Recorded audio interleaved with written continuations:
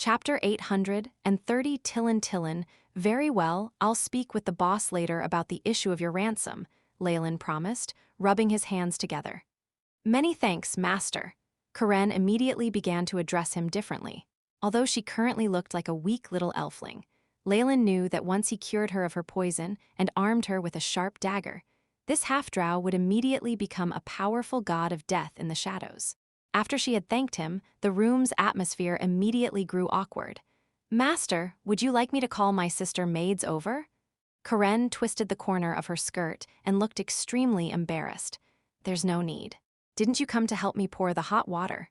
Leylin smiled faintly.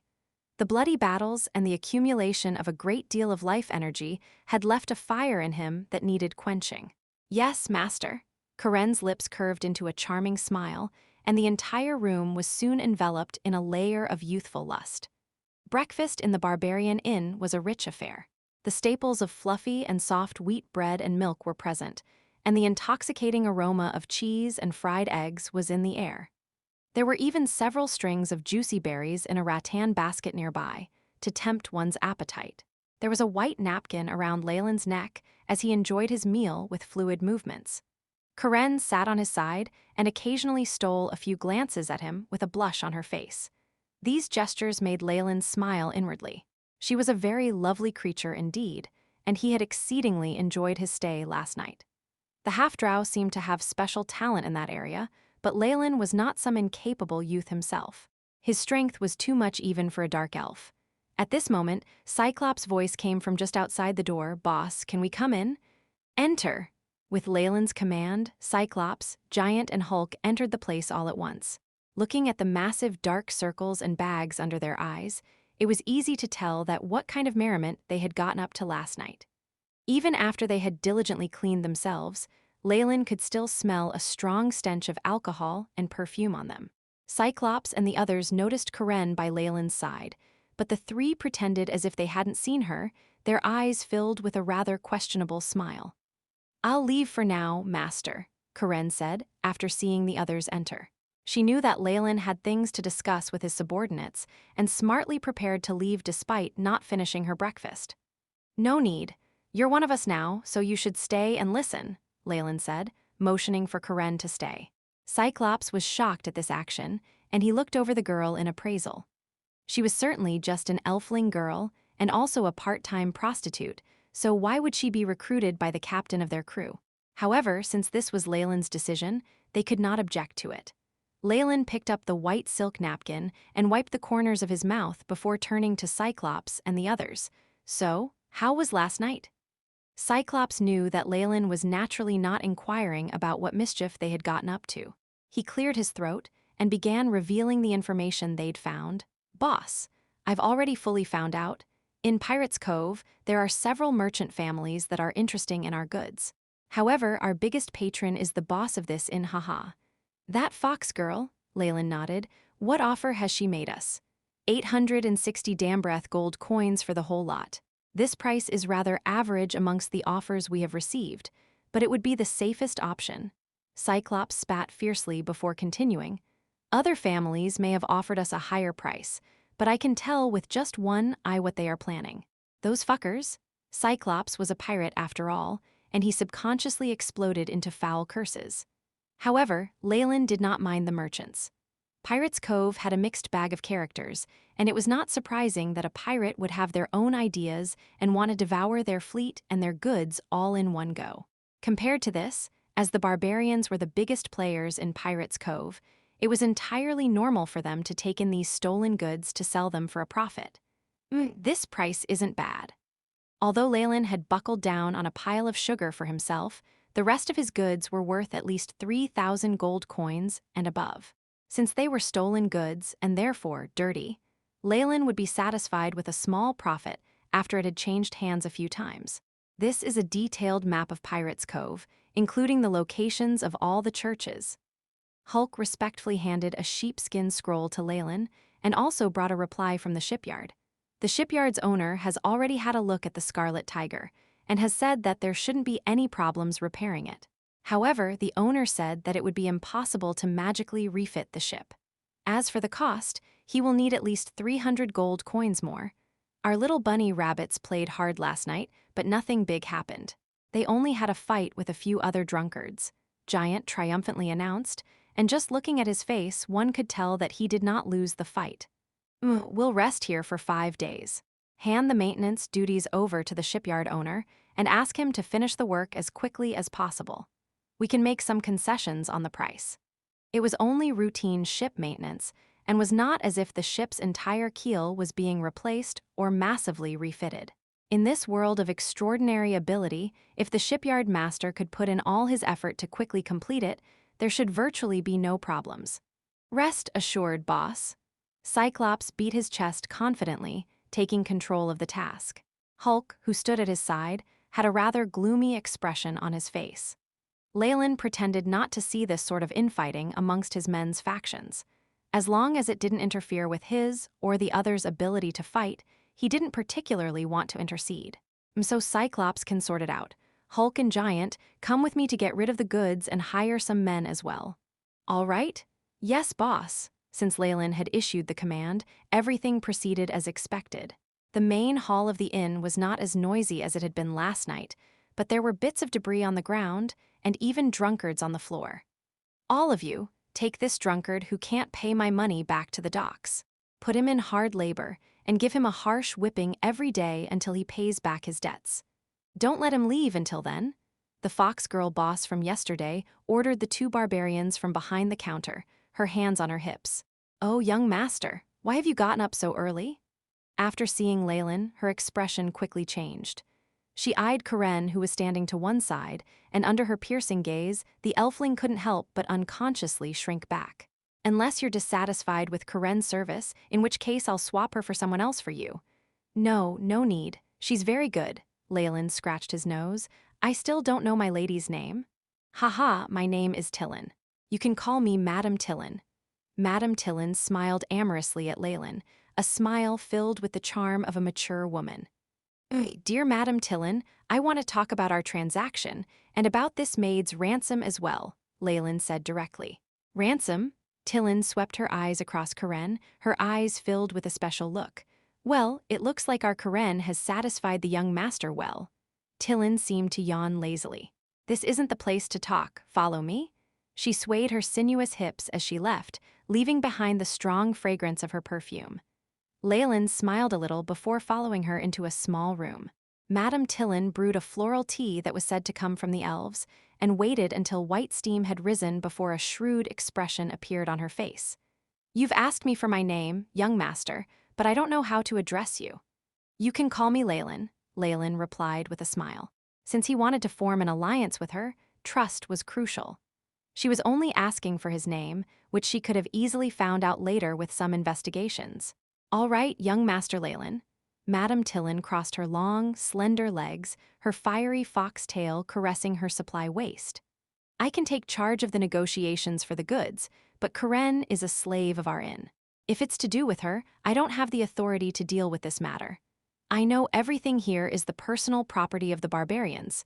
Leylin smiled as he rubbed his hands. Crackle. A powerful electric current flashed, filling the room with a piercingly bright light. Since it's like this, call the person who can make a decision here. He followed up in a deep voice, his powerful magic force lingering near his body. Wizard, you're a wizard. Madame Tillin's voice grew somewhat shrill, and it was clear that she had not discovered Leylin's identity. A noble wizard was very rare in the outer seas. On top of that, Tillin realized that the energy undulations rolling off of Leylin put his strength higher than rank 5. A wizard of that level was a decent adventurer, and could even have a stronger master backing them. A wizard named Leylin, that's enough for me to find out who he is. Unless he used a fake identity, Tillin was certain that Leylin would not be able to escape her information network. I never thought that my guest would be such a powerful wizard.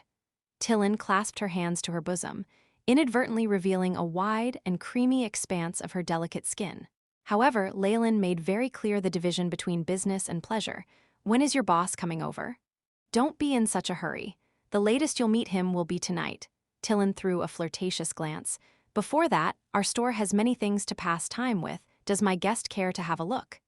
If you find any errors, broken links, non-standard content, etc., Please let us know report chapter so we can fix it as soon as possible.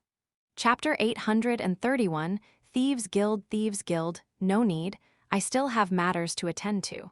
I'll return at night. Leylin got up to reject her, ignoring Madame Tillin's resentful expression behind his back. Master, where are we going?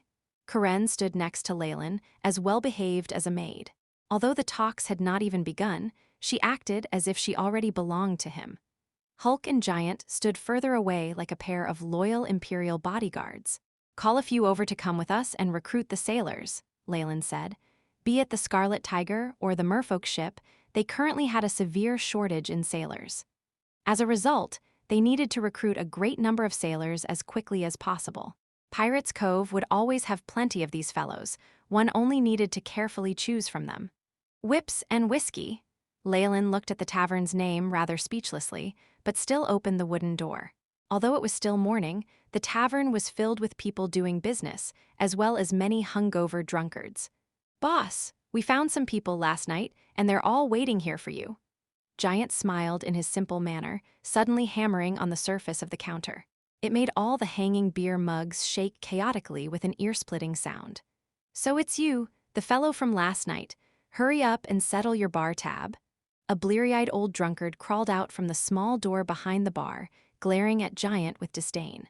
Once he saw Leylin, however, his eyes seemed to brighten up considerably. Perhaps he had seen the beautiful clothes that Leylin wore, and reckoned that this was the golden benefactor who could settle the bad debt. Greetings, dear customer. The old man bowed deeply, smiling until his eyes almost seemed to disappear into his wrinkles. There was a huge gap in his treatment of Leylin and how he had treated Giant before, but Giant only muttered a few words under his breath and did not dare to say anything else. After all, he had tasted Leylin's methods before. What would you like? A glass of rum? The rest of you are free to choose your own. Leylin waved his hand and sat next to the counter. Where are the people you found? Call them out and let me have a look at them.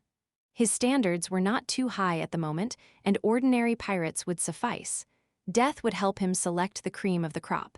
Wait, boss. Giant scratched his head and rushed to gap between a few sofas like a hurricane and began to beat the sofas up with kicks and punches. Loud curses could be heard from inside the sofas. After a few seconds, over 10 badly battered pirates with swollen faces and bleeding noses were driven out by Giant. Although they were wounded, these pirates had a rather lively temperament, which was beyond Leylin's expectations. Giant, are these the people you fought with last night? Leylin suddenly had a premonition. That's right, boss. Giant laughed in his simple manner. These fellows are pretty tough, and they can hold their own against my beatings. I think they would do well in the battle squadron. Giant's gifted strength was already on the level of a rank 5 warrior, and he would not do badly against rank 6 or rank 7 warriors either. For him to give this evaluation, the men must be rather powerful themselves.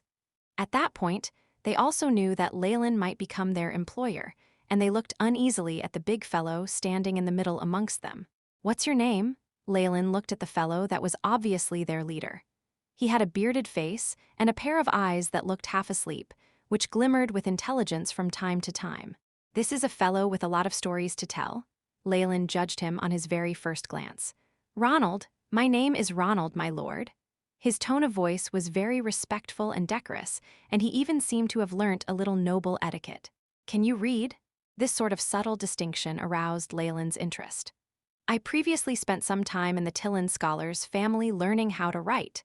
Ronald was very humble, and although they had only just met, he had immediately realized that Leylin was not an ordinary youth. Not only could he subdue a subordinate like Giant, his temperament was different. Only a life of abundance and a long period of etiquette and culture lessons could nurture such an awe-inspiring presence and an air of nobility. In these times, a man like him represented hope. Very good. Ronald, are you willing to swear loyalty to me? Leylin smiled, requesting loyalty rather than employment. This was clearly the invitation of a noble, and Ronald was stunned by it. He was only startled for a short moment, however. Ronald clenched his teeth and asked, I want to ask my lord if you're part of the Louis family. If so, then please forgive me, as it would be difficult for me to agree. Why is that? Are they your enemies? Leylin asked with great interest. He immediately saw a trace of hatred within Ronald's eyes. This complex change in emotion surfaced only for a moment, but it could not be concealed from Leylin's gaze. Yes, Ronald clenched his teeth and took a gamble. After all, if Leylin was a young master from the Louis family, then this situation would not end well for him. At this moment, the atmosphere became rather delicate. The 10 pirates next to Ronald glared at Leylin and his men, as if they were ready to leap into action if the response was unfavorable.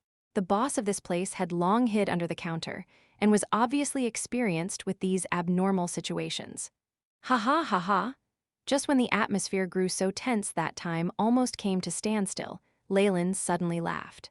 His rippling laughter disrupted the heavy atmosphere, just like a rock being thrown into still water. I'm not one of Marquis Louis' cronies. On the contrary, my family has a grudge against him, Leylin spoke slowly. After all, even if the Marquis needed men, it would be impossible for him to come and recruit here in the Pirates' Cove, wouldn't it?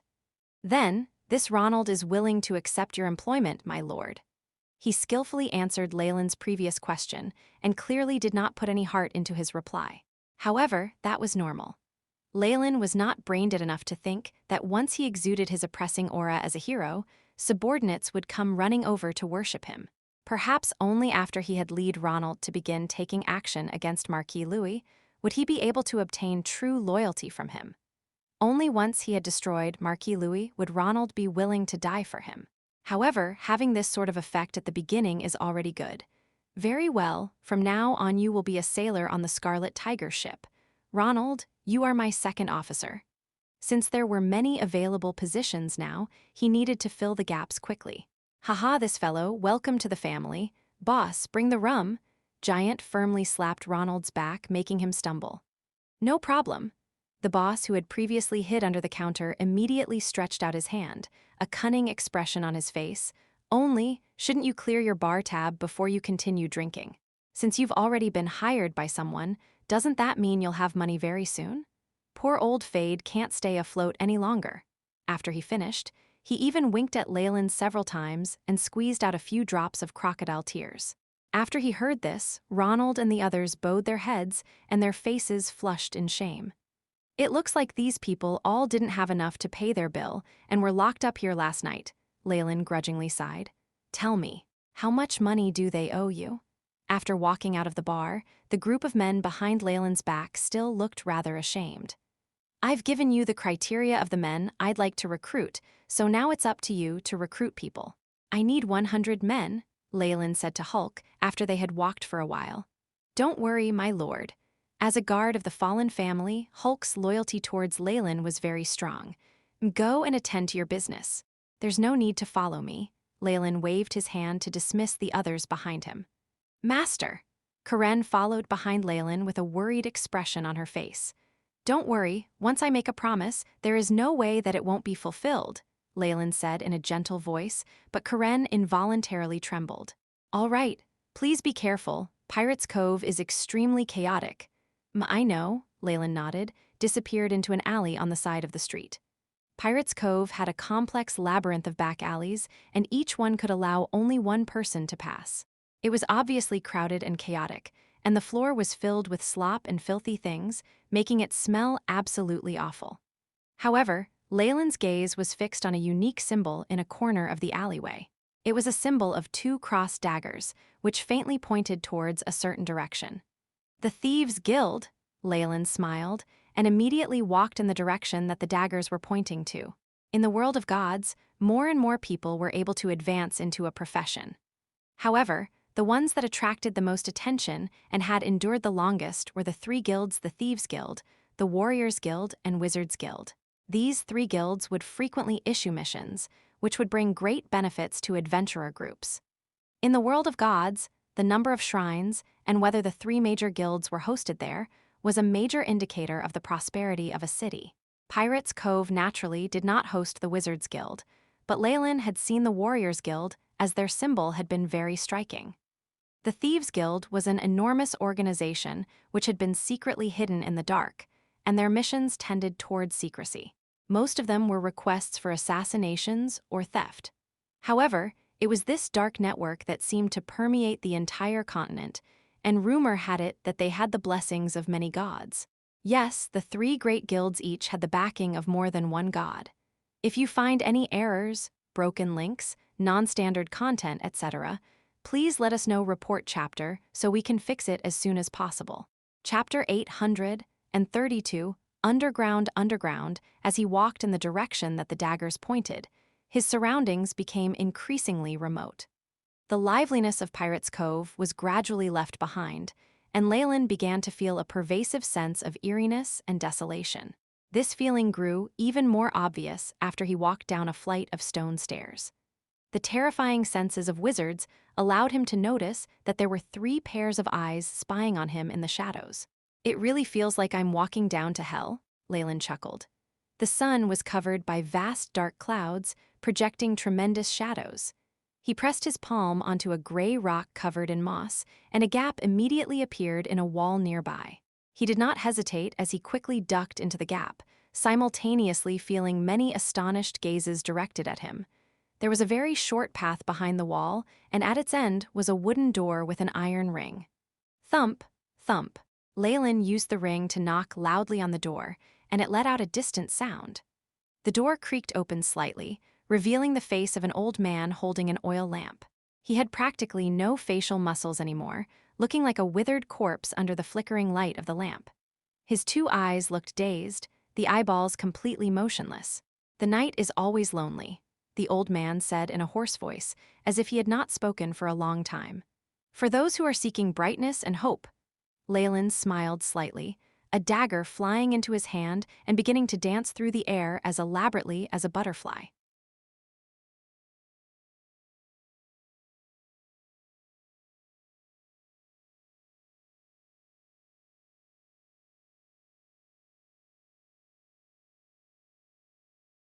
A distant sound increased in volume as he made his way across it, until it turned into what seemed like a market bustling with life. Pack! 2 enormous gates opened, revealing an even more expansive underground world. What entered his sights was a hall formed from a deep cave, with sinkholes in the floor and underground streams trailing off to numerous others. People from all walks of life populated this area, most strangely covering their faces with shrouds.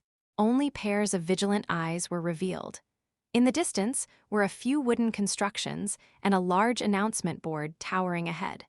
Below were many masked people gesticulating at it. While they tried to lower their volume, the sounds of discussion from the whole crowd joined to form a buzz. "Welcome to the Thieves' Guild. Is this your first time, kid?" A slender and tall person like a bamboo stick closed in, trying his best to create a stiff smile. "Need a guide?" No," Leylin rejected resolutely. This was the dark world of Pirates Cove. How could there be good people here? Even if one looked to hire people, just showing the slightest of weaknesses would cause these people to pounce on you like wild wolves, dividing everything amongst themselves after murdering you. "Mr. Scram!" Leylin glared at him, and the murderous aura born of indiscriminate slaughter forced the man several steps back. Having killed people meant nothing. Everyone here had the blood of at least 1 or 2 people on their hands themselves, but Leylin's own murderous aura was far more powerful than that. It was that of someone who's truly honed themselves on a bloody battlefield, not someone to be trifled with. An important part of being a thief was knowing oneself well. The slender bamboo stick of a man laughed awkwardly and disappeared into the darkness. He had a feeling that if he were to continue staying here, what happened next would be something he would regret. "Is this darkness?" Feeling the blood and violence lingering in the air, as well as the pure malicious intent, Leylin revealed a nostalgic look. He was originally a dark magus after all. He ran his eyes over his surroundings casually and began to head towards the large announcement board. The thing seemed to grow bigger the closer he got, until it was the size of a small hill. Numerous enchanted words flickered on it. Just maintaining this effect would require at least tens of gold coins every day. The extravagance caused Leylin to nod to himself. Mission: track down whereabouts of a batch of silk cloth. Mission: investigate reason and happenings for the fall of the half-merfolk island. Mission: assassinate Viscount Lorraine's wife. Selling information: the recent shipping route of the cargo ships of the Hyjal Chamber of Commerce. Selling recipe for poison. Tears of Malin: interested parties must come for a face-to-face meeting. All sorts of information and news flickered on the announcement board. The missions for investigation and assassination caused Leylin to let out an involuntary sound of surprise. I didn't expect news of half Merfolk Island to travel here so quickly, and missions for the assassination of nobility put out here in public. The only impression that Leylin got was that as long as money was involved, these assassins could do anything. He gazed steadily at the board as the AI chip rapidly scanned everything, collating the information on all these missions into one system. While it was only the names of the mission, Leylin grew to understand the outer seas better from it. Crimes and chaos, I like it. Though he only saw a corner of this dark world, Leylin knew that things were definitely not all quiet and tranquil in the region. Many rebellious powers lay low in the shadows, preparing to deal Marquis Louis a fatal blow at any time. This would completely destroy the market dominance that the Baltic archipelago enjoyed, allowing them to plunder the riches and resources there. Once the AI chip showed a prompt that it had recorded all the information, Leylin walked straight to the wooden house at the back. Many roads immediately showed up like a dense cobweb. Some fellows with dangerous auras occasionally appeared in Leylin's senses, but there was only a very fuzzy image of them there. This feeling, is it a protective layer due to some divine force? In addition, this seems to be from a god I know well. Leylin snickered and strode inside. Pila. The void was torn open at this moment, and an icy glint of steel was aimed straight at Leylin's neck like a poisonous snake's tongue. The rank of this assassin seemed to be rather high, and he had almost escaped Leylin's senses. It was only at the moment of the other party's attack, that instant when their murderous intent surged out, that Leylin located them. Mage armor. Fragile barrier. 2 layers of protective spells immediately appeared with a thought, but at the same time, he saw an icy look in the assassin's eyes. The rays of light from a divine spell shone out. Dispel magic. Under the glittering light, Leylin's protective spells instantly crumbled, revealing his astonished gaze. The dagger in the assassin's hand ruthlessly swiped at his neck, and he evidently would not stop until it was all over. Most wizards would need a period of time to recover their senses and contact the weave after being hit with dispel magic. This slight moment would be enough for the assassin to carve Leylin into multiple pieces. After all, a wizard that had lost all ability to cast spells was just a regular human. Beep, host affected by divine spell, suffering a temporary loss of ability to sense level 2 and 3 weave. Countdown. 5 seconds. The AI chip's prompt arrived in that instant, but strangely enough, there was no mention of the levels 0 and 1 weave. Leylin could sense that his ability to use that still existed. I see. So after I complete the analysis of the weave, I'm immune to isolating skills. Leylin could now cast rank 0 and 1 spells in an instant, drowning this assassin. However, he immediately gave this idea up. An ability that was too unexpected would give rise to suspicions, which was not beneficial to him at the moment. Since it can seal the magic abilities I have, then, a magic scroll instantly appeared in his hands, emitting terrifying light. A rank 4 spell? The assassin produced a sharp cry.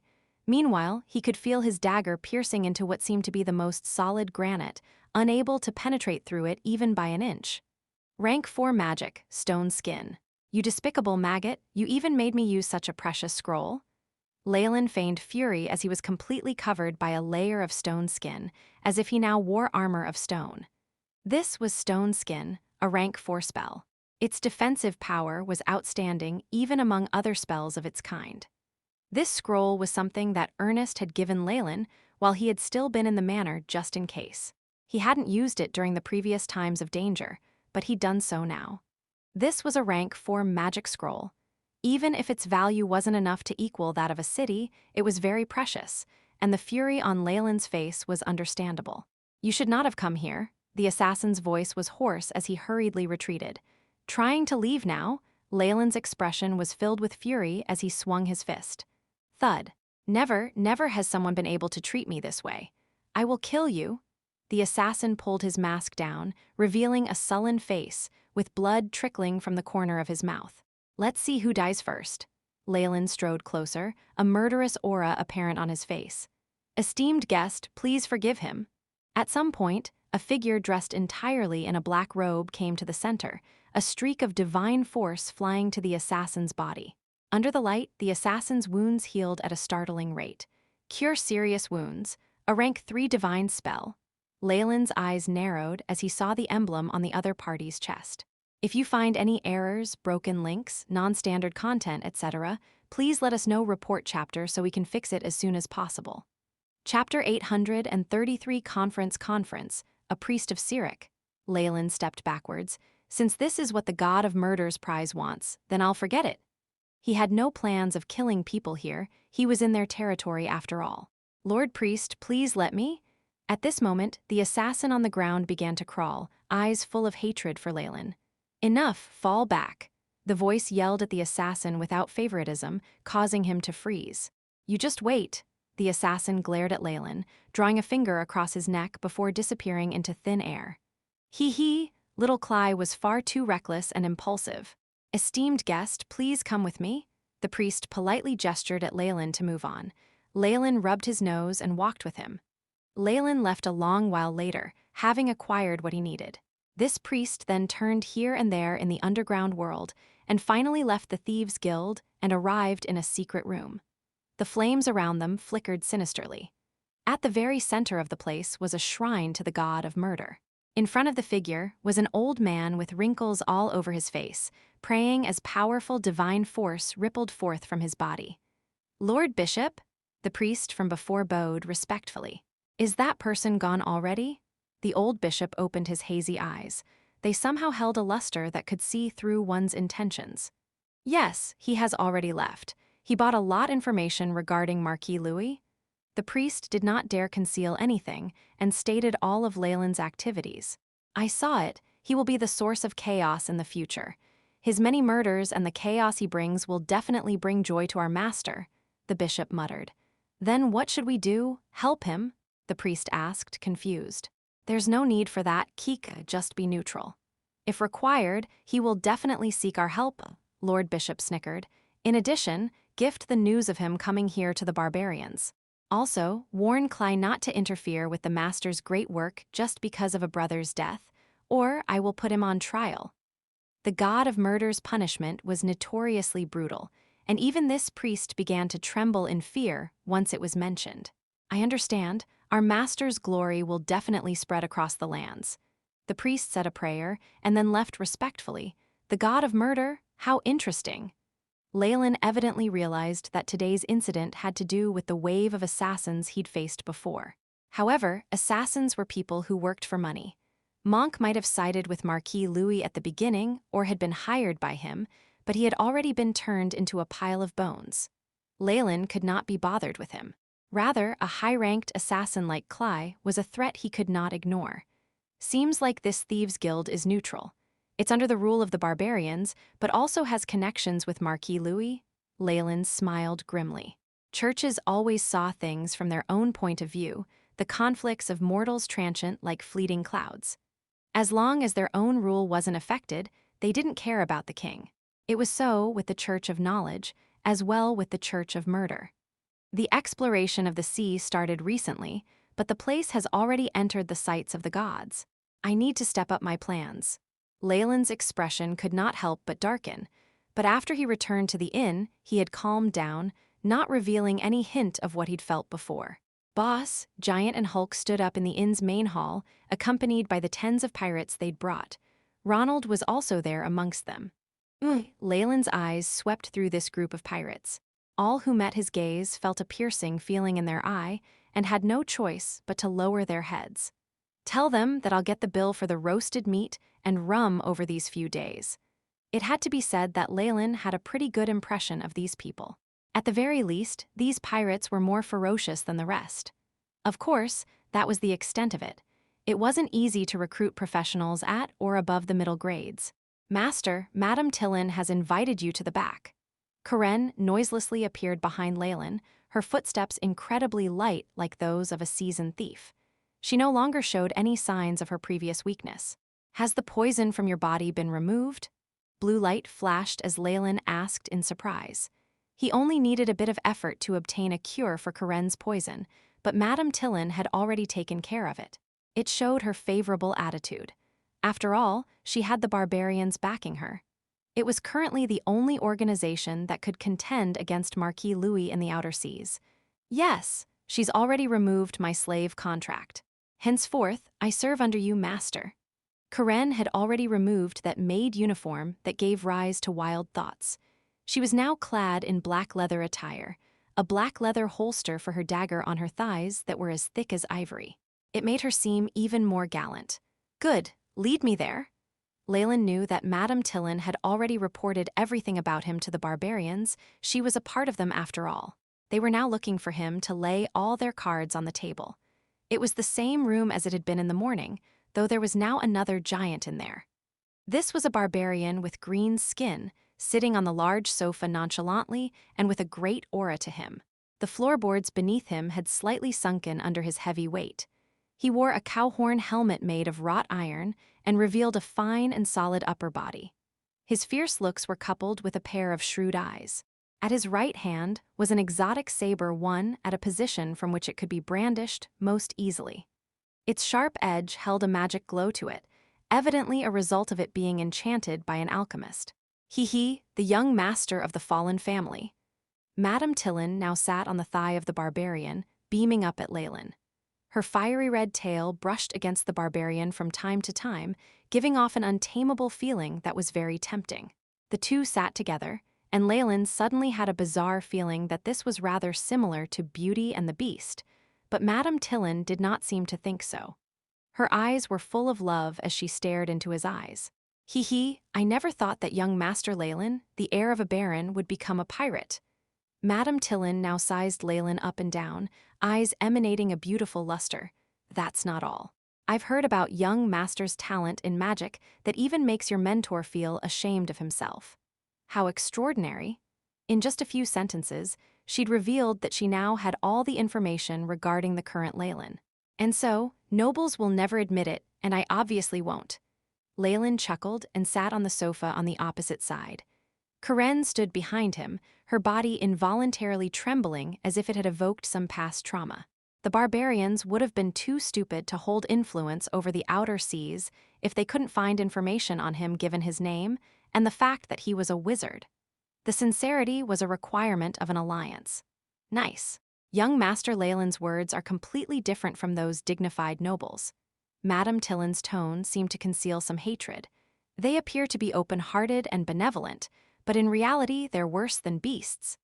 The barbarian warrior did not utter a single word all this time, but the pressure he gave off made him seem like a mountain, constantly attacking Leylin. Leylin asked Madame Tillin bluntly. Oh, look at me.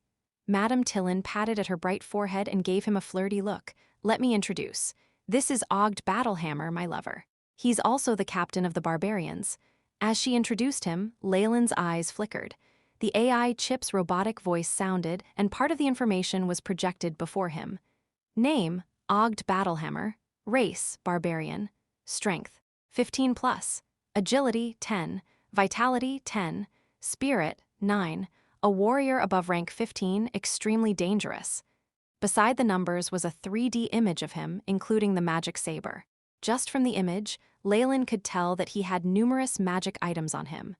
A high-ranked warrior above rank 15 with a bonus in strength as a barbarian. Even on the continent, this strength would bring him fame.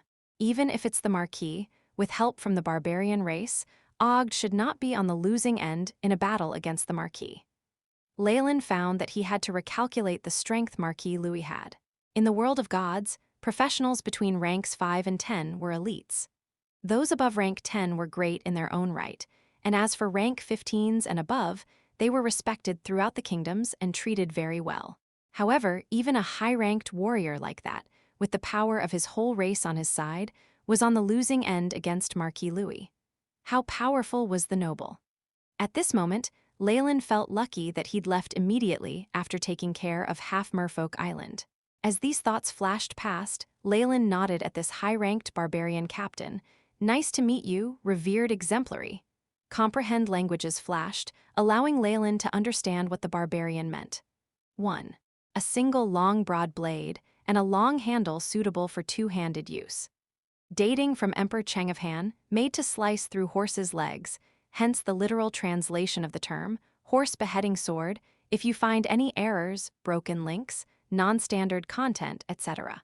Please let us know report chapter so we can fix it as soon as possible. Chapter 834 Alliance, Foreign Wizard. I can sense an aura emitting from you that only clan priests possess. The high-level barbarian warrior, Aj, had his eyes fixated on Leylin's hands. In addition, you're also a soldier worth respecting. His astonishing sharpness allowed him to sense Leylin's accomplishments as a warrior. Then speak your purpose in coming here. After Aj spoke, the fox lady Madame Tillin immediately stood obediently as the side, as though she was a mage showing respect. Leylin took a deep breath, then said his request, I would like to join forces with the barbarians to attack the Baltic archipelago. Are you crazy, young lad? Even the fox woman couldn't listen to such a fantastical plan. She stood up as her chest heaved violently. Do you know how many professionals Marquis Louis has under him? You actually want to rope us in as his enemy? Don't think we'll think highly of you because you exterminated the Black Tigers and half Merfolk Island. Wait till you've gotten rid of the Black Skeletons or Tiger Shark pirates before saying that again. But you're already enemies with the Marquis. I'm just offering a helping hand, am I not? Leylin shrugged his shoulders and said with a smile, Good Lord, to think that I actually know a chap like you who doesn't understand the complexity of the situation. Madame Tillin was so furious that her entire body started to tremble, and she was close to chasing him away immediately. But at this very moment, an enormously powerful pair of hands stopped Tillin from taking action. Let him continue. Aj, you... The fox lady turned around and saw the interested expression in the barbarian's eyes. The enemy of our enemy is our friend? Leylin smiled and spoke frankly with assurance. Not only can the Fallens offer you support as a noble family, I am also a wizard with a formidable tutor as my backing. The power of magic was the eternal sorrow of these barbarians. Aj's expression changed greatly in response. Even though there were a few barbarian priests who had inherited magical abilities, they were always at a disadvantage compared to human wizards. Upon seeing this, Leylin became more confident. I presume that you also know how powerful magic can be, right? Yes, we will require the assistance of formidable magical power to aid us in defeating Boraj. The barbarian warlock nodded. Boraj, is that the chief wizard of Louis family? Leylin quickly recalled the information he had purchased at the Thieves' Guild. That's right. I can tell you for definite that he's a high-level wizard above rank 15. Without him, if they relied only on black skeletons and tiger shark pirates, I'd have ripped those 2 pirate crews into shreds a long time ago. A wizard above rank 15, Leylin exhaled deeply. Such high-level wizards often had great mastery over powerful plane transmission spells and life spells, which made killing them exceptionally difficult. Such wizards are probably few and far between even in the Dambreth Kingdom, right? Why would he agree to work under Marquis Louis? If it was him that was the Marquis of the Empire, there would still be a possibility of attracting a high-level wizard to work for him. But Marquis Louis evidently didn't have this qualification. In the entire Dambreth Kingdom, the only person who had the ability to recruit a high-level wizard would only be His Majesty. As a matter of fact, I know a little about this. Seeing that Aj didn't reject the alliance and even appeared to admire Leylin, Madame Tillin took a deep breath, no longer looking down on Leylin. According to my intelligence reports, that Marquis apparently promised to build him a wizard tower and used this to pay for the wizard's assistance. We absolutely must not let him successfully build a wizard tower. Without waiting for Madame Tillin complete her sentence, Leylin had already made up his mind. Even it was a wizard tower of the lowest standards, the amount of wealth required was astronomical. 2 million gold coins was the most basic requirement, and they had to be kronas. With such a huge temptation, it was no wonder that Boraj would cast himself as one of Marquis Louis' subordinates. It was also not surprising that his table manners were exceptionally unsightly one, as he was a person who wanted any kind of benefits. But the more it was so, the more Leylin wanted to destroy their alliance. No one else understood the terror of a wizard tower more clearly than a wizard himself.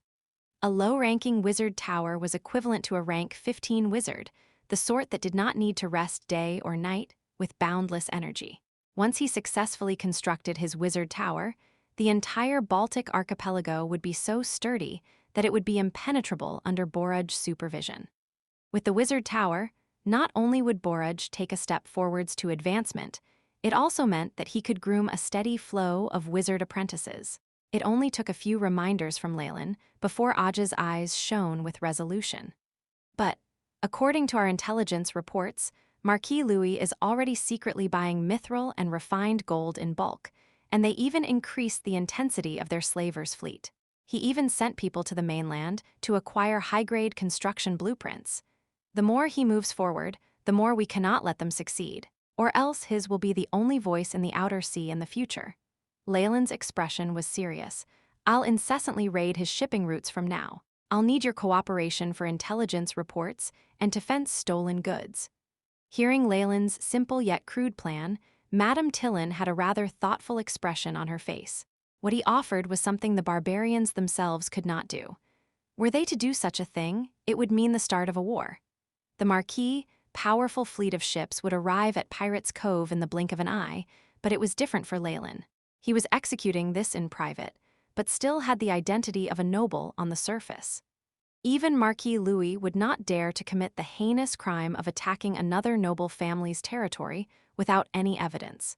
Besides, only a wizard like himself would be able to avoid the detection and predictive spells of the wizard working under Louis.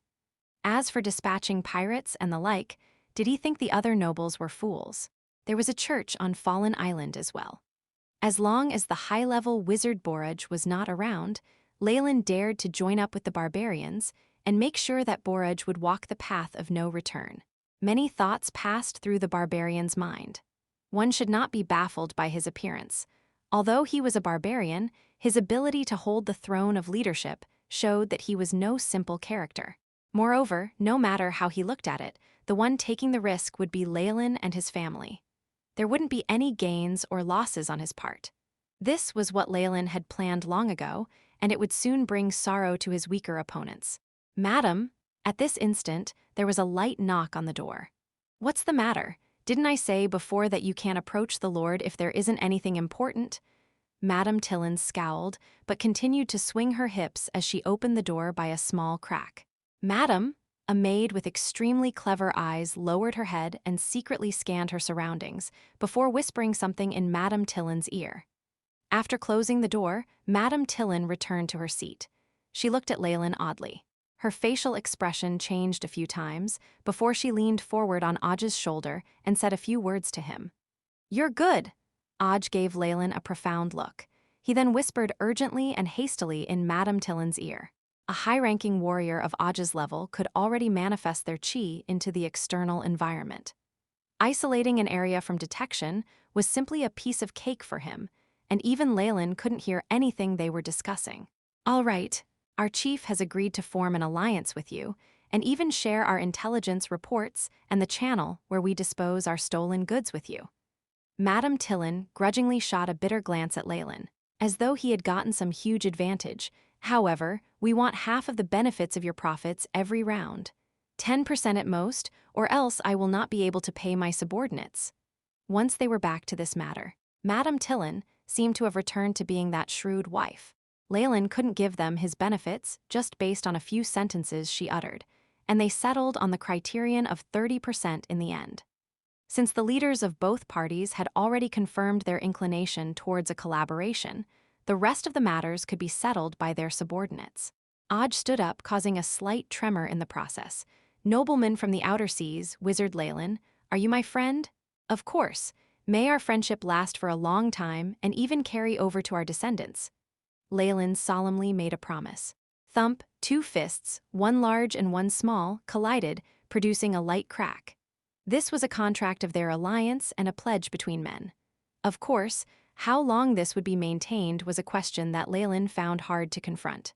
However, before the fall of Marquis Louis' influence, their relationship as allies would be relatively solid.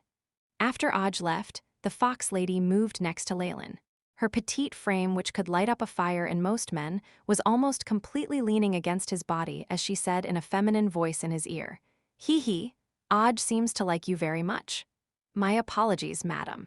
It's about time for me to leave." Leylin pushed her away courteously and got up to take his leave. Hearing his words, a trace of disappointment flashed across her eyes, although it wasn't clear if it was genuine or false. Your behavior really does deeply wound me. However, elder sister still has 2 gifts for you. Karen, you belong to Mr. Leylin from now on. You need to satisfy all of his demands, understand? Understood, madam? Karen agreed like it was a conditioned reflex, before a hint of shame and fury flashed across her face, as though she had come to a realization. Although he was fully aware that Madame Tillin was being generous, at least she had gotten the approval of the barbarian, or else she definitely wouldn't have dared to free Karen of her imprisonment. Leylin thanked her anyway. 1. Acting tastelessly and greedily if you find any errors, broken links, non-standard content, etc. Please let us know report chapter so we can fix it as soon as possible. Chapter 835, Establishing Might, and the other gift. Leylin looked at the appealing fox lady in front of him. There was a glimmer of anticipation on his face, like that of a little boy next door. Such an attitude made Madame Tillin blush instantly, and her heart almost could not take it. Although I know perfectly well that you're just putting on an act, I still was nearly captivated by you. Tillin swayed her hips. Her fiery red foxtail drifting gently with the wind. The second one is an intelligence report. It's about the god of murder's church. Leylin's expression turned solemn as he listened carefully. After several days, the Scarlet Tiger had been repaired at the pier of Pirates' Cove. The blood-red flag with the skull and dagger motif fluttered in the wind. The damage to the ship's hull had been completely mended, the bottom of the ship polished, and even the bow of the ship had been replaced. The entire ship seemed to have been given new life, making Leylin feel deeply moved and feeling that his gold coins had been well spent. Now, Leylin was standing at the front of the deck with his hands behind his back, looking down at more than 100 pirates. These men were all recruited at Pirates' Cove and would make up the members in his future pirate crew. Although Hulk and Giant had diligently attended to the matter, Leylin still had a glimmer of dissatisfaction due to the short period of time they had. It could not be said that he was discontented with these pirates below him. It would be a wonder if these stubborn and unruly pirates submitted immediately upon discovering that their boss was a youngster. Thus, Leylin was not upset about that. What made him unhappy was how weak these pirates were. The number of professionals were so low that it could be counted with his fingers, and not a single one was above rank 5. Ronaldo's group was already considered the cream of the crop, but they had at least seen bloodshed before, so they wouldn't be lenient during a battle. Furthermore, the few who had pretty decent strength seemed to be up to no good. They didn't even have the inclination to lay low for a while, which made Leylin shake his head inwardly. Forget it, an elite pirate crew isn't made in 1 or 2 days. Hulk and Giant have done quite well. Leylin sighed secretly, then stood in front of everyone. I am the captain of the Scarlet Tiger and will be your captain in the future. Does anyone have anything to say? He roared loudly all of a sudden, and his voice even made the pirates' eardrums hurt. I know many among you are unwilling to obey me. Leylin slowly ran his eyes through the crowd, seemingly able to read every single pirate's heart. Some of you have your eyes on the handsome pay. Others are here purely to have some fun. Furthermore, some of you, perhaps, simply harbor prohibited thoughts and wish to kill me and seize control of the boat at sea. An uproar came from the pirates below, but Leylin's voice was loud enough to repress it. But it doesn't matter, I can put all that aside. However, if you disobey my orders on the ship, or are unable to complete even my most basic requests, I will wring your brain out and stuff it up your anus. Do you understand? This arrogant threat immediately created a commotion among many of the pirates. Even Ronaldo was slightly displeased. Ye tender white swine, how dare ye speak to adults like that? Be a good lil boy and run back to your mommy's bosom to drink her milk. A jarring voice sounded from the crowd and hoots of laughter instantly erupted. Stop hidden, damn fair Aaron, I can see ye. Get out here, Giant and Hulk were rather furious. Hey, mateys, are we gin? Let a mischievous imp climb over our heads. The crowd parted. A pirate with a fake eye and yellowing teeth walked out with more than a dozen men behind him. Brown-toothed Torworld, Pinch-face John Meyer, Red Oarsman Lucas Codd, Quellen Humble. Giant's expression grew worse as these names were called out one by one. These were all famous pirates. Most of them worked alone, but they still were forces to be reckoned with. Moreover, they had great popularity among the various pirates. Even Cyclops felt that this wouldn't be easy to settle. Finally, you appear. Leylin shook his head. Then what do you plan on doing? Don't forget we are still at the pier. Leylin was speechless regarding how those few had appeared all of a sudden, even if they were just being compliant on the surface, but were secretly conspiring to seize control of the authority. Leylin could still use them temporarily for a period of time. It was better than disposing of them immediately. Nothin', respectable young master, Aaron snarled, making his yellowing teeth even more conspicuous. I'm just hoppin' that young master can appoint me and these mateys as assistants on board. This way, we'll be able to pass on a portion of the benefits to ye. A person with such honorable status like yourself can refrain from headin' out to sea and talkin' risks. Ain't that reasonable? Is this what all of you think too? Leylin looked down at the newly recruited pirates. At this point, even Giant, the most slow-witted of them all, understood that they were plotting to seize control. He immediately stood behind Leylin, along with Cyclops and the other older pirates. Their gazes were filled with pity. Based on what they knew of Leylin, they instantly predicted that this was the beginning of a show of force and massacre. The majority of the pirates lowered their heads, but a few jeered rowdily. The crowd still showed tacit approval on the whole. The loyalty of pirates was as chaste as prostitutes. Aaron, you're too much. Ronald stood apart together with his brothers, drawing the boundaries with him. A silent majority and a handful of rebellious people. Leylin laughed while looking at Aaron, who seemed to be at a loss of what to do. His eyes were filled with panic.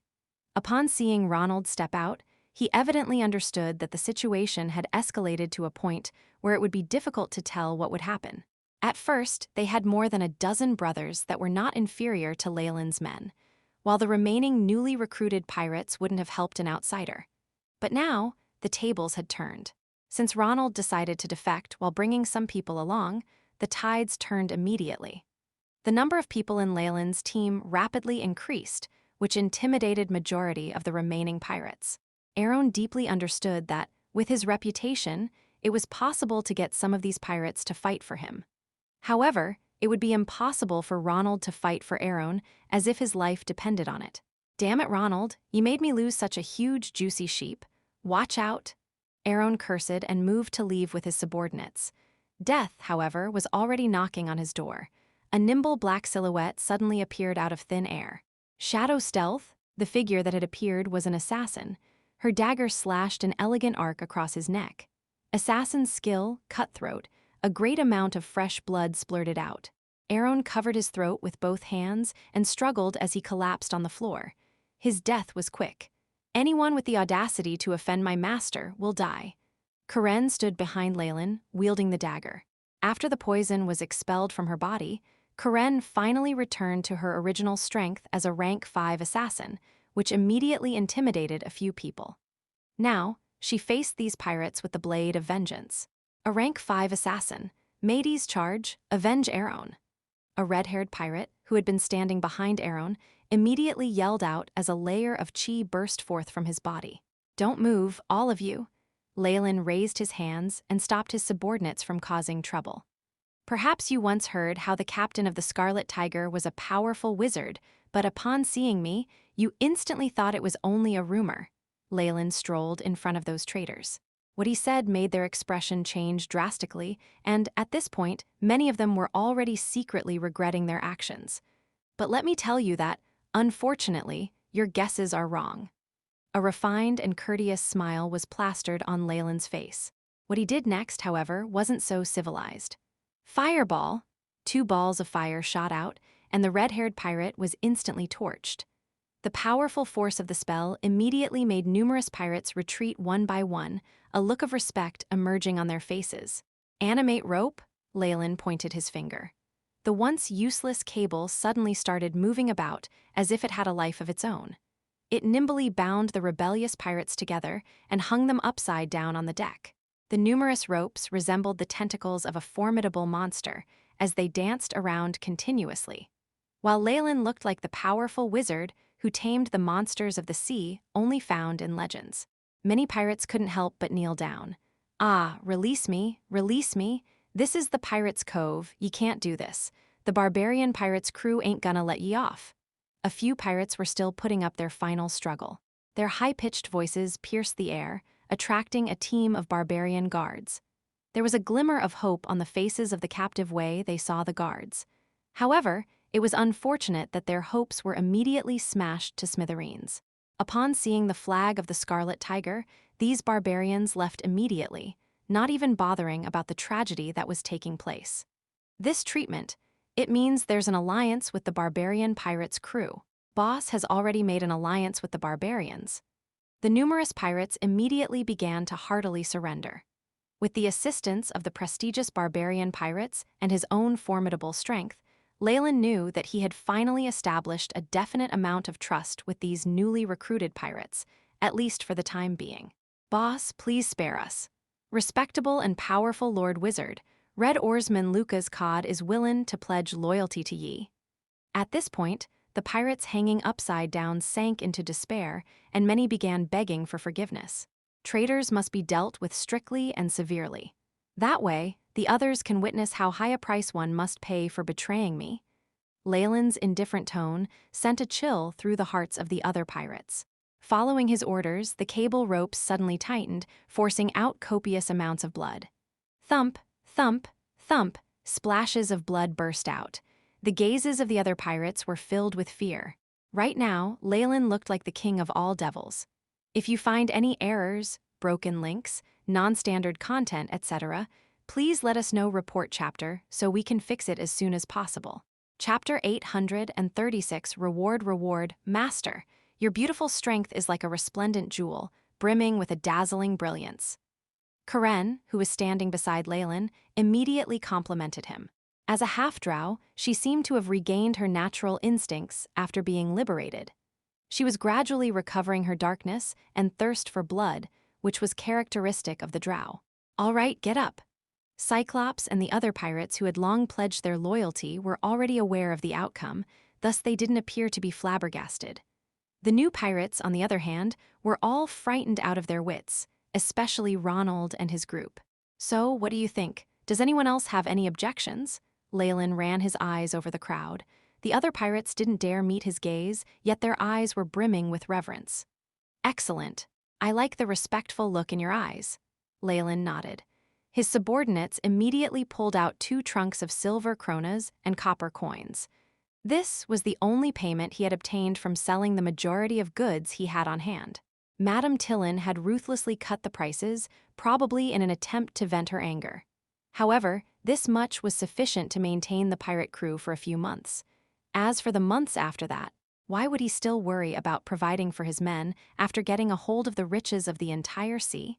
The pay I promised earlier will not be reduced. Leylin opened the chest. The twinkling radiance of the silver kronas blinded the eyes of numerous pirates. Each buccaneer of the Scarlet Tiger will obtain a fixed salary every month, in addition to the loot plundered, Leylin announced loudly. This policy was quite different from the usual pirate way, and it instantly received cheers from the pirates. Although it was akin to opening a huge hole in the finance department, Leylin needed to create a strong pirate crew as fast as possible, and he couldn't care less about anything else. After all, immense pressure and death threats were insufficient to govern a huge group. A system that gave encouragement through incentives had to be established. Otherwise, why would they join a crew with a temperamental captain like Leylin when there are so many other pirate crews? As soon as news of this spread, no matter how savage Leylin would be rumored to be, he probably would still have enough manpower sources. Perhaps he could even attract a few professionals, which would be incredibly amusing. As expected, these pirates don't have a single bit of loyalty. After giving out the money, the newly recruited pirates were immediately in high spirits. They looked as if they had completely forgotten what had happened earlier. Leylin secretly shook his head. However, this was the objective truth, and there was absolutely nothing that could change that. Leylin could only take a laissez-faire approach. After all, the control that any pirate captain had over his men was always the same. Unless authority was rooted deeply after long periods of time together, and trust was established through continuous victories, this was all it would amount to. If it was not like this, Leylin wouldn't have been able to subdue the Black Tiger crew previously, and set up a new crew with them as the first few subordinates. These incentives, it seems like it is still not enough. There was a flash in Leylin's eyes as he stood on the platform. Giant. I'm here, boss. Giant immediately half-knelt on the floor. His body resembled a small-scale mountain. You killed more than 10 enemies when you accompanied me last time. You're also the professional with the highest rank among all my men. I want to reward you. Leylin waved his hands, and a piece of leather armor that resembled a singlet flew in front of Giant. There was an armor plating in the most crucial body parts, offering better protection. Giant put on his sleeveless leather armor. His face, however, changed when a magical brilliance burst from his armor. He couldn't help but shout in surprise, "This is magical armor?" "What? Magical armor?" This immediately attracted envious looks from the other pirates. Even though it was the cheapest of all magical goods, it had to be supported by primary smelting spells and was worth hundreds of gold coins. Furthermore, a life-saving item such as this one was priceless. Yes, it has been reinforced by the hardness spell 3 times. Even a heavy hammer would be unable to break through your defense with a single blow. Actually, the raw material of this leather armor had been looted from the captain of the merfolk pirates after the battle. Leylin had found it to be beneath him, thus he decided to modify it for his men to equip. Giant didn't know what else to say and could only scratch his head as he smiled foolishly, while attracting a few jealous looks. Also, Ronald. Leylin turned his gaze to Ronald.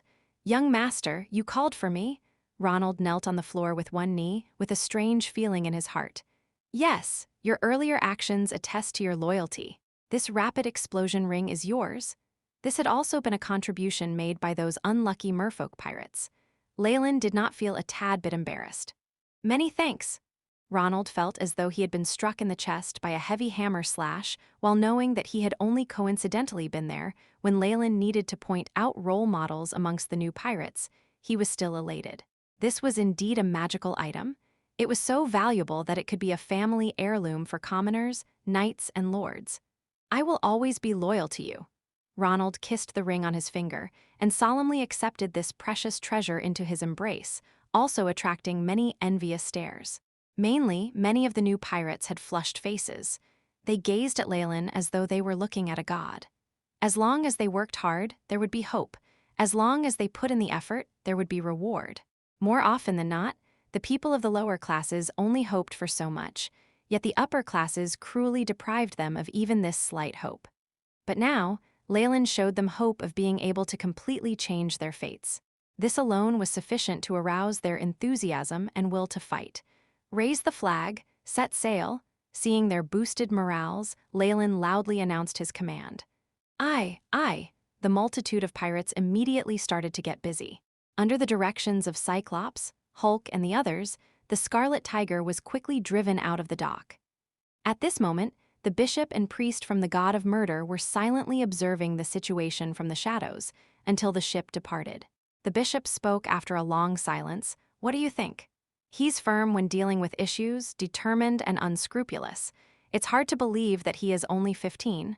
The priest seemed unwilling to admit it, but eventually admitted. "But even so, we don't have to tell him about that, right?" The bishop replied with a cold snort. "Cly has already violated the teachings of our master and is bent on avenging his brother who betrayed the church long ago. He must be punished for such conduct."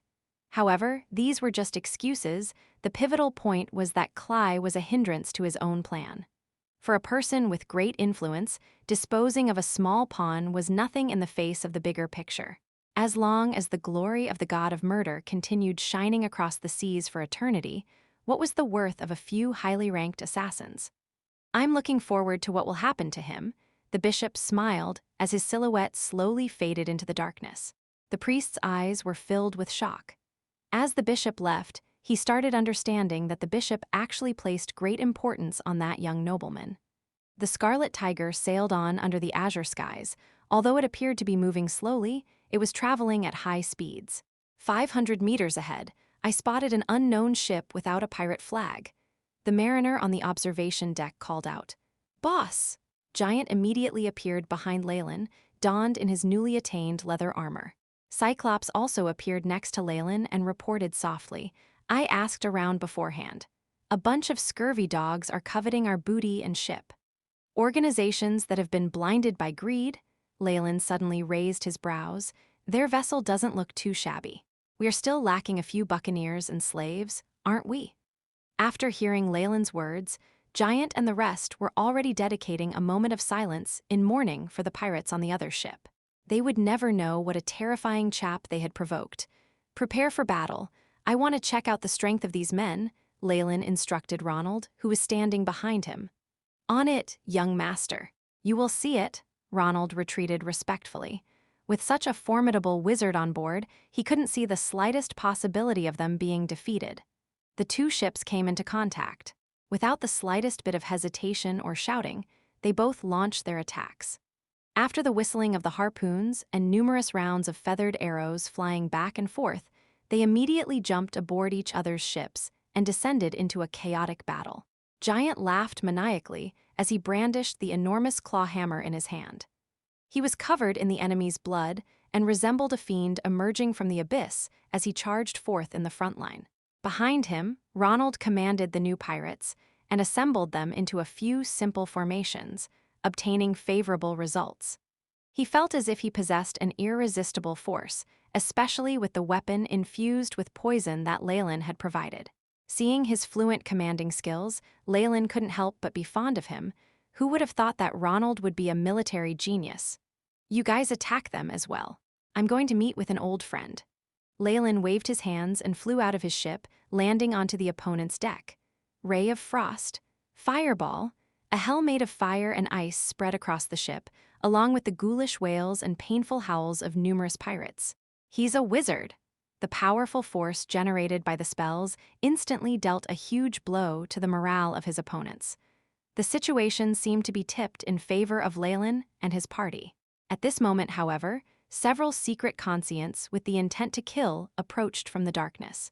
Their keen aura had the characteristic of highly ranked assassins. It's indeed you guys. The corners of Leylin's lips curled into a gentle smile as he tore open the magic scroll in his hands right away. Ice Storm, the snow attack covered an even larger area and had the powerful might of a rank 4 spell. Leylin's surroundings instantly turned into a land of ice and snow. If you find any errors, broken links, non-standard content, etc., please let us know report chapter so we can fix it as soon as possible.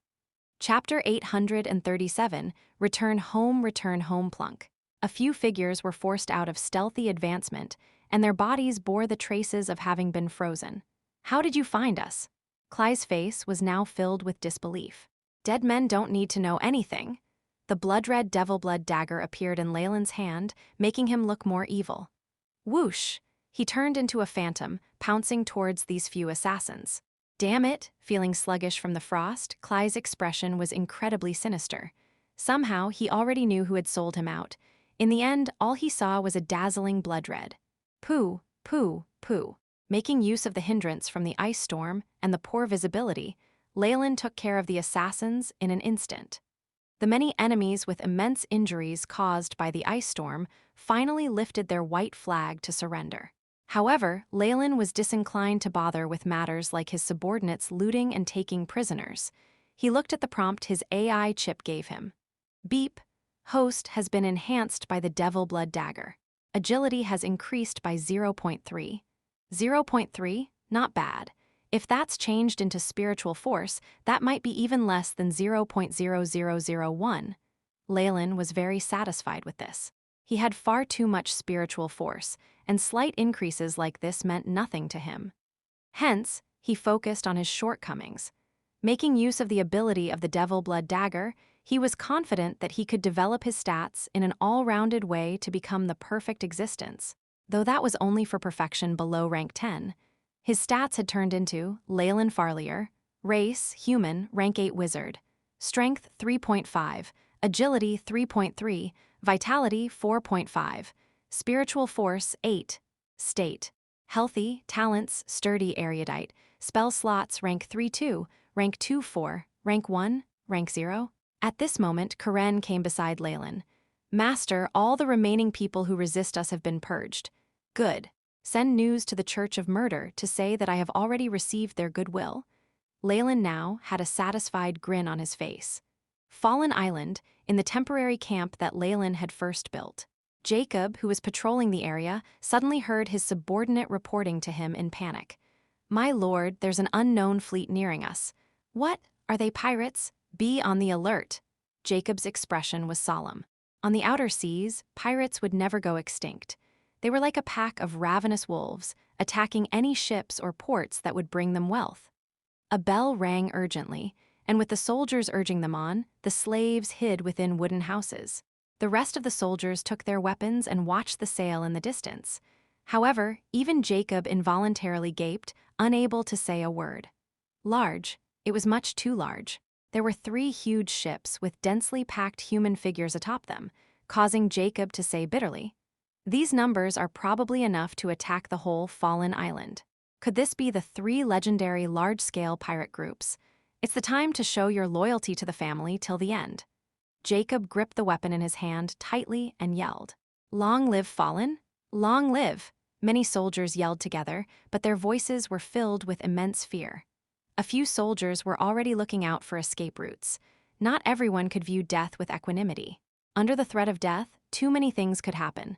The 3 huge ships did not hesitate as they drew closer. However, there were no pirate flags at the top. Could this instead be 3 large merchant ships? Merchant ships. How was that possible? Jacob was completely confused. At this moment, a figure flew like an eagle from the ship, heading in his direction. "That's Fly. It's a mid-rank wizard spell. Could it be?" Jacob's expression changed, eventually turning into one of anticipation and elation. "It's young Master. Young Master is back." As the streams of air dissipated, Leylin's figure stopped in front of Jacob. "You did well with the camp." He'd taken a quick look at this camp from the skies and found that Jacob had completed everything according to his plans. It already was in a good state, able to take in a new population and slaves, which would help him with his trading plans. "Many thanks for your praise. It's actually thanks to the slaves. They work diligently every day, but it's a pity there are too few of them." Jacob placed his right hand on his chest, bowing respectfully. "You don't have to worry about the slaves. I brought a lot, and there are other surprises as well. Prepare to dispatch people to take them." Leylin had a trace of a smile on his expression. A huge flame flew from his hand, forming an obvious signal. The 3 ships began to move slowly, releasing countless little boats that rowed in their direction like ants. 3 ships, Jacob's eyes widened. "Hee, these are ships of the Rhodes Merchant Group. I made a deal with them and bought large numbers of slaves and coarse sugar." Leylin watched the many little boats, frowning slightly. "Here," he pointed to a coastal area, "we'll need to build a new dock. Of course, there were far too few people before, but this won't be a problem now." Seeing the unending stream of slaves and baskets of coarse sugar, as well as other construction materials unceasingly being sent ashore, Jacob clenched his fists. His face flushed. While he had no idea how this mysterious young master had gotten a hold of this, that had nothing to do with him, did it? As a subordinate, all he needed to do was carry out his superior's orders. That was enough. Just seeing how much Leylin had spent, it was obvious that he was planning to go big. "Jacob, make arrangements for the slaves being shipped over. Males and females are to be separated and watched. Don't let them get up to anything funny." Leylin's blueprint had been very large, and he had even especially left out blank spaces in it. Hence, it was not an issue to take in hundreds of slaves. Besides the unskilled laborers, there were many confused faces. The sickly slaves who were chased into a camp barricaded with pointy wooden fences. There, Nunuker, whom Leylin had appointed as head of the slaves, had already commanded the older ones to bring out pots of mashed fish soup to share with the newcomers. He then darted to Leylin upon catching sight of him, kissing the soil under his feet. "Respected master, Nunuker expresses his reverence for you. I heard you managed the slaves well." "Good job," Leylin nodded. Nunuker had already put on linen clothing and looked somewhat like a commoner now. There was even a lash hung at his waist that seemed rather worn out, making it look well used. His clothes and whip all showed the rise in his authority and status. "Do it well. After this, I'll remove your contract as a slave and free you. I'll even give you some land." Leylin was never stingy with those who sided with him, and this would also set an example for others. "Oh, great master, I praise you. Your benevolence is as vast as the ocean. Nunukar knelt down once more. A manager clad in silk clothing with gold threads on his cuffs came beside Leylin. My lord, the goods have all been received. There are a total of 275 slaves and 5,000 kg of coarse sugar. There are also other goods as well. This is the bill for your account. The numbers are right. Leylin took a glance at him, knowing that he had not done anything fishy with them. The manager wouldn't dare to anyway, since Leylin was a channel to dispose of stolen groups belonging to the barbarians. It was understandable why he feared Leylin. In addition, even if they were to practice fraud, this would not be able to trick Leylin. Hence, Leylin quickly signed his name after looking at the bill, then stamped it with a special ring of his. This was a dagger and skull, the mark of the Scarlet Tigers. This ruby ring could be opened at the top, and it held Leylin's pirate imprint inside. This was also proof that he had dealings with the barbarians. All right, you have already paid for the goods before. The deal has been completed successfully. Thank you for your cooperation. After seeing Leylin sign his name, the manager sighed in relief and then revealed a genuine smile. Thank you for your cooperation. Leylin's eyes moved swiftly away, thoughts already on other matters. Once he had left from Pirates' Cove, Leylin had wiped out a few pirate groups who had wanted to take advantage of them. Once he had established his reputation and secured his status, he met up with Isabel and the rest at a place they had previously arranged. Due to the many battles and prisoners, Leylin's pirate group had already changed greatly by the time he met up with his cousin and the others. He now had a tremendous organization, with 3 battleships and over 200 pirates under him. Though they seemed like nothing more than a mob, it wasn't as if there weren't any talents amongst them. If Leylin was counted as well, this new crew was the strongest one out of the big 3. He even had the capital to challenge the larger pirate groups. What happened next was obvious.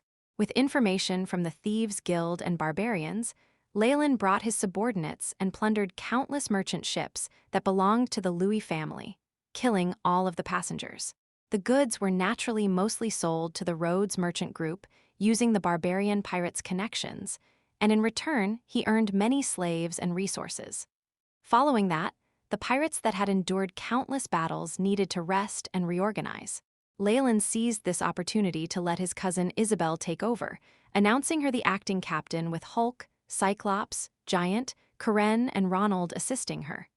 Meanwhile, he returned to his own family's territory. If you find any errors, broken links, non-standard content, etc., please let us know report chapter so we can fix it as soon as possible.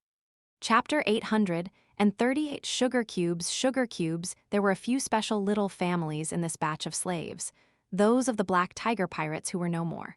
Leylin planned to integrate them into his people to fill up the population here. At the same time, they could be treated like hostages. Any pirate that pledged his life to him at the start would no longer need to be doubted. Without any major changes, the possibility of their betrayal was at their lowest. When it comes to the accumulation of resources, plundering is truly the fastest method.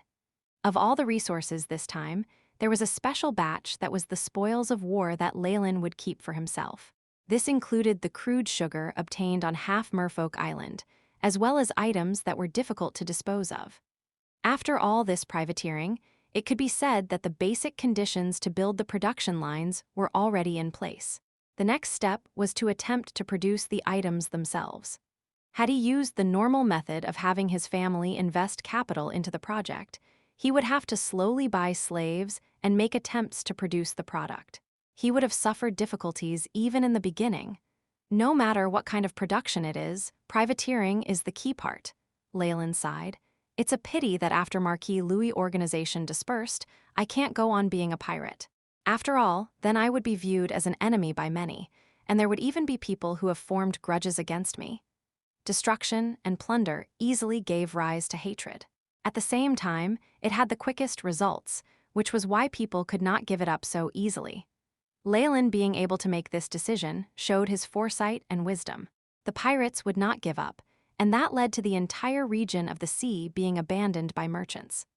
Only massive growth of trade would serve as a source of wealth, which was why Leylin wanted to create a sugar and fish floss trade. Of course, this did not mean that Leylin would disband the pirate group. In reality, he had already thought of the alternate route for the Scarlet Tigers in the future. They would no longer engage in piracy. Instead, they would share their ill-gotten gains from collecting protection fees and naval escort services, for instance. In essence, they would be taken from exploiting others openly to exploiting them from the shadows. Leylin was very ambitious. To do this, he had to first become the king of the outer seas, or at the very least, the king of the dark world, and possess the power to draw up rules and regulations. That would also be the rise of his power over the seas. If all went well, he might even be able to create a powerful country based on this sea. Leylin would not reject the chance to gain power in the secular world. Rather, that was what he was working hard and making preparations for. As the gods of this world needed the faith of mortals, especially for the newly advanced gods, having a stable foundation for faith as well as their own territory was far too important. This was what could be relied on to protect and prevent the fall of their divine nation. The gods were far-sighted. Leylin could not steal the followers of the old gods because that would only result in a terrifying battle with a god. His way would be to develop a new territory of his own and expand the population to gain faith. Any issues when it came to the time it would take was never a problem for gods. 3 ships steered away from the port under Jacob and the others' watchful eyes. Leylin clapped his eyes, smiling at Jacob. "All right, what happens next is our responsibility. How are things on your side?" Jacob looked startled. "Please come with me." Leylin opened the wooden door to one of the little storehouses in the camp and was met with the smell of sea salt and fishiness. There were rows of wooden frames inside, where a large quantity of fish floss were tightly sealed well in porcelain jars. Based on the method young master taught us, the fish floss we created can be kept for over a month. If we use this method of storing it, it can last for over half a year. Jacob sounded excited. With this shelf life, we'll be able to sell the fish floss to the continent. The key now is to have a small profit but rapid turnover. Leylin nodded. Techniques to create fish floss were not all that meticulous. What was important now was upscaling and industrializing it, which would reduce costs. Even so, there were a limited number of consumers. At the very least, Leylin could not place his hopes on the farmers and tenants in villages. All they could squeeze out of them was meager, and they'd be happy if they just got to eat black bread. Leylin's target market lay in the larger cities. There were handicraft workers, free citizens, many adventurers and mercenaries who Leylin were counting on. The villages in the world of gods were never places where wealth gathered. The cities were the only places with the greatest profits. He didn't need much. As long as he could break into a few cities near the shore, the profits alone would make Leylin smile brilliantly, even in his dreams. As for the sugar refinery, due to the lack of acid and activated carbon that young master spoke of, we have only stockpiled a batch of raw materials in storage. Jacob brought Leylin to another warehouse. Sealed under dry conditions, the sugar was piled together, with some yellow and even black inside. This was coarse sugar that was even slightly bitter. However, the bit of sweetness within was already a pretty good luxury for the nobles.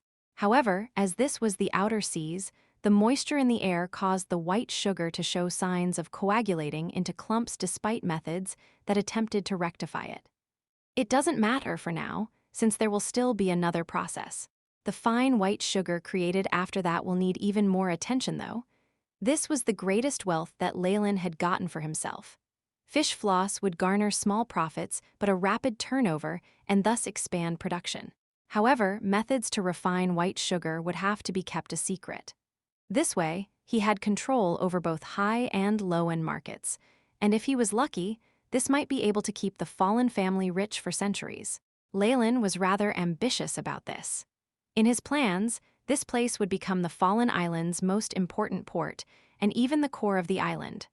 Of course, before either of these two were developed, Leylin would keep all these plans deep inside his heart. Though it looked more convenient and safer to plunder another island, Leylin was unperturbed. The problem here was the feudal fiefdom. In theory, the outer seas of the Dambrath kingdom naturally belonged to the king. Once unclaimed lands were occupied, that would imply losing protection from the kingdom and would stir up hostility. What would it imply? For the outer seas without land held by nobility, with no shrines, churches, or priests. Terrifying diseases could not be healed with divine spells and could only be endured. people also had to deal with the ferocious natives and terrible climate. In the deep seas, there were also numerous terrifying monsters, with some able to massacre a whole island. Every year, the number of people who died while trying to break into the outer seas was a number that would cause one to tremble in fear. Hence, as the fallen island had been cleared and cultivated, with a great port, people, and church as foundations, it was inevitable that Viscount Tim coveted it. However, Leylin had long since treated Fallen Island as his own, which determined the pitiful fate of the poor Viscount. Jacob, send down the order to give the slaves another meal tonight. We begin training tomorrow, where we are going to prepare the selected outstanding artisans to take part in the production. The rest of the slaves will extend the camp. Whatever it is, we can't have them idle. The method to create fish floss was extremely simple, but the method to refining sugar was something Leylin was planning to keep a secret for a few years. While he would be left with no choice but to hand over the techniques later, the immense profits before that happened were going to be terrifying. Leylin was already planning to sternly exercise control over the artisans and even set out individual residential areas that would be monitored. Leylin was the worthy master of this land. Once he made a decision like this, it would be enforced without question. When Baron Jonas arrived, what he saw was an area buzzing with activity. Such a huge camp with so many slaves, wouldn't that cost thousands of gold coins? Baron Jonas walked along the streets in disbelief, carefully sizing up the camp. The ground was tidy, and there were spaces at both sides meant for shops, blacksmith stores, and tailor stores. It was clear that Leylin had planned this out very carefully and had built this place up like a little town. Yes, master. To create this camp and purchase the slaves, it would be possibly only if we invest months of profit from our entire port. Leon's eyes betrayed his shock, especially after he saw the many slaves being managed by Leylin in such a clear and orderly fashion. His eyes flashed and he looked on speechlessly. Only he, as the main housekeeper, knew how difficult it was to tame so many natives. The young master, who was able to do this, was truly the treasured child of the gods. At this thought, Leon could not help but to say a prayer. But this was just the start. After seeing the completed product that Leylin spoke of, Baron Jonas and Leon were even more shocked. Is this truly cane sugar? Eyeing the snow-white sparkling cubes that were reflective like mirrors, Baron Jonas picked up a cube in disbelief. Such a translucent luster was mind-blowing to him. It's too beautiful. It's like a crystal. This is a work of art. Baron Jonas mumbled as he tossed it into his mouth, and a sweetness then exploded in his mouth. Such a sweet taste caused Baron Jonas to be so moved that he could not even speak. I can tell you for sure. After a long while, Baron Jonas huffed out, the sugar cubes will definitely be a luxury that the nobility long for. Without it, those extravagant banquets will lose much splendor. You are right, father. Standing at the side, Leylin revealed a smile. If you find any errors, broken links, non-standard content, etc., please let us know report chapter so we can fix it as soon as possible. Chapter 839, Venus Leylin put down the plate that contained the sugar in his hand and looked at Baron Jonas. Father, how much do you think I can sell these refined sugar cubes for? Baron Jonas closed his eyes for a moment and answered with certainty. It should be at least 10 times the price of coarse sugar. If we weren't afraid of someone backstabbing us or coveting this, we could perhaps sell it at even 20 times. Leylin smiled and nodded. Then I'll leave the avenues of selling it to father. The moment the method to create such refined sugar cubes entered the market, it would have a huge effect. How could Leylin match up to Baron Jonas in behaving appropriately, finding backers, transferring profits, and building profitable partnerships and the like? His father was a very experienced trader. I've just seen the fish floss jars and they're not bad. Baron Jonas looked at his son, his eyes full of indescribable emotion. Sigh, you've really created a difficult problem for your father. Such immense profits. While he was sighing, the Baron still could not conceal his smile. Leylin always seemed to be able to surpass his expectations in unimaginable ways. With enough manpower and physical resources, the fish floss and sugar trade that Leylin was anticipating finally began to take shape. Baron Jonas knew full well that such immense profits were something that his family could not handle alone, so he made use of the 2 items to rope in a few other noble families that had their lands in the outer seas. He also got in touch with the local forces and gave them a large portion of the profits. This way, there were a lot of people he could drag into deep waters to bear the brunt of the backlash with him. The moment Fallen Island's refined white sugar entered the market, the effect even surpassed the Baron's imagination. Its pure taste was as sweet as heaven and immediately conquered many nobles. They rushed to find this luxury item like they'd been driven insane. Just the profits from the first month reached a startling 2,000 gold coins. The fish floss was not as popular, but the market's reaction was not bad. Its characteristic of being convenient food, as well as the benefit of being able to store it for a long period of time, made it popular among mercenaries and adventurers. Even the military of the kingdom expressed their interest. The profits of this becoming military rations, was there more to be said. Making use of these 2 items earned them tons of wealth. The Fallen family began to grow at a rapid rate. Leylin had to even open up a few production lines in order to match the insane market demand. Of course, this couldn't have been done without the Scarlet Tiger pirates investing a lot of funds. With Leylin controlling everything from the shadows and the aid from the barbarians, the Scarlet Tiger pirates had gone all out, attacking numerous ships that belonged to Marquis Louis under Isabel's lead. Leylin waited on Fallen Island like nothing had to do with him. The barbarians were also exceptionally quiet, making the Marquis unable to find any evidence. He could only grit his teeth in the shadows, preparing to exact revenge. Nearly a year passed in the blink of an eye. The camp that Leylin had constructed had now turned into a bustling harbor with limestone floors and tiled houses. There was an imposing aura in the area, and the port was arranged very logically. Security was very good, and there was not a trace of trash on the ground. When compared to other ports, this was unimaginable. They were nasty and filthy, and usually the sources of diseases and epidemics. Leylin obviously would not tolerate this. Furthermore, a clean, tidy, and orderly port was unimaginably attractive for sea merchants. With the fish floss and the refined sugar cubes dominating the markets, the port was now a money-making area. A lot of ships stopped at the pier every day, loading up completely on goods before leaving. Even at night, the laborers would still work with much clamor. The place looked prosperous. Leylin named the place Port Venus, an allegory for a rising star. And indeed, once it was constructed, it attracted many merchants into frequenting Fallen Island, and it silently became another trading hub of the outer seas. Originally, the Baltic Archipelago and Pirates Cove, which belonged to 2 different powers, dominated the scene, but Port Venus marked the rise of a third power. Such a huge change obviously attracted the attention of intelligent people. "My lord, here's the latest news." A middle-rank warrior in exquisite chainmail armor respectfully passed a letter sealed in wax to Jacob. Jacob hastily opened it up, and after skimming through a few lines his expression changed. "This is, I'll tell young master myself." Once they left the room, 2 rows of elite warriors followed behind him, all of them with a strong and bloody aura. Their eyes even seemed to glint.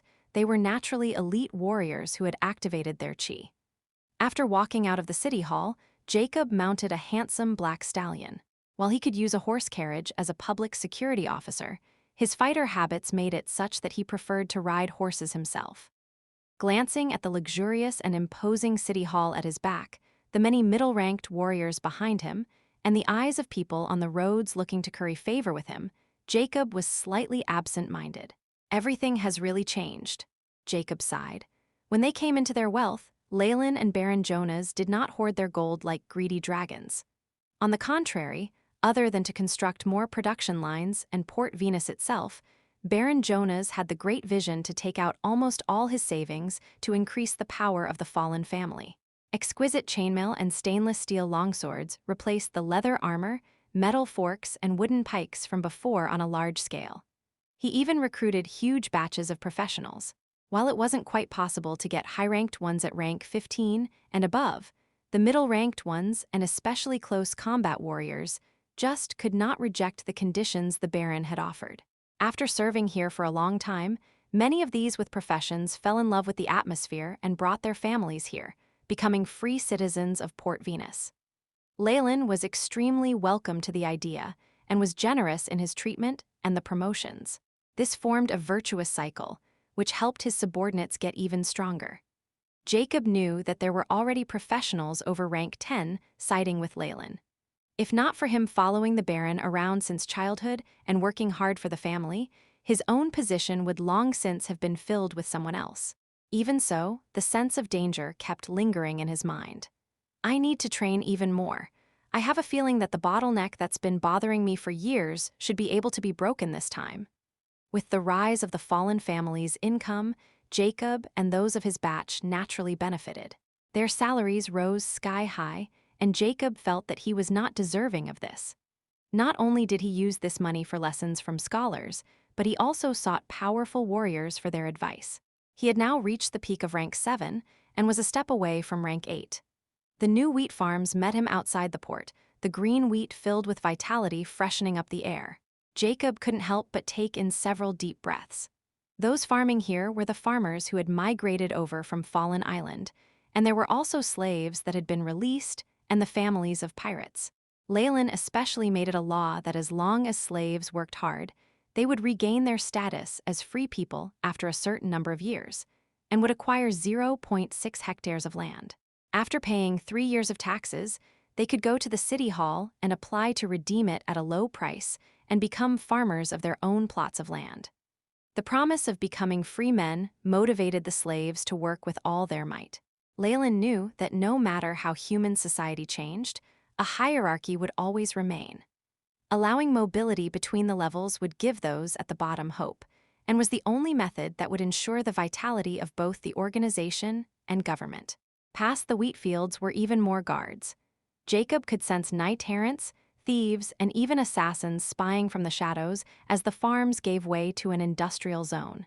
This was where the fish floss and sugar were produced. Ever since his first trade profits made their way into his hands, Leylin had shifted his production line to the area to give the port more space.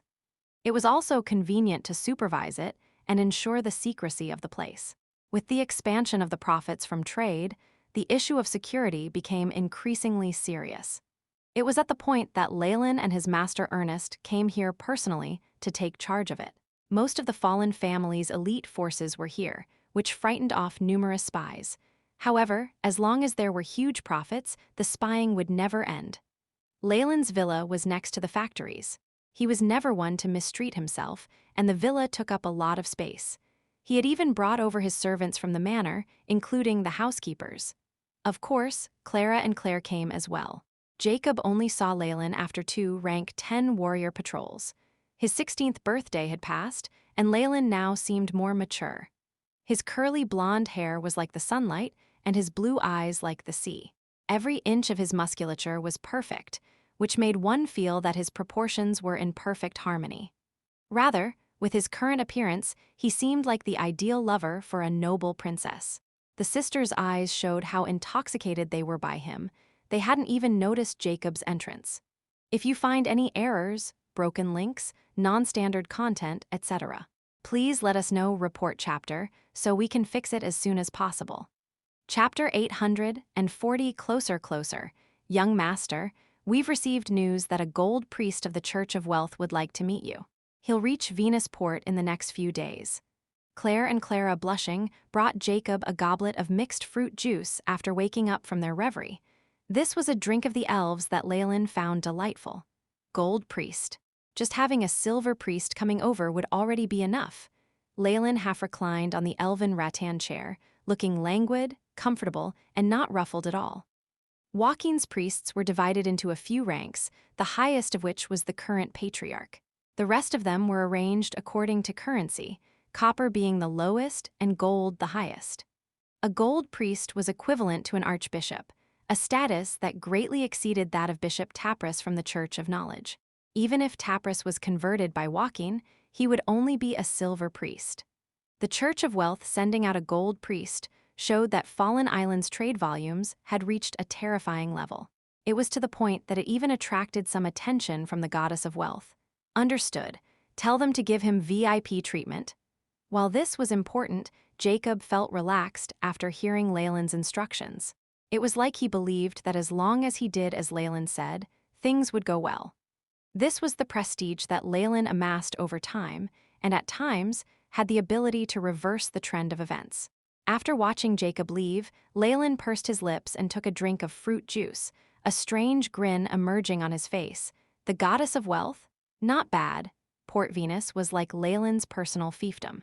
While it belonged to Baron Jonas in name, Leylin held the real power here and had tight control of the management of the port. He had not constructed any churches here, much to Bishop Tapras' chagrin. But neither Leylin nor Baron Jonas wanted the Church of Knowledge to solely occupy Fallen Island. And besides the god of suffering, the goddess of wealth was the god that was most worshipped by nobility. The nobles held the most faith in their own benefits and power. Of course, this led to them believing in the goddess of wealth. After all, who could resist those adorable and dazzling bundles of gold? Baron Jonas had long hoped to be able to attract the Church of Wealth into building a shrine to their goddess here. However, the fallen family had been too poor before, and the Church of Knowledge had obstructed it.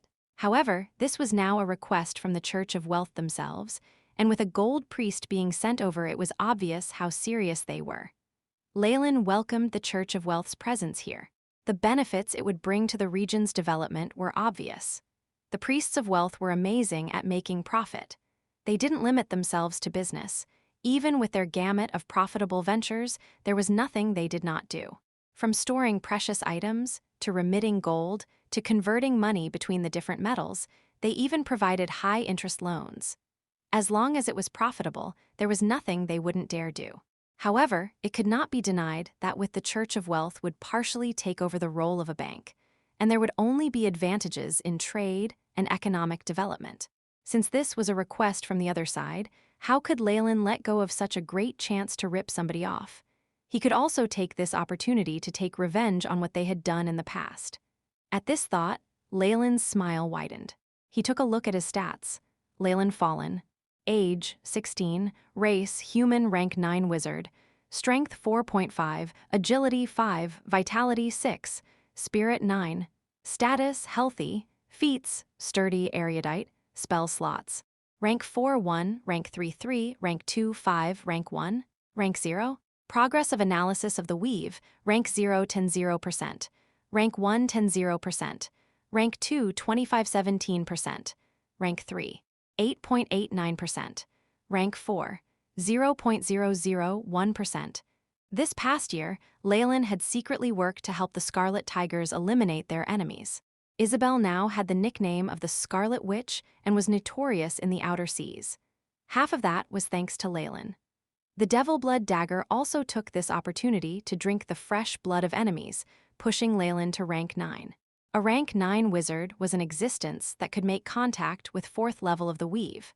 At this point, Leylin had basically graduated from his study under Ernest. If not for Leylin's continuous motivation, Ernst would have been embarrassed to see his disciple. He had spent a lot of effort and broken through all the way to rank 10. Now that I can cast rank 4 spells, Master Ernest has nothing to teach me anymore, Leylin sighed. He could now cast rank 4 spells, and due to his specialization, Ernest rarely learnt spells out of abjuration and evocation. Leylin felt like it was a great pity. He now spent most of his time in self-study. Of course, with the fallen family's current wealth, buying some foundational spell models and scholarly volumes was no problem. However, what vexed Leylin was that the kingdom's wizard guilds were useful for low-ranked wizards, but spell models at rank 4 and above, including research, were kept a tight secret and not sold publicly. As for information for high-ranking wizards, or even about legends, it was the most taboo of all and was protected quite well. There was no way for Leylin to see it. Master Ernest has already given me a letter of recommendation. With this, I might be able to get the qualifications to get into a wizarding guild in the Dambrath capital. Leylin's eyes were half closed, and his brain continued to ponder different ideas. It's a pity that the outer seas cannot operate without me. Marquis Louis' patience must be at its limit, and his attacks of vengeance can come at any moment. And then there's also the partnership with the barbarian pirates. After a long while, Leylin sighed deeply. He obviously could not leave now. At the very least, he had to give Louis' family a firm push, but the day was near for that. Leylin's eyes blazed. Trash, you're trash! The ink, quill pen, parchment, and all the miscellaneous items on the table were flung onto Viscount Tim's body. A year has passed. A whole year has passed, but what have you done? Not only have the few ships you have been sunk by him, he's taken most of our trade. How did I get a son like you? Marquis Louis exclaimed, the veins bursting out on his forehead in his fury. Father, my investigations show that there's a large possibility that Leylin, the son of Baron Fallen, is the person behind the Scarlet Tigers. We can ask for a trial from the kingdom and catch him on charge of being a pirate, and then there's the barbarians. As long as we amass all our strength and attack Pirates' Cove. Tim lowered his head, concealing the icy glint in his eyes and trying his best to persuade his father. He hated Leylin and the Scarlet Pirates to the bone. Leylin seemed to have become his nemesis. Ever since the incident with the Black Tiger pirates, the few shipping routes in his control had been fiercely attacked, and his few attempts at revenge were seen through when he was trying to implement them. He had metaphorically been slapped in the face, and the organizations under his control had all been mostly or completely lost. He had lost the favor of his father, and even the servants began to treat him with less importance. Of course, there was also his most hated big brother, who ruthlessly poured salt on his wounds and took the opportunity to take over much of the businesses he had possessed. His brother was even brazenly recruiting his men. Boom!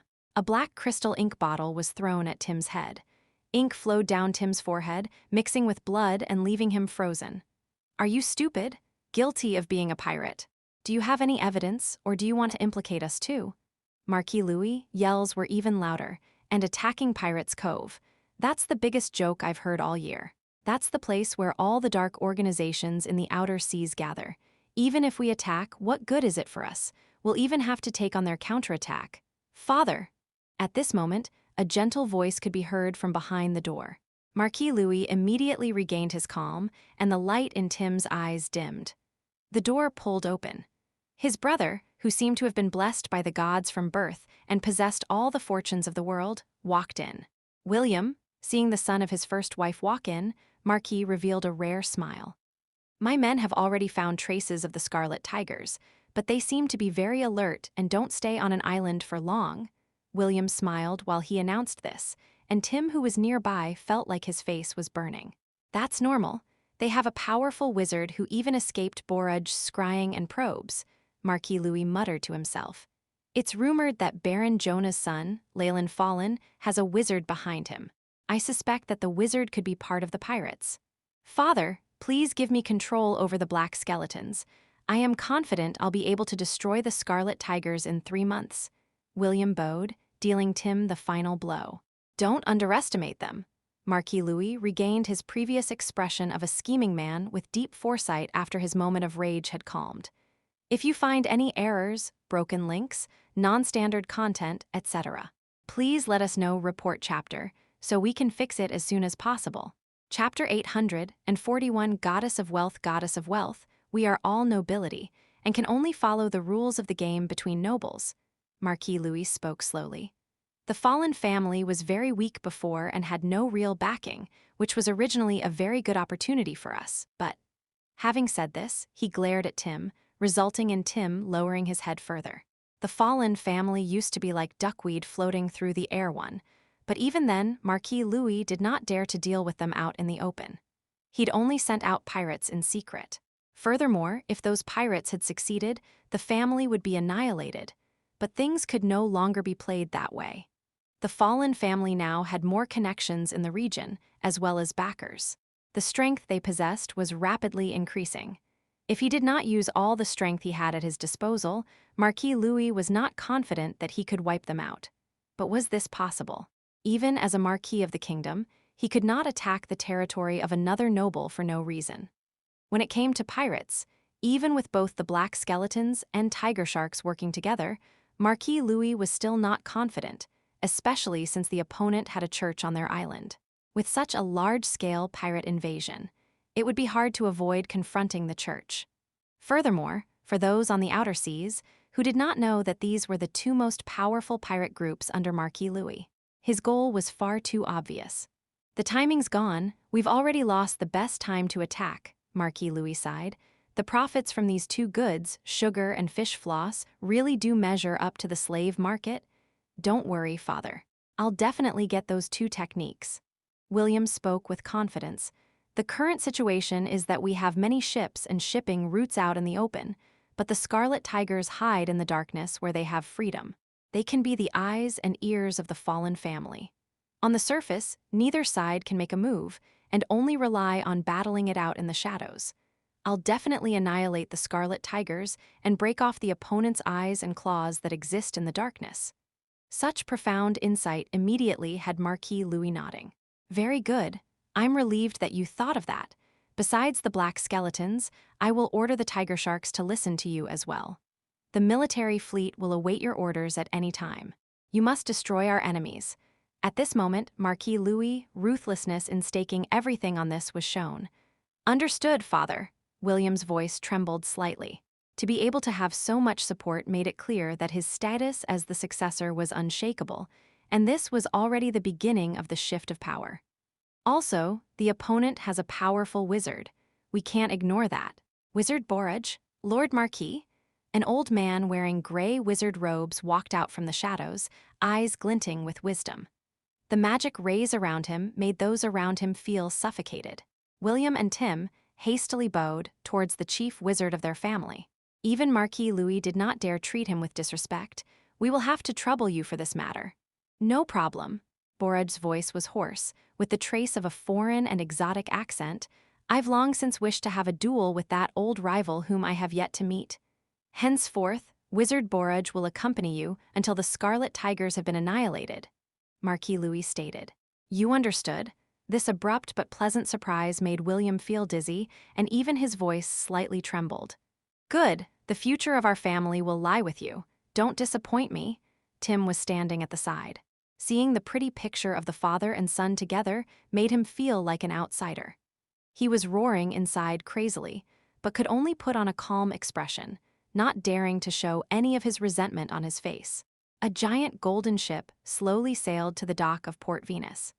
This large ship had extremely extravagant decorations, and there was even a layer of metal that emitted golden luster. From afar, it looked like a ship made entirely of pure gold. At the ship's bow was a large emblem made of pure gold that shone with dazzling light. This was a symbol of the goddess of wealth, taking the form of a huge gold coin. They're truly nouveau rich. It would be a disservice for them if they didn't ruthlessly spend this money. Although he thought this, Leylin didn't dare show anything on his face. On the contrary, he had no choice but to put on his friendliest smile and welcome them. There were others beside him. Baron Jonas, Madame Sarah, housekeeper Leon, basically all the respected people here showed up. It was obvious how mind-blowing it was for them to see a gold priest. Welcome to Port Venus. We hope you like it here, beautiful madam. Against Leylin's expectations, the gold priest who had arrived was a female. She looked to be about 17 or 18, and her eyes seemed to be shining brightly. They held hints of the shrewdness unique to merchants, and her skin was as exquisite as ivory. She had a tender and splendid smile about her lips that made her look like the little girl next door. Her appearance made it difficult to associate her with the profession of a priest. However, her brilliant, high-ranking priest robe with vibrant colors as well as her powerful divine light made her status clear. Hello, Sire Leylin. My name is Xena. This is a port brimming with hope. I sense the flow of a great origin of wealth. As was expected of the priest of the goddess of wealth, this was the first thing she mentioned. Haha, it's great that Mistress Priest likes this place. As the successor of the fallen family, as well as the delegate to represent her, Leylin elegantly extended his right hand, helped her down. Powerful. Is this the power of a high-ranked priest? The instant their skin made contact, Leylin seemed to see a body brimming with godly luster. All sorts of power from divine spells converged to form a high-pressure electrical network that kept her safe within it, giving off a sense of danger. This was the path of a priest. High-ranked priests prayed devoutly and borrowed the strength of gods to purify their souls, achieving the effect of existing in harmony with God. There was even the possibility of becoming a Holy Spirit. Even the AI chip was unable to scan her exact stats, and could only give the conclusion that she was extremely dangerous. Rank 15, she's definitely a high-ranked priest who's at least rank 15, Leylin went on his guard. Meanwhile, she seemed to have noticed him spying and shot him a dark look. "Oh, my apologies." It was only at this point that Leylin realized he was holding on to her hand. This was rather impolite. However, as someone who had gone through various worlds, he could adapt quickly and immediately took care of the awkwardness. After the banquet, Baron Jonas returned to the manor, which left Leylin alone to entertain the Gold Priest. It's rumored that Baron Jonas thinks highly of his first son and has been giving him more authority lately. Seems like it's true. Xena, who was on a mission set by the church, watched Leylin sitting opposite her, her eyes flashing with interest. He seemed to have a unique temperament and a lot of confidence. The fact that a mere 16-year-old could have such a presence astonished her. Of course, he seemed to be a decent wizard, though it wasn't much in Xena's eyes. For the rich and overbearing church, cultivating a few spellcasters was no issue. In the Goddess of Wealth's church, there was no lack of legendary wizards. After all, for the wizards who readily spent gold coins at every turn, there was nothing more comfortable than being able to embrace the Church of Wealth's golden thighs. This porcelain is very high quality. Xena looked at the cup in her hands. It had many complicated and intricate flower patterns, showing the exquisite craft of the elves. How about trying the cocoa from the Eastern Archipelago? It's said that this marvelous plant has the amazing effect of perking one up without harming the body. Leylin smiled while pouring her a steaming hot cup of cocoa. Xena had naturally seen this drink before. The production of cocoa beans was meager, and on the continent it was sold at an astronomical price. Of course, what shocked her even more was Leylin's capability. Does that mean he's already built up a connection with the Eastern pirates? Xena's eyes shone, and she then put down the beautiful porcelain cup in her hands. "Mr. Leylin, I'm sure you know my intentions in coming here. May I know what you think of establishing a church on the port? I'm definitely not opposed to you joining in, but there's actually a plan already for the Port Venus. Every plot of land has its own function, of course. It's not a problem to squeeze out a section, but..."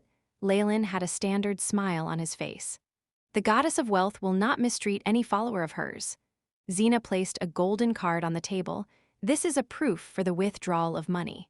With it, you can exchange 10 kronas from any Church of Wealth. Treat it as the capital for buying this land." Rich and overbearing, Leylin now knew what rich and overbearing truly meant. The Church of the Goddess of Wealth was truly rich, unlike the stingy tapress who probably wasn't even willing to pay rent. Of course, this was a problem left behind from Baron Jonah's time. This would not happen again with Leylin in charge. Then there aren't any other problems. The city hall will mark out the land tomorrow. Leylin smiled gently, a hand taking and keeping the golden card on the table without batting an eyelid.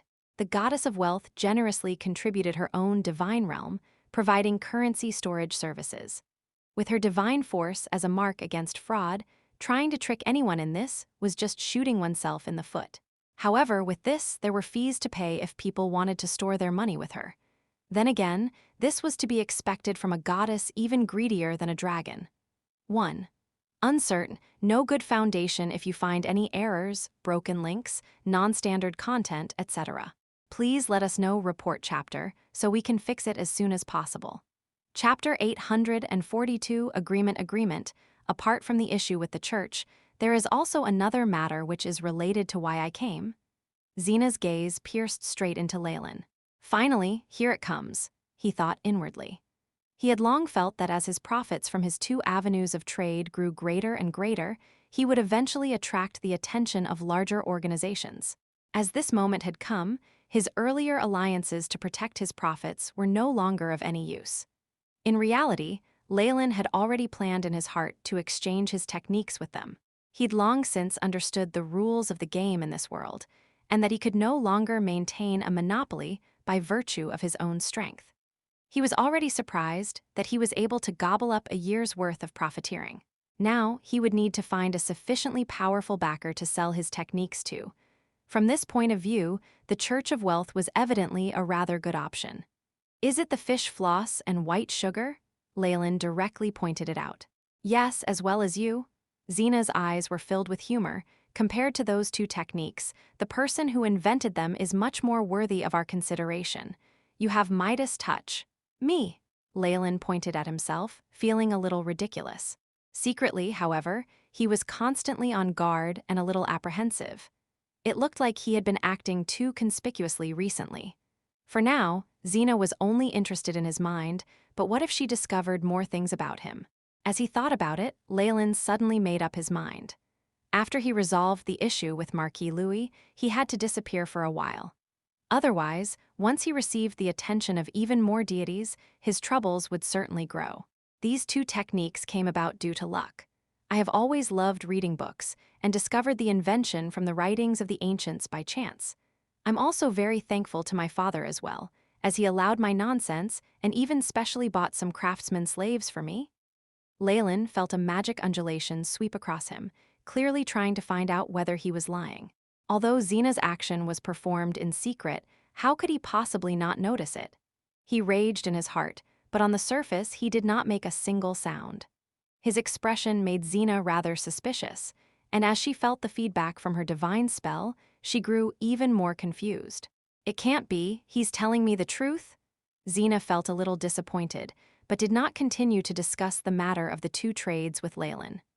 No matter how one looked at it, the profits from the fish floss and white sugar were absolutely mind-boggling. If she could not stick her hand in these two trade rivers which were overflowing with gold, she was sure to lose Joaquin's favor and would be replaced with other priests of gold. Leylin's nature and the AI chip's adjustments were more than enough to hide information from a high-ranking priest. Looking at Xena's crestfallen face, Leylin inwardly smiled to himself, but his expression was still as serious as ever. Then, let's discuss the issue of the two trades. Say it, how many gold coins do you want to give me the techniques? Xena said with a rich and powerful air, suppressing her emotions completely. The entire curing process of fish floss, as well as the concealing method, and even the skilled craftsmen, can all be given to you for 100,000 gold pieces. For Leylin, it was necessary to mass-produce things like fish floss. The greater the volume he was able to sell, the more lucrative it would be. The capital and investment necessary was enormous, and the technique was not particularly sophisticated. After a few years, it was sure to be imitated, so it was better to sell it off in one go. 100,000 gold pieces? Xena bit her lip. From her view, this price was on the high side. However, if skilled craftsmen and the sealing technique were included, then it was much more worth it. The crucial point was the sealing technique that Leylin used. Xena could immediately see the advantage in using the sealing jar to preserve food for a long time. Even if it wasn't used for fish floss, it was enough for her to make a profit. So what if this industry needed a lot of initial investment? For the Church of Wealth who threw money at all their problems, that would never become an issue. This price is really far too high, unless you include the technique used to refine white sugar as well. Although she had already inwardly agreed to the deal, she had a forced smile on her face, and on the surface she looked like she was moments away from throwing a tantrum. The white sugar purification technique? Leylin muttered to himself. This was a different technique to the fish floss, and he was secretive about it as there were several key steps to making it.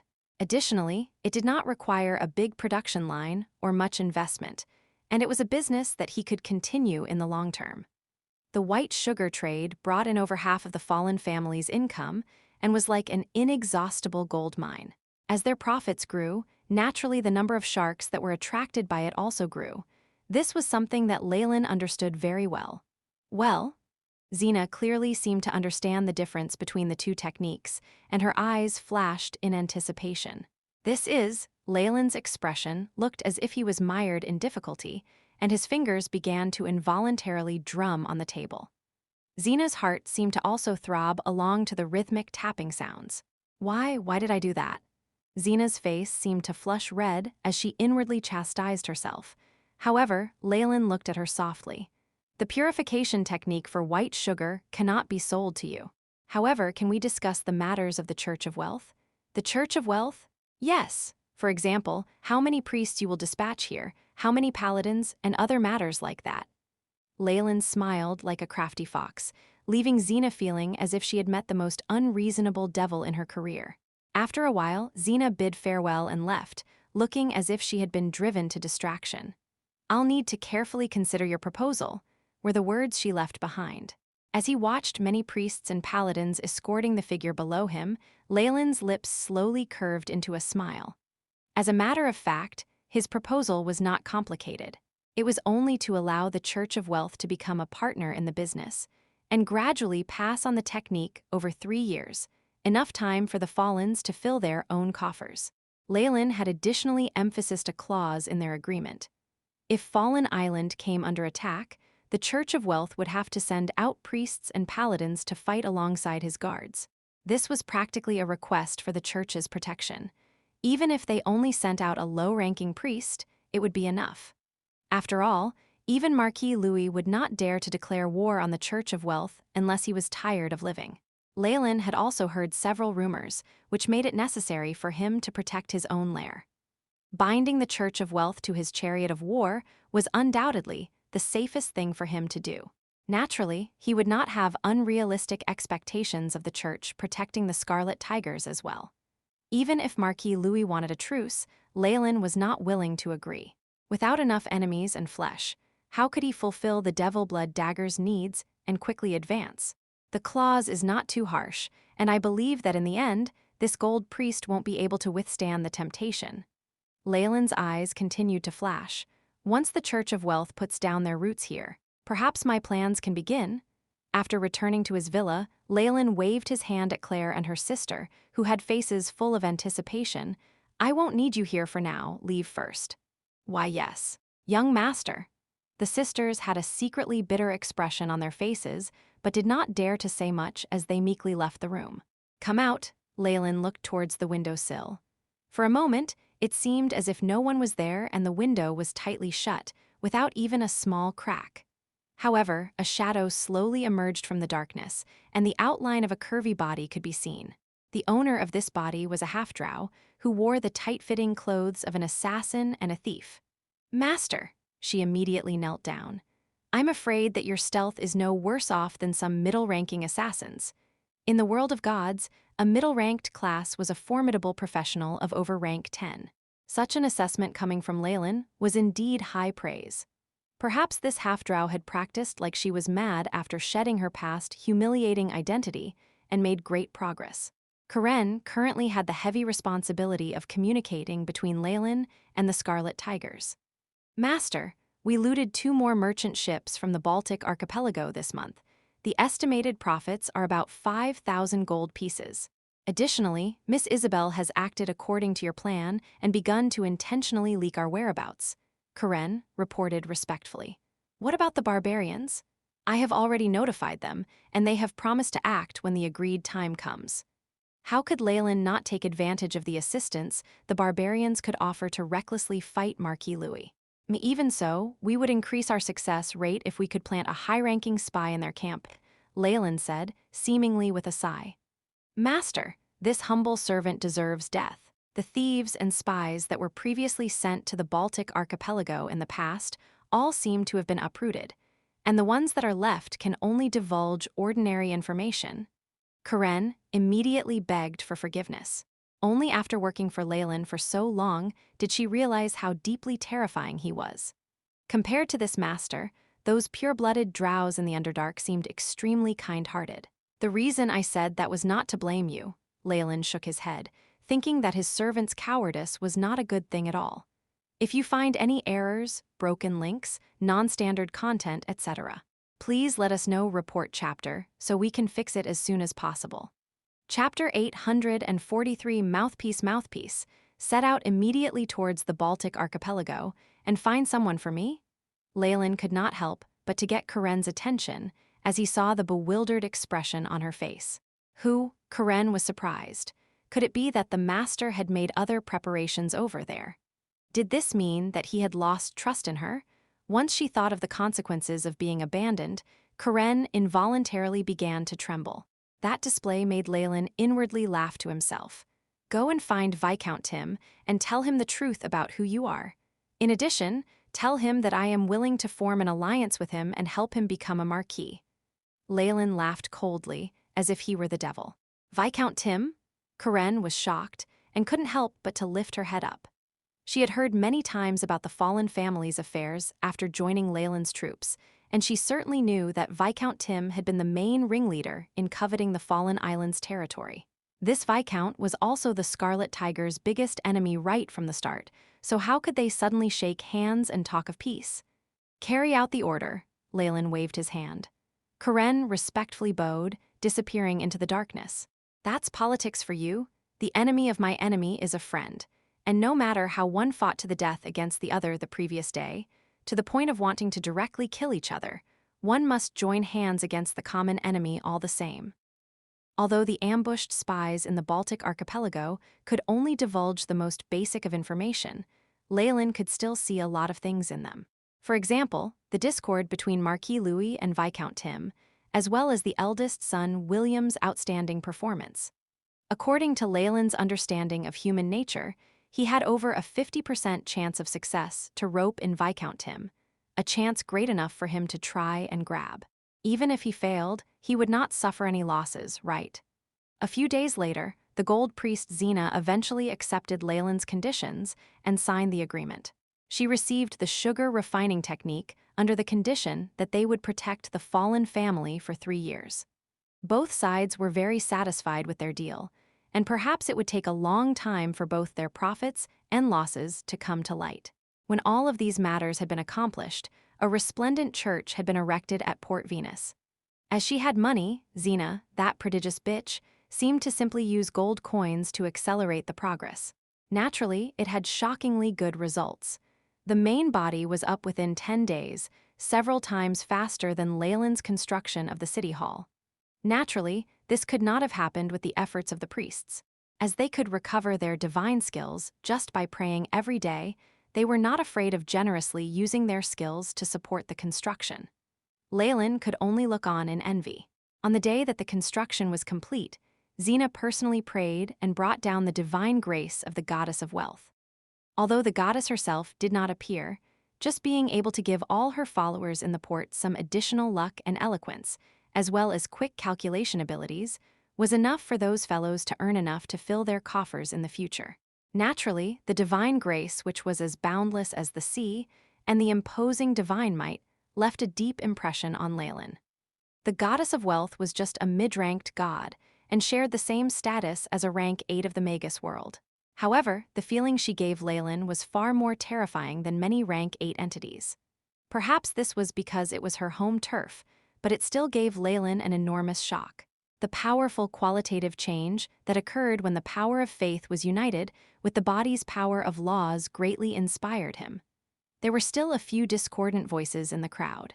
The priests of the god of suffering did not say much. His believers were of the lower classes, such as slaves and laborers, as well as others like farmers. They simply did not care about a goddess of merchants, because in reality, the total of their belongings did not even add up to a single gold piece. However, for the bishop of the god of knowledge, Treacherous, having priests of the goddess of wealth stationed here was a great challenge. Although he still sent people over to congratulate them, he turned a cold shoulder to Baron Jonas. Leylin and Baron Jonas completely ignored his attitude.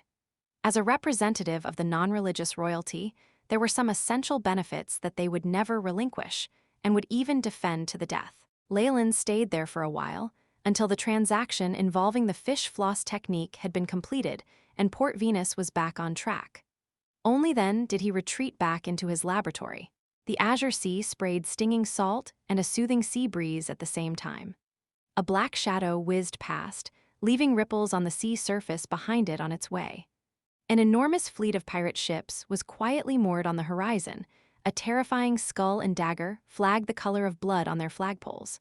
The Scarlet Tigers had made a name for themselves in the nearby region, and their strength began to approach that of the 3 great pirate crews. It was rumored that the captain of that pirate crew, the Scarlet Witch, was from the abyss of evil and even enjoyed bathing in the fresh blood of her enemies. Just the mention of her name could make small children cry fearfully at night. However, the rumored Scarlet Witch, Leylin's cousin Isabel, stood with the other high-ranking pirates on the deck, as if waiting for their true captain to appear. "You've worked hard." Leylin's figure slowly descended in the howling wind. He first nodded at his pirate crew, then turned to face his own cousin. Afterwards, his brow slowly furrowed. As she had sacrificed a great deal of blood and flesh, Isabel's power had improved very quickly, and she was now almost a rank 15 high-ranking professional. She was the #1 combatant under him. At the same time, however, Isabel's demonization had also grown even more serious. Although her appearance was still human, occasionally she emitted an extremely demonic and icy aura, which was terrifyingly evil. It was enough for weaker people to fall into a dead faint if they got too close to her. As a result, even the most ferocious pirates did not dare to get close to Isabel. Our people have all been set up according to your plan. Isabel had no interest in the fearful gazes from the others and arrived at Leylin's side. You've done very well. Leylin captured Isabel's small hand. Although it was as cold as ice, there was a touch of warmth to it that still belonged to the living. Ronald, come to the captain's room. I need to hear your latest report.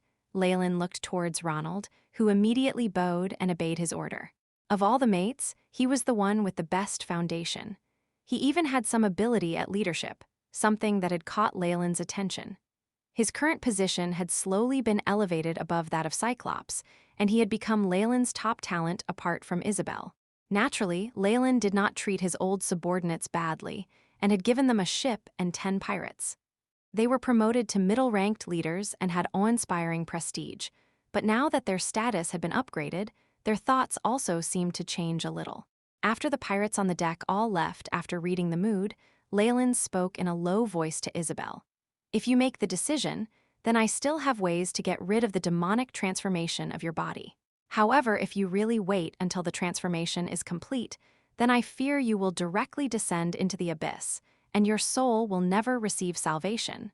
Isabel played with her long hair. Only in front of Leylin would she do these little feminine actions. After I give up my power, how do I get revenge on my enemies? I made a vow that every day I live I will seek the deaths of my enemy to comfort the souls of my family. Listening to what Isabel said, Leylin could only fall into a gloomy mood. His cousin's character was so strong that it could give him a headache. All right, since we have nothing left to do after this battle, we can take our time to consider how to resolve it. I only hope that we aren't too late. Leylin looked towards the sky where clouds were slowly gathering, heralding the arrival of a storm. My sword has long been thirsting for blood. His cousin stood next to him just like a Valkyrie. Damn, damn, damn! Viscount Tim cursed as he slammed the bedroom door handle, holding an empty bottle of rum. Those serving maids, he had long roared at them to leave. One day, I'll make all of you who despise and insult me pay the price. Thinking back to those looks of contempt he had received recently, Viscount Tim's mood became even worse. Who is it? Didn't I say before to all get out of my sight? Viscount Tim's voice stopped, because the person he had discovered standing in his bedroom was not a maid, but a thief. The Scarlet Tiger pirate crew gives you our greetings.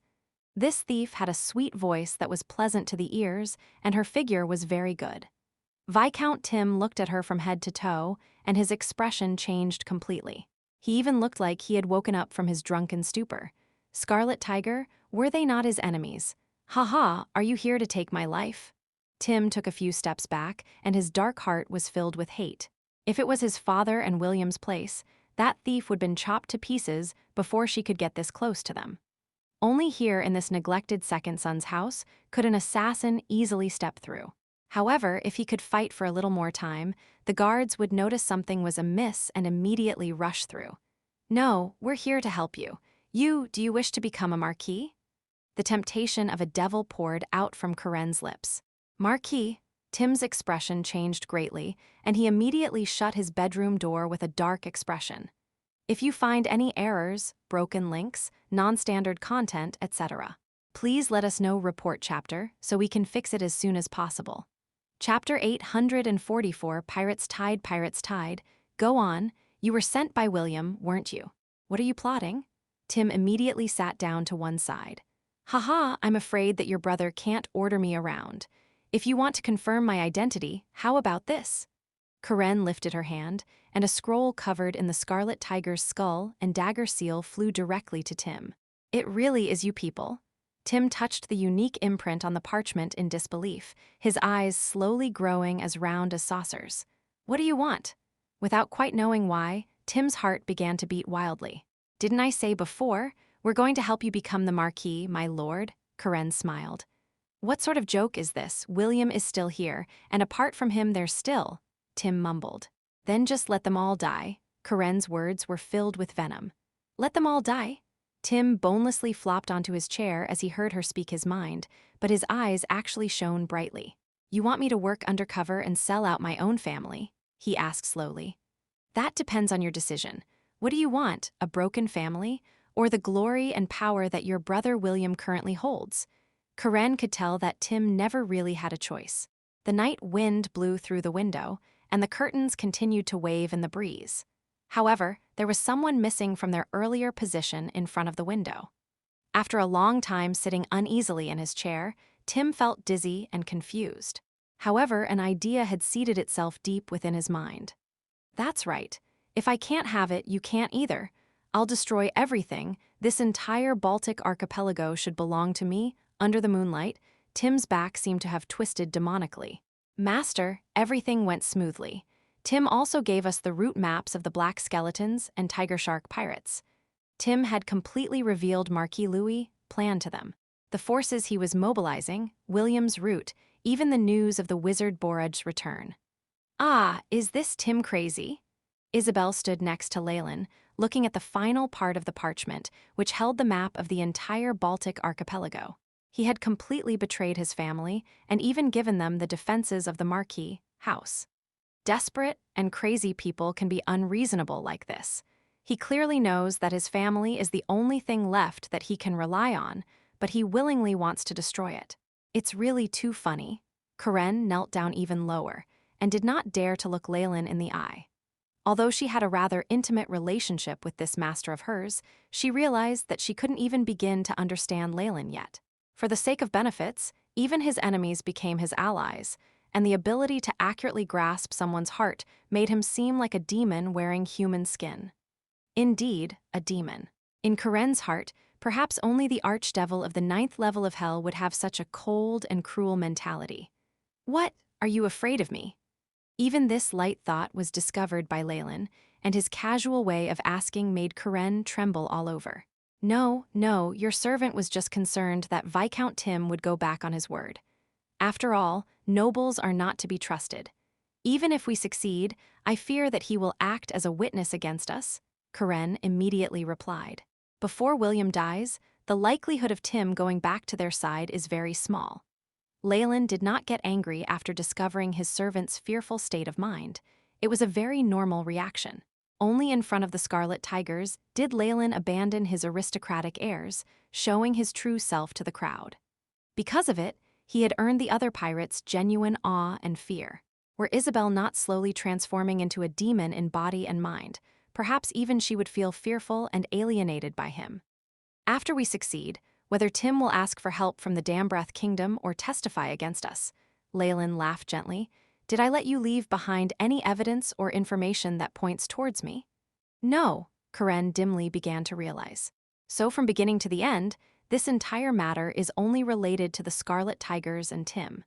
Is Tim willing to gamble away his future and be hanged for the crime, just to testify against a bunch of pirates? Master is wise. Karen only understood at this moment how deeply Leylin had thought about everything.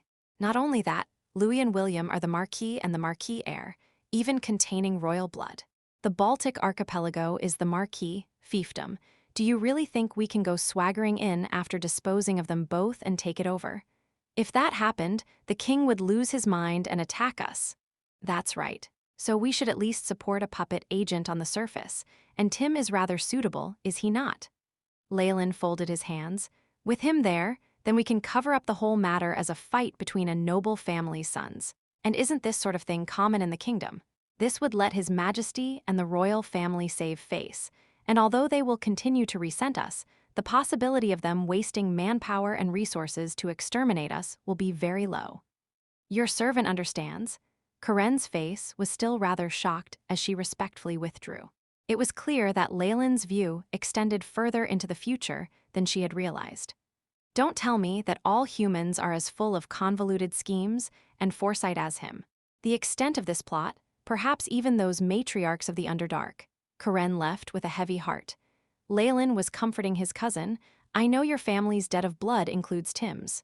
Don't worry, when the time is ripe, he will pay the price. There isn't a trace of doubt in my mind. Isabel looked deeply into Leylin's eyes. Additionally, I would like to finish him off myself. No problem, I can leave William to you. Leylin's eyes flashed coldly. Notify the barbarians as well. This time we will eliminate their naval force in one fell swoop. A gray falcon with a scroll tied to its leg disappeared into the sky, as quickly as a flash of gray lightning. With this sort of raptor-like speed and flight, it would only take half a night to reach Pirates' Cove. A strong breeze flowed past, lifting the heavy curtains. What an adorable little fellow, haha. Madame Tillin caressed its ash-gray beak and retrieved the message tied to its feet. After glancing through the message, she turned to the barbarian's captain in her room. The operation can begin. Several loud grunting sounds could be heard. An enormous hand attached to an arm, the size of an entire baby, was grasping a huge goblet filled to the brim with golden spirits. Aj's throat was gulping down the drink, and occasionally some liquor would leak out from the corners of his mouth and flow down his prickly beard. Borage, borage, borage. I'll turn your skull into a wine glass, Aj growled, snatching up the enormous saber. A powerful spell glinted on the sword point.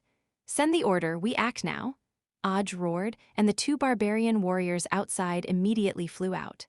Pirates' Cove immediately burst into a flurry of activity. Under the command of their captain, teams of barbarian warriors boarded their ships in an orderly manner, amongst them shamans who wore colorful feathers and had painted faces. They were the rare spellcasters of the barbarian tribe, and one could tell Aj's resolve and caution from how all of them had been dispatched. The Pirates' Tide. It's similar to the last Pirates' Tide that happened decades ago. The barbarian pirate crew did not consist solely of barbarians. As the head of the Dark Alliance in the Outer Seas, they had many pirates under them of other races which were all currently taking action with them. Several thousand ships sailed out from Pirates' Cove, which gave off a rather chilling feeling. I smell killing, and the plot is afoot. This festival will please our lord greatly. In a dark corner, the Cyric priest murmured to himself, next to him the bent figure of the bishop from before. Prepare your men to assassinate the leaders of both sides, and let the chaos grow even more turbulent. After this reshuffling of the pirate organizations, the situation in the Outer Sea would change greatly. However, this bishop's purpose was greater than that. All he asked was for there to be chaos. After the chaotic battle, no matter who rose to the top, they would represent order. However, this would clearly displease the god of murder, as he only wanted an endlessly chaotic Outer Sea, full of all kinds of murder and conspiracies. Murder and plots were Cyric's most favorite things. If they could accomplish this, then he was bound to receive the grace of his god.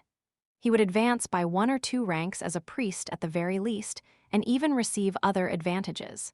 Compared to that, how could allowing the entire Outer Sea wither even compare? As you command. The priest now understood the tip of the bishop's plot. Neither their past neutrality nor the current assassinations mattered. All that was left was a sacrifice of chaos and death. These sorts of methods obviously brought great pleasure and excitement to him. With high spirits, the priest's body slowly melded into the shadows, leaving behind the bishop who watched the sails alone. If you find any errors, broken links, non-standard content, etc., please let us know. Report chapter so we can fix it as soon as possible. Chapter 845 Dawn of Battle, Young Master. We've received word that those barbarians at Pirates' Cove are acting strangely. It was very unlikely for such a large-scale shift in manpower to be hidden from other organizations. William got a report quite quickly. The barbarians. Get me a map of the sea. William put down the copper telescope. The feeling of possessing so much power left him in a marvelous mood. Under him was a huge 3-masted ship that was over 300 million long, able to displace 500 metric tons of water when sailing. The terrifying battleship, its deck and hull coated in magic armor, was a symbol of invincibility and tyranny in the Outer Seas. A flag with a sinister black skull on it flapped around in the wind, the mark of the Black Skeletons. This was one of the 3 great pirate crews of the Outer Seas of Dambrath, with over 300 elites and 10 large battleships. Their flagship had been remodeled with magic. At this moment, a young pirate walked over, opening up an intricate map next to William. "You've worked hard, Captain Crow," William nodded politely. Captain Crow had translucent fair skin and a tall forehead, the bridge of his nose long and straight as a snowy mountain. His eyes were long and narrow, as were his proportionate eyebrows, and he had a delicate yet seductive aura. However, William did not dare underestimate him. Crow was a high-ranked professional exceeding rank 15, his outer appearance only the effect of his bloodline. Indeed, this was someone with a bloodline. His powers stemmed not only from his profession, but also his innate constitution. The power he inherited from his bloodline allowed him to possess greater vitality than the average human, and the bloodline itself would awaken spell-like abilities as he grew. However, bloodlines had limitations as well. He could only cast from a limited pool of spells, and there was a limit to the number of uses. However, even the simplest rank 0 spell was useful for high-ranked warriors. On top of that, his bloodline allowed him to cast spells so quickly that defending against them was pointless. It caused many to describe bloodline holders as lucky people who possessed gifts from their ancestors. Crow himself had a high grade of bloodline, but he was also a knight that was over rank 15. Still, the influence of his ancestors' bloodline naturally lent to a savagery and violence that was in his very genes. He was like a devil king in the outer seas. However, the black skeletons were subservient to Marquis Louis, and Crow had a great attitude towards William. It could have to do with the high-ranking wizard by his side. While similarly ranked as professionals, a wizard far exceeded knights and bloodline holders in power. Perhaps, given time to prepare, a high-ranked wizard could contend against several enemies of their rank. As a nobility of the seas, William knew these basic things well. After using a vernier caliper and making marks, he stowed the map away. They set off from Pirates Cove just yesterday. Based on the distance, it'll take them at least 2 days to reach the battlefield. We should be able to exterminate the Scarlet Tigers in that time. When the time comes, please leave the Scarlet Witch to me. Crow bowed elegantly, seeming like a refined noble. It was impossible to connect him to piracy on the seas. No problem, William frowned, but quickly smoothed out his expression. He stood on deck, watching the over 30 battleships behind him. Send down the command that we are to increase our speed. We should strive to annihilate the Scarlet Tigers within a day. The flag-bearer immediately got up to the observation deck and sent down the order. The vessels sped up, creating a spectacular sight. Most of the ships belonged to the Black Skeletons, and only a few were marked with the symbol of the Tiger Shark Pirates. However, William would not underestimate them. Because of that, there were many white lines next to the fleet, the dorsal fins of many tiger sharks. They looked like innumerable fish scales that emitted a dark luster in the sunlight. This was a group of tamed tiger sharks, the main force of the Tiger Shark Pirates. A formation of them spelled disaster in the deep seas, easily able to flip ships over and rip the flesh off their enemies from the waters. Kiki seems like Sidimo's little darlings are already impatient, or am I wrong? Crow coquettishly greeted a sharkman behind him. I want to rip off every bone of the body of that Leylin, inch by inch. I'll then let my children share every drop of flesh and blood on his body. Sidimo was a hybrid between a shark and a human. His outer skin was like the solid cartilage of a shark, and his smile revealed a row of sawtooth-like teeth. The corners of his lips extended all the way to his ears. Such a huge mouth could easily swallow a full-grown man. William gulped. It's rumored that the Tiger Shark Pirates and Merfolk Pirates have connections. After the Merfolk Pirates were annihilated, Sidimo even tried to cause trouble for the Scarlet Tigers, but the opponent fled. The captain of the Merfolk Pirates was a bastard of yours, no. Don't worry, the enemy won't be able to run. Crow's eyes had a bloody glint in them as he ruthlessly revealed the secret. Crow, once the battle's over, I'll wring your head off. Sidimo widened his mouth, revealing a terrifying tongue with sharp, barbed tips on them. I've long since wanted to taste a bloodline holder. Enough! An aged voice sounded just as William furrowed his brows and was about to stop the fight. Borage slowly strolled to the deck, leaning on a slender magic staff. While he looked like a shriveled old man who already had a foot in the coffin, and there was only a little bit of light in his eyes, Crow and Sidimo both did not dare underestimate him. This was a high-ranked wizard, a spellcaster who possessed immense strength. No matter where he went, he would be greeted with reverence. Master Borage, you're just in time. With Borage's arrival, William was more confident. I hope you can use sending to inform the naval commander that he doesn't need to come over here. He'll just have to carry on stalling that trash at Pirates Cove for a while. William's eyes now held rays of wisdom. Though they definitely won't be able to make it to the battle, I still feel uneasy. Sending was only a communication spell that high-ranked wizards used. The distance it allowed and its convenience far surpassed old methods. Of course, Leylin was still unable to use this as he was still too low-ranked. Don't worry, Borage looked hard at the two pirate captains and headed back to the hold of the ship. I still have some thoughts on the upcoming massacre. I invite the two of you to discuss this together. As if not seeing the dark look in their eyes, William put on his sincerest smile and called for Crow and Sidamo. As they were planning for the battle, Leylin's various channels gave him an unceasing stream of intel. William's main force is two large pirate groups. He's protected by the high-ranked wizard, Borage, and they've already reached the Strait of Storms. Leylin looked at the gigantic map on the wall and stuck a few flags on it. Yes, Marquis Louis' slaving fleet has already shifted towards the Higer Islands, blocking the path that the barbarians are sure to pass by. It'll take a long time for victory to be decided between them. Only Isabel and Ronald were beside Leylin. Even Karen had been sent out. Evidently, this was a military meet for those of high rank. Good. As we expected, they sent out their last resort. Leylin clapped his hands. Is that stuff prepared yet? We've already made contact with the people there. They delivered all the goods right away once we paid them their gold. We're currently storing it here. Ronald's voice trembled slightly as he said this. While he had talent as a commander, he was still shocked by Leylin's risky actions. Act based on the plan. Remember to keep it a secret. Let's go out and see the leader of the other pirates.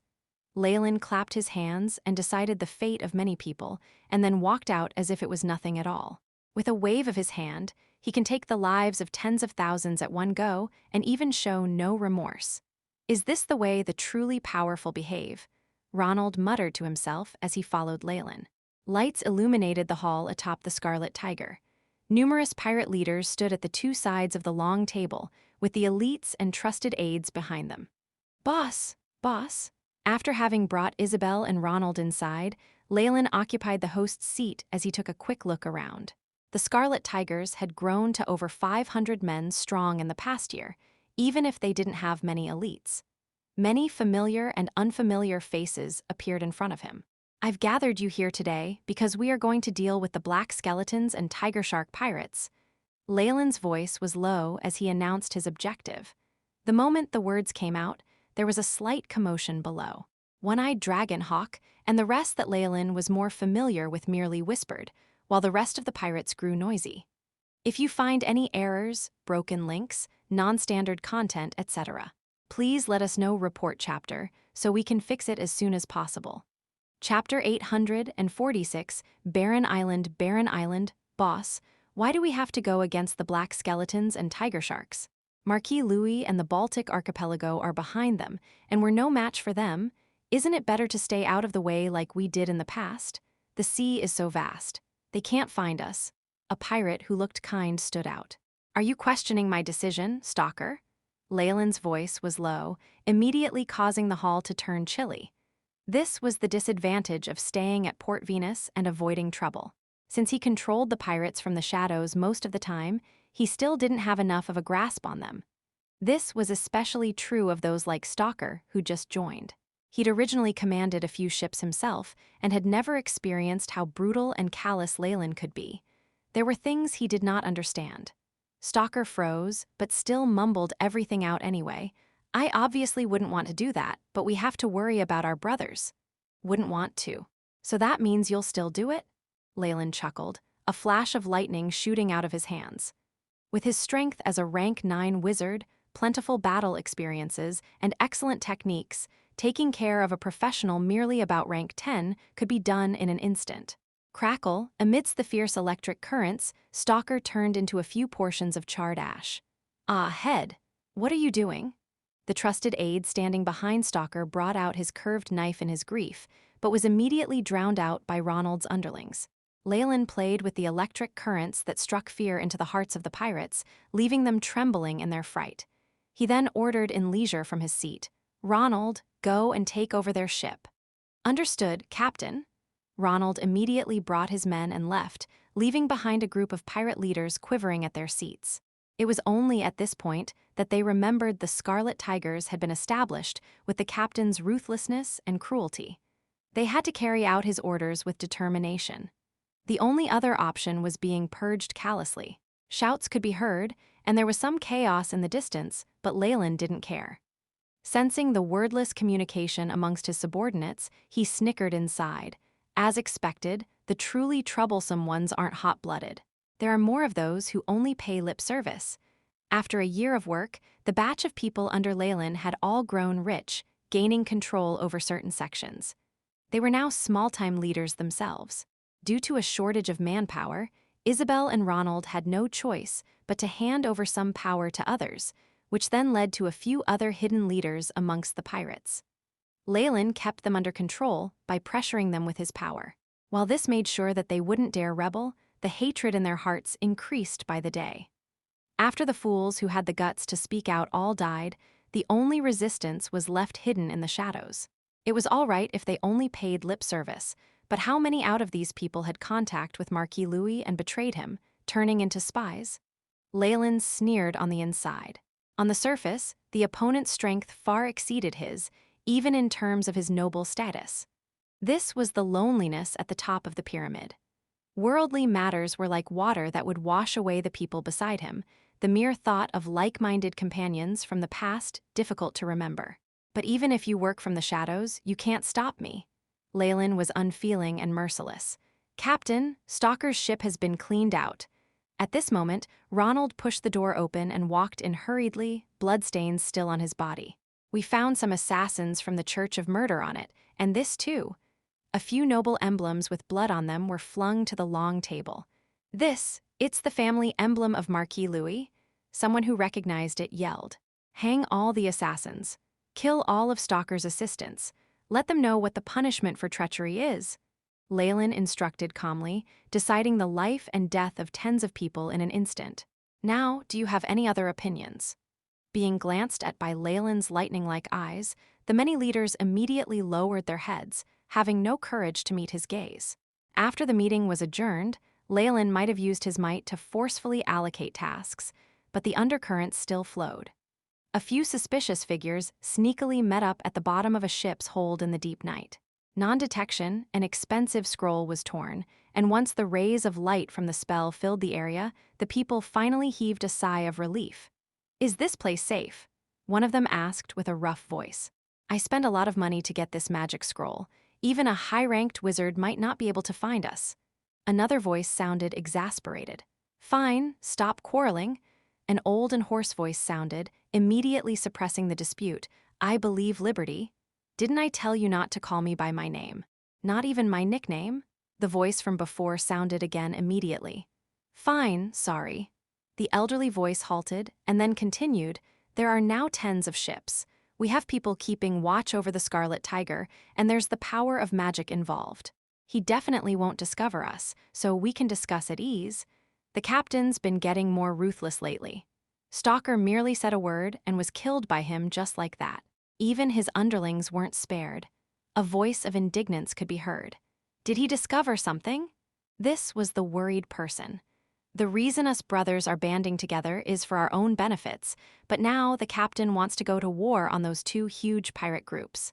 Tell me, what are our chances of winning? The elderly voice replied, Actually, if the captain's still like before and lets us loot and plunder as we like, while he's in charge of disposing of the stolen goods and distributing profits, I have no issues with that. The issue is that things are different now. He wants us to risk our lives. Even if we get rid of the black skeletons and tiger shark pirates, they still have the Marquis and Baltic archipelago as their backing and can quickly regain their strength. What about us? On top of that, they have a tremendous slaving fleet. At the end of that, the elderly voice suddenly grew louder. Then, what do we do?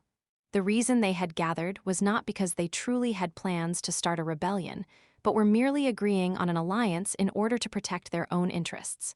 We're pirates. How valuable could trust be? If put in a spot, we can just rebel against him and side with the other pirate groups. Whether it's Marquis Louis or the barbarians, anything can be considered. The aged voice held hints of resentment. Eyes full of wit shone in the dark room like a pack of wolves. Reporting, traces of the Scarlet Pirates have been found. A pirate respectfully reported.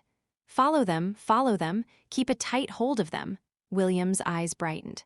The huge ships pulled at the sails, and they formed a huge arc in the strong wind. The entire fleet began to sail at a terrifying speed. This is all thanks to Master Borage. Experiencing the strong winds in his face, William could not help but take a look at the high-ranked wizard next to him in admiration. The breeze spell he'd cast had raised the fleet's speed more than twofold. Wizards could adapt to all sorts of complex environments. With the numerous types of spells they could cast, they were useful in all sorts of abrupt situations. In his opinion, the Scarlet Tigers would not be able to escape. An island has been discovered up ahead, and there are ships anchored there. At this moment, the sailor at the observation deck exclaimed, "What?" William immediately darted to the railings, using the telescope to observe. A huge, barren island appeared in his line of sight. There was a series of pirate ships anchored at the side, the flag of the Scarlet Tigers extremely obvious on them. They've abandoned their ships and landed? Have they gone mad? While still in disbelief, William gritted his teeth. Go, sink them. Whatever it was, he needed to sink the opponent's ships. This way, they would be completely trapped. The offensive went smoothly. Not many had been left on watch, and Crow and Sidamo hadn't even needed to act. Their first and second mates had taken along some people and seized the 30 pirate ships. All the pirate ships that Leylin had spent a year seizing with his own pirate crew now fell into William's hands. The process was so smooth sailing that it was difficult to believe. The merfolk's ship, and even the Scarlet Tiger with its blood-red flag were at his disposal. His ships were all very clean and had no traps. Based on the information from the slaves, this is a temporary stopping point for them, and they've built a few simple defenses. Crow fiddled with the black curved knife in his hands. So, should we sail them away? Such a huge fleet was worth at least tens of thousands of hold, an impressive amount of wealth. Even large pirate groups would go green in envy at it. William muttered to himself and then gritted his teeth. No, sink them all. Even if they've done anything to the ships, it shouldn't affect us. After all, there were a few terrifying toxins and curses that could be hidden from the senses of magic and even divine force. He had come out to obtain a beautiful victory to secure his position as the successor. Nothing could go wrong. Master Borage, what do you think? William did not forget to ask for Borage's opinion at this point. All right, the wizard nodded, causing Crow and Sidamo to curse inside. As expected, wizards were all spendthrifts. If you find any errors, broken links, non-standard content, etc., please let us know. Report chapter, so we can fix it as soon as possible. Chapter 847, Attack and defense, chaotic sounds rang out, and the bulk of the ships sank down into the sea one by one. William, however, had a blank expression on his face while he watched the Scarlet Tiger sinking. The largest ship of them all was being swallowed by the merciless waves. Is this victory?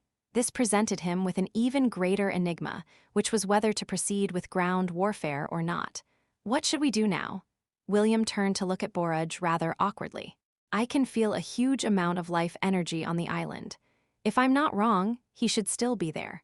But I can't probe further into the details, and there are also disturbances deterring my predictions. After all, they have a wizard with them too. The radiance of spells shone over Boruk as he shook his head with a bitter smile. Why would we attack? We can just patiently surround the island here. It'll be impossible for anyone there who isn't of a high rank to survive the loss of the ships. Crow's expression was specific to the craftiness of a pirate. That's a pretty good idea, but there's another thing we have to consider. They might be trying to stall us here. I'm worried about the other fleet. As loyal as the bribed pirates could be, they were nothing compared to the dogs they raised. William was aware of that. Moreover, loyalty and trust weren't words in the pirates' dictionaries anyway. They were merely instinctive loonies that sought refuge from the strong. The sudden blinking of a communication spell caused Borage's face to drop. I've just received news that Pirates Cove is immensely determined this time, and they even sent out the Pirates' Tide. The slaves' fleet has suffered great losses, and a few high-ranking captains were even murdered. We suspect that the God of Murder's organization is behind it, the God of Murder. Damn it, Nobody who heard the name off this crazy deity would be too happy. William was about to implode. At the same time, he felt some sort of change in the eyes of the two bulky captains beside him. The main reason why the Louis family could terrorize these pirates was because of their enormous military fleets. If they lost too much power now, even without the Scarlet Tiger keeping them in check, it was possible that these pirates would mutiny. Common countermeasures were useless against the pirates if they were set on betrayal. "My lord, the pirates that we've sent out have come back," a subordinate announced as he led in a rogue dressed in black skin-tight clothes. "My lord, this is the information from Night Owl." The rogue presented a letter to them. William slightly jerked his head to the side, signaling for his gray-haired butler to receive the letter and put it through a thorough check. "No anomalies," the butler reported after scrutinizing it. He then passed the letter to William, who took his time to absorb the information. His expression grew progressively better. "I've decided. We're gonna land immediately and ambush the Scarlet Tigers." Has he had a spy among the Scarlet Tigers for a while? Crow watched everything quietly, but something flashed across his eye. William looked at Crow. "They have around 500 pirates. If we were to face them head-on, do you have the confidence to defeat them all, Captain Crow?" "Without any confirmed numbers of professionals over there, they are merely 500 midgets to me. My subordinates can finish all of them by themselves." A sinister smile flashed past Crow's face. The look of bloodlust induced some fear inside of William. It's been rumored that most bloodline holders are nuts and are easily aggravated or have extreme bloodlust. Seems like it's true. "It's decided then. Captain Crow will bring some men alongside me to the land, and Sidamo will guard this place," William commanded.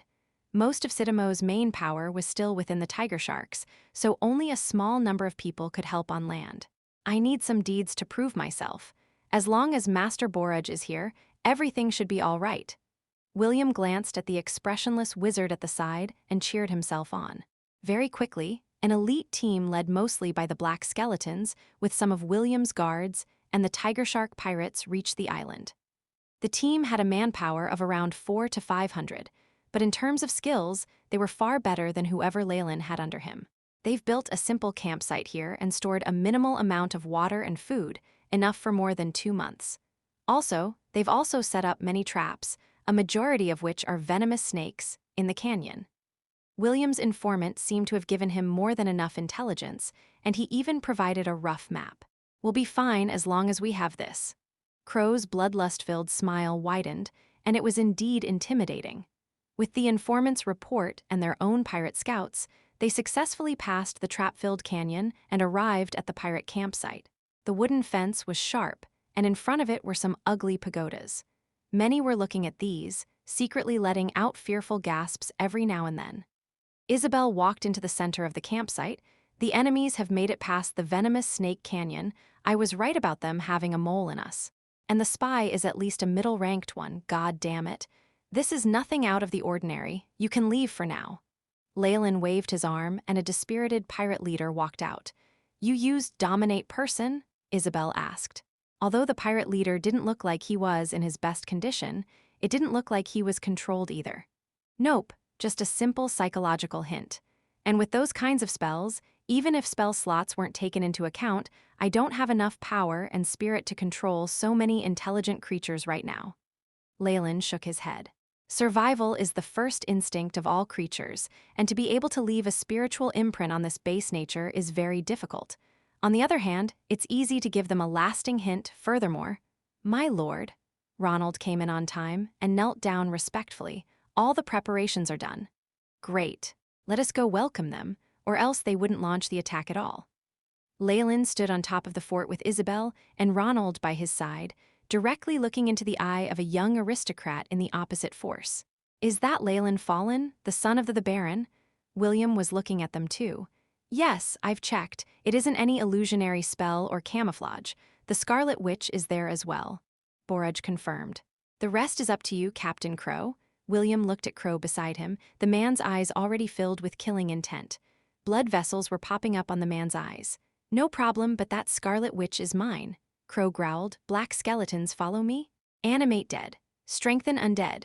Skeleton call. an array of spells launched from Crow's body, forming a bone armor around his body first of all. It caged him securely. The ground then bulged, small bones jutting out as skeletons crawled their way out. They seemed to come from hell, holding rusty axes and broken swords as they rushed towards the campsite. Undead creatures. It's the undead. The pirates in the campsite were in chaos. If it weren't for Leylin's early preparations, it might have sparked a rebellion. It has been rumored that the Black Skeleton's captain is a bloodline holder and is able to call upon the dead. Looks like the rumors are real. Even though low-ranked skeletons like this would not cause much trouble, it was a huge blow to his men's confidence. Leylin furrowed his brows, sending out a few spells. Berserk, Blizzard, Resist Energy. Under the influence of Berserk, many low-ranked pirates started yelling as if their bodies were filled with immense strength. Bows were continuously in action, the arrows they shot out turning the skeletons to dust. These spells, we can already confirm it's him. William nodded his head as he watched, feeling a little upset. Even though his opponent had a good affinity for spells, to waste his slots from the start made him no different from those stupid and rash bloodline holders. All right, we can end the war if we capture him, but on top of that, we can even blackmail Baron Jonas for the refined sugar and fish floss techniques. William was extremely jealous of these two moneymakers and started growling. I will bestow 1,000 coins upon anyone who's able to capture that wizard. You can also do whatever you wish to the captured women. All the pirates got excited at the great rewards and started charging madly towards the fences. Our low-ranked pirates are of such inferior quality, they couldn't improve much even with the enhancement of the spells. And my spells are limited in time and scope. Leylin laughed bitterly to Isabel as he looked at the pirates who were starting to give way. Both of them retreated from the front line and came to the hall.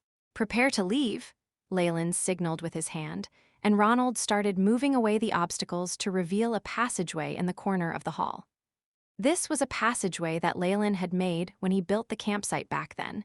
Its existence was known to only about 3 people.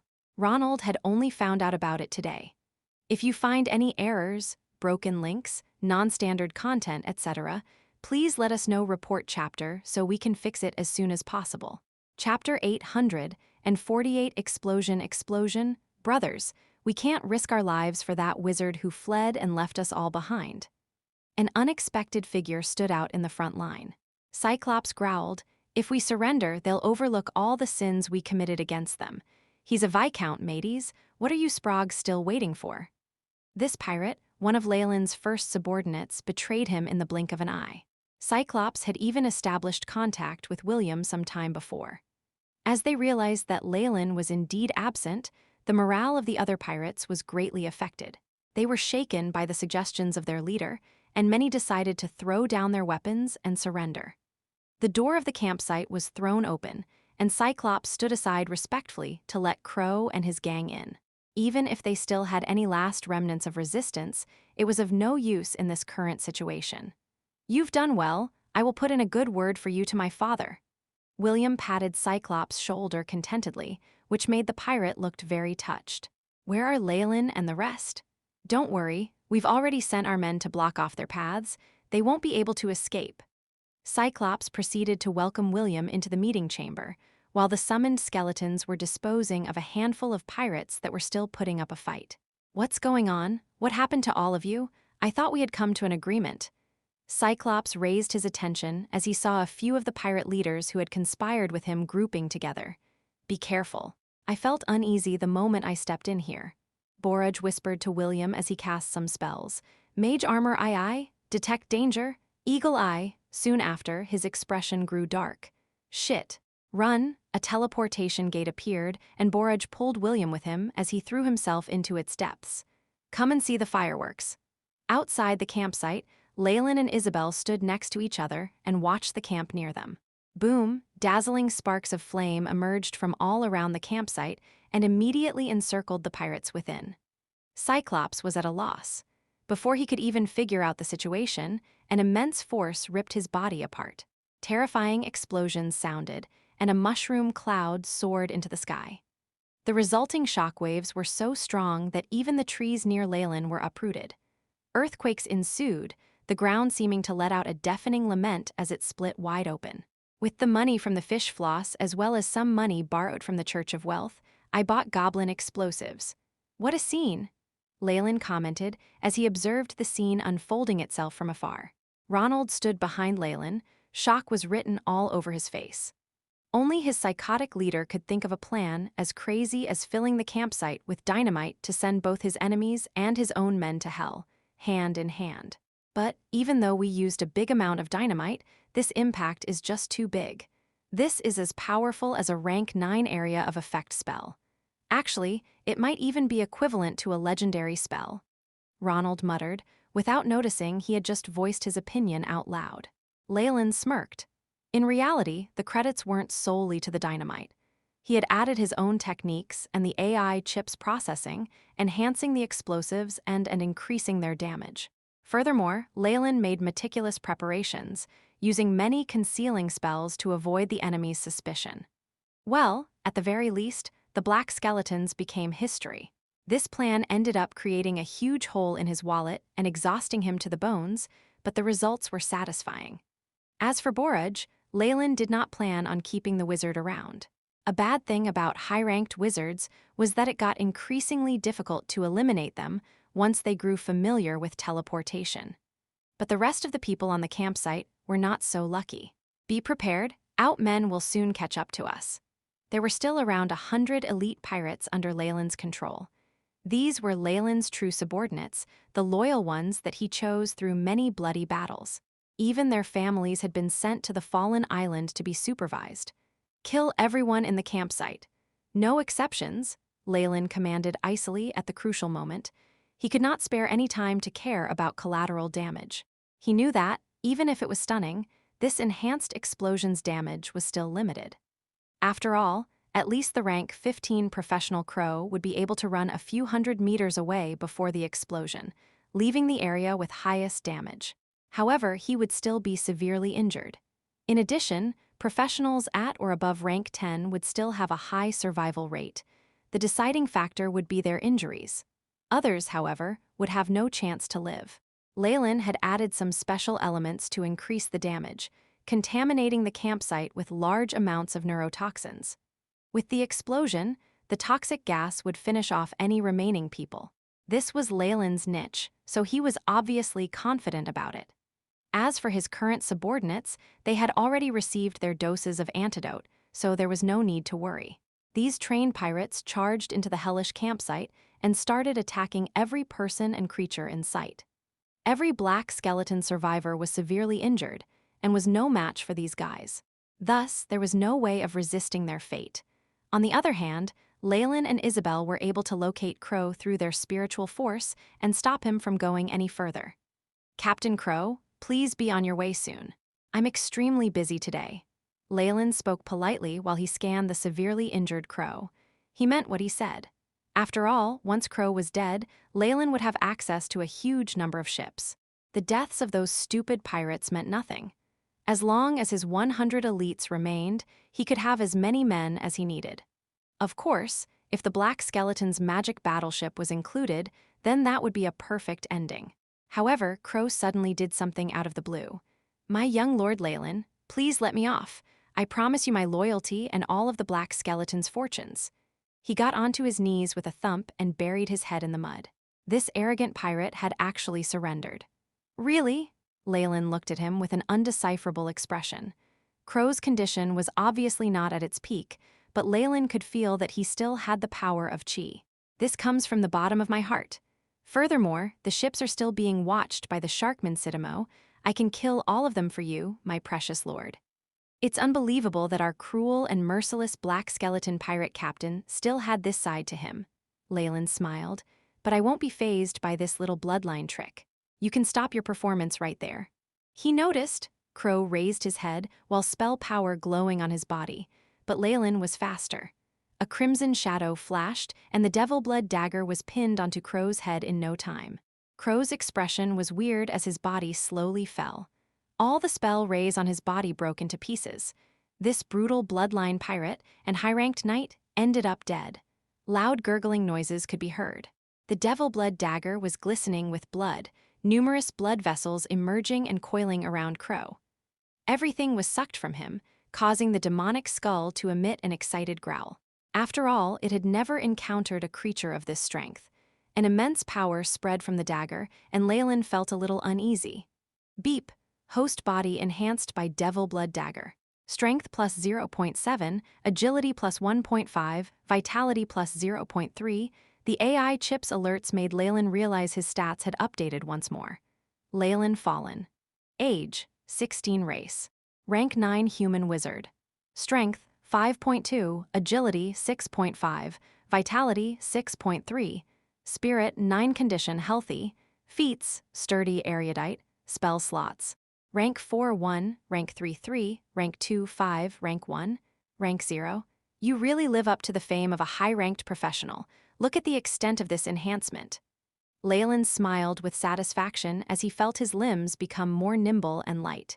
Crow's high rank was no joke. The enhancement he brought upon Leylin was great.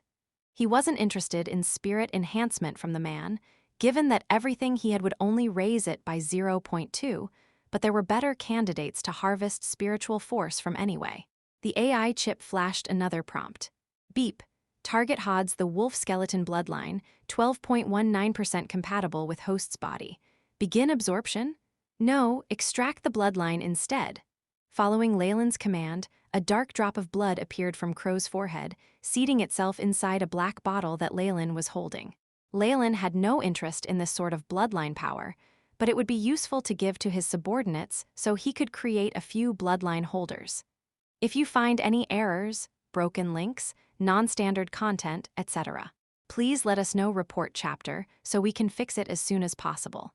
Chapter 849, Two-Legged Wyverns. Two-Legged Wyverns, is that the item you made a deal with the devil for? Once everything was over, Isabel walked in slowly, eyes focused on the bloody knife in Leylin's hand. She'd known something was off about her cousin from the start, and that he was evidently hiding something. In addition, Leylin hadn't tried to hide anything from her just now. Hence, Isabel knew that Leylin's quick rise in strength definitely had to do with a devil. However, even if she found out, she had no plans to divulge it. Part of it was because of their relationship from childhood. On the other hand, they were all in the same boat. Although demons and devils shared a completely antagonistic relationship and were two opposing forces, there weren't many differences in terms of their followers. Isabel was rather worried, because making deals with devils usually meant giving up one's soul. On top of that, devils like to use all sorts of plots in order to nibble away at the contractor's soul, causing them to completely become depraved.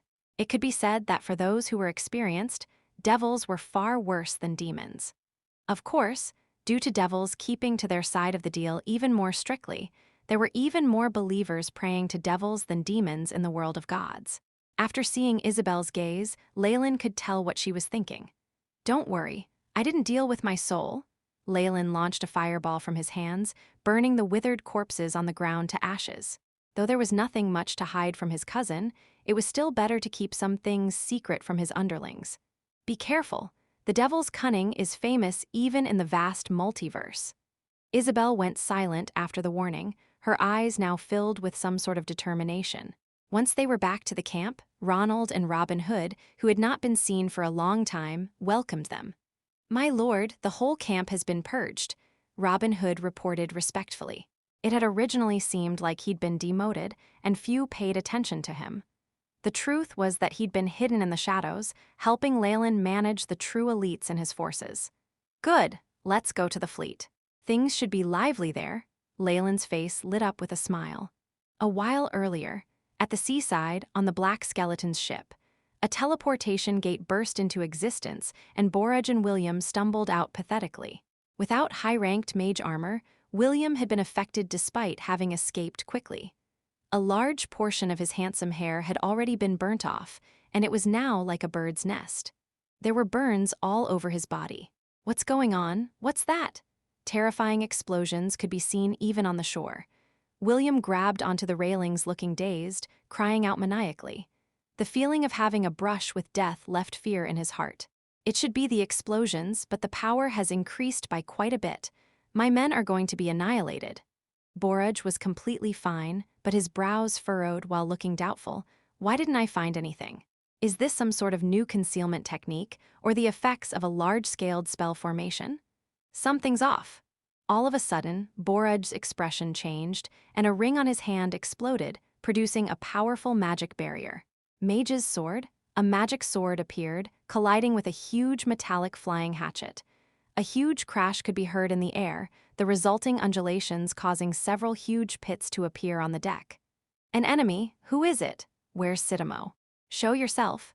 William had noticed something was off too. The large explosion from before had attracted their attention, but he had not found anything strange in his surroundings. It was far too quiet on the deck, and all the pirates who had stayed behind to guard it had disappeared. Are you looking for this? A huge shark head was tossed to the ground. This was the head of a sharkman, and one that William was very familiar with. Sidamo looked to have suffered before death. The area under his neck still had blood dripping unceasingly, and it looked like his neck had been squeezed off him while he was alive. A huge barbarian appeared in William's line of sight, his footsteps thudding on the ship's deck. He raised a huge saber, the bloody injuries on his body already healing quickly in demonstration of his astounding life force. It's Ogd, the captain of the barbarians. He sneak attacked the guards who stayed behind. William immediately guessed at something. It turns out that Hyger Island was just a facade. You'd already left, everything was a trap. It would take 2 days to rush here from the battlefield, but if there was a batch of elites that had set off earlier, this would be easy to conceal from others. William's lips quirked bitterly. Most of his family's power was destroyed, and he might even be in huge danger. This would also be a huge blow to his status. Without our men coordinating with them, this plan would never have worked. Who was it? William roared inside. Be careful, I might not be able to protect you in a bit. Boraj's voice rang, causing William to look even more bitter. Hee, young master of the Baltic archipelago, we finally meet. An alluring fox lady walked out from behind Ogd, with tens of barbarian warriors above rank 5 with her. What about those tiger sharks? Why did they come here so easily? William was in denial that the whole tiger shark pirates had been wiped out. After all, it was a large-scaled group comparable with the black skeletons, and even had a huge group of tiger sharks. In the seas, they would definitely be the king. You mean those little fish? I'm afraid they've sunk to the bottom of the sea. Someone provided tiers of tiger sharks to us, and the effects are pretty good. Madame Tillin produced an exquisite crystal bottle and shook it, looking innocent and flirtatious like a little girl who had gotten a beloved toy. William stared at her blankly, beginning to lose focus in his eyes. Be careful, this is a bewitching spell by a bloodline holder. Calm, a huge sound boomed by William's ear, allowing him to regain his senses, no longer daring to take another look at the fox lady. Boraj, high-ranked wizard Boraj, I will chop off your head and use it as a wine cup. The leader of the barbarians huffed roughly, eyes turning red as if he had seen a foe. As Marquis Louis, leading wizard, Boraj had worked hard when expanding in the outer seas. The number of barbarian pirates who had died at his hand were innumerable, and the relationship between them was completely irreconcilable. Ogd snarled, his saber emitting sparks that flew for a few meters. Looking nonchalant, he slashed at Boraj. As the light burst out, even the deck that had been remodeled and covered with a layer of magic seemed to be plowed through by something ruthlessly, revealing huge bruises.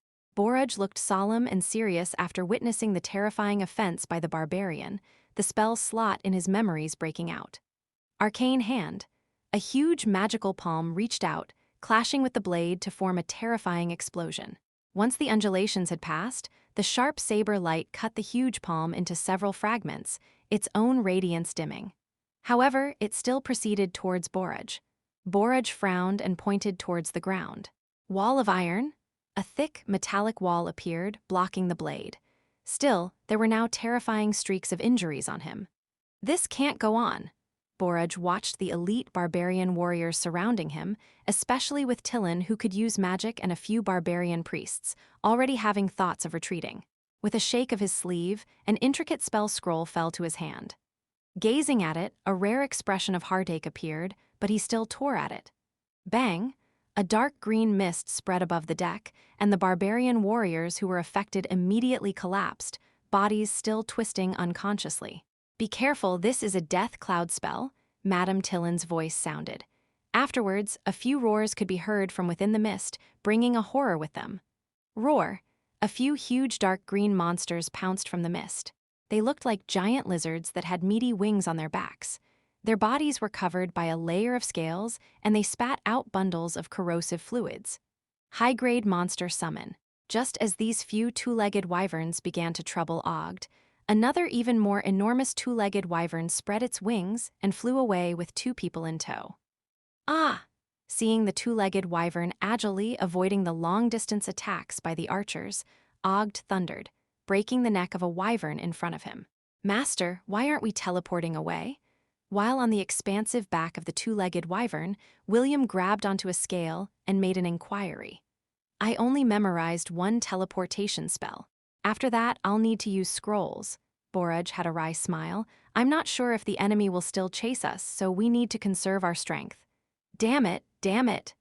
Thinking back to the failure this time, William's facial muscles began to contort. That Leylin and the barbarians. One day, all the humiliation I have suffered will be returned to you. I'm afraid you won't get that opportunity. If you find any errors, broken links, non-standard content, etc., please let us know. Report chapter, so we can fix it as soon as possible. Chapter 850, Destruction, Destruction. Purplish black light glinted off a blade that brought demonic strength with it as it descended from the sky in an instant. The source was a nimble body that emitted the terrifying aura of a high-ranked professional. The long sword in its hands beamed with the bright radiance of chi. The sharp longsword broke through the two-legged wyvern's scales, carving down in a perfect curve. Boom! First there was a sea of blood, then the creature's gigantic head came crashing down from the horizon like a meteor. "There's an enemy!" A teleportation scroll appeared in Boraj's hand, ready to be used. Dimensional anchor. At this moment, a flying black figure dove down like a falcon. The rays of light in its hands interrupted Boraj's teleportation spell with perfect timing.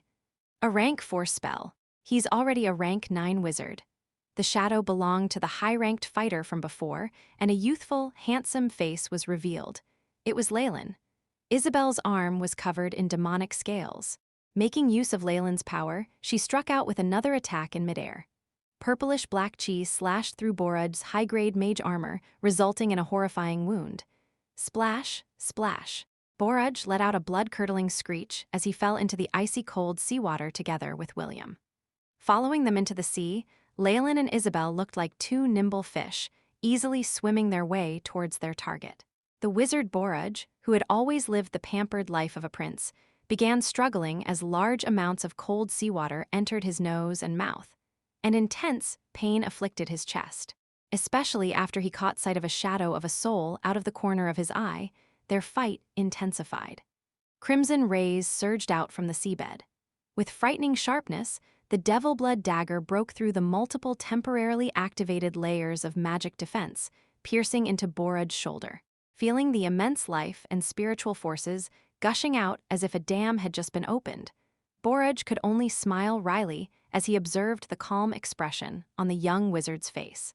A 16-year-old rank 9 wizard with such meticulous strategies and absolute calm in battle. Marquis Louis had gotten himself a terrifying enemy. While he desperately wanted to escape and warn his master, all his spiritual force was sealed the moment he was stabbed by the devil blood dagger. His limbs could only flail instinctively. Large amounts of energy coursed through the dagger and entered Leylin's body. Its smooth and unhindered flow made him want to shout at the top of his lungs. However, he forcefully suppressed the desire.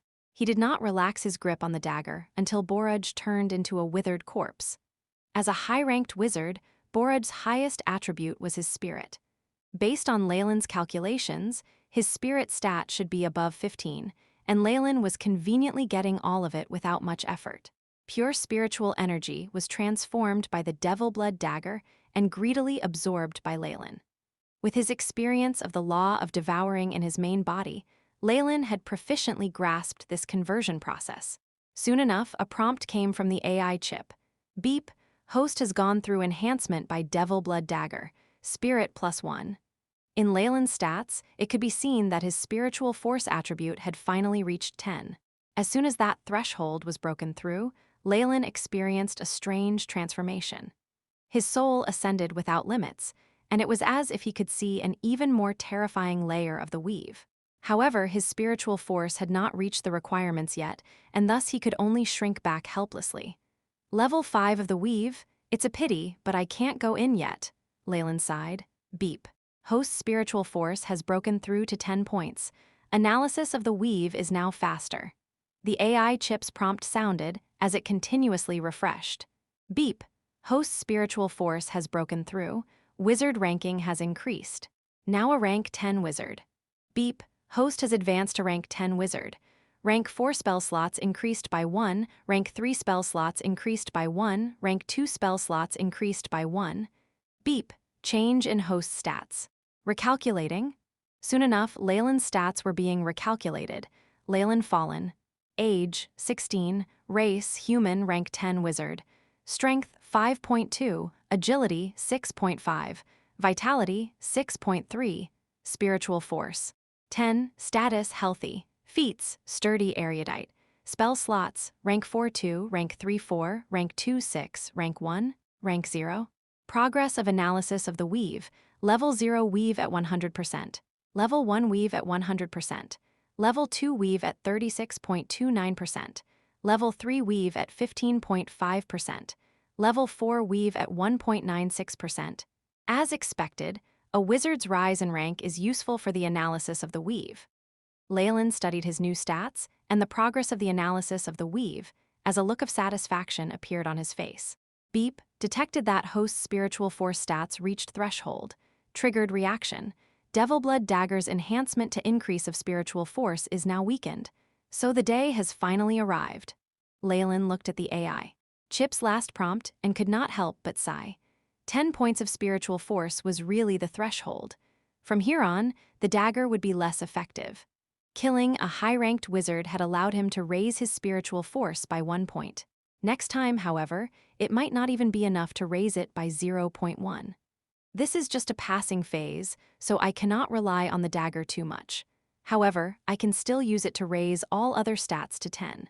I have a feeling that if I'm able to get everything to the threshold, something incredible might happen. Leylin had always believed in his premonitions. On the enemy's corpse, there were a few items that were sparkling with a magic luster. A high-ranked wizard's equipment was invaluable and also very suitable for Leylin. His eyes shone. After Borage was almost completely skinned, Leylin destroyed the corpse and floated up quickly. Even with the power of magic, I'm no divine being. I still need oxygen. Leylin flung off the beads of water on his hair and looked towards Isabel, who had also resurfaced. How is it? Everything's taken care of? It's just noble trash. How hard can it be? Isabel had a dazzling smile on her face. This expression of hers was rare after she demonized. After exacting revenge, at least in part, something that had been binding her down seemed to have disappeared. Good. William, Borage, Crow, and Sidamo are all done for. I'm actually interested in Marquis Louis' expression after hearing this. That old fool won't have long to live, Isabel declared his death. Exactly. What's pressing us right now is the meet-up with the barbarian pirates and the destruction of the slaving fleet to completely destroy Louis' influence on the sea. Leylin grabbed Isabel's hand, and as rays of a flight spell flickered, the two of them soared into the sky. Once they were back on the black skeleton ship, Ronald and Robin Hood hurried over just in time, along with Leylin's subordinates. They separated out into an entirely different group from the barbarians.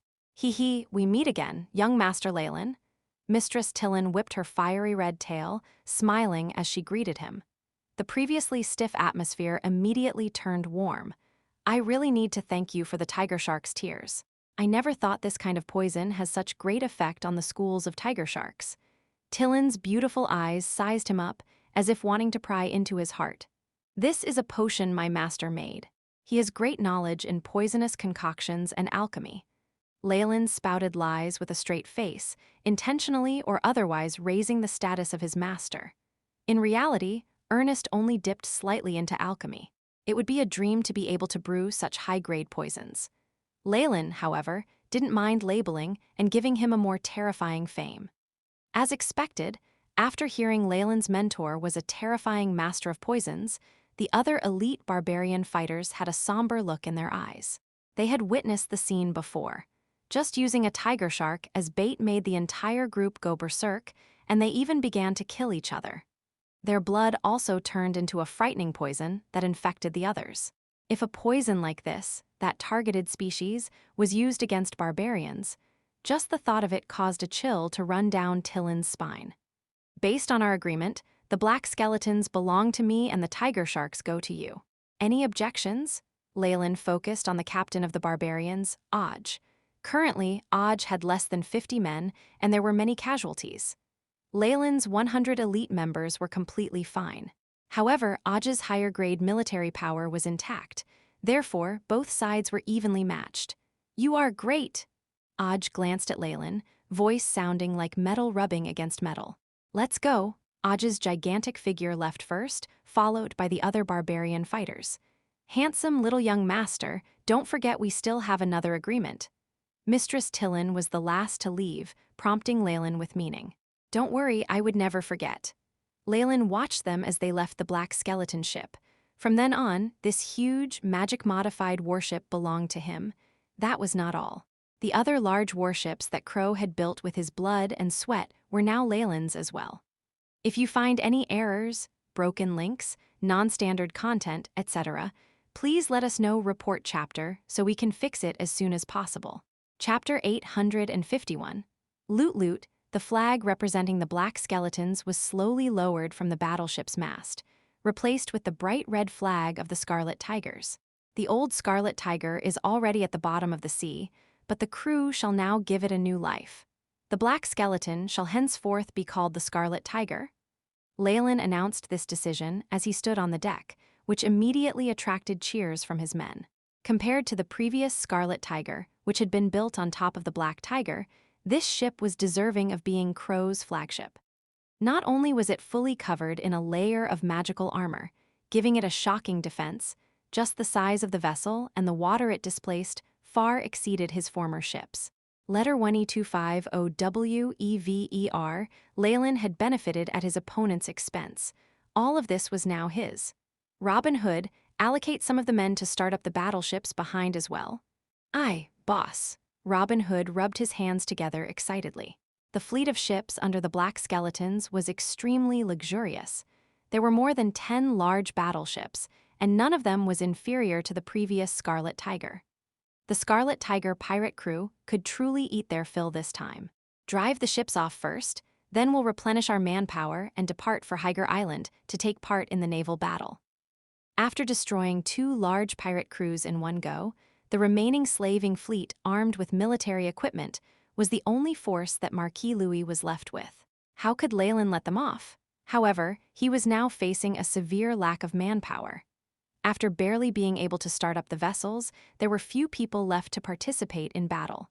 Such a situation made Leylin laugh bitterly. "I'm afraid that these large-scale warships have to be kept safe for a period of time. The number of men I'm bringing with me to the naval battle this time round might not take up more than 5 large boats." He clearly had such huge ships, yet didn't have enough manpower. This was the predicament that Leylin was currently facing. He even wanted to let his family's bodyguards disguise themselves as pirates, but quickly gave up that idea. After all, his adversaries this time round were different from pirates. They were a military fleet under an influential nobleman, whose name would not be revealed for purposes of secrecy. The bodyguards of his own family, perhaps, might not dare to take action. It was needless to mention the effects of bringing them here. Leylin didn't want to lose them. Hence, he could only bring his own men to engage in war, but unfortunately, the majority of his subordinates had sacrificed their lives during the previous explosion.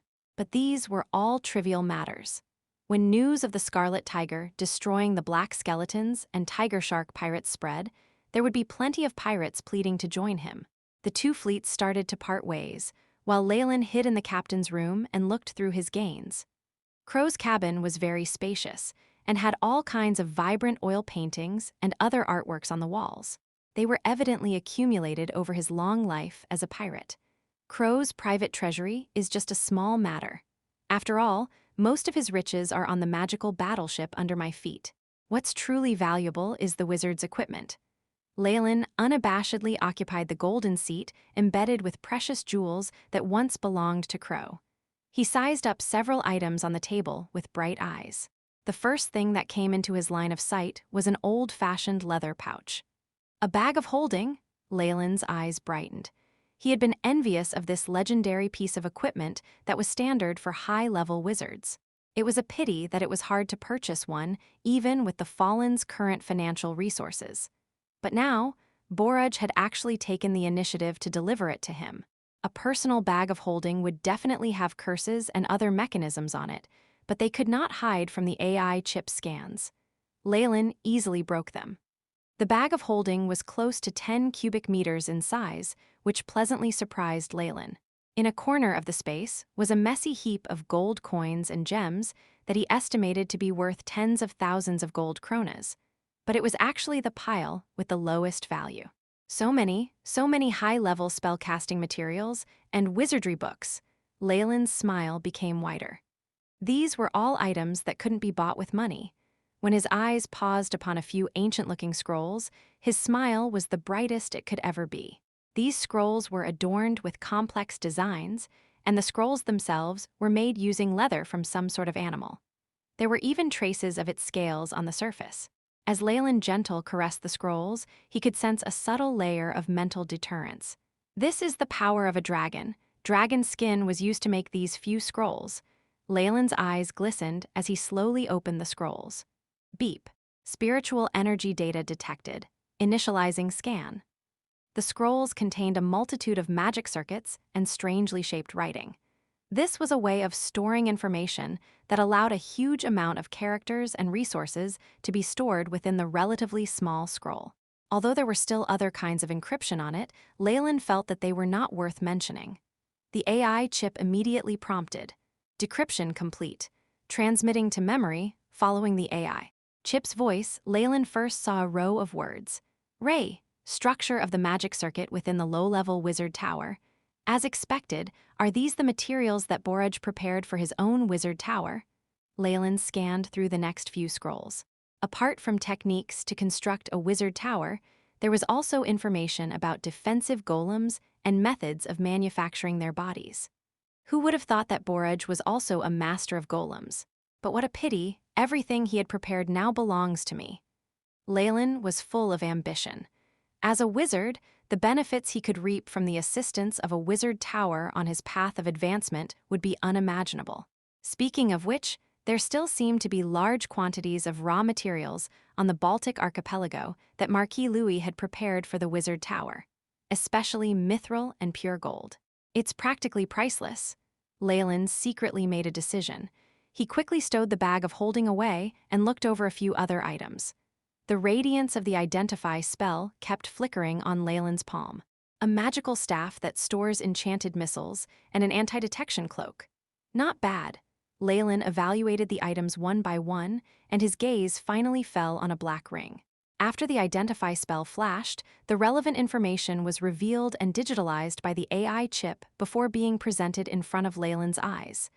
Name of item, wizard ring. Weight, 11 grams, materials. Obsidian, wizard alloy, dragon blood. Effects.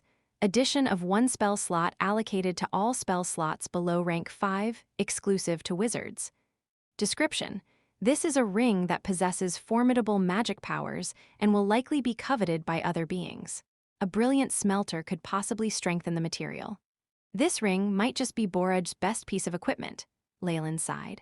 It's definitely a far cry from the legendary Lick Ring, which allows a single addition to all of the wizard's spell slots, but it's still a godly tool for a lower-ranked wizard.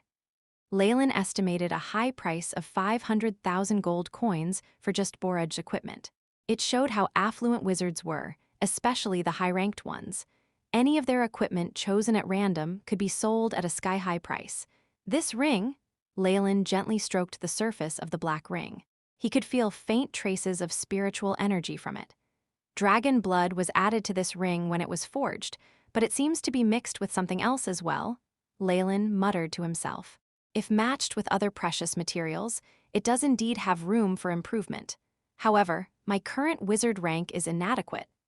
After a few rounds of scanning and verification, Leylin wore the wizard ring on his left hand. At that instant, his statistics changed. Leylin Fallen, Age, 16. Race, rank 10 human wizard. Strength, 5.2. Agility, 6.5. Vitality, 6.3. Spirit, 10. State, healthy. Innate skills possessed. Robust, erudite, and multi-talented. Spell slots owned. Rank 4 spell slots 3. Rank 3 spell slots 5. Rank 2 spell slots 7. Rank 1 spell slots. Rank 0 spell slots. To a wizard, every increase in spell slots meant a significant upgrade in terms of strength. Leylin could imagine the trouble he would face if the existence of this ring was discovered by other wizards. Perhaps I should add a form of concealment to it. It can't emit such a strong halo of magic light at least. It's practically asking to be a target. The setting sun was painted blood red. Numerous tattered and fragmented remains of a ship were drifting across the surface of the sea in the vicinity of Hyger Island. Dozens of floating corpses belonging to the mariners of Baltic archipelago were strewn everywhere. Some of the dead bodies had been immersed in the seawater for so long that they had inflated and appeared extremely terrifying. A flag that represented Marquis Louis' influence was slowly bobbing up and down in the water, and a big part of it seemed to have been burnt off at the edges. After taking a while to rest and reorganize themselves, Leylin and Aj had brought their men, taking their main battleships to fight the military fleet. Dealing with the pirates' tide had already been a problem, but with the addition of Leylin and Aj, the situation on the battlefield changed drastically. Under attack from both sides, the military fleet was instantly defeated. Even the commander-in-chief was hit by an artillery shell, and he died on the spot. Numerous ships were attacked, and they sank one by one. Countless mariners of the Baltic archipelago were either dead or injured. The two pirate crews raised their flags bit by bit in the afterglow of the setting sun and left the battlefield one after the other. Next, they would pillage the territories and harbors belonging to Marquis Louis separately. They could make up for their losses this round and conveniently strike it rich. Our honeymoon period with the barbarians has already passed. Leylin exhaled deeply as he stood on the deck, watching them leave. If you find any errors, broken links, non-standard content, etc., please let us know. Report chapter so we can fix it as soon as possible. Chapter 852. Storm and capture following the complete fall of Marquis Louis' men at sea, remarkable changes immediately occurred to the situation offshore. Leylin and the barbarians originally had no choice but to ally in their fight against Marquis Louis' oppression. However, with the black skeletons and tiger shark pirates destroyed, that pressure had completely vanished with the sinking of the military fleet he'd painstakingly built. Now, a rivalry formed between the two crews. As there was still a gigantic cash cow right in front of their eyes, the conflict between both sides certainly hadn't escalated to a great extent. Still, it was already impossible to prevent future fights. Leylin had long prepared for this. Set sail, let's go to the Baltic harbor, straight into the base camp of that old fox. Leylin's order was accompanied by cheers from his pirates. They started up the Scarlet Tiger, which was like a gigantic creature of the sea as they headed towards the Baltic archipelago. Thump! Shatter!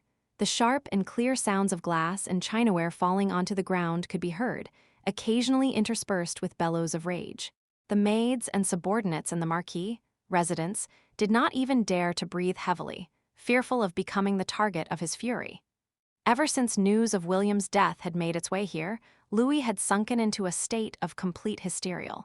Several servants had been dragged out and beaten to death, including a few personal female servants that Louis once favored greatly. Under such circumstances, it was understandable that the servants were being silent out of fear. For some reason, Tim was secretly very elated upon seeing the situation. He was even filled with the rejuvenating pleasure of someone having taken his revenge. Has that damn William been completely fed to the fishes? Tim laughed maniacally inside, yet did not dare to show it. If that old fellow knows about this intelligence report, will he get so angry that he'll breathe his last? Father, we have the latest news of our family's fleet. Tim's voice was a mix of unease and apprehension, as though he was a criminal waiting to be executed. Come in. Marquis Louis' voice came from within the room as he tried to repress his anger. Tim sneered secretly and entered. The Marquis' study was currently very messy. Shattered glass and porcelain shards were strewn across the floor. On the desk lay a dead body, totally void of life. It was a young and beautiful female servant.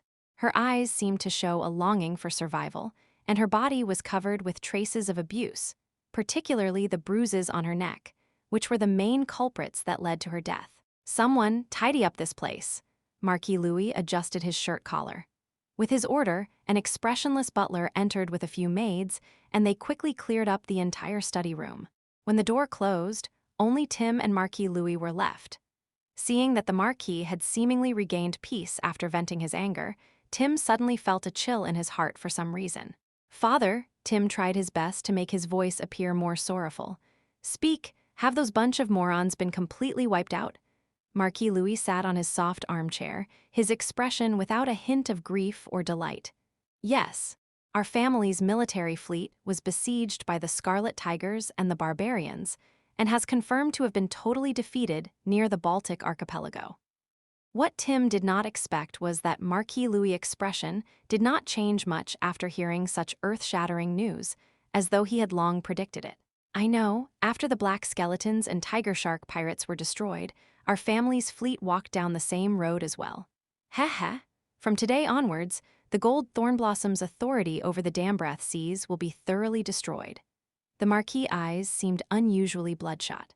It was the pain and insanity of having his life's work ruined. However, Tim actually felt more at ease after witnessing this.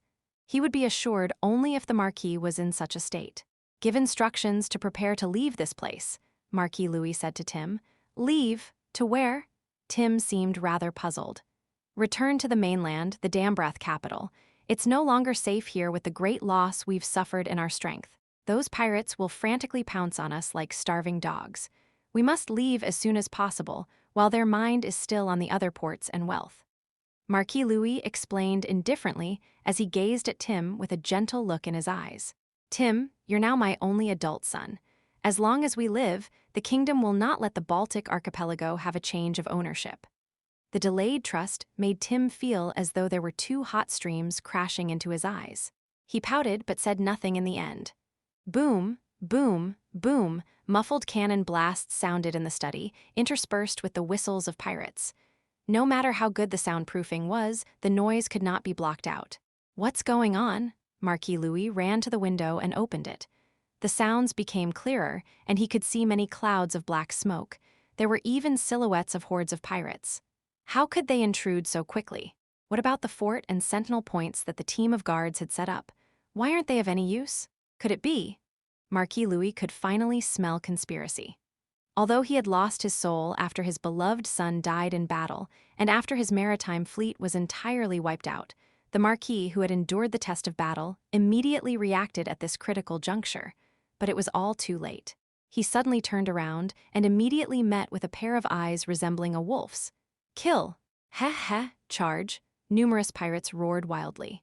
After destroying the battery and several guard assembly points, the other pirates spread themselves out like maniacs.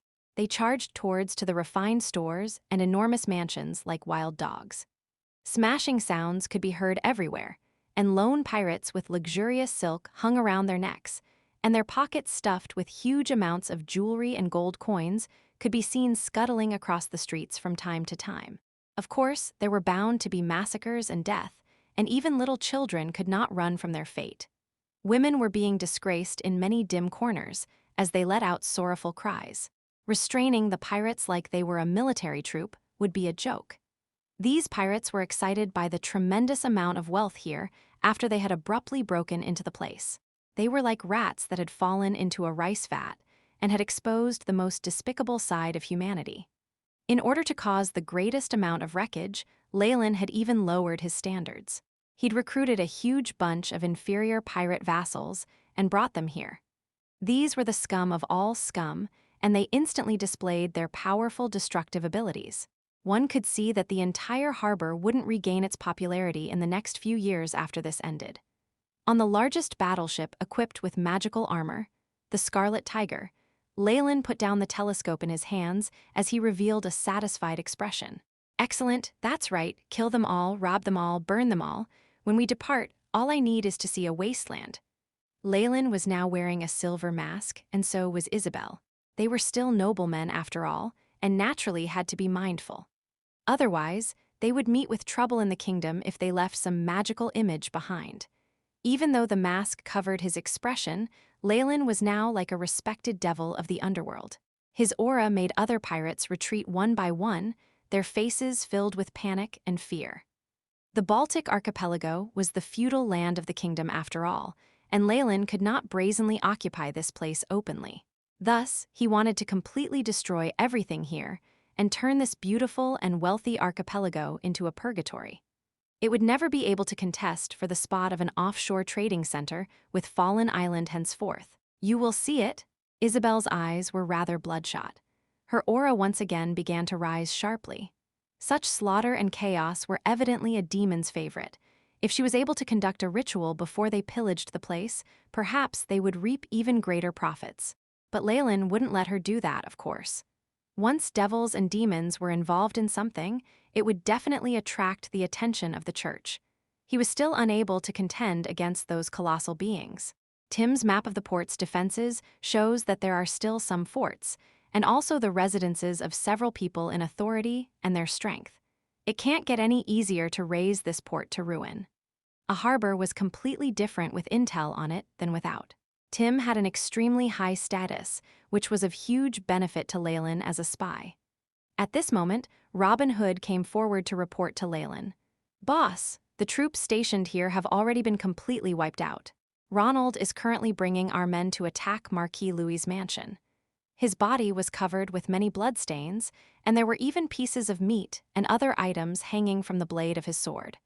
Marquis Louis must die here. The others don't matter. Marquis Louis was an old fox after all. If he escaped, there might be other troubles that would ensue." Leylin wasn't that idle to fool around with him. That Tim, Robin Hood seemed like he wanted to say something, but stopped himself. "Depends on his luck. Marquis Louis has a few other children who are not of age yet anyway. We just need someone to succeed the Gold Thornblossom family so that their feudal land will not be confiscated by the kingdom." Leylin waved his hands. "Come with me, there are even more important things to do." To Leylin, two places here were the most important sources of wealth. One was the official residence of the Marquis, and the other was naturally where Borage gathered the materials for his wizard tower. If you find any errors, broken links, non-standard content, etc., please let us know. Report chapter, so we can fix it as soon as possible. Chapter 853, Assassination. Borage was a high-level wizard who led a luxurious life and had a respectable position across the entire Dambrath kingdom. The only reason he was following Louis in developing the outer seas was because the Marquis had promised to construct a wizard tower for him. This was a wizard tower, something all high-level wizards needed to conduct more profound research into other planes. It was how they raised their ranks.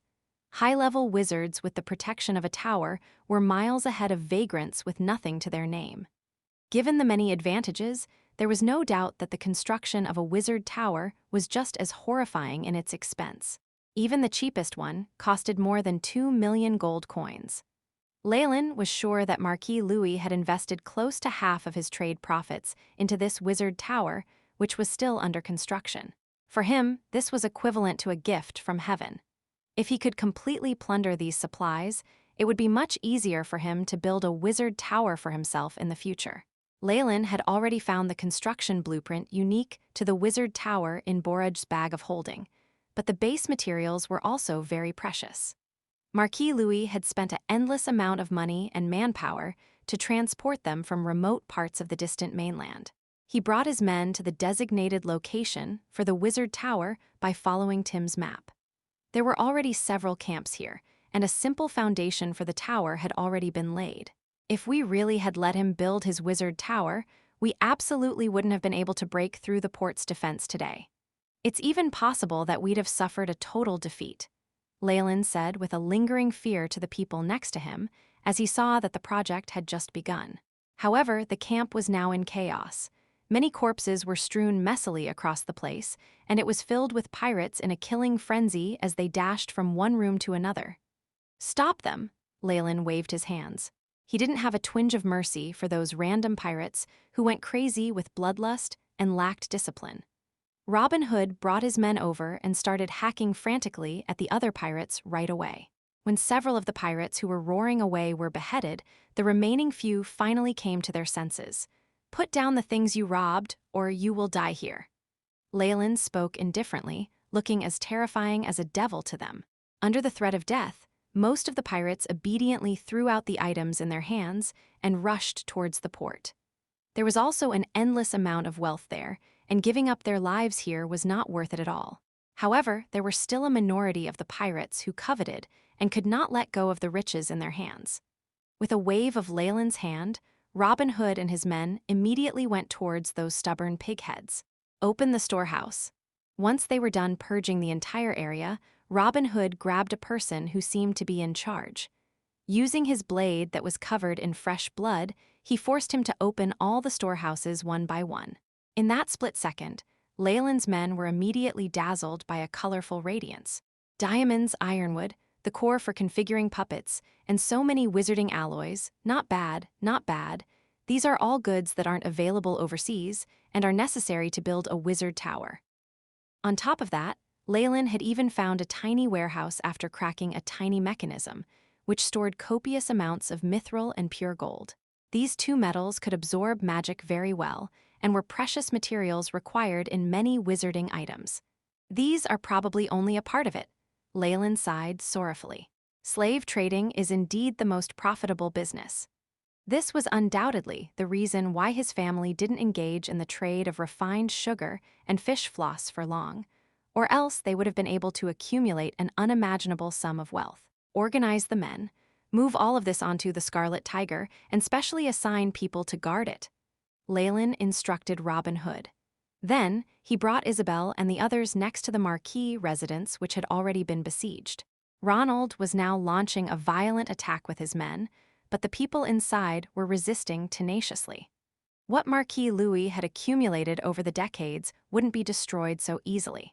Even if they had already gotten rid of most of his men at sea, there would still be faithful officials appearing at times like this. However, their pointless resistance dissolved into nothing after Leylin appeared. With just a few fireball spells, the entrance to the Marquis mansion was completely blasted open, revealing the interior of the building in all its dazzling and glorious splendor. Isabel dashed in like a Valkyrie, her black magical longsword taking in its fill of hot blood. She didn't have any mercy whatsoever towards these foes who had caused her family to perish. Leylin called Ronald over and gave him a grim order. "Ronald, tell those pirates that the entire Marquis mansion and a few of the other important storehouses are ours. Anyone who dares to covet them will be killed right away." He wasn't some kind of saint. He had gathered all these miscellaneous pirates here only to strengthen his influence. He was already kind enough to let them plunder the place willfully. How could he give them the greatest benefits? "Yes, young master." Ronald was brimming with enthusiasm and vigor. He, too, had a burning hatred towards Marquis Louis' family. Now that he had gotten his revenge, he was full of so much admiration towards Leylin that he would kneel at his feet. The entire process was going rather smoothly. While Ronald was directing his men to empty the stores, Leylin had already obtained a battle report from Isabel. "The entire mansion has crumbled completely. Other than Tim and a few others, the rest have been arrested, and even Marquis Louis was found dead in his study. Is that all right?" "It's enough, let's go." Leylin sneered as he scanned the city center. A few places were still rather tranquil, and were even radiating light. That was the location of the church. Even a bishop would be unable to obstruct the tsunami of pirates, and could only passively rely on the powers of the god in their church to strengthen their defense. Leylin certainly wouldn't be so foolish as to let his men attack the church. As for the other miscellaneous pirates who had already lost their minds, he naturally didn't have to bother about them anymore. Moreover, Leylin's attack this time was achieved by catching the Marquis off guard. If the other churches reacted and even colluded with each other, it would be very troublesome for him. "Yes, young master." "The other pirates?" Ronald saluted with his right hand on his chest. "They came for wealth and will now die here because of wealth. Isn't it perfectly normal?"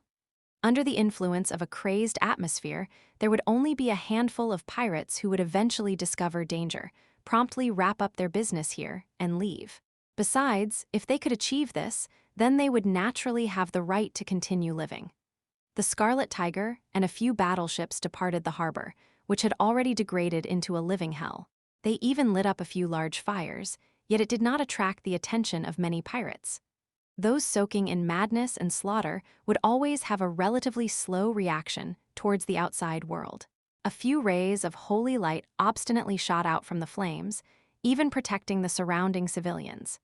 It was just that there seemed to be a few shadows within the rays of light emitting from the church. The church of the god of murder, we will settle our debts one day, Leylin smiled sarcastically. The look in his eyes was serene, yet it seemed to contain a devilish glint. Respected bishop, all the pathfinders have assembled and are ready to set off any moment. A young female priest looked across the refugees in the plaza of the church, her face flushed red with indignance and her gaze filled with pity. Those damn pirates! The light of our God will purify them completely one day. The young female priest said, aggrieved. The elderly bishop's eyes seemed to contain the entire world, yet they were also brimming with a soft luster. He slowly started to pray to the sculpture of Ilmater in the center of the church. Dear God, take pity on the common people. Alice, you have to understand that our forces are unable to contend against all those pirates outside. We must wait for a suitable opportunity.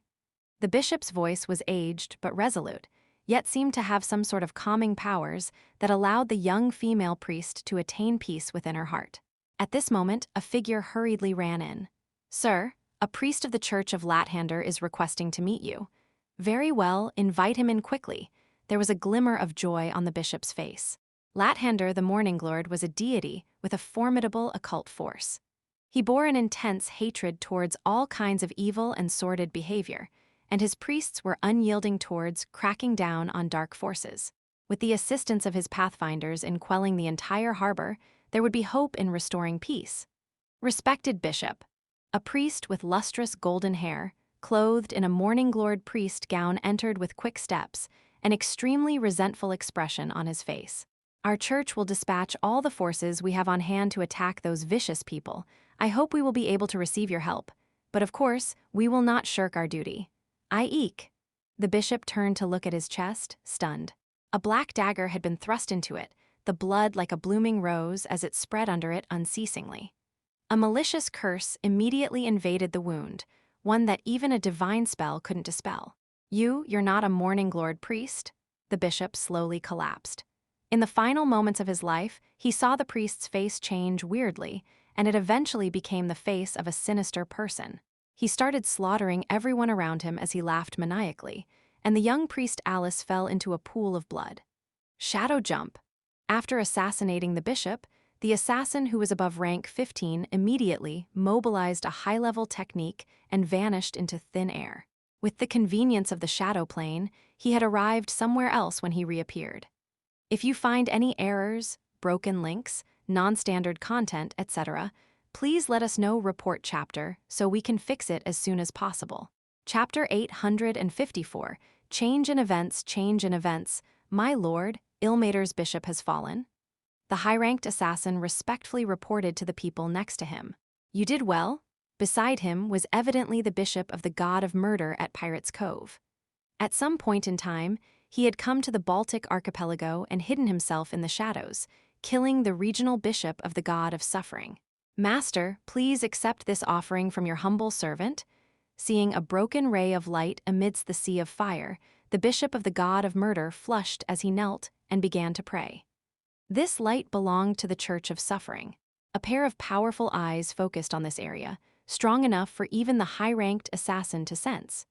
This was the strength of the god that he believed in, of Cyric, the god of murder. His eyes filled with elation, and the radiance of divine force flickered into existence. Grace of the gods, it's the grace that will raise his ranking permanently. The high-ranked assassin saw the light shining on the bishop's body, as well as the increase in his aura. The bishop's eyes burnt with more fervor as he began to pray silently. Dear Master Cyric, you are. The unrestrained acts of the pirates continued for several days. The Scarlet Tigers and barbarians acted separately, conducting surprise attacks on all of the Baltic archipelago's ports and cities. There were also other fake pirates mixed in, following their bosses as they wreaked havoc while robbing all that was in front of their eyes. This was a feast for pirates. Cyric's priests seemed to be acting from the shadows in these outrageous events, apparently with the god of murder's divine force mixed in. It made it seem like there really was a conspiracy afoot. It was even said that the chaos and massacre here had attracted the attention of demons and devils from the abyss. Someone had personally witnessed their marks on the ruined corpses from the calamity. This immediately caused concern in the Dambreath kingdom. An investigation team, formed of elite priests and paladins of the god of justice Tyr, swore to find the main culprit and punish them. Accompanying the investigative team was a special envoy sent by the king. Responsible to confirm the survival of the descendants of the Together with this investigative team was a special envoy sent down by the king. He was responsible for confirming the survival of the descendants of the Golden Thornblossom family, as well as the cause of Marquis Louis' death. Of course, that was all a front. What truly attracted one's attention was the Baltic archipelago and the fertile territories on the seas. It was a pity that they were destined to be disappointed. After the pirate attack, the Baltic archipelago had lost over 50% of its population and much of its amassed wealth. The other ports and cities were burnt to nothing, turning into dead regions no merchants were willing to go to. Trading in the outer seas had begun to shift towards other noble families' islands. The fallen island obviously got the most out of it and began to develop rapidly. It even began to try taking over the spaces that Marquis Louis had left behind, laying its hands on the slave trade. Leylin had now assembled his subordinates on the Scarlet Tiger ship, announcing a decision.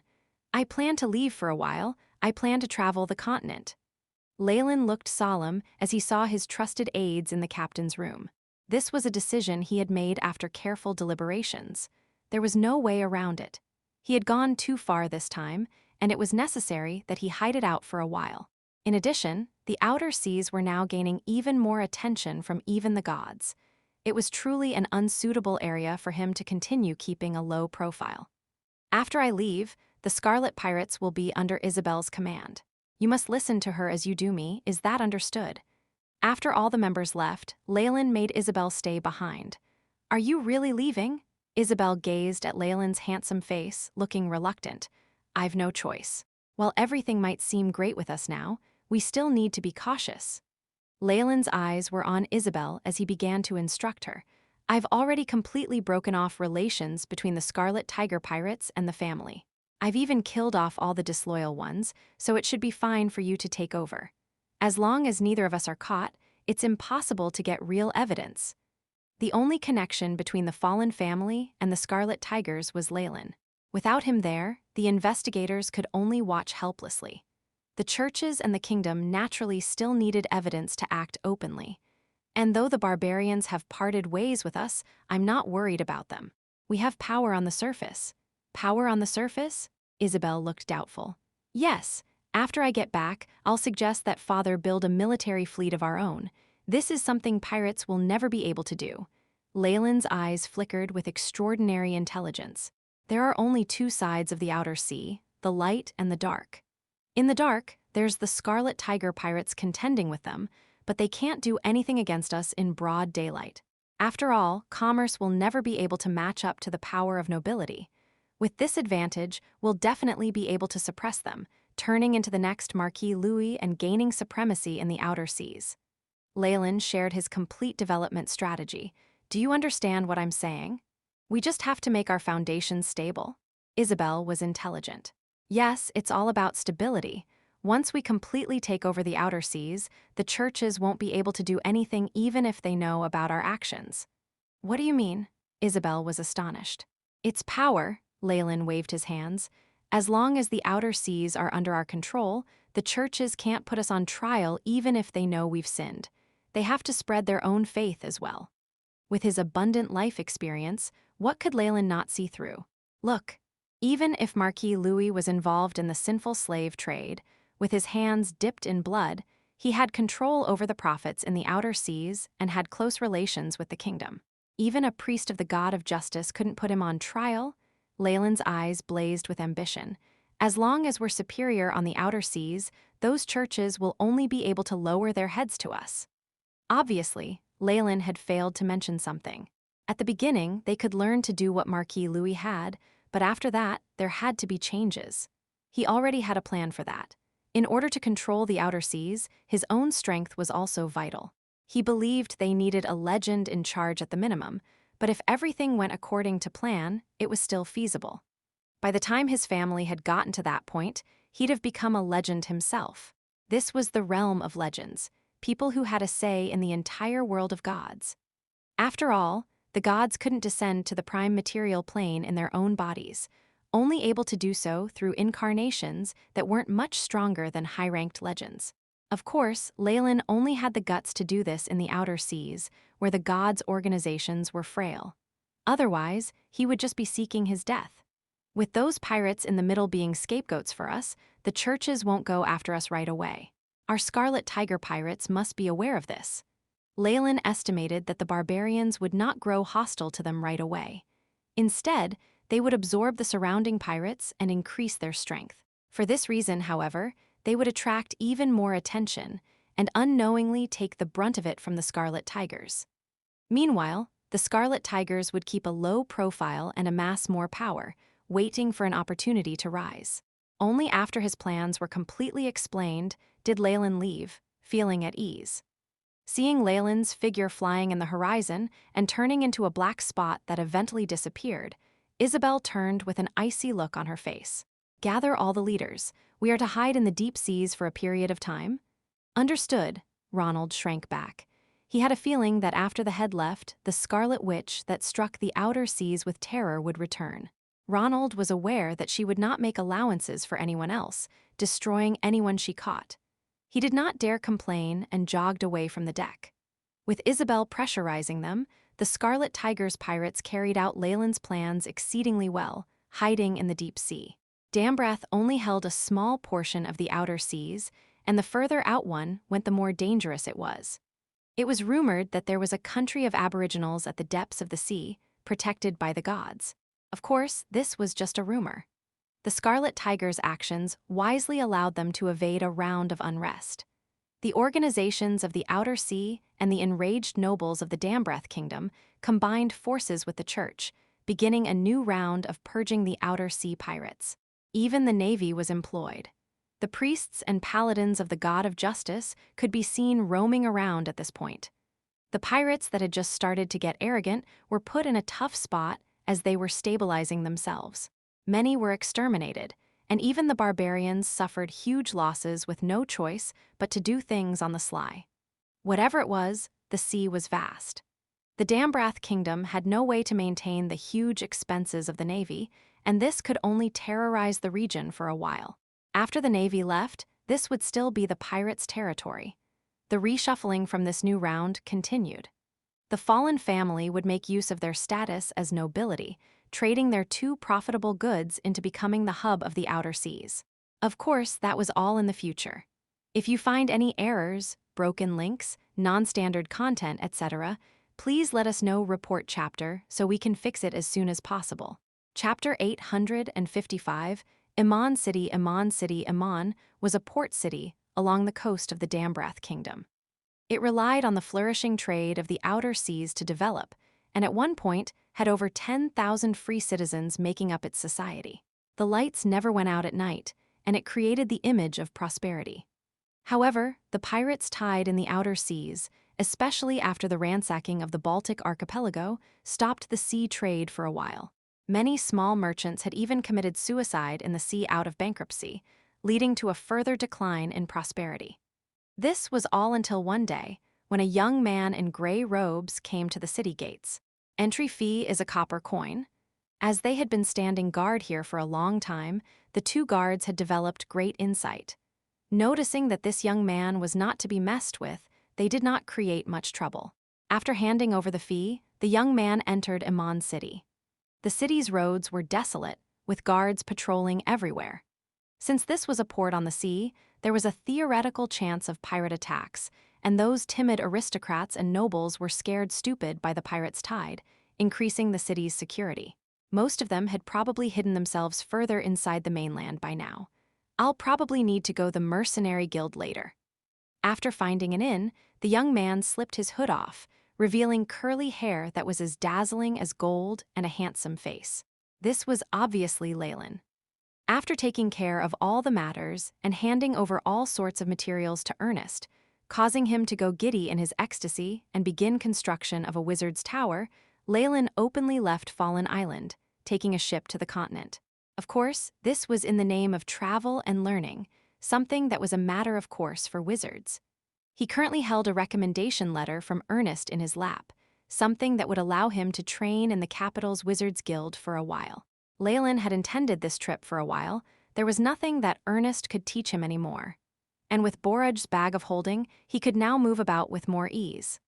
10 cubic meters of space was huge, and he could put his tent, rations, and essentials inside it, making things less difficult for him. After getting on the coast, Leylin was like a drop of water that disappeared into the river of people. Things were rather sensitive right now, and he did not want to cause any trouble. Traveling at this point was a very troublesome matter. If he lacked proof of free citizenship from the city hall or some other documents like that, he'd be treated like a runaway slave or indentured farmer. The rest of his life would be spent in jail or bankruptcy. Of course, if he showed his proof of nobility, all cities would leave their doors wide open for him. But he wasn't foolish enough to do that. If he became a mercenary, he would be able to move about with no obstruction in most areas, though the guards would roll their eyes at him. Mercenaries who broke order were one of the most headache-inducing issues for security officials. The Mercenary Guild was located by the Warriors Guild. One of their requirements was that one was a professional. Of course, this wasn't too hard. If he trained for many years, could use a few weapons proficiently, and had a certain amount of experience, he could easily be certified as a rank 1 fighter. Leylin entered the Warriors Guild that was guarded by 2 burly warriors, in the distance seeing shrines to the gods of warriors and war. There were even a few resident priests in the guild, overseeing everything. They were in charge of healing injuries, even though it obviously came with a price. Behind the Warriors Guild were a few big shots. Without their support both on the surface and in the shadows, it would have had no chance to spread throughout the continent. Since warriors were the most common professionals amongst the many races, becoming one did not require much talent. Is this Mister's first time here? After seeing Leylin's entrance, a maid welcomed him while watching him with a strange look. After all, most warriors were muscled, and it was rare to see people like Leylin. Yes, I would like to apply for the fighter test. Though the Wizards Guild was more suitable for him, and being a wizard would gain him more respect, Leylin was here to stay out of trouble. He naturally wouldn't do that. He was not even planning to use the recommendation letter Ernest had given him. Please come with me. The maid brought Leylin to the 2nd level of the guild. There were many little rings here, where warriors were fighting hand-to-hand or battling it out. While they were using wooden swords, people would still get injured. At this moment, a priest that had been waiting at the side would be useful. Please register first. May I know which rank would you like to take the test for? As if afraid that Leylin did not understand well, and because of his face, the maid explained to him enthusiastically, "Our tests here are conducted based on varying levels of strength. You'll need to fight against a similarly ranked or 2 lower-ranked opponents for a period of time to be able to pass the test, and there are often casualties. Thank you for your good intentions. I'll do what I can." Leylin came to a counter and put in his particulars, filling up the form. "Let's see. Your name is Ley, you're 18, and you want to take the test for a rank 5 warrior?" Sitting at the counter was a withered old man. He lifted his glasses and looked at Leylin, who was outside.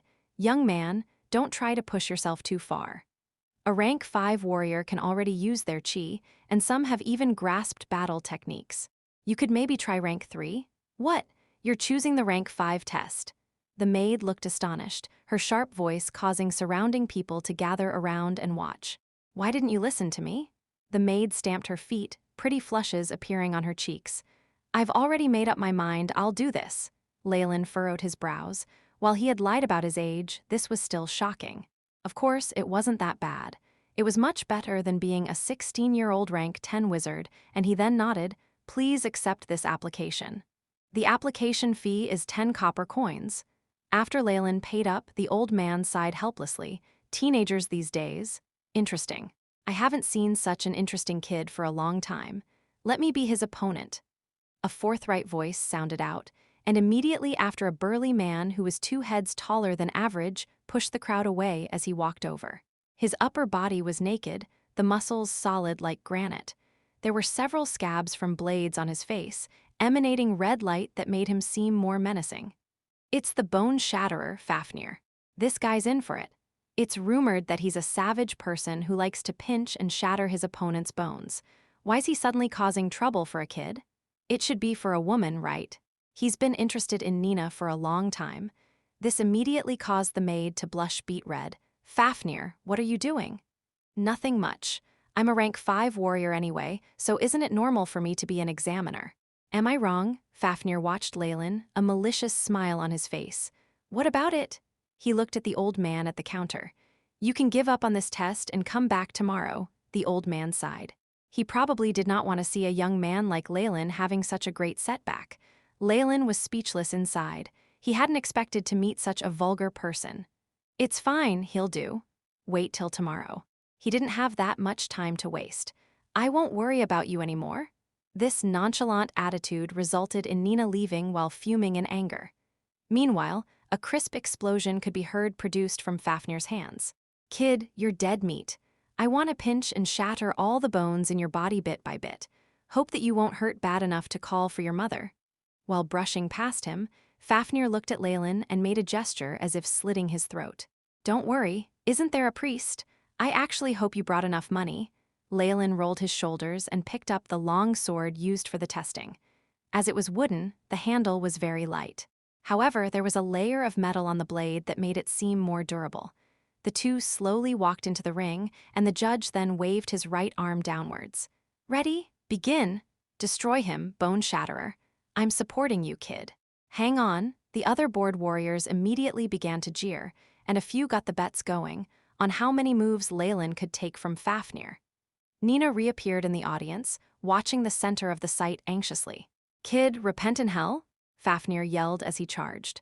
This speed and technique was far from what Jacob had at the beginning, and Leylin could only shake his head inside.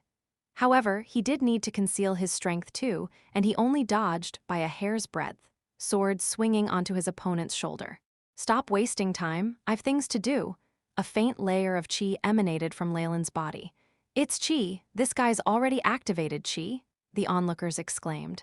This kid's not bad. Fafnir immediately began to get serious, and he wrapped himself up in these rays as well. An opponent who had already activated chi was not so easily defeated. Battle technique, shatter bones. He accelerated, charging towards Leylin. If you find any errors, broken links, non-standard content, etc., please let us know report chapter so we can fix it as soon as possible. Chapter 856 Mercenary. Fafnir actually used a battle technique? The audience all exclaimed. How boring! Leylin slipped past the opponent, slashing while his wooden sword pierced forward. Battle technique, charge. An immense force struck Fafnir, causing his huge body to fly like a sandbag. However, Leylin's attack hadn't ended yet. He seemed to turn into a gust of wind, sticking close to the hulking man who was in midair. Crack, crash, terrifying sounds of bones shattering were heard. When Fafnir fell, his arms and legs were all twisted at strange angles, and he even fainted. How is it? Did I pass? Leylin looked at the judge, who seemed dazed. Oh, I announce that Ley has passed this test, he finally said, as if he'd woken from a dream. The surrounding crowd began to make a ruckus.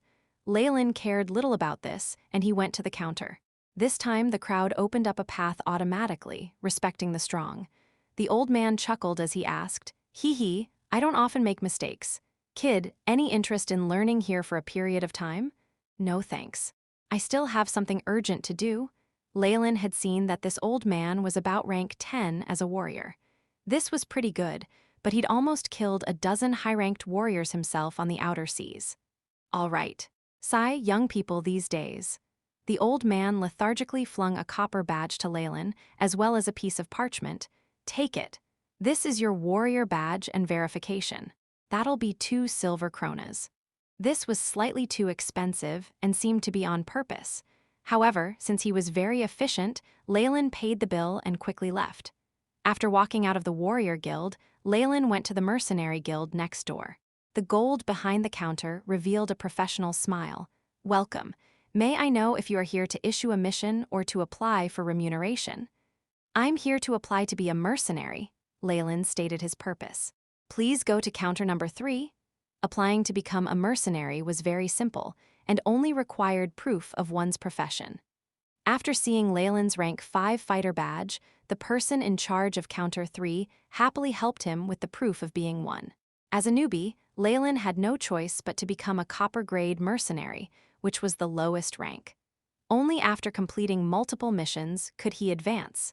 However, being verified as a mercenary and professional, he would be able to enter the large cities in the future. For Leylin, who looked towards becoming a god, focusing on raising his mercenary ranking was a joke. "Since my path is now decided, next is go to the Dambrath Kingdom and study at the Wizards Guild, or should I go to another country? It's said that Moonlight City in the north has a whole set of information on magic. The city owner might even be someone chosen by the goddess of the weave, and many of their advanced wizard spells can be compared with the elves. I can consider training there for a while." Information on high-ranked spells in this world was highly confidential, and if Leylin wanted to gain this knowledge, he would have to enter some large organizations to be acknowledged.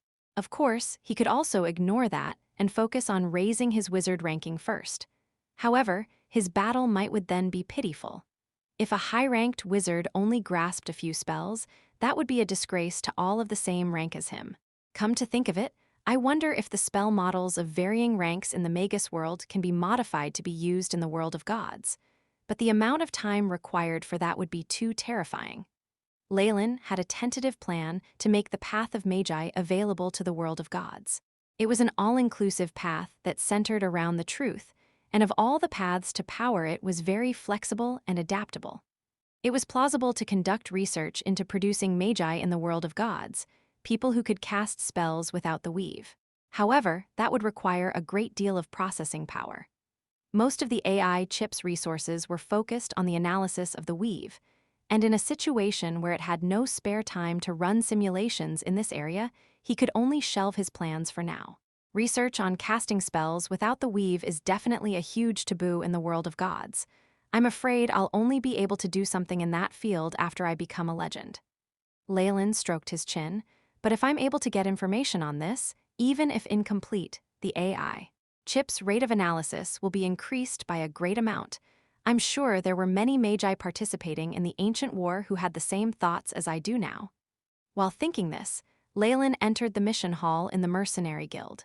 Numerous large fireplaces were blazing in the place, making the hall seem cozy.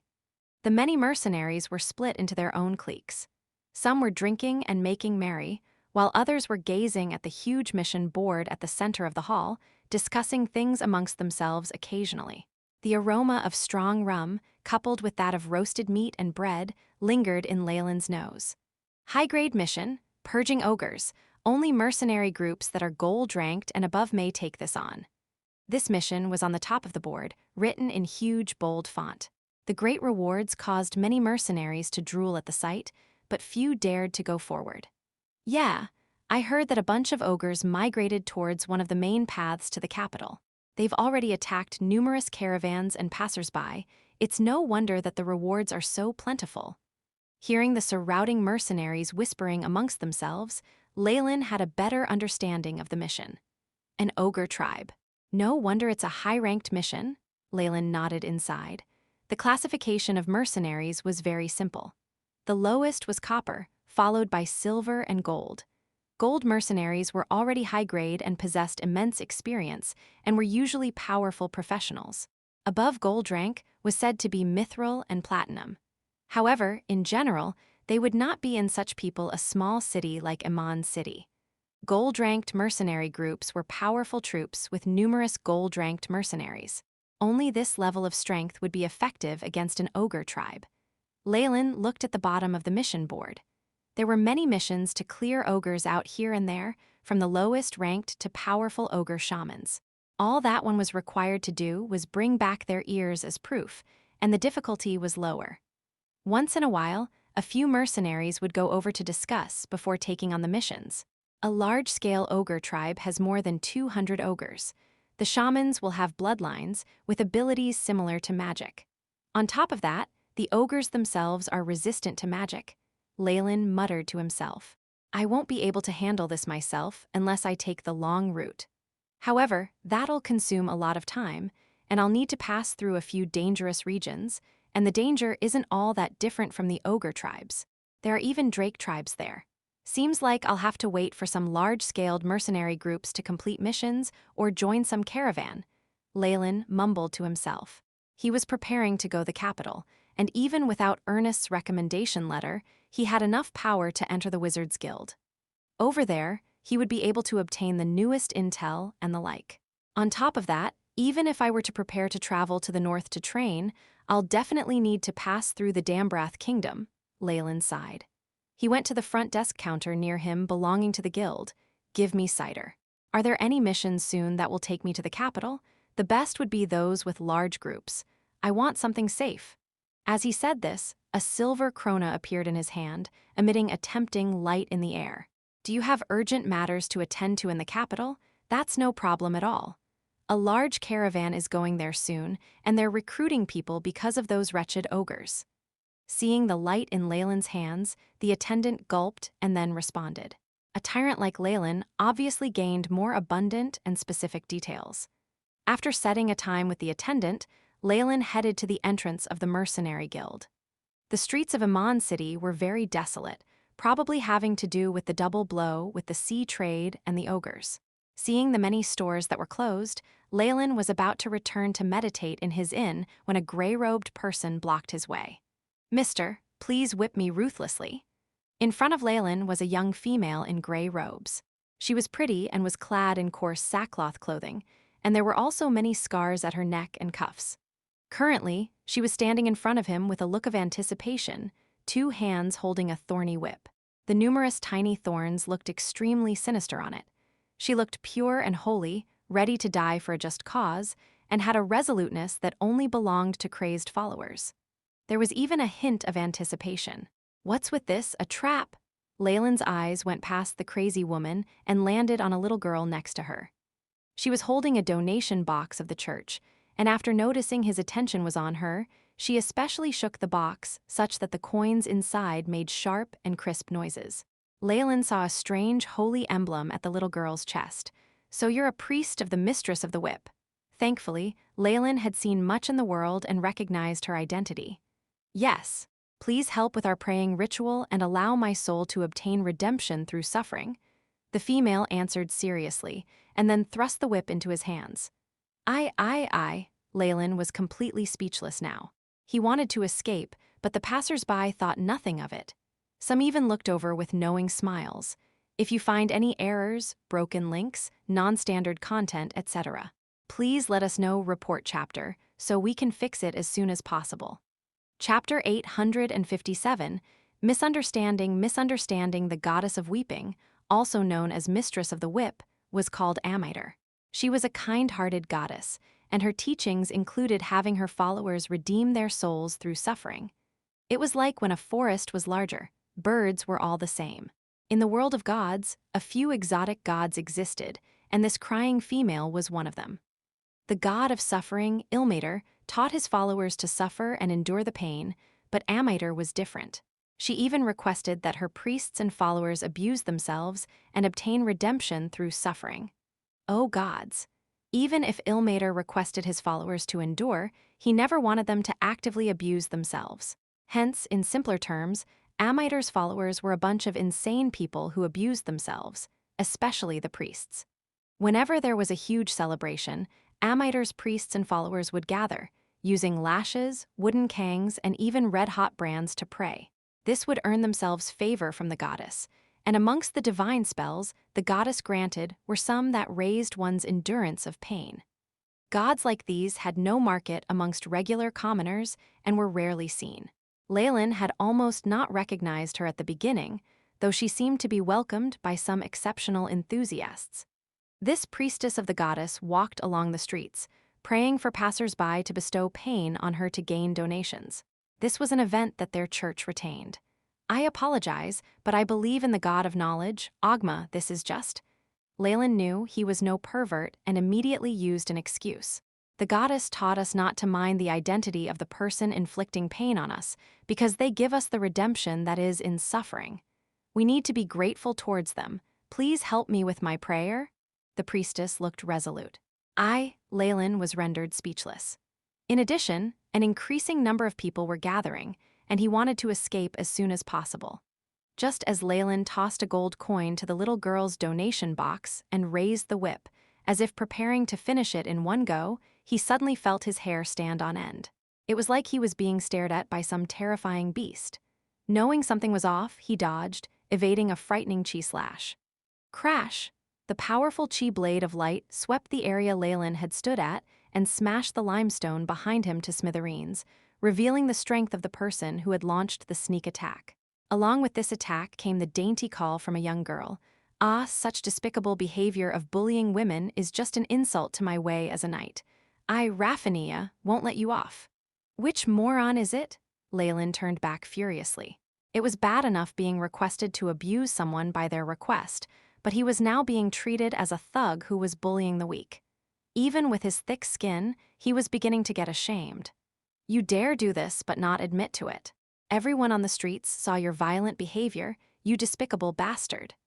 The person who had attacked him was a young and beautiful female knight, her wine-red long hair tied into a ponytail. Her pretty cheeks were now flushed in her anger, eyes fixed on Leylin and shooting out hatred. It was as if she could not wait to bite off a piece of flesh from Leylin. A high-ranked knight. Have you even made sense of the situation yet? Leylin looked at the way this knight was dressed and the tall warhorse behind her, rather surprised. Though they were still a physical profession, knights were far removed from warriors. Not only was their armor extremely expensive, but a warhorse that one could ride into battle was not so easily obtained. A warhorse was worth over 10 times as much as a regular one, and on top of that, it needed a specialized groomer and other service professionals in charge of it. In exchange, it allowed a knight's destructive power to be far ahead of a warrior's.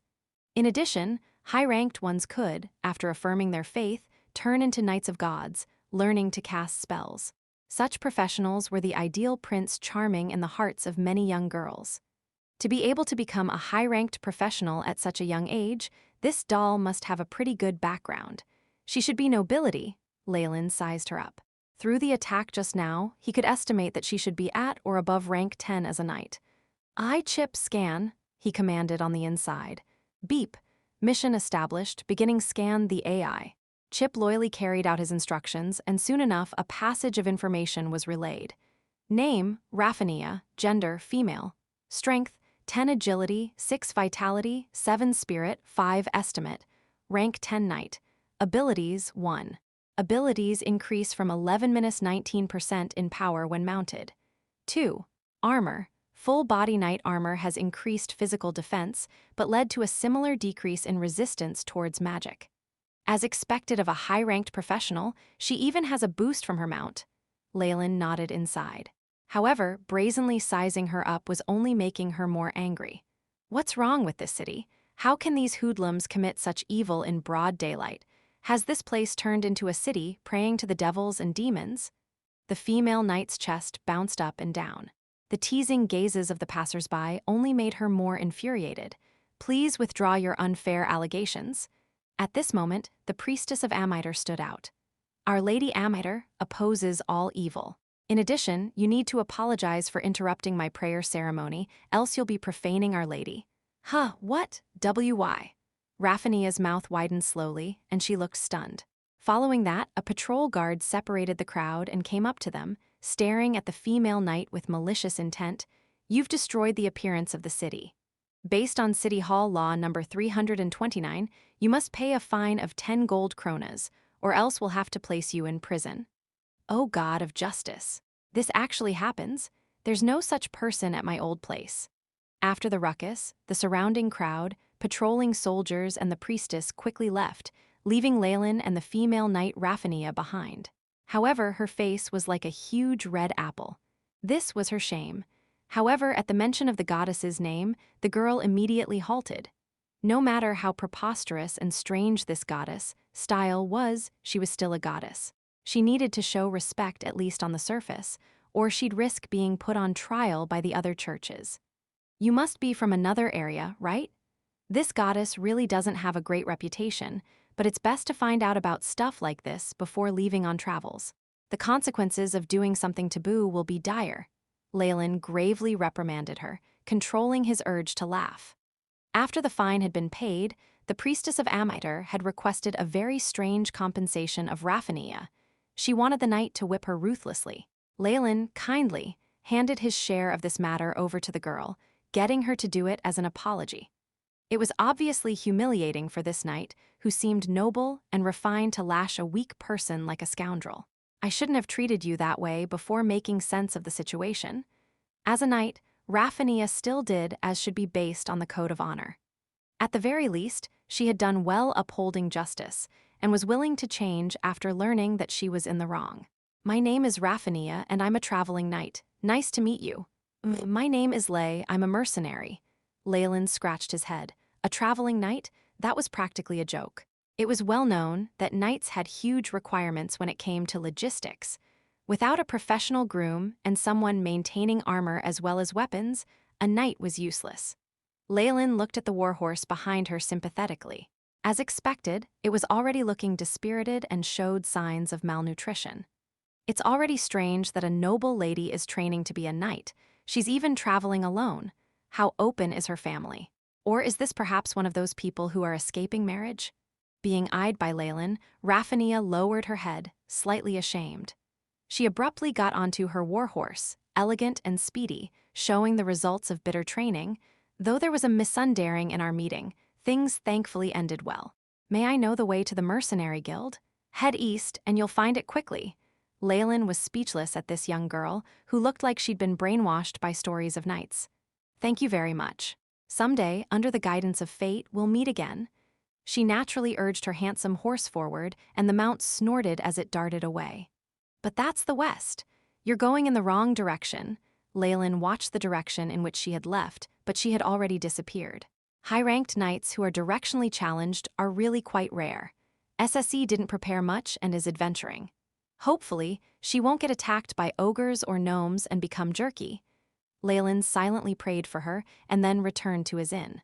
For him, all that had happened today was merely a fun event in the long journey that was life. It was not worthy to ruminate over. If you find any errors, broken links, non-standard content, etc., please let us know. Report chapter, so we can fix it as soon as possible. Chapter 858, Employer. The gates opened, and a large group of merchants left Iman City. All sorts of flags flew, with over 5 middle-scale groups and tens of other small ones in the caravan. There were also too many independent merchants to count. The group was like a museum for the races of the world of gods. Humans, dwarves, gnomes, halflings, half-elves, and many other half-bloods mingled, leaving Leylin's mind blown. There were a lot of professionals amongst the mercenaries, but there wasn't a single leading commander, so everything looked chaotic with all sorts of people mixed in. Leylin saw a few dwarves riding wild boars running past him while hiccuping. He was rendered speechless. There are even more races than the types of pirates I'm in charge of. The professionals are all a mess. These mercenaries allowed Leylin to have a better understand of the professions in the world of gods. From the most common warriors, thieves, squires, and assassins to the higher-grade knights, gunmen, and archers, Leylin could also see some low-ranked bloodline holders as well as druids. They were attached to those large mercenary groups and were employed by the medium-ranked merchant groups. As for the weak group that Leylin was a part of, they were employed by a small merchant group with no other choice. With their route interrupted, not being able to drop their goods off was one thing, but the terrifying fines of violating contracts was enough to render their families bankrupt. In this world with deities, those protected by the gods could have their church dispatch priests and paladins to demand payment, and even the king would not dare renege on a debt. Joaquin loved doing this with her wealthy church, and of course the fee was very high. Hence, under the threat of going bankrupt, these merchants had no choice but to force themselves onto a path blocked by ogres. However, they were no fools. They issued a few large missions, and recruited enough mercenaries and helpers to form a huge caravan. This gave them enough strength to protect themselves. However, Leylin had his doubts about the strength of these low-ranked professionals. They were destined to be cannon fodder. "Every one of the night halls, I entrust the fates of me and my sister to you." Before they left, their employers had come to see them personally. It was a pair of noblewomen who seemed like sisters. "Haha, don't worry, Hick. With old Pam around, those darned ogres will die as they come." The leader of this little group, at least in name, made his promise while patting his chest. This hiccuping dwarf with a red brandy nose was called Pam. He was a rare gunslinger, though the butt of the gun at his waist was already filled with rust. Leylin felt like the firearm was just scrap metal at this point, only useful as a hammer in close combat. Leylin hadn't even remembered all his teammates here yet. Besides that inferior dwarf gunman Pam, there's a halfling thief, a human archer and me, a warrior. This is really the worst of the worst. We only met yesterday through the attendant at the mercenary guild. These sisters were obviously made a fool of by that attendant. Leylin never expected for there to be fraud organizations like this in the world of gods, established temporarily to trick customers.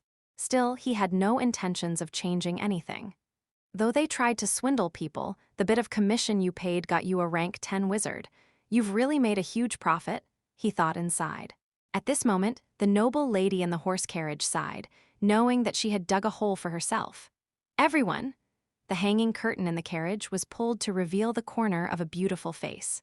She looked to be about 25 or 26, more mature than most young women. However, one could see sorrow from her furrowed brows, as if she had some doubts. "In order to ensure the safety on this trip, I've especially invited an adventurer. She is a high-ranked knight, and I'm sure she'll get along well with everyone." The noblewoman looked apologetic, but the person who paid money was the leader here. Pam, knowing how much weight the night halls carried, only mumbled a little but agreed. "A new adventurer, and a high-ranked knight at that. It's her." Leylin suddenly had a bad feeling. "Sorry that I'm late, Sister Hera." A black warhorse streaked through the gates of the city like lightning, and the tender voice of a female could be heard from the knight on her mount. "Raphania?" Hera, who was inside the horse carriage, revealed a tender smile that caused old Pam and the rest to look dazed. The knight quickly arrived at the carriage and flipped over to get off the horse, revealing a face that Leylin was exceptionally familiar with. "Sister Hera?" Raphania first pulled at Hera's hand enthusiastically, and then looked at the mercenaries nearby. "Hello, everyone, I'm Raphania, and we're going to adventure together." Halfway through introducing herself, Raphania abruptly stopped, eyes widening. "Lay, you bastard, you actually cheated me." The tender voice of a young girl, as well as her appearance, made it easy for people to have misconceptions. The dwarf Pam discreetly gave Leylin a look of approval, while the human archer seemed envious. "I didn't, you're just a person with a poor sense of direction."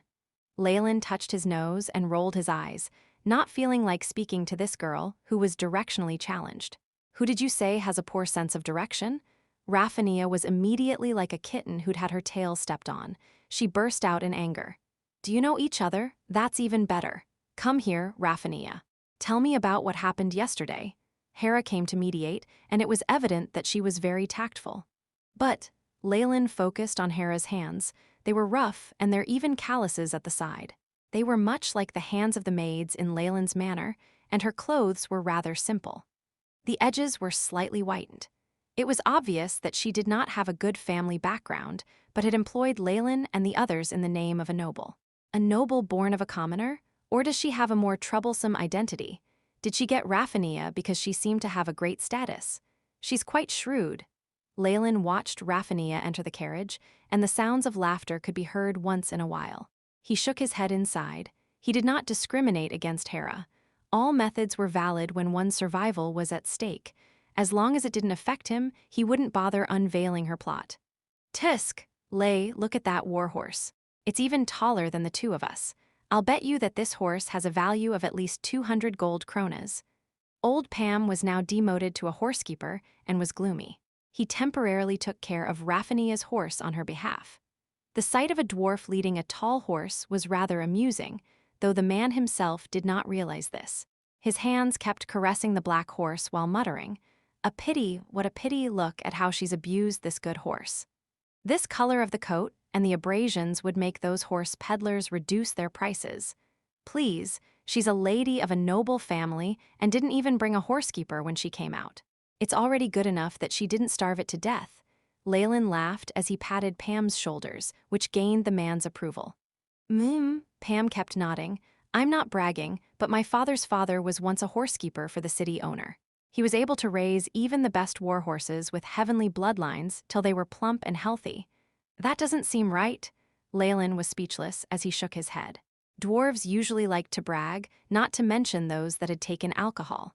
At this moment, a gold krona was thrown from the window and hit Pam's head. Take care of this horse and it's yours. Golden rays shone in Pam's eyes, and he didn't even get mad. No problem at all. Old Pam will help you take care of this treasure, esteemed lady. Inexperienced. This was Leylin's evaluation of Raffania. There had been many eyes fixed on her horse, and after seeing the gold krona she had casually tossed away, those gazes turned to greed and malice. Even the halfling thief and the human archers had changed expressions now. They were up to no good. They were all mercenaries who'd banded together for now. Why would they trust each other? On dangerous roads, they could easily become robbers and bandits. Even if Raffania is a rank 10 knight, she won't be able to evade the plots against her. Leylin could practically predict the fates of these three noble ladies. Ogres are the best cover. As long as someone's careful, they can push the blame to the devils. After all, would they actually contend with those ogres? Leylin took a look at his surroundings. The merchant groups had mostly gathered, though the people in charge of a few medium-sized groups had no intentions of leaving, as if waiting for some important people. Could they have banded together and recruited a high-ranked professional? Just as Leylin was wondering, an elite team appeared from Amon City. The leader was a middle-aged man wearing shining armor, a resolute expression on his face. Under his thick eyebrows were a pair of radiant eyes. Behind him, a pale eagle flag fluttered in the wind. If you find any errors, broken links, non-standard content, etc., please let us know. Report chapter so we can fix it as soon as possible. Chapter 859, Ashen Hawks. Ashen Hawks. It's Lord Siegfried of the Ashen Hawks. With him around, old Pam's at ease now. The dwarf Pam exclaimed excitedly. Powerful was Leylin's first impression of the man. Siegfried was at or above rank 15, and there were even energy traces from magic items on his person. That wasn't all. The members behind him were the cream of the crop as well, and Leylin even spotted a wizard among them. While she was clad in black wizard robes, that unique spiritual temperament could not deceive Leylin. However, she did not seem to have a high rank and had only made contact with the 3rd level of the weave.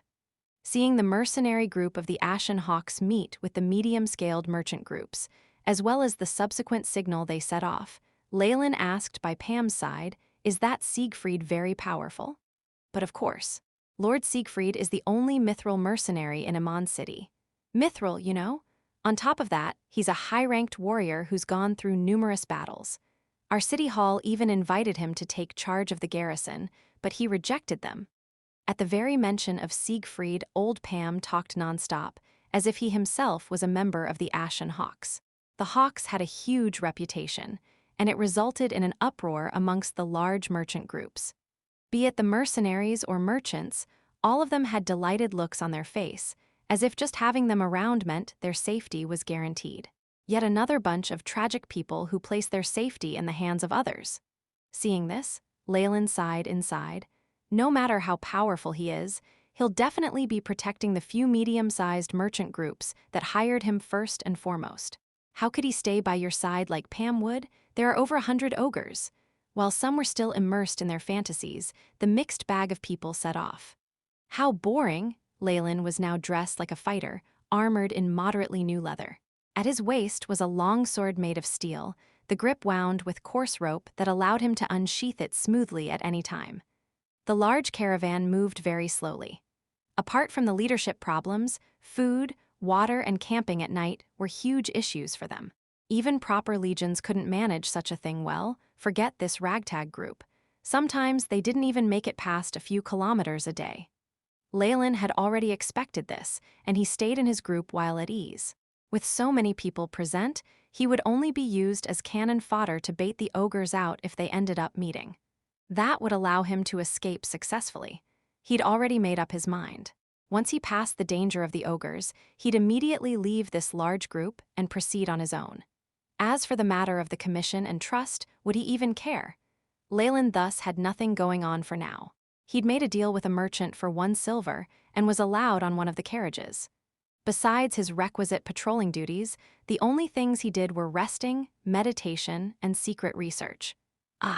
Chip, show me my current stats, Leylin commanded. Leylin Fallen. Age, 16. Race, human, rank 10 wizard.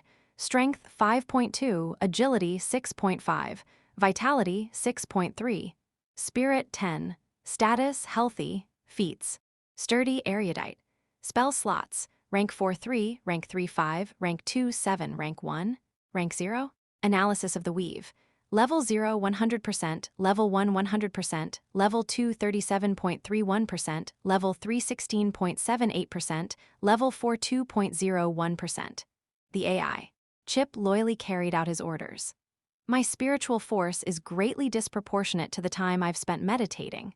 With the reduced effect of the Devil Blood Dagger, I can't advance so easily anymore. I can only try to raise my other stats to 10 points. In Leylin's view, raising of his other stats was a process of perfecting his own genes. Once they all broke past a certain limit, they could give him a pleasant surprise. Leylin took a quick look at his stats and shifted his attention to the weave's analysis, his most important work. Slow as ever, Leylin could do nothing about this. The weave was under Mystra's control, and she was a powerful goddess. The AI. Chip analyzing the weave already went against the will of the gods. He couldn't do much without alerting her. The speeds decreased after it started on level 2. It would be unnoticeable if not for my increase in rank. Perhaps I should use another method. Just as Leylin was pondering over what he should do, an unwelcome guest opened the door of the truck. Sister Hera has already explained everything to me. I'm sorry. Just from the voice, Leylin could tell that this was Raphania, and he opened his eyes. Even in the darkness of the truck, he could see her flushed face. I accept your apology. Are we done now? Leylin gestured for her to leave. How can you do this? Raphania's embarrassed face reddened further, but this time in fury. I'm here to apologize to you, yet you're acting so rudely. Besides, Pam and the others are. I've done my tasks for the day. Pam and the others are just unwilling to put in the effort. Also, Leylin stood up. Just the natural elegance in his movements caused the knight to shrink backwards in retreat, as if she'd her own father in his fury. Also, who is it that keeps staying in the employer's carriage, and who keeps evading patrol duty? Leylin's eyes rested on Raphania, causing the knight to lower her head. At this moment, she realized that this Ley indeed was doing his duty unlike her. That's different. I'm a girl. Raphania stomped her foot, who knew traveling was so tedious. There's grime everywhere and nowhere to even walk on. It's even harder to find a washroom. Her subconscious thoughts were poured out in front of Leylin. Noticing his half-smile, she couldn't help but go beet red and lower her head. So now you know the hardships of traveling. Don't be fooled by the glamour of heroes on the surface. In truth, they could be suffering more than you. Go home, little lady. Leylin rarely showed kindness such as this. He only did it because all it required was for him to speak a bit. You sound like you know a lot, but do you really? Raphania turned and left, as if she had gotten used to and annoyed by these lectures. Leylin only sighed. Rebellious children. The days passed, and the ragtag group got closer to the region rumored to have ogres around. They hadn't met trouble before this, their numbers enough to scare off vagrants and those with malicious intent. Within the group, however, the bandit professionals had bad luck. No matter where they went, they were watched vigilantly. When it came time to camp, they did it on a flat field. Numerous mercenaries constructed lofty tents and lit bonfires. Hot water was then poured into pots. With the addition of their rations, some wild vegetables that a few older mercenaries found outside the camp, and jerky, it was cooked into a savory stew. Pam hugged his rum bottle while salivating at the pot, occasionally taking a drink. Everyone's worked hard today. Hera and Raphania got off the horse carriage, and the mercenaries of the night halls sat around the bonfire. After spending some time together, Leylin now had another opinion regarding Hera. While she was a slight schemer, it was because of her living conditions. She did not regard herself to be much better than those mercenaries who were working hard. With his experience, Leylin could naturally tell if she was sincere or putting on a front. Her younger sister seemed to be called Yalani and was protected well by her sister. She spent most of her time on the carriage, and even Leylin had only seen her a few times before. That meant Hera was aware of the dangers outside. After Hera brought the dinner that had just been made back to the carriage, old Pam impatiently drank his rum and began to chatter on. However, in the long chilly night, there was little to while the time away. Hence, the other members approved of it tacitly. Raffania especially seemed to have fun and probably even took old Pam's stories to be true. "Hello. May I know if this is Lady Hera's carriage?"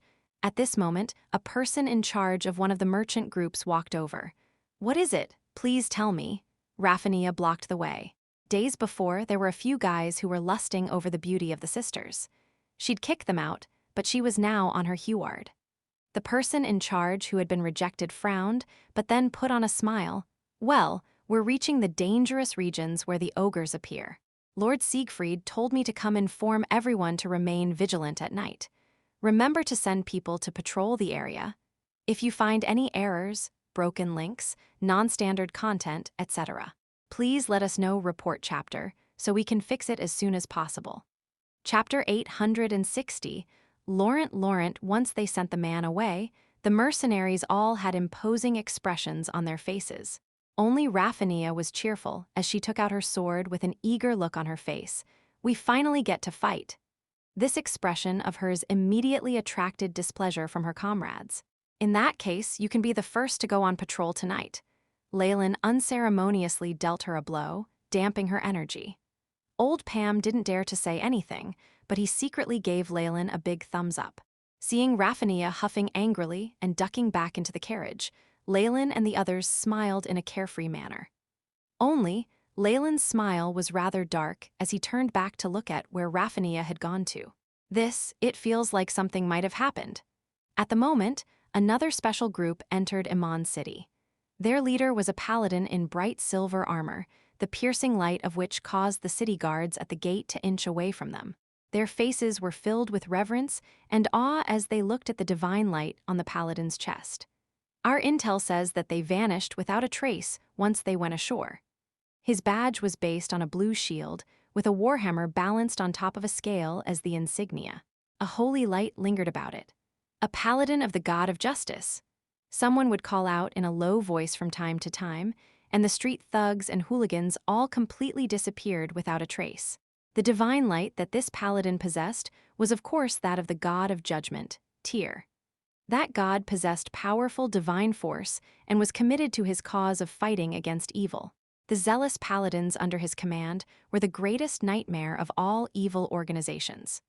Leylin Farlier, this insignificant little noble, must be in cahoots with that earlier pirate's tide. "He can't run from us." The paladin had a resolute expression on his face. "Under the divine glory of our Lord, all evil must be punished. Paladin Laurent, do not forget the teachings of our God. Without a trial, that person still has the status of an aristocrat, so please watch your words and manners." An old priest warned from behind the paladin. The god of justice's priests were serious about punishing evil as well, but unlike the radical paladins, they knew that the world wasn't black and white. They had learnt to compromise, which was the only reason that Tyr's church had survived to this point. This priest's eyes were filled with sorrow, but they were soon flooded with determination. Only, the lives of thousands of civilians on the outer seas, as well as the disappearance of tens of thousands of innocents, must be answered for. He must cooperate with our investigation.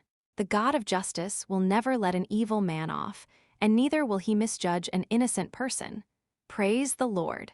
Several high-ranking members of the church began to pray from behind the priest. This was an investigation team that'd been sent by Tyr to the outer seas of the Dambreth Kingdom. There were several high-ranking paladins and priests in their numbers, and once they reached the outer seas, they were shocked by the atrocities committed by those evil pirates. When the pirates' tide spread its sails, it almost destroyed the entire Baltic archipelago. Only a few small noble fiefs managed to escape the purge unharmed. Since the pirates took no prisoners and left none alive, it had been very difficult to gather evidence.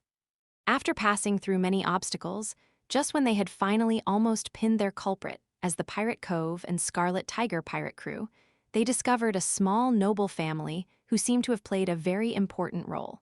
The unstoppable investigation team immediately arrived at Fallen Island, only to be told the news that Leylin had long since left. In desperation, the investigation team could only divide into two groups and continue to investigate the outer seas.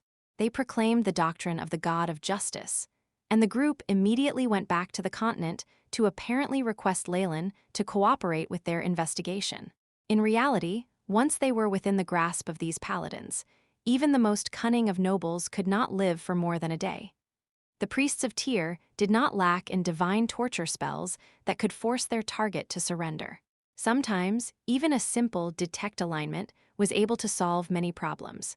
In the presence of powerful gods, the minor nobles who were caught with evidence did not have any power to resist. In turn, if there was no evidence, even high-ranking bishops could not directly put a noble on trial. Leylin had long broken off the relationship between Fallen Island and the Scarlet Tigers, so unless they could catch him, the investigation team could not take any measures against Baron Jonas and their fief. He'd taken care of this before deciding to travel abroad. Damn, these nobles ignore the suffering of so many civilians and instigate one disaster after the other, a female priest said resentfully. Be cautious. Although the paladin thought the same thing, on the surface he still restrained his female companion's actions.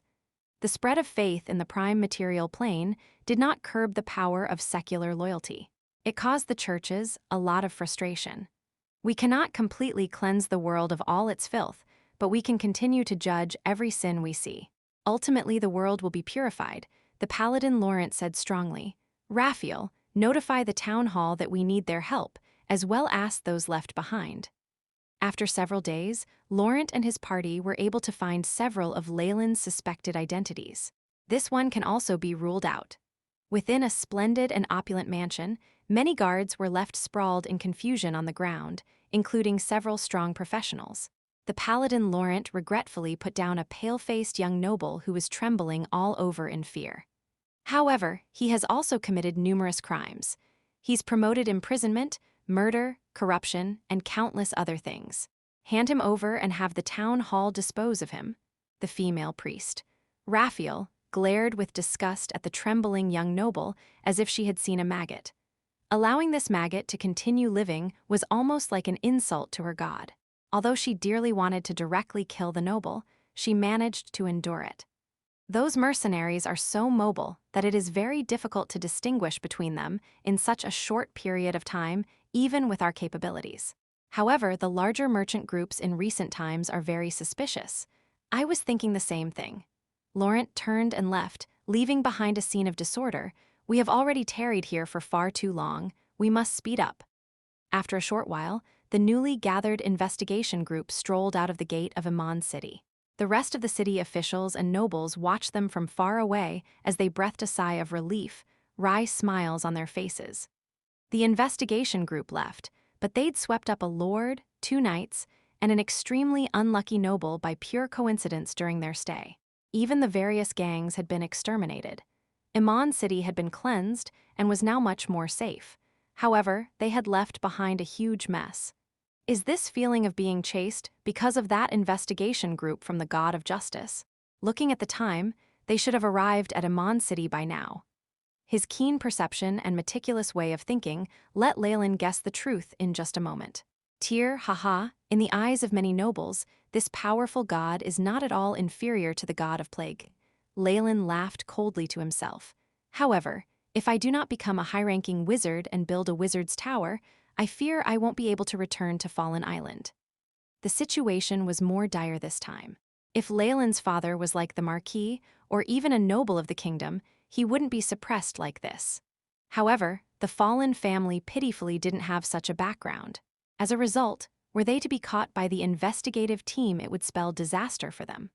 The paladins of the God of Justice were not harmless vegetarians. Naturally, even the God of Justice's most resolute paladins had to learn to compromise, and once Leylin displayed his greater power and strength, showing that their reward was not worth the efforts, it would not be impossible to erase this matter. No, I just need to let Dambrath Kingdom's officials handle it, then this entire matter will not concern me. Leylin's eyes shone brightly. Even the god of justice's priests need to pay attention to evidence. It looks there are still many more things for me to do in the kingdom. Of course, all of this was based on the fact that Leylin would remain a noble wizard, and his crimes wouldn't be exposed. If he was thought of as an invader from another world, or a believer in devils, then he would be endlessly pursued by all the gods, and all the kingdoms on the continent would unite against him. Interesting, it really is interesting. Leylin's original plan was to leave Fallen Island to train after his work there had been completed, rapidly advancing in rank until he became a god, and finally linking up with his original body. He was still following that plan, and the Fallen family was developing rapidly. Although the investigative group was troublesome, he could still resolve that issue. Be careful. The footprints of an ogre have been discovered ahead. At this moment, news came from the carriage in front of them, stirring up the entire merchant group. After they had entered the region, Leylin could not continue to hide and be lazy. He had to fulfill his duty as a mercenary, accompanying his employer's carriage to protect it. Through the carriage's gauzy curtain, he could see two similarly frightened pretty faces. If you find any errors, broken links, non-standard content, etc., please let us know report chapter so we can fix it as soon as possible. Chapter 861, Ogre. It's all right, the mercenaries will protect us. Hera kissed her sister's forehead, which helped Yelani calm down. I'll go and take a look. Raphania had already gotten off the carriage and put on her knight's armor and steel gloves. The warhorse she sat on let out a snarl, rushing to the front of the group. The horse had showered Pam's head and face with dust, and he hadn't managed to dodge in time. Even his beard had been filled with pebbles, the comedic performance causing the girls in the carriage to laugh quietly. Hera's stern eyes seemed to have softened. These little bitches are really phooey. Old Pam spat out the sand in his mouth, his hand going to his gun case. He'd polished most of the rust off, and it now smelt of gunpowder. Leylin still believed that it wouldn't be as useful as a hammer in melee, though. Leylin was skeptical as to whether this dwarf, who had not even reached rank 5, was brave enough to fight against a high-ranking knight with his life. Although dirtying their beard was a very serious insult for some dwarves, old Pam seemed to have assimilated into human society and become crafty and sly. Or perhaps it could be said that after working with humans extensively, he had learnt to be cowardly and picked up a few bad habits. Naturally, the dwarf would perhaps not agree with this assessment. Leylin could not detect the slightest trace of a dwarf's stubborn and tenacious temper from old Pam. When Raphania flew back like the wind, he was already eagerly leading her warhorse along for her, and even received a silver krona as a tip. It must be said that old Pam could indeed look after warhorses well. Over the past few days, Raphania's originally malnourished mount now looked very energetic. The noblewoman had already expressed the desire to hire the dwarf as her personal horsekeeper, and old Pam looked rather satisfied with this arrangement. What's happening up ahead? Leylin did not particularly care about old Pam's future career and immediately asked about the state of affairs in front of them. A few scouts and thieves have reported that they've discovered the footprints of an ogre. The imprints are fairly fresh, and it looks like it was just half an hourglass ago. We should be ready to get into a fight at any time. After hearing Raphania's statement, all the mercenaries immediately grew nervous. The halfling thief and the human archer couldn't help but grip their weapons more tightly. Pam involuntarily began to inch closer to Raphania's side. On the whole, this young lady was the most powerful deterrence in their entire group. Since danger had befallen them, she could adapt the fastest and had the highest chance of escaping. Well, Raphania, you will protect me, won't you? Old Pam looked at Raphania hopefully. Are you not a mercenary? The young lady had always been completely disdainful towards soft-boned cowards like him. Heavens, do it for Nick's sake. You can't treat your horsekeeper like this. Pitiful old Pam will be torn to pieces by the ogre, and who would look after your Nick then? Old Pam's tears were about to overflow from his eyes, and he clung to Raphania's legs with all his might. Nick was the name that old Pam had given to Raphania's warhorse in passing. Very well, it's a knight's duty to protect the weak. Raphania was rather scared of the expression on his face. Oh, I admire you, great knight. Pam immediately started to babble without stopping. However, your pay as my horsekeeper will be cut in half. Raffania had learnt a lot after traveling with them and could even haggle over prices now. Out of the question, the most is 10%. 40%, you think I can't find any other horsekeepers? My family has a dozen? 30%, you can't lower it by any more, otherwise old Pam can't even afford to drink watered-down rum. Deal. The Lady Knight was still rather young and inexperienced when all was said and done. She had retreated in defeat under the dwarf's pitiful tactics, and Leylin could not help but find it funny. Just at this moment, a dismal cry came from the front. Ogre. The ogre is here. Stay alert. Stand guard. Leylin took out his steel sword in a flash, his vigilant eyes attentively watching the uproar in front of him. Aside from the cacophony of human voices, the sounds of strange roars and clashing weapons now sounded out. The ogres have really appeared. The halfling in the squad immediately took out his dagger and hid in the shadowy corners of the carriage. The human archer climbed on top of the carriage to find somewhere suitable for himself, and his wooden bow that he usually carried on his back was now grasped in his hand. Ogres, I've been waiting for you for a long time. Raffania excitedly got up and reined in her horse, immediately changing direction. Wait, I'll come with you. She heard a man's voice come from behind her, and her eyes widened in response. When did you come? No one knew when Leylin had mounted the warhorse and sat behind Raffania. To this high-ranked knight, this was completely unimaginable. A knight and her horse were meant to be one entity, and being approached like this without even noticing was very dangerous if the man had malicious intent. Raffania's heart turned icy, and the attitude of the man seated behind her back made it difficult for her to bear. Perhaps you should be a thief instead. Get down immediately. Nick won't like this at all. At this point, the closeness of their bodies was rather strange, and Raffania began to lightly blush in response. Be a good girl, let's go. I'm not a child. Raffania protested weakly, but Nick bolted out like a black whirlwind beneath them. At this moment, Raffania revealed her superb horsemanship. Even in the situation where she had someone riding behind her back, she passed through the chaotic troops and obstacles to make her way to the front of the caravan. Many carriages were in retreat, and several mercenary groups were already brandishing their swords and bows in a semicircle. Standing across the defensive troops were a group of enormous monsters, with fewer than 20 amongst their numbers. Are these ogres? This is the first time I'm seeing them. Raffania curiously peered at the monsters in front of them. The very first ogre was nearly 3 meters tall, with the torso of a man. It looked like an obese fatty, with dark gray skin, a thick neck, greasy matted hair, and vile sarcomas all over its body. There was a wide and flat nose under its beast-like eyes, and it had exposed its jutting black teeth, making it look as malevolent as a devil. The one standing at the very front was the chief of this group of ogres. It wore simple tanned animal skin around its waist. The other ogres were completely in the nude, everything flopping about. It smells awful. Just over a dozen meters away, a putrid stench directly assaulted her nostrils, making Raffania involuntarily cover her nose. Not bad. It looks very similar to the image in the illustrated handbook of ogres, only we haven't seen its different variations, such as the two-headed ogre and the ogre shaman. Leylin now sized up the ogres opposite him, his blue eyes shining brightly for reasons that an ordinary person would find difficult to accept. AI chip, scan the ogre's stats. Beep. Initiating mission, beginning scanned data is being collected, generating graphics. The AI chip loyally executed Leylin's command. In a short space of time, a hologram of an ogre was projected before Leylin, along with detailed information about its stats. Name, unknown, race, ogre gender, male, strength, 7 agility, 3 vitality, 10 spirit, 1. Feats, regeneration. Ogres possess extraordinary regenerative abilities and can survive for a very long period of time even if they have their heads cut off. 2. Armor skin.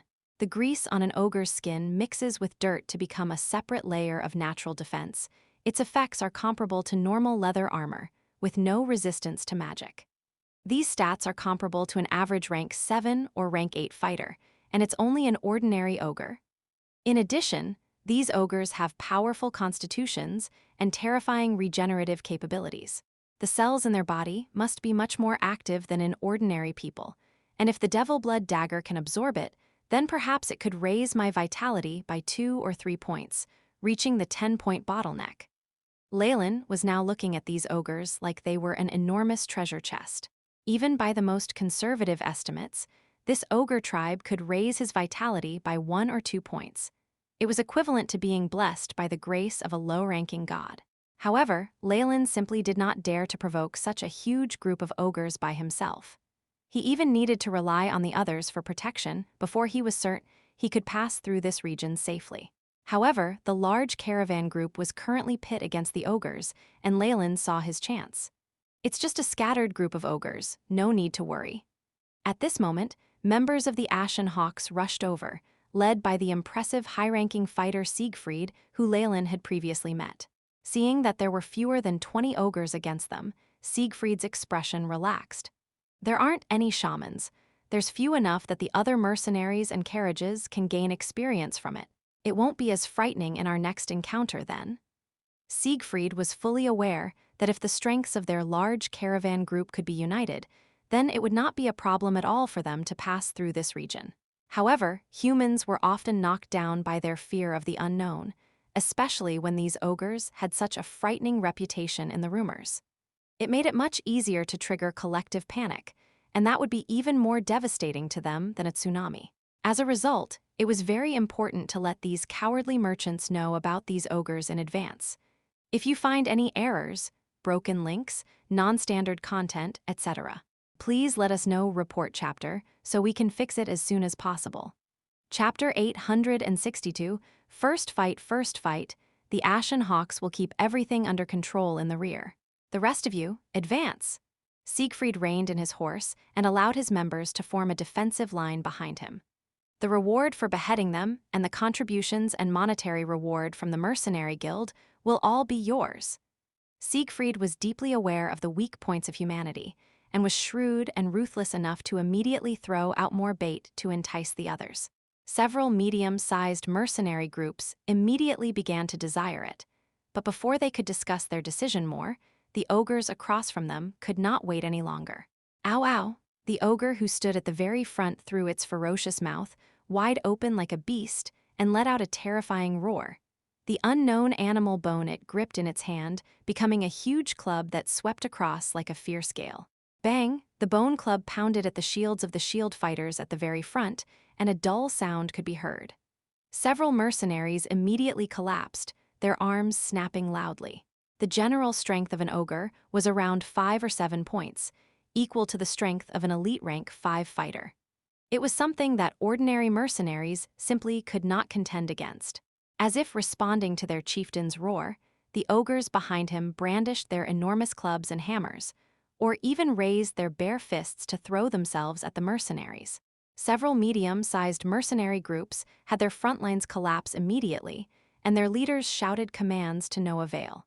Everyone could tell that Siegfried's expression grew dark. The data and attributes of this world do not exactly follow the superposition principle. The sum of 2 actions does not necessarily equal the effect of each of the actions performed alone. Leylin watched the scene, but began to ponder other matters.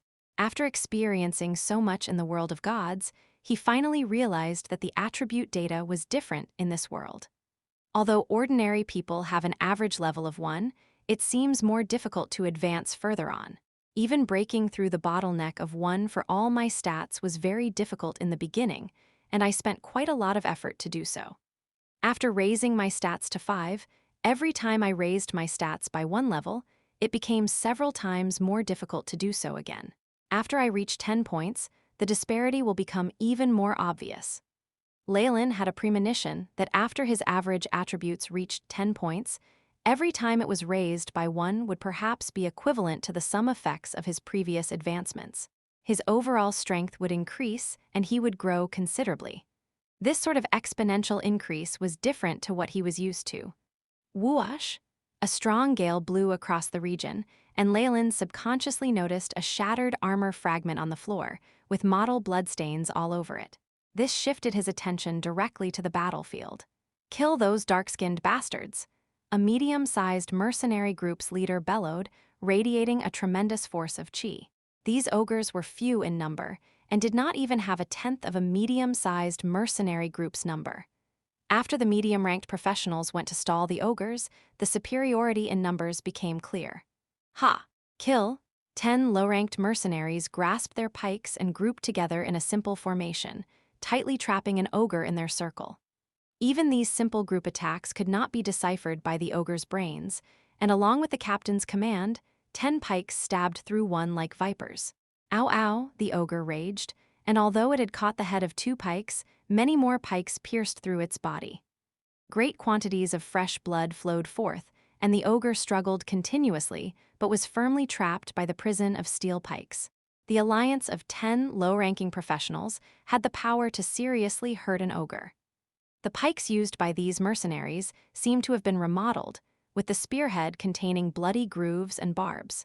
Once one pierced a target, it would undoubtedly spread the wound and cause a hemorrhage. Blood spurted out like a torrential fountain, and although ogres were proud of their shocking regenerative ability, it could not save the life of this one. The ogre's roars grew fainter, and the light in its eyes also began to dim. Its enormous corpse finally thudded onto the floor, mixing fresh blood with dirt to form a strange mottled pattern. Ow ow. Ow ow. No matter how stupid a brain the ogre chieftain had, watching many of its clansmen being surrounded and cut down made it begin to roar, shattering the arm of an unlucky mercenary in its hands. The sound of its cry had changed from its earlier frenzied state and seemed very curt. The other ogres who heard the sound began to fall back, and some even turned their backs and paid the price of being struck by the mercenaries to flee the battlefield. Hey, don't even think of running away, cowards. At this moment, Leylin felt the black warhorse beneath him immediately gallop off, advancing towards the ogre chieftain. The other mercenaries were astonished when they saw a black warhorse carrying a slender knight, directly leaping over the crowd to arrive at the front line. There was even a fighter seated behind her, who seemed like he did not know whether to laugh or to cry. Knight battle skill charge, knight battle skill, Braveheart knight battle skill sharp chi. A powerful glowing flame burst out from Raffinia's lance, and many mercenaries cried out, "High-ranked knight," in astonishment. The warhorse had been reinforced by many battle skills began to gallop even faster, and overtook the ogre chieftain in a flash. Ha! Raffinia thrust her lance with great force, and as it had been reinforced by sharp chi, it immediately shattered the ogre chieftain's defenses. The lance pierced through its chest and exited through its back, and blood suddenly began to rain down. As a rank 10 knight with a noble steed, armor, and a lance, if Raffinia could not take down an ogre who was merely equivalent to a rank 7 or rank 8 fighter, her master would probably throw himself into a lake. Good, who is that? Siegfried had watched the battle from the side, and his eyes landed on the high-ranking knight. This was a powerful professional, and it often represented a good background. Not everyone could afford to raise a master knight. They're not from the medium-sized mercenary groups, perhaps they're wandering mercenaries. A wizard clad entirely in black robes replied from his side, her eyes flashing. A wandering mercenary. It looks like there's still a lot of talent at the bottom of the barrel. Send some men over to speak to them. Siegfried stroked his chin, feeling rather curious about the knight's identity. At this point, the wizard nodded indifferently. Haha, so the rumored ogres are only at this level.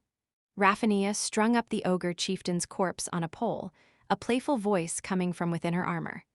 Leylin could tell that there was some uneasiness hidden in her slightly shaky voice. Hey, shouldn't you let me down first? Ah, how are you still here? As expected, Raffinia had already forgotten all about Leylin during her earlier charge, and only recalled that there was still someone seated behind her now.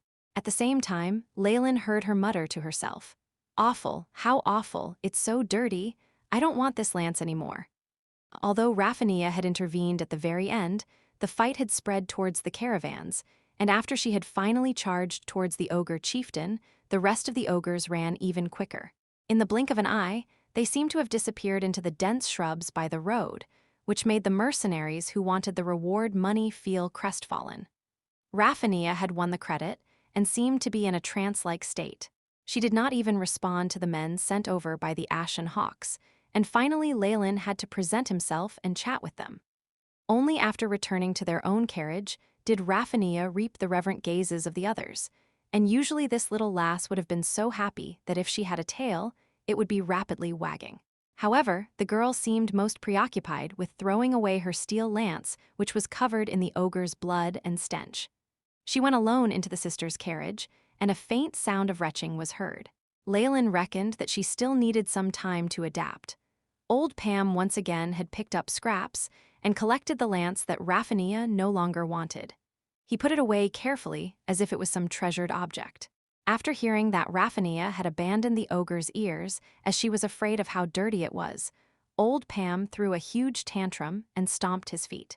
He even scolded Leylin loudly for being a wastrel. The level of his greed made Leylin wonder if Old Pam descended from the blood of a hoarding dragon.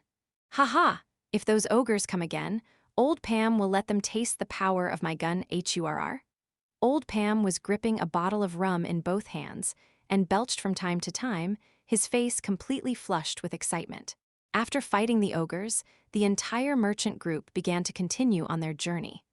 However, they had all calmed down and were no longer as afraid as they were before. After passing through their first trial, they had realized that ogres were not up to their level. Although the ogres were very strong, they would still get injured and bleed, and they even took the head of the chieftain as a souvenir. After the fear had passed, all of their thoughts grew lively again. Even Hera and her sister seemed to smile more. Really? Leylin looked down at the scene and inwardly shook his head, a trace of suspicion in his eyes. Why do I feel that there was something off about these bunch of ogres? It seemed like they were using a plan against the soldiers. What a joke. Even if they had the mental capacity, how could they come up with that idea? Perhaps it was just a coincidence. No, the rumored two-headed ogres or ogre shamans would perhaps have this sort of intelligence. If it's true, then things will become interesting. Leylin's lips curved into a meaningful smile. If you find any errors, broken links, non-standard content, etc., please let us know report chapter so we can fix it as soon as possible. Chapter 863, Trap the events proceeded according to Leylin's expectations. Several ogres came up to challenge them once in a while, from 5 or 6 to over a dozen at a time. Obviously unable to harm their large group, they would run away with their tails tucked between their legs, sometimes leaving numerous corpses behind. Many mercenaries were terrified at the beginning, but as time went on, they would lie on their fronts on the carriage roofs and watch the pathetic ways the ogres fled while bursting out in laughter. This relaxed attitude even infected the Ashen Hawks. Leylin found that besides Siegfried and that wizard, the other members seemed to overestimate their enemies. There are 2 more days till we get out of this region. It's the easiest mission Old Pam has ever done. As the group proceeded, the dwarf, Pam, clung to his bottle of alcohol as if it was precious, and his brandy nose shone brilliantly. I never want to see those disgusting vermin again. Raffinia's resentment was obvious. Ever since the time she had tried to show off, she had not participated in the attacks on the ogres. It seemed that this little lady had been scared stupid by the painful experience. Ow! At this moment, the terrible cries of the ogres sounded ahead of the group. Old Pam contentedly hiccuped, not the least bit affected by the sounds. Hic again. The ones giving us money for free are back. I wonder who'll be lucky enough to get the ears of the ogres. The rewards are very good. Things aren't going to be so easy. Leylin unsheathed his own longsword, looking grim. What do you mean? Pam had some suspicions, but his expression quickly changed. Continuous cries sounded from all directions, concealing a terrifying intent that even caused the warhorse Nick to neigh in distress. Damn it, there are so many of them. Old Pam's bottle fell to the ground, creating a crunching sound. However, he had no time to feel sorry for his treasure, and instead immediately whipped out the firearm at his waist. Tack, tack. Tack, tack. Ahead of the group now was pure chaos. Many merchants abandoned their goods and fled for their lives the way they'd come, creating an even larger uproar. There were many casualties among the mercenaries, and a huge number of tall figures could be seen in the distance. It's a trap, we've been surrounded. Help, there are over 200 ogres. Damn it, where are the Ashen Hawks? Where's Siegfried? Could he have already died by the hands of the ogre shamans? Many voices mixed together, and everyone next to Leylin instantly paled. They were then drowned out in a chaotic stream of people, forced along with the crowd. Helpless as leaves in a typhoon, they had to flee for their lives.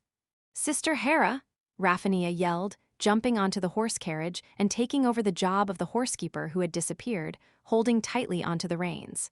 The halfling thief looked like he wanted to help but was incapable enough to, and disappeared into the masses.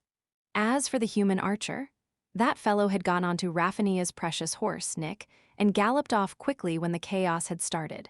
Raphania had needed to control the horse carriage and had no time to care about this, which allowed the archer to successfully steal the horse. Wails and shrieks could be heard again and again, and the roars and cries from the ogres behind them were the strongest catalysts. The entire large caravan group completely fell apart. The crowd pushed and squeezed their way through. In order to get on their way, they did not mind pointing their weapons at their own people. With such a huge confusion, Leylin quickly disappeared along with the carriage. Of course, this was his intention. So this actually was a trap, though it's just a pocket formation one. I didn't expect that these ogres were so intelligent. I really can't look down on them anymore. At the moment, the cumbersome horse carriage was like a broken sailboat in a tsunami, on the verge of being destroyed at any moment. The dwarf Pam from before had already disappeared. Based on his physique, Leylin could only pray that Pam was not trampled to death in the chaos. It's my chance! Leylin's figure nimbly danced through the crowd, heading in the opposite direction. The cries of the ogres were even more clear there, and the horrifying sounds of tearing flesh rang out. The main forces of the ogres should be here. I can take perfect advantage of this chaos. Furthermore, Leylin's eyes glinted coldly. The ogres did not hold a numbers advantage over the mercenary group. They could try to defeat them heads-on, but it would come at a terrible cost. Instead, they'd set up an ambush, even leaving an escape route at the back. This wasn't out of goodwill. Their goal was to further incite chaos among the group. When there was still a chance of escape, not everyone would be courageous enough to look forward and risk their lives. In order to have a chance at survival, how many would not hesitate to strike at their own companions? More importantly, pursuing scattered soldiers was a battle that practically could not be lost. Only the two-headed leaders or ogre shamans could come up with such a plan. Leylin's eyes glinted. So the only way to survive is to head in the opposite direction and break through this formation. Their main forces are here, and there'll be many scattered soldiers and prisoners. There'll be little chance of people pursuing me. As long as I get a quick horse and sprint for a while, I'll be able to get out of this ogre-filled region. Those who could see this path and take it were truly determined and held perseverance. It was a pity that Leylin could see practically nobody who'd come to the same decision as himself. Perhaps there were a few intelligent merchants would have been able to understand this, but their panic had lowered their ability to think by a great amount. Or perhaps they were aware but lacked the strength to do this, and could only go along with the crowd and pray to the goddess of luck to aid in their escape. Furthermore, if I don't go to the front lines, where will I get high-ranked ogres to absorb strength from? Leylin burst into an empty large horse carriage. He was no longer dressed in leather armor, and the steel longsword that he usually used was tossed aside. He'd dressed himself in black form-fitting clothing, using the same to hide half his face like a common thief. The ring of wizardry glimmered faintly from his left hand on occasion, and there was a cold, bloody light that flickered in the cuffs of his right hand, like the tongue of a poisonous snake. The further he got, the lesser people there were. Flags, carriages, armor, and weapons were abandoned everywhere. Blood flowed without end, forming dark red puddles on the ground. A few ogres occasionally munched at incomplete corpses, just the sight alone enough to terrify someone. There were a few mercenary groups still immersed in battle. At the heart of it, the Ashen Hawk's flag stood tall. "Captain, our brothers can't hold on for long." The wizard waved her arm, and Inspirational Boost and several similar spells were cast unceasingly. It allowed the mercenaries nearby to perk up.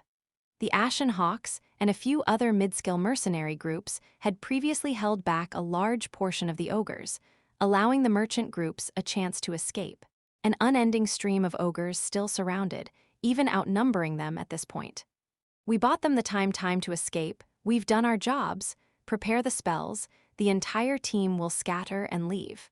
Let's meet up again at the giant rock town we passed by earlier." Siegfried now had surging chi twining around his body. His armor emitted a slight luster, and surprisingly enough it was a magic artifact that had a high grade. His giant silver-white blade was now stained with the blood of the ogres. Heaven Breaker. The terrifying might of the battle technique of a high-ranked fighter was much more powerful than Raphinia's. Chi burst out like an arrow, instantly resulting in massive casualties amongst the ogres. There were even some cracks in the encirclement. "Break out!" Siegfried urged his horse on madly, but while passing by the wizard, he spoke in a low voice. "Let's break out through the front and meet at the largest city ahead." As a veteran captain of a team, Siegfried was not as righteous and great as he appeared to be. In reality, good people never made it for long as mercenaries. As long as he and the wizard lived, the Ashen Hawks could be rebuilt at any point. Just from the perspective of a mercenary, he's done very well. He shouldn't be reprimanded for what he said at the last bit. At the sidelines of the battlefield, Leylin hid in the shadows and hugged his arms while evaluating Siegfried. But the ogres this time aren't quite so simple. He looked past the encirclement right in front of him. At the back, he saw a hint of intent to kill. Chain lightning. The black-robed wizard tore a scroll, and silver-white lightning chains exploded, leaping through the group of ogres. Those who were struck collapsed with a cry, a charred smell transmitting and opening a path for the wizard. Upon seeing this, the wizard was delighted.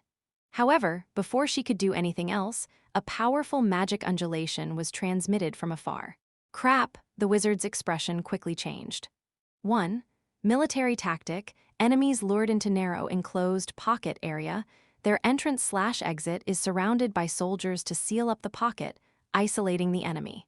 If you find any errors, broken links, non-standard content, etc., please let us know. Report chapter so we can fix it as soon as possible. Chapter 864, Two-Headed Ogres. Two-Headed Ogres. These new ogres were more than 2 meters tall. They were dwarves given the ogre standard, but they had tattooed bodies and barbaric runes with unknown purposes. "Ogre shamans," the black-robed wizard exclaimed to herself. Shamans were the ogres who held bloodlines, ones who would awaken abilities similar to magic with age. They were the decision-makers of ogre tribes. It was surprising that they lay in wait here. The black-robed wizard suddenly had a premonition of a great catastrophe. "Roar!" The ogre shamans gave the black-robed wizard no time to think. The tattoos and runes on their bodies shone layer by layer amidst their roars, their innate abilities as bloodline holders allowing them to cast such spells without learning or memorizing anything. However, they still had the support and usage of the weave. Magical power gathered together, and numerous huge fireballs glowed orange as they tore apart the wizard's frail armor. The wizard was burnt to ashes along with the horse she rode. "Lena," Siegfried's eyes turned red, and he turned back despite having broken out of the siege, charging straight for the shamans. While he might cold and selfish, Siegfried still prioritized his true friend and lover. The death of Lena immediately made him hot-headed, filled with the desire and impulse for revenge. Clang! A silver-white longsword was smashed midair by a large black claw hammer, producing a dull and loud sound. The terrifying recoil allowed Siegfried to somehow regain his composure and take a proper look at his opponent. This was a two-headed ogre who was over 4 meters tall, its skin a frightening blood red with scales on it. One of its 2 fierce-looking heads was larger than the other, disgusting saliva dripping from the canine teeth. The thing rode a deformed earth lizard with a similar number of heads, although one of those was just a huge tumor with vague features. "Roar!" the two-headed ogre exclaimed, brandishing a giant black claw hammer that had come out of nowhere, charging towards Siegfried. The horrifying strength from its astounding physique caused Siegfried to retreat. While his warhorse was fierce, it was no match for the ogreish beast. It was already spewing white froth, evidently unable to continue. After the appearance of the two-headed ogre, the rest of the shamans and ordinary ogres seemed to have found a pillar to rely on and began to pursue and kill the other mercenaries. With the help of the shamans, the casualties of the mercenaries were immense. Only a few successfully broke out, and none of them dared take a look back and fled. "There's even the two-headed ogre commander and ogre shamans," Leylin exclaimed, eyes constantly flickering as he called up their stats. Name unknown, race, ogre mutated gender, male. Strength, 16 agility, 7 vitality, 15 spirit, 6. Description, two-headed ogres are mutants that occasionally appear in ogre tribes. Their two brains often leave them stuck between being wise or confused. Of course, there are exceptions where the intelligence of the ogres evolves. After evolution, the two-headed ogres are more powerful than ordinary ones. They who have advanced in their wisdom usually become the commanders of the ogre tribes. Name unknown. Race, ogre shaman. Gender, male. Strength, 5, agility, 4, vitality, 9, spirit, 10. Feats, 1, regeneration. Ogres have extraordinary regeneration abilities, and even if the head is detached, they can still survive for a long period of time. 2. Bloodline holder. The ogres who have activated the bloodline of primordial spellcasters possess abilities similar to magic. However, the type of spells and number of times spells can be cast depends on how far the bloodline has been awakened. Pretty good stats. If I can devour all of them, things will be more perfect. The devil blood dagger silently appeared in Leylin's hands. The devilish head hummed, as if speaking to its thirst for flesh and blood. Now, when Leylin stepped out of stealth, the dagger had already pierced the throat of an ordinary ogre. Terrifying, devouring force exploded, causing the other party to instantly turn into a withered corpse. A hot stream of energy flowed into his hands from the dagger and rose along his arm, followed by a prompt from the AI chip. Beep, host has gone through a one-time amplification from the devil blood dagger. Strength plus 0.1, vitality plus 0.05. As expected of the ogres, they have very dense life energy. Leylin sighed in praise, feet still moving. It was like a death god had begun to dance, the dagger glinting with blood. Afterwards, he jumped onto a masterless warhorse, riding away in a cloud of dust. The mercenaries had no idea what was happening beside them, nor did the simple-minded ogres. All they saw was a vile human jumping out and killing a number of their people. Roar. Amidst the furious roars, an ogre shaman brought a few elite ogre warriors and gave chase. The two-headed ogre, who was their commander, was still contending with Siegfried. He was a high-ranked human warrior and not so easily defeated, and it could only let out a few cries that nobody could understand. A few ogres quickened their movements. A handsome brown horse sped through the path, followed by a few boosted ogres. This strange group of a human and his pursuers soon covered a long distance. There was a limit to the duration of a strength buff. Just as the shaman began to despair, it was delighted to see that the human in front of it had stopped. Just one ogre shaman. What a disappointment. Leylin reined in the warhorse, seeing the little team that had pursued him while looking disappointed. However, the simple-minded ogres did not care for what kind of expression Leylin had on his face. In reality, if not for the lead of the two-headed ogre, they might not even know how to set up the simplest traps. Hence, after seeing their foe, all of them charged forward. Tattoos lit up on the shaman's body, turning into countless small fireballs. Flight of the dragon. The rays from a spell flashed at Leylin's side, and immediately after he elegantly soared from the back of the horse rapidly. This advanced version of fly allowed wizards to change directions quickly, and for those with great control like Leylin, it only served to make them stronger. Rumble. The warhorse that had been struck by the flames didn't even have the time to produce a miserable cry before it turned into a pile of ash. Leylin's figure, on the other hand, was like an eagle as he swooped down from the sky. Roar. Leylin easily dodged a few fireballs, and a blood-red light glimmered as he pierced through an ogre's throat. With these quick attacks, the enraged shaman's spells had been emptied, and it had turned into someone even weaker than a normal ogre. Even if you can use magic, you're too simple-minded to use it well. A crimson tornado blew past, and the ogres that now had no defense became prime targets for the airborne Leylin. After a few pass-bys, the ogres collapsed one by one. At the end, the bloody dagger struck the shaman's forehead. Beep. Host has gone through a one-time amplification from the devil blood dagger, vitality plus 0.2, agility plus 0.1, strength plus 0.2. The AI chip's voice sounded. Ogres had strong muscles and flesh and were comparable to middle-ranked warriors. They weren't easily found in such great numbers. However, Leylin's spirit state stayed constant, which was a pity. After hitting the threshold that of 10 points, the devil blood dagger had become much less effective. If not, the once sovereign king of gluttony, Beelzebub, could use just the devil blood dagger to establish a terrifying army that would get stronger the more it fought. he'd be able to take over the prime material plane. Since I've confirmed his location, Leylin thought about it and then flung dust behind. Dust of disappearance, spell of invisibility.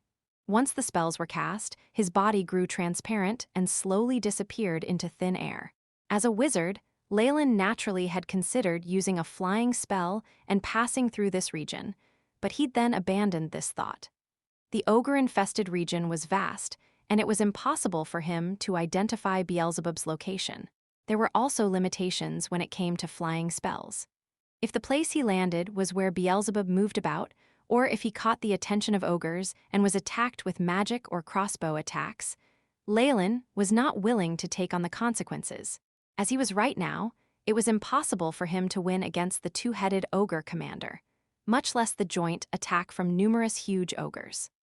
Now, though, with a general understanding of where the ogres were located, and with their attention focused on the human merchant organizations as well as the mercenaries, Leylin was confident in being able to sneak back. After all, an opportunity to see so many ogres was rare. Leylin also wanted to raise his abilities all the way to 10 points. With the help of an invisibility spell, Leylin successfully returned to the battlefield, the ordinary ogres unable to discover him at all. Unless a shaman had awakened a detection spell and used it at the right time, he was safe. The battle was already reaching its end. Many mercenary bodies were strewn everywhere, turning into the ogres' rations. Only the central battlefield still had sounds of a fight. If you find any errors, broken links, non-standard content, etc., please let us know report chapter so we can fix it as soon as possible. Chapter 865. Another meeting at the center of the battlefield were the high-ranked warrior Siegfried and the two-headed ogre commander. Siegfried's body was now soaked in blood, and his warhorse had long since disappeared. There was a massive wound on his thigh now, and he could only use the silver-white longsword as a crutch to stay upright. Opposite him, the two-headed ogre only seemed a little ruffled, but had no large injuries. Just from its heaving chest, it was obvious that much of its energy had been exhausted, and it might even have suffered internal injuries. The few shamans nearby surrounded the two, along with the regular warriors. Evidently, the victor had already been decided.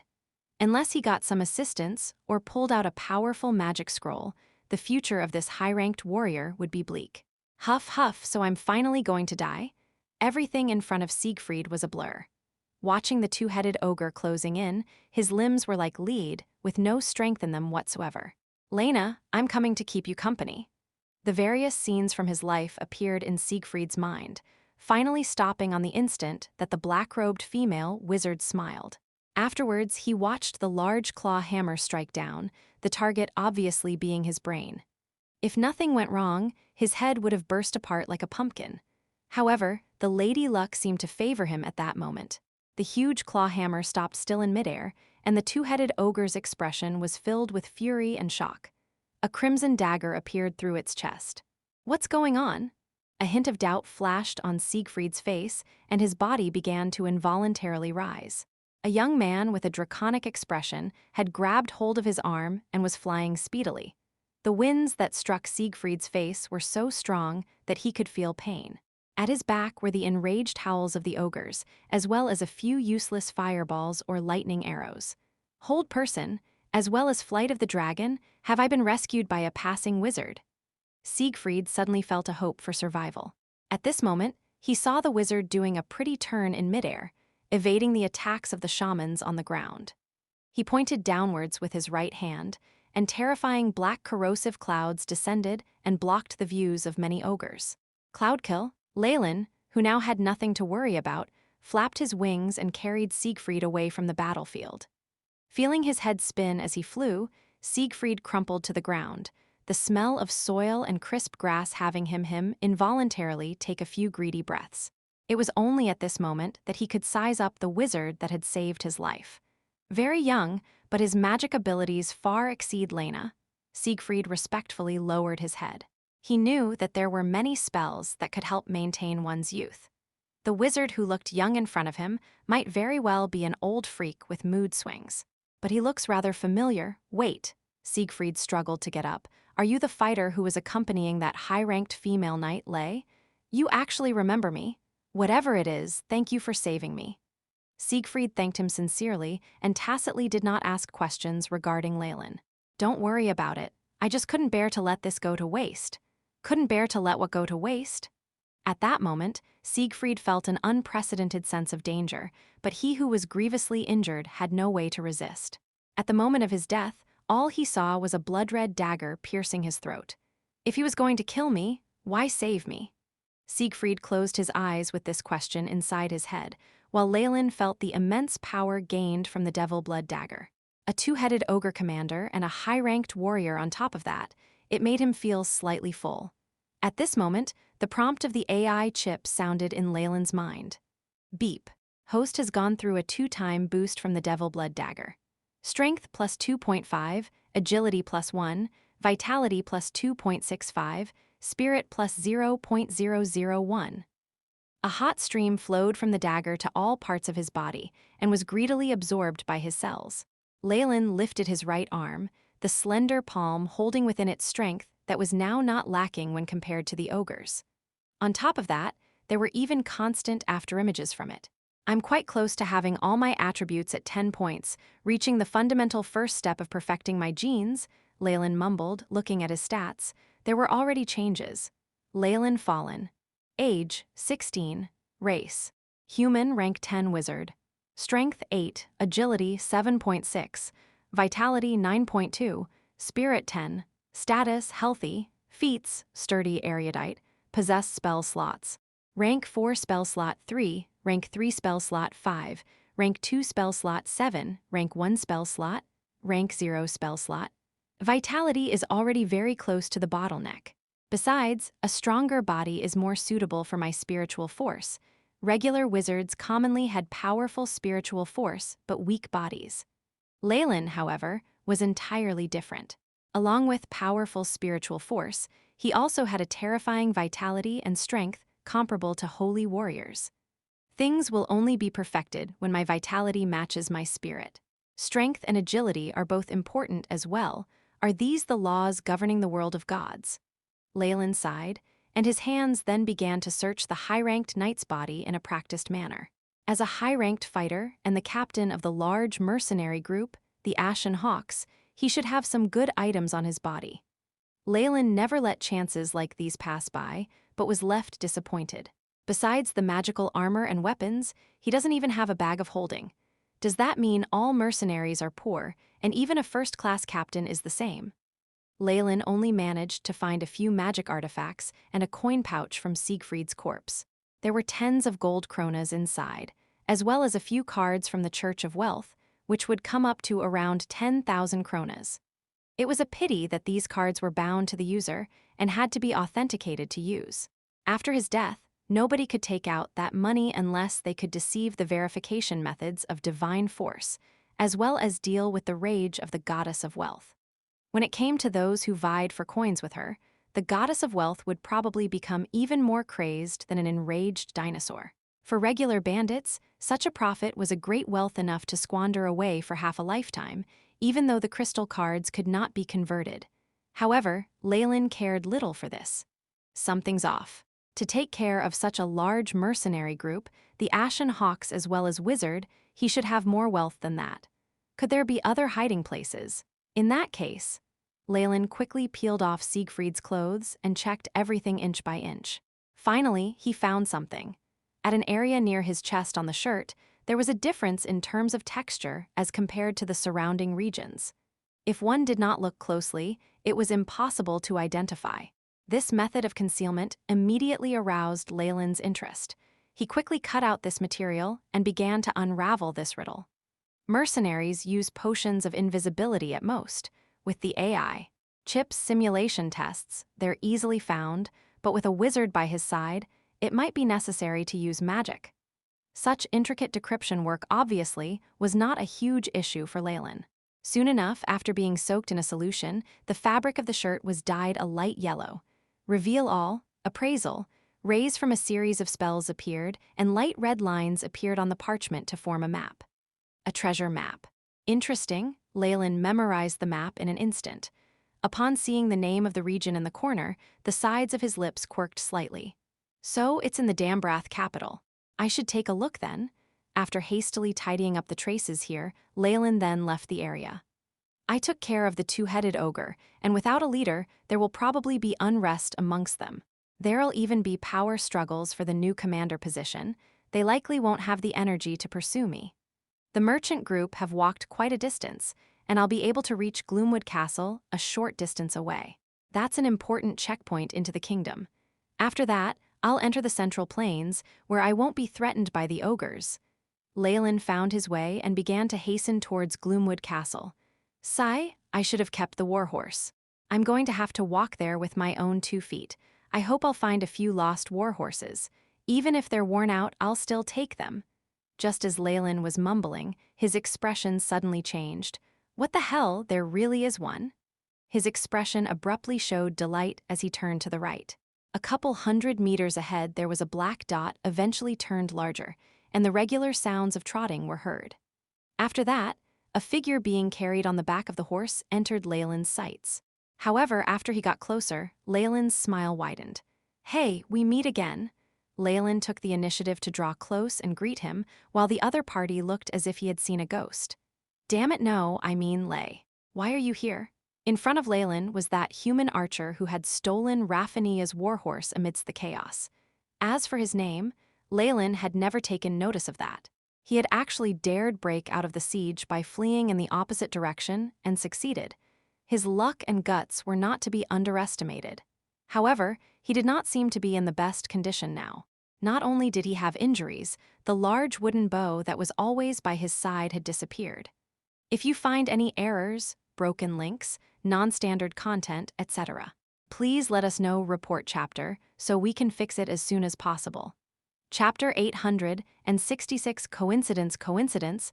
I don't care what you're thinking right now. Give me that warhorse. Leylin watched him, his eyes full of ridicule. I'm only borrowing it from Raffinia. I was going to... The archer had a forced smile on his face, but then his expression suddenly changed. Look there. Without waiting for Leylin to turn, he raised his arms and shot 3 spring-loaded arrows towards Leylin's face.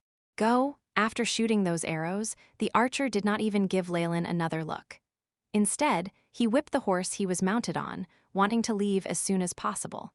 He could tell that Leylin had no injuries at all and was in a much better state than he was. To be able to break out of the encirclement of the ogres without injury meant that Leylin was not someone he could contend with at this point. Hence, the archer firmly chose to flee. A great decision, though it's a pity that it's pointless. A magic missile flew from Leylin's hands. With a strange trajectory, it sent the arrows flying, and without losing power struck the archer's back. The archer suddenly flew from the horse, a terrifying sunken wound on his back. You're a wizard, the archer struggled, eyes full of longing as he reached towards the skies fiercely with fingers like chicken claws. His body thrashed around wildly as if he was in the throes of death. Seconds later, he stopped moving. Having lost its new master, Nick stopped galloping. The warhorse whinnied as it began to leisurely nibble at the grass on the side. I'm your master now. Leylin moved forward and grabbed Nick's reins, swinging onto its back without hesitation as he announced his ownership. Nick had no objection whatsoever to his actions, as expected of a warhorse with no integrity. Or perhaps it had a one-track mind and had no ability to understand something so profound.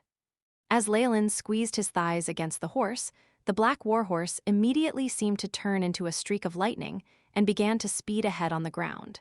As a knight's mount, it was obviously more spirited than other horses, and Leylin found it wonderful. He wasn't too far from their previous battlefield, and there was the occasional luck, or perhaps unfortunate, person who had escaped the ogre's pursuit. Leylin chose to pay no attention to their cries for help. Even if those merchants showed off their sparkling gold kronas, they meant nothing to him. After all, the added wealth of all these little merchants might not even be enough to make up the amount of gold krona that he used in a single experiment. Why would he bother with this? However, after passing by a small forest, something unexpected happened. Nick, who had been tame all this while, suddenly went mad and dashed into the bushes. Why is it doing this? Don't tell me. While he could forcefully control the horse, Leylin only pulled at the reins for a bit and then gave up. In his opinion, There was no harm in doing something if it was convenient for him, and he could even save his own party without putting in a lot of extra effort. He had no idea how effective his help would be, though.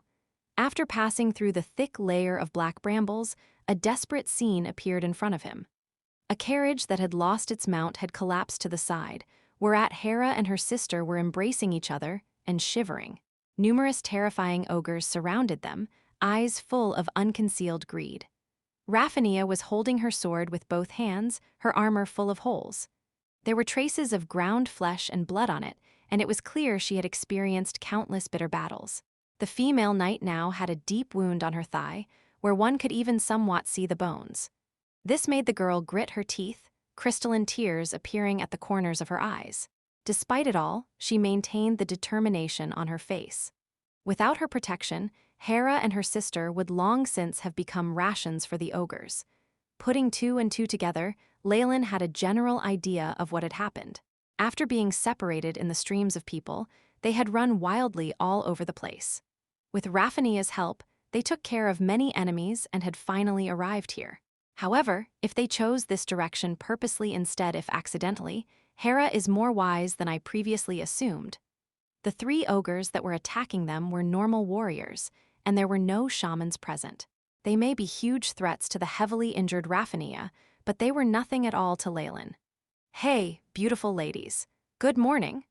Leylin seemed to arrive like an unexpected guest, leisurely greeting everyone as if he had coincidentally and naturally bumped into them on his afternoon stroll. "Nick," Raphania saw her black warhorse, eyes blazing, "and Lay, you darn thief. If not for my companion being stolen, how would I have?" Leylin was completely immune to the words of this female knight. Upon hearing her words, he merely rolled his eyes, automatically tuning her out. Growl, after seeing Leylin's appearance, the few ogres with simple minds had no other thoughts as they pounced forward. "My longsword was discarded just now. What a pity," Leylin patted at his warhorse, and Nick was able to leap in a way it was unable to usually. It jumped over the ogre's head and came to Raphania's side. "Give me that sword." Raphania initially looked ready to refuse, but for some reason she felt a sense of terror as she looked at Leylin's calm face. She obediently handed it over. Strange, why did I? Before she had the time to ponder this, however, her little mouth opened in shock and amazement. "Not bad." Leylin shook the knight's sword in his hands. As a high-ranked knight, Raphania's equipment was all of a high grade. Whether it was her horse or her sword, they were much better than what he had before. The glaring brilliance of chi burst forth from Leylin's hands. Battle technique. Chi strengthening. Battle technique. Charge. Battle technique. Cross slash.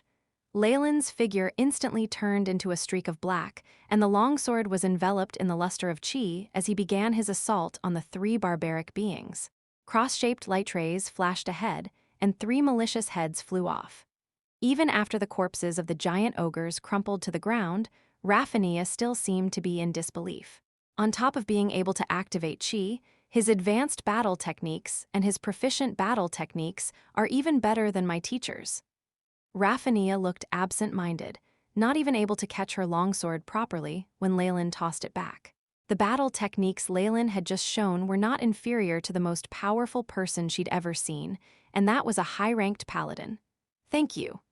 At this moment, Hera hugged her little sister as they stood up, eyes full of gratitude aimed at Leylin. If not for Raphania and Leylin, she and her sister would long since have turned into jerky for the ogres to stockpile. There was no way to even escape. As for Leylin's sudden disappearance, this lady rationally chose not to pursue this. Things were very dangerous now, and in a situation where Raphania was gravely injured, they were in need of Leylin's protection. Leylin did not even need to harbor malicious intent. As long as he abandoned the three girls, they were in deep trouble. She immediately spoke out. "Thank you, Mr. Ley. I'll increase the commission once we reach the town. I'm sure it will satisfy you." She had especially lowered her own status while speaking, and Leylin nodded on the inside. "Wait, if you're going to talk about raising the commission, then poor old Pam should have a part of it too." At this moment, the carriage at the side completely fell apart, and a dwarf with a broken leg rolled out like a ball. Things were completely chaotic when we were surrounded. Thankfully, we had Raphania protecting us, and we also bumped into Mr. Pam after that. Hera smiled forcefully as she explained the situation to Leylin. He merely rolled his shoulders, speechless at the dwarf's luck in keeping his life. Or perhaps he was really blessed by the goddess of luck? Leylin and the group set out immediately after some rest and reorganization. This was still a danger zone, after all. However, the horse carriage from before was now useless. Leylin had no choice but to modify the remains of the carriage to a handcart, allowing Hera, her sister, and Raphania to squeeze together. They had to bring the dwarf Pam along as well. The warhorse, Nick, was regrettably demoted to a worn-out old horse, exerting all its strength to pull the cart forward slowly. You didn't see it, but 3 ogres pounced towards old Pam. Each of their mouths were as large as my head. From atop the cart came old Pam's bragging with gusto. Raphania squeezed forward, looking at Leylin. "When are you returning Nick to me? Give me a ransom in exchange. Don't forget, this warhorse is something I got from winning against the archer. This is a place is protected by the laws of the kingdom. If you want the horse, go look for the archer." Sitting atop Nick, Leylin spoke seriously. This was much like the thinking of a bandit. Damn it, that archer's corpse should have already entered the stomachs of the ogres. Raphania mumbled to herself, occasionally muttering words like thief. At the end, she unwillingly tossed a gold card at Leylin. "These are all my savings. I have nothing more? That's not bad." Taking a look at the numbers, Leylin then began to whistle contentedly. "Deal. It's yours." Raphania then gloomily found out that she was unable to ride Nick due to her injuries. Everything seemed to stay the same as before. If you find any errors, broken links, non-standard content, etc., please let us know. Report chapter so we can fix it as soon as possible. Chapter 867, Gloomwood Castle. Gloomwood Castle. Thank you, Lay. Raphania's voice sounded after a while. The female knight was no fool. She knew that without Leylin, they really would have died at the hands of the ogres, disappearing into their mouths. She obviously didn't want to die like that, and just the thought of it already left her in fear. All those adventure books were scams. There were no romantic heroes and beautiful princesses. Rather, there were thieves and bandits, as well as ogres who ate people alive. So, now that your fantasies have been destroyed, will you still continue adventuring? Leylin asked in curiosity. Of course, this is my path as a knight. The female knight's voice was filled with resolution. As long as I can endure, evil will be destroyed by my hands one day. With my work, the world will regain its beauty. Leylin rolled his eyes speechlessly. This directionally challenged moron seemed to show no signs of waking up to reality. What kind of expression is that? No, I was just thinking that you're very suited to becoming a paladin of the god of justice. Really? Thankfully, the goddess of luck finally showed mercy on them, allowing their little group to leave the region where the ogres had wreaked havoc. If not, once Leylin was surrounded by the ogres, he would probably abandon everyone and make a path for himself to escape. Besides him, everyone, including the warhorse Nick, would become rations and jerky for the ogres. Are they all confused because of the commander's death? On the way, he bumped into a few members of the merchant groups who had been separated, and even a few thieves and the like. It was a pity for them that even Raphania had learnt to steel her resolve. The high-ranked female knight, who had regained a portion of her strength, did not need much energy to take care of these people. All that had continued until this day, when a small city with a black wall appeared in front of Leylin. "We're here. This is Gloomwood Castle. After this place, we will reach the central plains of the Dambreth Kingdom, the territories there managed by people directly subordinate to the king." After seeing this city, Raphania screamed in joy. Hera and Yalani smiled, looking as if a weight had been lifted from their shoulders. They were only halfway through their long trip, but the exhaustion and terror was more than enough to leave them in fear. "Halt. Stop the vehicle for an inspection." At the city gate, Leylin's group of strangely dressed adventurers were immediately stopped by the guards. "Oh, these soldiers seem pretty strong, and they're professionals who have seen blood already." Leylin saw Hera going up ahead to negotiate with them, his brows furrowing slightly. With his experience, he could obviously see that the guards were stronger than usual. They could even be people in charge of professional groups, incomparable to the previous party.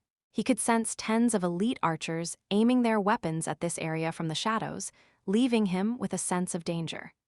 To even give me a sense of danger, these archers should have equipment like the Spellslayer arrow.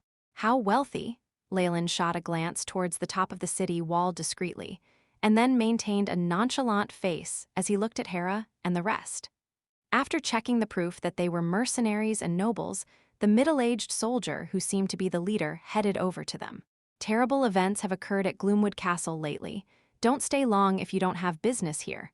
Thank you for kind intentions. Officer, is this about the ogres? A hint of curiosity showed in Hera's eyes. The ogres. They're far from real devils. The middle-aged soldier sneered, but did not elaborate. Only when he passed by Leylin and the other mercenaries did he warn them, don't stir up trouble inside, or else. His threatening words immediately angered Raffania. Leylin and old Pam, on the other hand, had met such situations before. They rolled their shoulders back in answer, though it was not obvious whether they truly took heed of the advice. HMPH? The leader did not argue about this with Hera, looking disappointed. He waved his hand. Go on. The strength of this legion doesn't lose out to the ogre tribes. Leylin hung his head, eyes flickering with wit. Seems like the kingdom's power and soldiers are the true trump cards of the human race in the world of gods. Those inferior mercenary groups can't be compared at all. Leylin could finally see the aura of a nation's soldiers, with as many sharp swords as there were trees in the forest and as many pikes as there were thorns in a bush. They might even have the support of wizards and priests. The mid-ranked officer just now had an aura very similar to a high-ranked warrior, and he had evidently gone through numerous battles. The aura of someone who had seen blood in battle was something most mercenaries could not match. With how he spoke, something definitely happened here. The desolate streets and the tight security in the city left Leylin frowning. We plan to rest here for a while. We might also need to buy a carriage and recruit a few more mercenaries. Hera said once they found an inn, looking tired as she spoke to Leylin and the rest. Well, we do need a new carriage. Raffania was obviously approved of this plan. They had finally made it to a human city with great difficulty, and she could not wait to get some good rest. For a lady of nobility, there was nothing harder to endure than filth and grime. It was a pity that there was no lack of these on the journey, especially for mercenaries. That the poor girl hadn't already gone insane showed the resolve she'd gained from her night training. Pam approved of this well. He was already itching to exchange the ogre ears for the commission, as well as buy a new batch of rum. All right, we'll meet here 3 days from now. Leylin nodded without much care. He was now slightly curious about the events in Gloomwood Castle. Wait, Ley, your friend is in need of your help. My injuries need healing from a priest. When the time to part came, old Pam grasped Leylin firmly, eyes gleaming with tears. Looking at the state he was in, Leylin had no choice but to roll his shoulders back and bring old Pam, with his broken leg, along. The dwarf worshipped the god of warriors anyway, and the church wasn't too far off from the mercenary guild. Divine spell, cure moderate wounds. Holy light shone from the priest's hands at the church of warriors, and the injury on Pam's thigh quickly recovered. A new layer of tender flesh grew out. The fee is 5 kronas. The priest looked pious, but did not lower the fees at all. Most churches functioned by getting money for healing the wounds of their followers. The gods needed money themselves to construct their extravagant churches. More importantly, they needed to lure in worshippers with more generous conditions. Old Pam, who was usually miserly, paid up happily and did not dare take advantage of this at all. Only after he left the church did he look regretful. If not for our employer wanting to leave in the next few days, old Pam would rather look for a doctor or potioneer. Damn it, 5 kronas. How many bottles of rum would that get me? Oh, mighty God, old Pam did not say that on purpose. Old Pam continued to mumble, no, this should be included in the fees we get from our employer. You'll back me up, right, Ley? Leylin pretended not to hear anything, walking to the entrance of the mercenary guild with the dwarf. Old Pam impatiently exchanged the ogre ears to make up for his losses, while Leylin went to the mission hall. The hall was much smaller than the one in Amon City. A few mercenaries were seated there, and whether in terms of quality or quantity they seemed to be lacking. This strange atmosphere was explained after Leylin looked at the mission board. High-grade mission, track down traces of devil followers. This mission is extremely dangerous. Please think over it carefully before choosing it. High-grade mission, investigate the evil god ceremony in the home of Lord Wakdo. High-grade mission, investigate cause of death of Baron Phelan. Numerous high-grade missions were hung up in a row, looking marvelous. It was a pity that few mercenaries dared take them on. Interesting. A devil? A smile rose about Leylin's lips all of a sudden. As he recalled the unusual mobilization of the troops, as well as the worried look on the mid-ranked officer's face, everything grew clear. Gloomwood Castle was in a strange state because of the activities of devil worshippers. These high-difficulty missions were usually left to the churches and nations' troops. It was no wonder that the mercenaries were not interested. However, them having no interest did not mean that Leylin was the same. He'd always been curious about hell and the devils in this world. Beelzebub's memories had ensured that he knew as much about them as an archduke, but theory and reality were two separate things. Based on his memories, there are 9 levels of hell here. Each have their own rulers governing them, as well as a few public regions, to be able to break through the restrictions of the dimension and arrive at the prime material world to spread belief. This is something that only a ruler of the same rank as him could accomplish. At his most powerful, the sovereign king of gluttony, Beelzebub, was as strong as a magus who'd comprehended laws. At the very least, he was stronger than the lesser gods here. It was no wonder, then, that the traces of devils had set the city on high alert. The scene that the soul seed had projected at the beginning appeared before his eyes once again. I wonder how that little guy Tiff is doing now. He received the power of the soul seed from my main body. If he managed to adapt to it, he should be rather strong now. If you find any errors, broken links, non-standard content, etc., please let us know. Report chapter, so we can fix it as soon as possible. Chapter 868, one after another, when their souls had first battled for control of the body, Leylin had managed to help Tiff out, bestowing formidable powers on him. It was intended to be an experiment. Not only would a surviving Tiff be of huge aid to him, but it would also give him some rare results. How could he not have left himself a counter against the powers he had originally bestowed? Furthermore, who could compare to the ancient Magi with regards to the control over the soul force? My soul force wasn't originally accustomed to the laws of the world of gods and couldn't help but diminish continually. But Tiff was a native. Hence, there was still a possibility that he could be sustained by absorbing the powers that I left him. In view of that, his stats would... Something flashed in Leylin's eyes. It made sense for soul force from other worlds to be unable to survive in the world of gods. But the strength that Leylin left for Tiff was like a seed, and it changed him completely. Furthermore, as long as the foundation was there, no matter how far Tiff advanced in the future, he would not be able to resist the influence Leylin held over him. If Leylin exploited him correctly, Tiff would be an advantageous pawn for him. I was staying overseas back then and did not care much about the mainland. Thus, I also didn't ask about Tiff, but it's an entirely different matter now. The time is ripe, Leylin decided. Greetings, copper-ranked mercenary, sir. Can I help you? The maid behind the counter asked in a professional but mechanical tone after she saw the identify proof Leylin handed over. It was all she'd do for a copper-ranked mercenary. Show me the details of the top 3 missions. Leylin wasn't bothered at all about it. The missions of those devil worshippers? The girl raised her head and scanned at Leylin with a look of derision. Superior missions could only be accepted by a mercenary ranked gold and above, so please work on raising your grade. I was not thinking of taking it, I just wanted to catch a glimpse of the report. I remember all mercenaries have the authority to do this, am I not right? Leylin furrowed his brows. That's right, the maid unwillingly replied. It was probably her first time encountering someone like Leylin, but details are only free for those at the silver grade, and above, you have to pay 10 coppers. That's no problem at all. Under her contemptuous gaze, Leylin threw 10 coppers on the table and grabbed the documents from her hands, before heading towards the corner seat to look into them. Being able to obtain information for such a price was already a profit for him. But after reading the first few sentences, Leylin's expression darkened. Surprise, astonishment, and all sorts of other expressions flashed across his face before it landed on a sinister smile. Old friend? He dropped his eyes to one of the sentences. The victim's carcass was badly damaged and parts of the flesh were missing. When the Baron was found, he was kneeling on the ground in a bizarre manner, pouring blood. His tongue was severed and forced down his throat. The soldiers launched surprise attacks on a few dangerous locations, but gained nothing in return. The thieves found pentagrams used to commune with other dimensions in the flooring of the house, and determined it to be the coordinates to the 9th level of hell.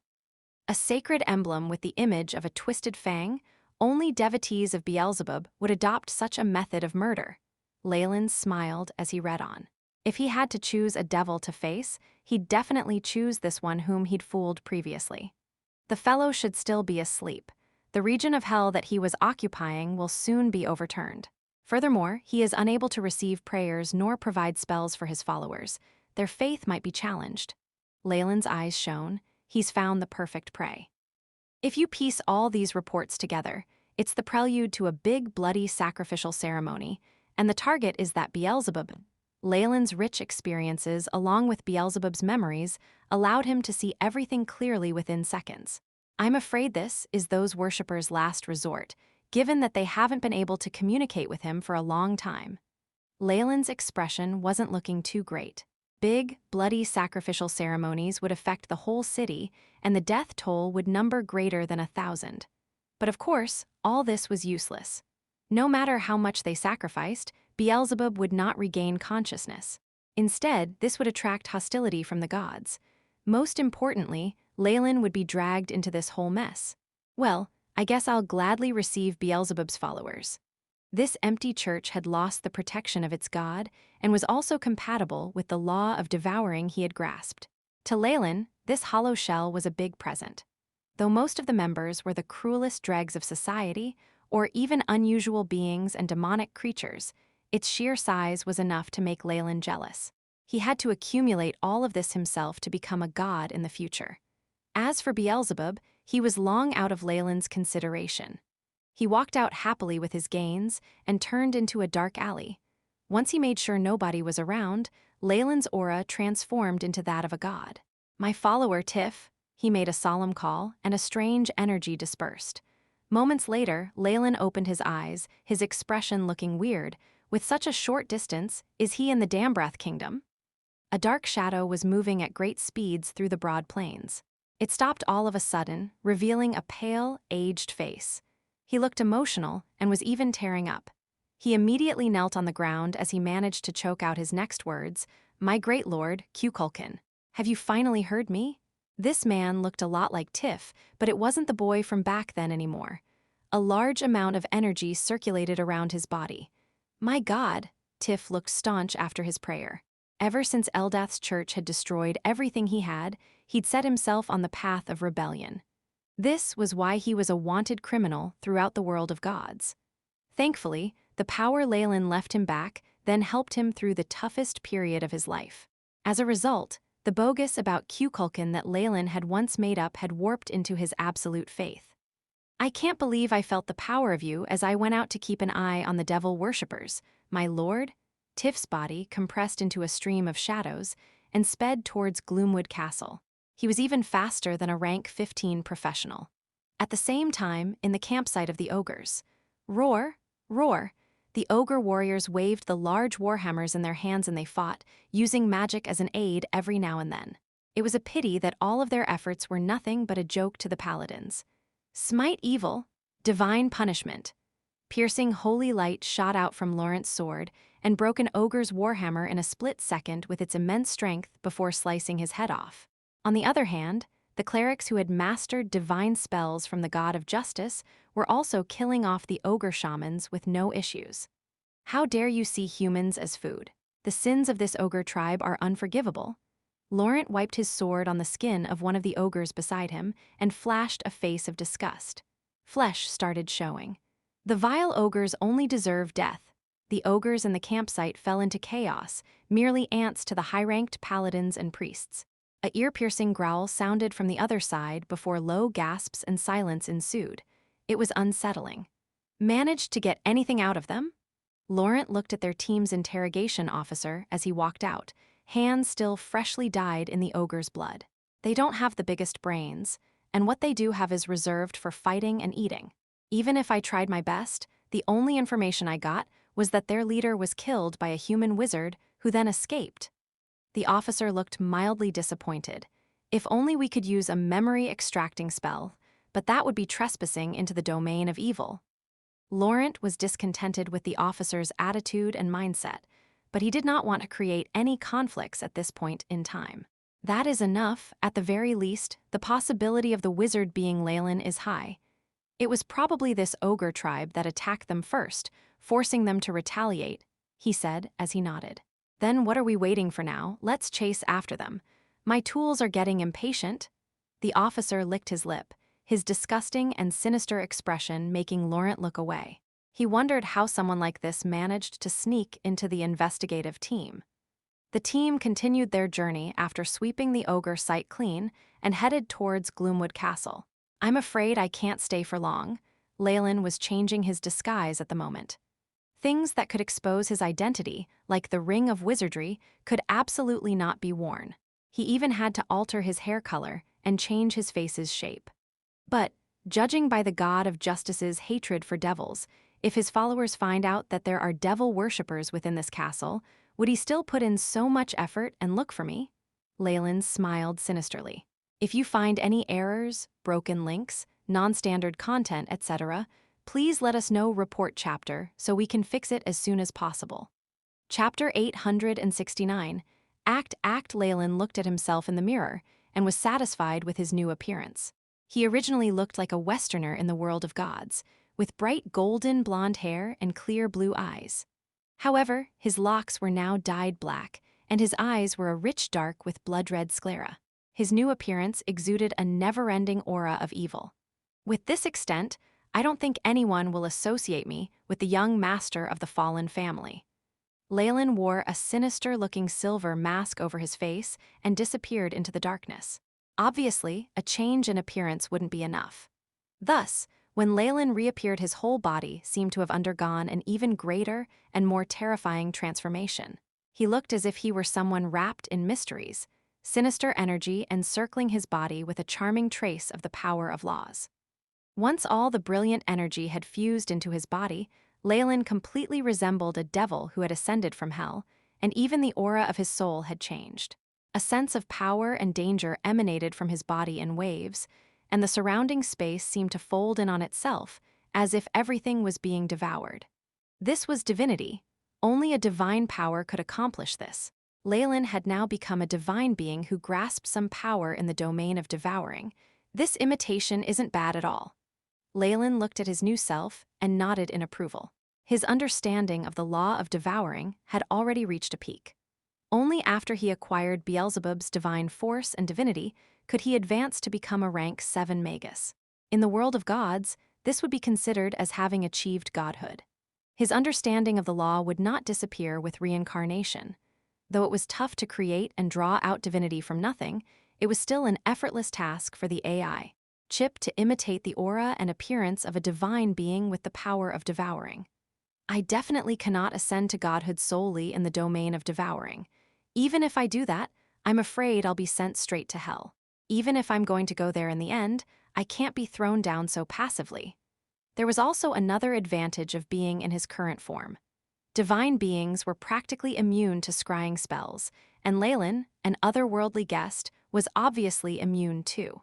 It would be an absolute joke if anyone tried to gain more information on him through scrying. The show has begun. Leylin turned his gaze to the bright moon before his silhouette suddenly blurred and disappeared into the darkness. Most of Beelzebub's true soul and divinity had been devoured by Leylin, along with 100,000 years of his memories as a devil. Thus, all of his followers were nothing but tragic beings in front of Leylin. Everything was stored in his AI chip, included Beelzebub's methods to communicate with them, or his habits and disposition, and even the list of bishops and demons in different regions of the prime material plane. Beelzebub's followers were unable to hide from Leylin, and thus Leylin had already made his plans after strolling about the castle. Leylin's deified incarnation arrived in front of a vast building. 2 guards there were loyally carrying out their responsibilities, making sure the entrance was secure. Even security officers fell to the attacks. No wonder they could carry out the blood sacrifice of an entire city so brazenly. Leylin put both his hands behind his back and swaggered into the mansion. The moment he stepped into the vicinity, he couldn't help but take a deep breath at the aura of evil within. He would have been completely unable to sense the soul undulations so precisely without the divinity that his current body possessed. Evil forces continued to circulate in Leylin's surroundings, making the glow of his imitated godhood even brighter. It seemed as if it was turning his pretense into reality. Eye of the divine. Through his imitated divine powers, Leylin was able to use something like magic to make himself invisible to the tight security. Once he passed through, he followed his instinct to a descending passageway behind a rock garden that was obviously concealed. The stench of human blood and the aura of low-ranked devils, Leylin sniffed, but did not plan on making his way further. "Who's that?" His movement had alerted a nearby watchman, but he deliberately lowered his voice, seeming like he didn't want to blow the matter up. But in the darkness, a handful of otherworldly beings have already felt their way towards Leylin, obviously with the intention of mounting a sneak attack. However, when he saw these creatures up close, he didn't know whether to laugh or to cry at the sight of them. "Are these what you are relying on? Devil priests like these? Is this an insult?" Through his night vision, he had already seen who his attacker was, an amalgamation of badly damaged human carcass parts and heads. It looked like a massive ball of flesh. This inferior devil was of the lowest grade, and it was also the most common cannon fodder in the 9th level of hell. The AI chip sent over the creature's data to him. Inferior devil. Strength, 3 agility, 1 vitality, 5 spirit, 0.1 description. This is a common magical creature found in hell, usually a reincarnation of deceitful humans. Its IQ equates to that of a retarded human, and it is easily controlled by high-ranked devils. Feats: 1. Fire immunity, poison immunity. 2. Cold resistance. 3. Acid attack, scram, you lowly ants, Leylin said icily, using the language of the devils of hell. Instantly, those poor devils were rendered completely defenseless under Leylin, someone who was as good as a near archdevil. They immediately fell under his control. The watchmen were left in shock. Who are you exactly? You aren't qualified to know that. They did not dare to retaliate even as Leylin walked further in. Naturally, that was perhaps because they felt the intrinsic quality of a devil within him. Once he pushed through a door covered in fresh blood curses, a room that looked like a dining hall appeared in front of Leylin.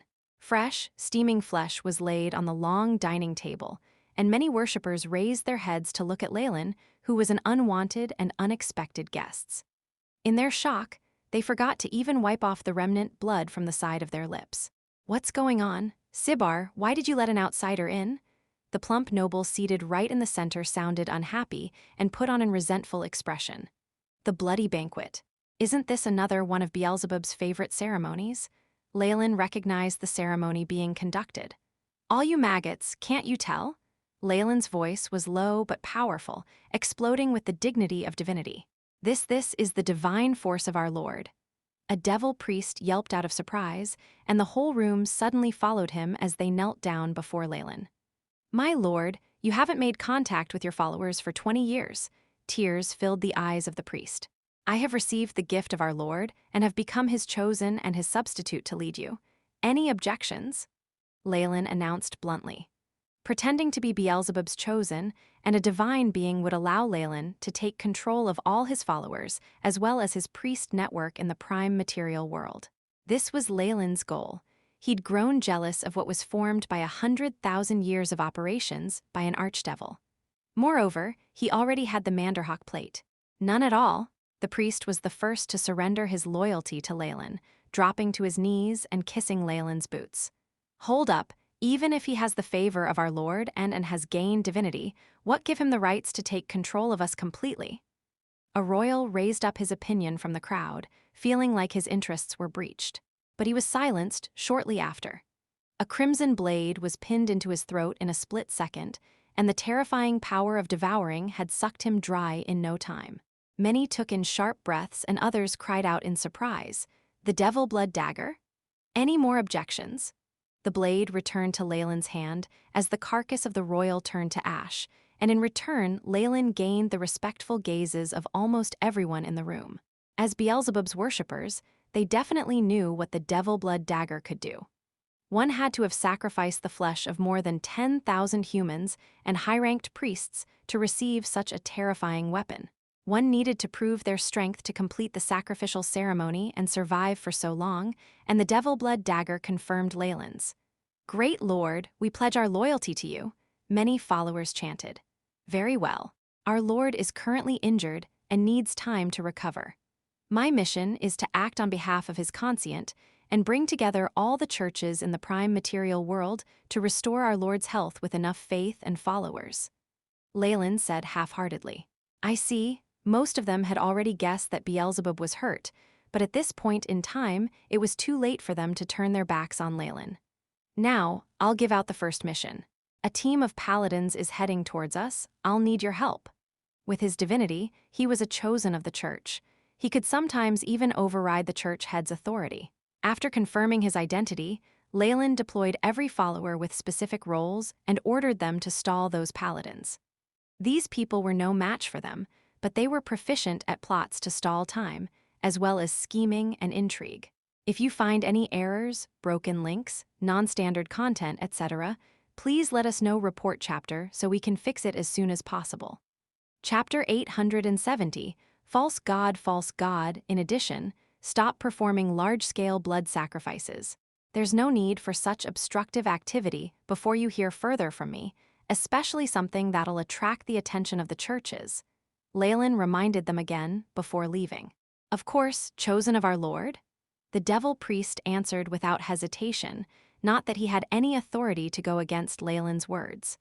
Moreover, the reason for their enormous blood sacrifices was to attract Beelzebub's attention. Now that he had already sent a substitute, there was no need for that anymore. "Lord Substitute, please grant us your name." The aged devil priest plucked up his courage to ask right before Leylin left. "My name," Leylin smirked beneath his mask, "my name is Kukulkan." The power of faith essentially came from fear and obedience, respect and admiration, or from one's soul force. Godhood originated from that as well. With a specific name, great power, and falsely assuming the identity of Beelzebub's chosen, he could win the reverence of these devil worshippers. He could even disseminate and spread Beelzebub's faith before usurping everything. However, this was the only mature organization of Beelzebub's that Leylin found somewhat acceptable. When he would build his own church in the future, these people would not be of much help. After all, Leylin would not want his own church to be a gathering point for devil worshippers. The next step was to cancel certain blood sacrifices and evil rituals that violated his core values. This was the domain of a benevolent god, and also an essential step for a divine being to gain extensive approval in the prime material plane. "Lord Kukulkan, we will do as you wish and prepare for the recovery of our Lord." Leylin was startled from his reverie as he watched the devil followers shouting his name loudly. A special energy akin to soul force enveloped him within the zealous ambience. The false divine power of devouring almost went out of control and wanted to swallow this energy to transform completely, but Leylin resisted it. "The power of faith?" Leylin signed internally before disappearing into a private room. "You heard the Lord's orders." The devil priest straightened his back and looked at all of the followers, especially directing his gaze at the nobles. Having lost the powers that the devil bestowed upon him, the arrival of this divine being allowed him to regain some confidence. "Get the tasks done quickly so that we can welcome those paladins of the God of Justice." There was no room for reconciliation between devil worshippers and paladins. If they met, it would be a fight to the death. While one paladin was more than enough to slaughter an entire room of devil worshippers, strategy, allocation of manpower, and hidden actions would make things difficult for them.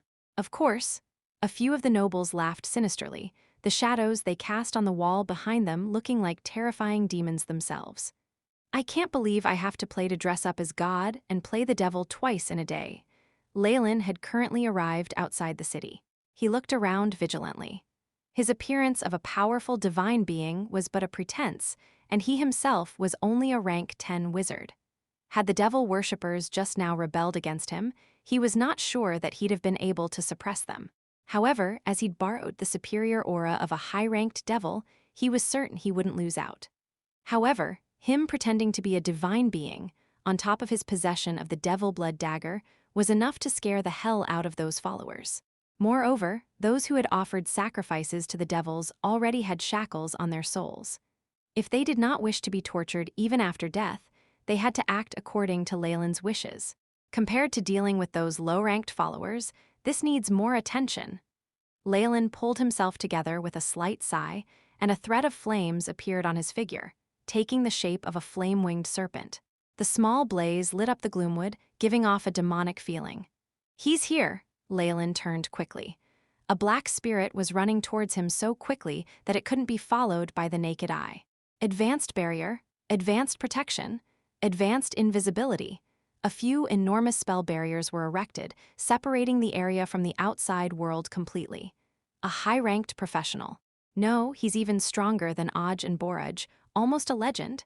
Leylin inwardly assessed as the person he was thinking of arrived in front of him. Tiff!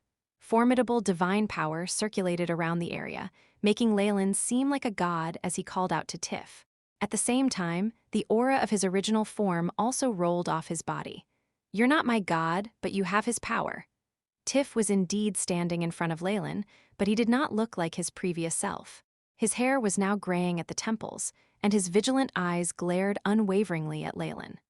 Leylin felt several different probing spells targeted at him immediately, and if not for the fact that he was the original body and had the AI, Chip's help in concealing his abilities, it would have been difficult to deal with the fellow.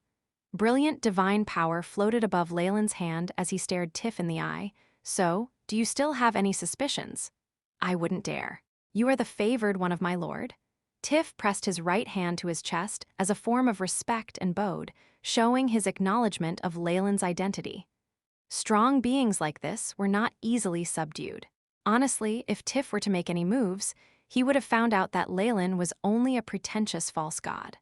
Once he figured that out, taking care of Leylin would be as easy as popping a bubble. "Since you've summoned me, what can I help you with?" Tiff still looked suspicious about the whole situation. "Our lord has already defeated the archdevil Beelzebub, and I've received orders to take over everything Beelzebub has in the prime material plane." He kept to the truth. Tiff was the one person Leylin trusted the most here, even if he seemed doubtful of everything right now. Even if the boy decided to go against him, Leylin could use the power he'd formerly left with Tiff to make him turn back. However, he was able to use the energy I left behind as a foundation to receive magical powers and become similar to a bloodline holder. Or should I say half-Joes? He's somewhat talented. Leylin seemed to have already seen beyond Tiff's facade. "You've defeated the archdevil, the sovereign king of gluttony?" Tiff's voice involuntarily cracked. He had obviously heard about this earth-shaking rumor. The loyalty of these worshippers, who'd already lost the magic abilities bestowed by the devil, had long been shaken. Some information had spread out. Worshippers in the prime material plane were shallow. If Leylin had waited to make his move a couple of decades later, Beelzebub's people would have almost completely disappeared. Thankfully, that was not the case. "I'll need your help. How much manpower do you have in the Dambreath Kingdom?" Leylin asked. Unless his background wasn't optimal, a near legend like Tiff would have a certain amount of influence. "I've created an organization with faith in our Lord.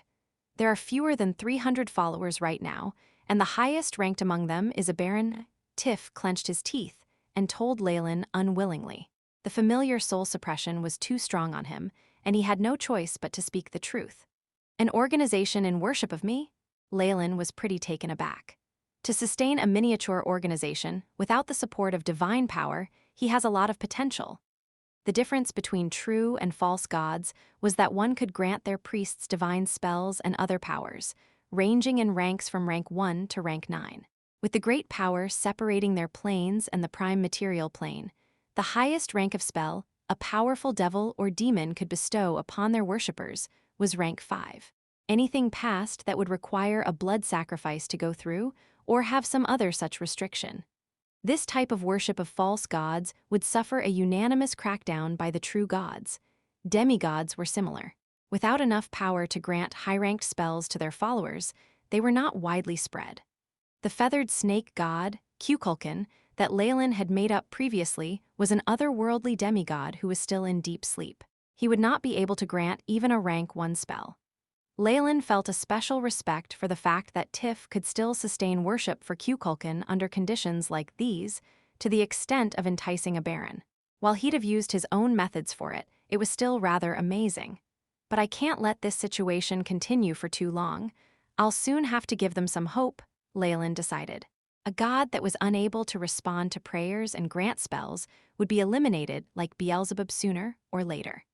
If his original form is still recovering from his injuries, it doesn't make sense for me to confer divine spells in his stead. Leylin's original form, as a near rank 7 Magus, was from another world after all, and the will of the world of gods was hostile towards his power. Not to mention the amount of energy that would be consumed by crossing the crystal sphere shell. If he were to use his original form to bestow divine spells, he would quickly go bankrupt and even die. The only way is to advance to become a legend, and condense my divine force. By doing that, I'll have the most basic capability to respond to my followers. Leylin gritted his teeth. Devout follower of our Lord Tiff, I have something for you to do. Let us meet at the capital city of the Dambreth Kingdom. If you find any errors, broken links, non-standard content, etc., please let us know. Report chapter so we can fix it as soon as possible. Chapter 871, Fiancé. After listening to Leylin's declaration, Tiff glanced at him with a serious look. It resembled the sharp gaze of a hawk, as if he was trying to pierce through the defense of the divine power to see Leylin's true form. I follow my god's will. Tiff disappeared into midair after finished his sentence, and everything that had just occurred seemed like an illusion. He has magic abilities similar to a chosen of my original form, and he's a high-ranking ranger or thief. Something flashed across Leylin's eyes as he headed back to Gloomwood Castle. He wasn't worried in the least about having his identity leaked. After all, his divine powers were enough to keep everyone in the dark. Even if Tiff eventually found out that he was Leylin Fallen, he would be under the impression that Leylin had received favor from his original form and had divine powers bestowed upon him. Well, now that I have Tiff, I can launch many of my plans. Though it was already confirmed that Leylin would take over all of Beelzebub's followers, he still needed someone to take over the operation and carry out the work of a commander. It looked like Tiff was very suitable for that position. Apart from being sufficiently powerful, he had good leadership abilities as well. If the conditions were right in the future, he wanted to nurture Tiff into his first pope, pouring power into the natives, and allowing them to adapt and change into a form that is accepted in the world of gods. This is a very good issue to pursue. Leylin had a profound look in his eyes. Through his short time with Tiff just now, Leylin had already learnt much from the energy that emitted off his body. It had given him a general direction for his plan to induct Magi into the world of gods. This method of forcibly pouring power into a subject should have failed for sure. My success with Tiff was a fluke and should be considered a rare case. Given his experiments in various worlds, Leylin was sure of this. Thus, I'll still have to observe this specimen and test how it will change under different circumstances. Leylin immediately ducked into an alleyway. When he reappeared, he had already returned to his appearance of a mercenary.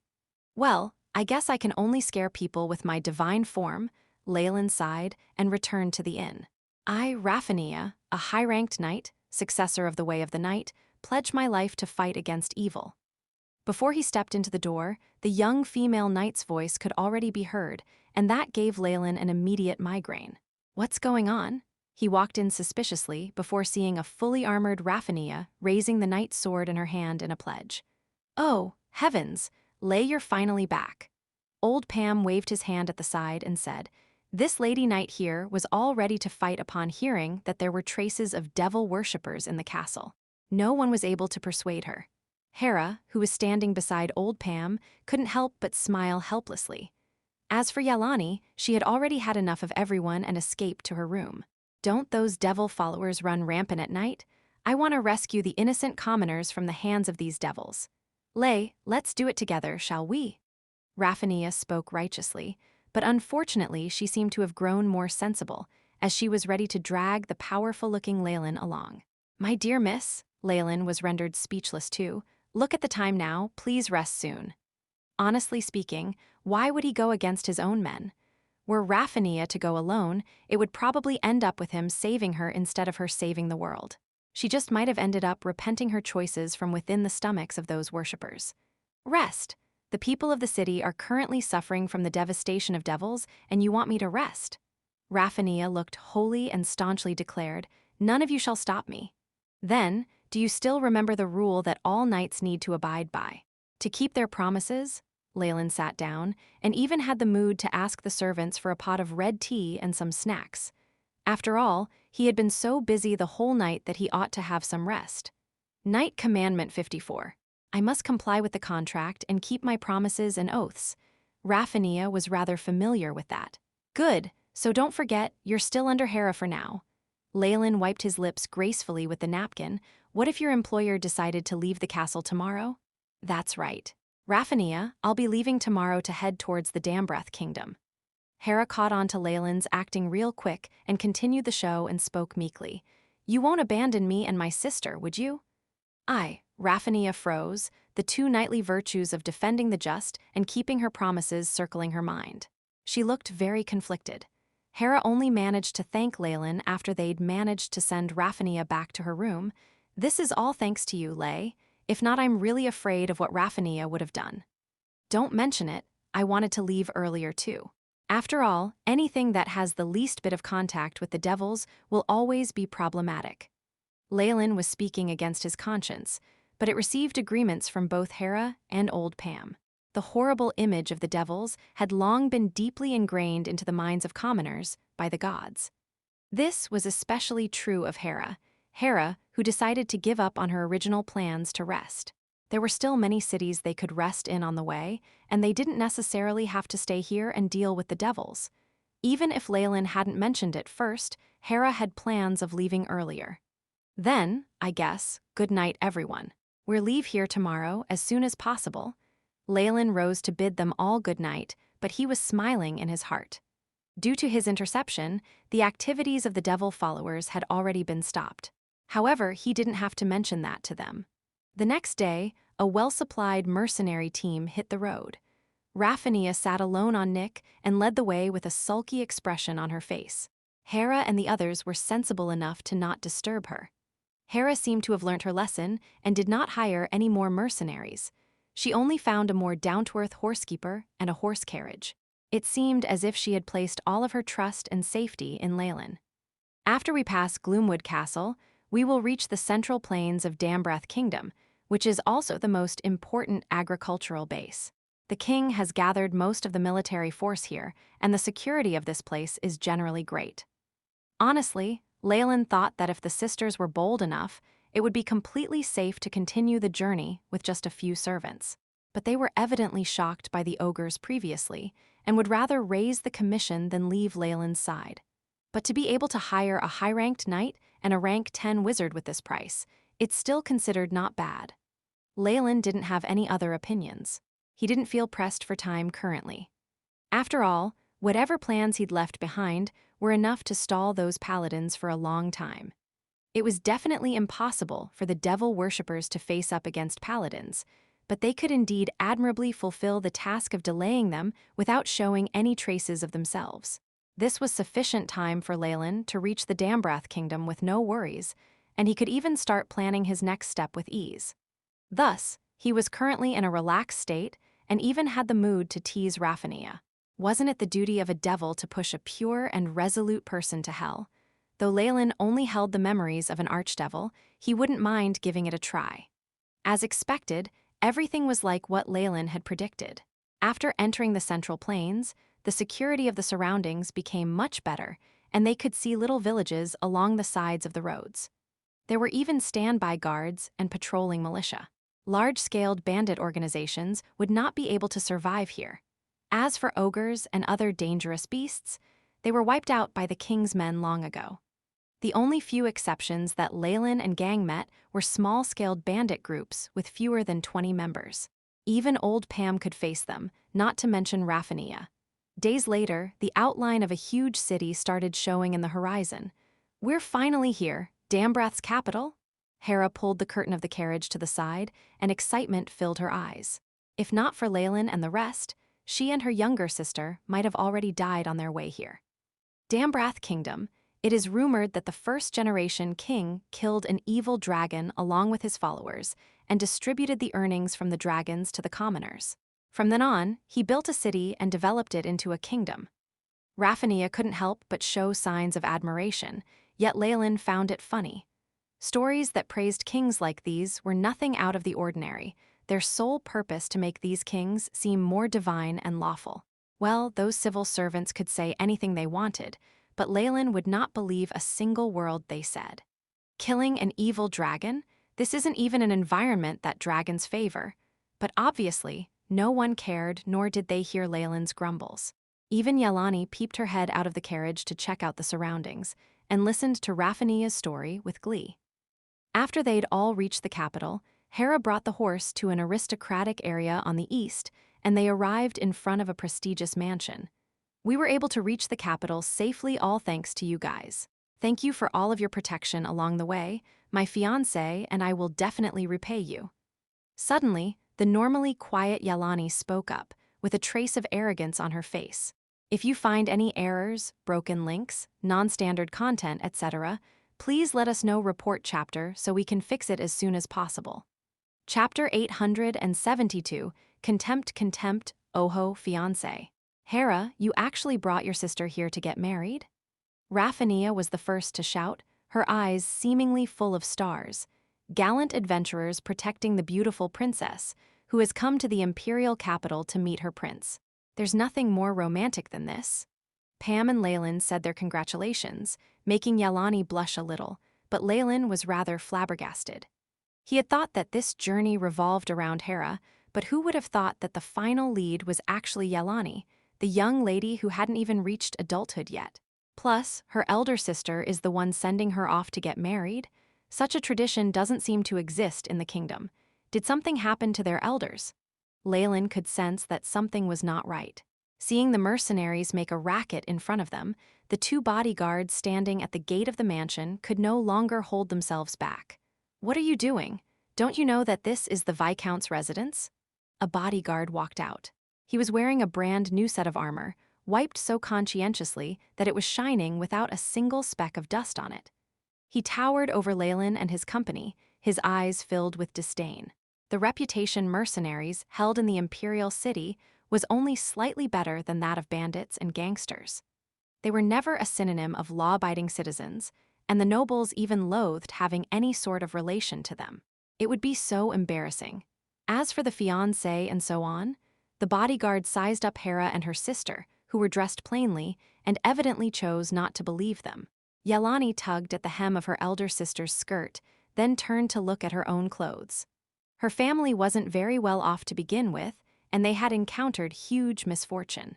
After a long and arduous journey on foot, even their best clothing would look like beggar's rags. She and her sister now looked like unsophisticated girls from the countryside, entering the city for the first time. The young lady lowered her head and practically wanted to bury her head underground. "Young sir?"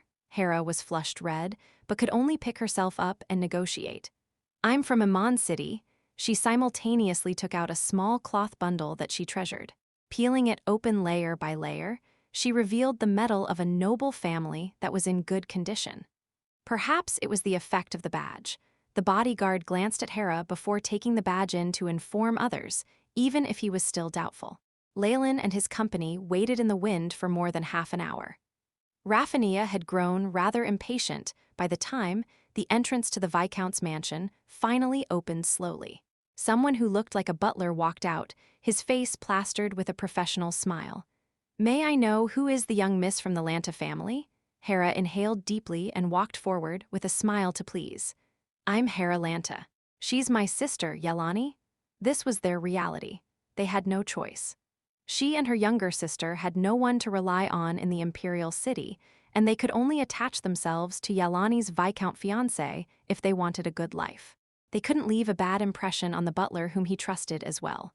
"Respected young ladies, please follow me in. The Viscount is waiting for you," the butler bowed at the side. "Also, they are the mercenaries I hired. I was able to make it safely to the imperial city all thanks to them." Hera looked over at Leylin and the rest and explained herself. Mercenaries? Disdain was apparent in the butler's eyes, and only Raffania, who was riding a warhorse, made him do a double take. But the Viscount only mentioned 2 ladies. Hera, you guys head in first? We'll just wait a while longer at most. Leylin smiled as he said to Hera. He glanced at the scornful look in the butler's eyes and inwardly smiled to himself. This expression, does he treat Hera and her sister like poor relatives who came knocking because they ran out of money? Interesting, interesting. Leylin magnanimously forgave the butler's offense because he was watching a show. He even pulled Raffania back, someone whose expression showed that she had a belly full of anger, leaving her with no one to vent it on. Leylin was laughing so hard to himself that his stomach was about to start cramping. Hera sent him an appreciative look, then took her sister's hand as she walked into the entrance. Lay, look at them, that expression. Raffania's hair was completely about to explode like an enraged kitten. Ah, I can't take it. At worst, I won't take the commission this time. You don't have to take it if you don't want to, but don't drag the rest of us down. Leylin's sarcastic blows at the side met with old Pam's common sentiments. His eyes went watery. Missy, you can't let poor old Pam leave without a salary. You haven't gotten your salary. Just the mere ogre ears we got on the way should be enough of a profit. Raffania mumbled to herself, but her temper did not flare up. In actual fact, Hera and her sister didn't have many assets to begin with. The two announced that they would raise the commission on the way, but after half the journey their group was stunned. The amount of cash they had on them was not even enough to pay what they'd promised before. Furthermore, they hadn't paid half of the coachman's commission and the fee for the carriage at the Gloomwood Castle. Although Raffania didn't give a hoot about that little sum of money, she could not care about the others. After hearing what Leylin and old Pam said, she could only walk away while fuming. Anyway, I won't demand the money, you guys can split it among yourselves. Oh, Raffania, you're really the most kind-hearted lady in the world. The dwarf, old Pam, immediately cheered. Even the coachman at the side revealed a smile. He had gained a deeper understanding about this strange team of mercenaries after spending time with them. Raffania didn't lack money at all, and neither did the mysterious Lay. The only remaining people who would split the money would be him and old Pam. People of the lower class never once minded having an extra share, even if it was just a few copper coins. Clang! The main door swung open once again. Yelani's arm was hooked onto a young nobleman's, while Hera and the butler were standing behind them. These the mercenaries you employed? There's even a dwarf. I think joining a circus would be more suitable for it. Oh, right, have you seen the Golden Dwarf Circus? This youthful nobleman had a wan face and very dark eyebags, making him look like a person whose body had been wasted entirely on wine and women. He appeared very depressed, and completely disregarded Leylin and company, turning around to chat with Hera instead. Daniel, Raffania and Leylin are both extremely powerful professionals. Hera smiled cordially as she began to turn the nobleman's attention to Leylin and the others. I believe that they'll be of help to you if you win them over. Although she had started to notice that Daniel was harboring malicious intentions, Hera still tried as much as possible to indirectly make her point, even though this made Raffania shoot a resentful look at her.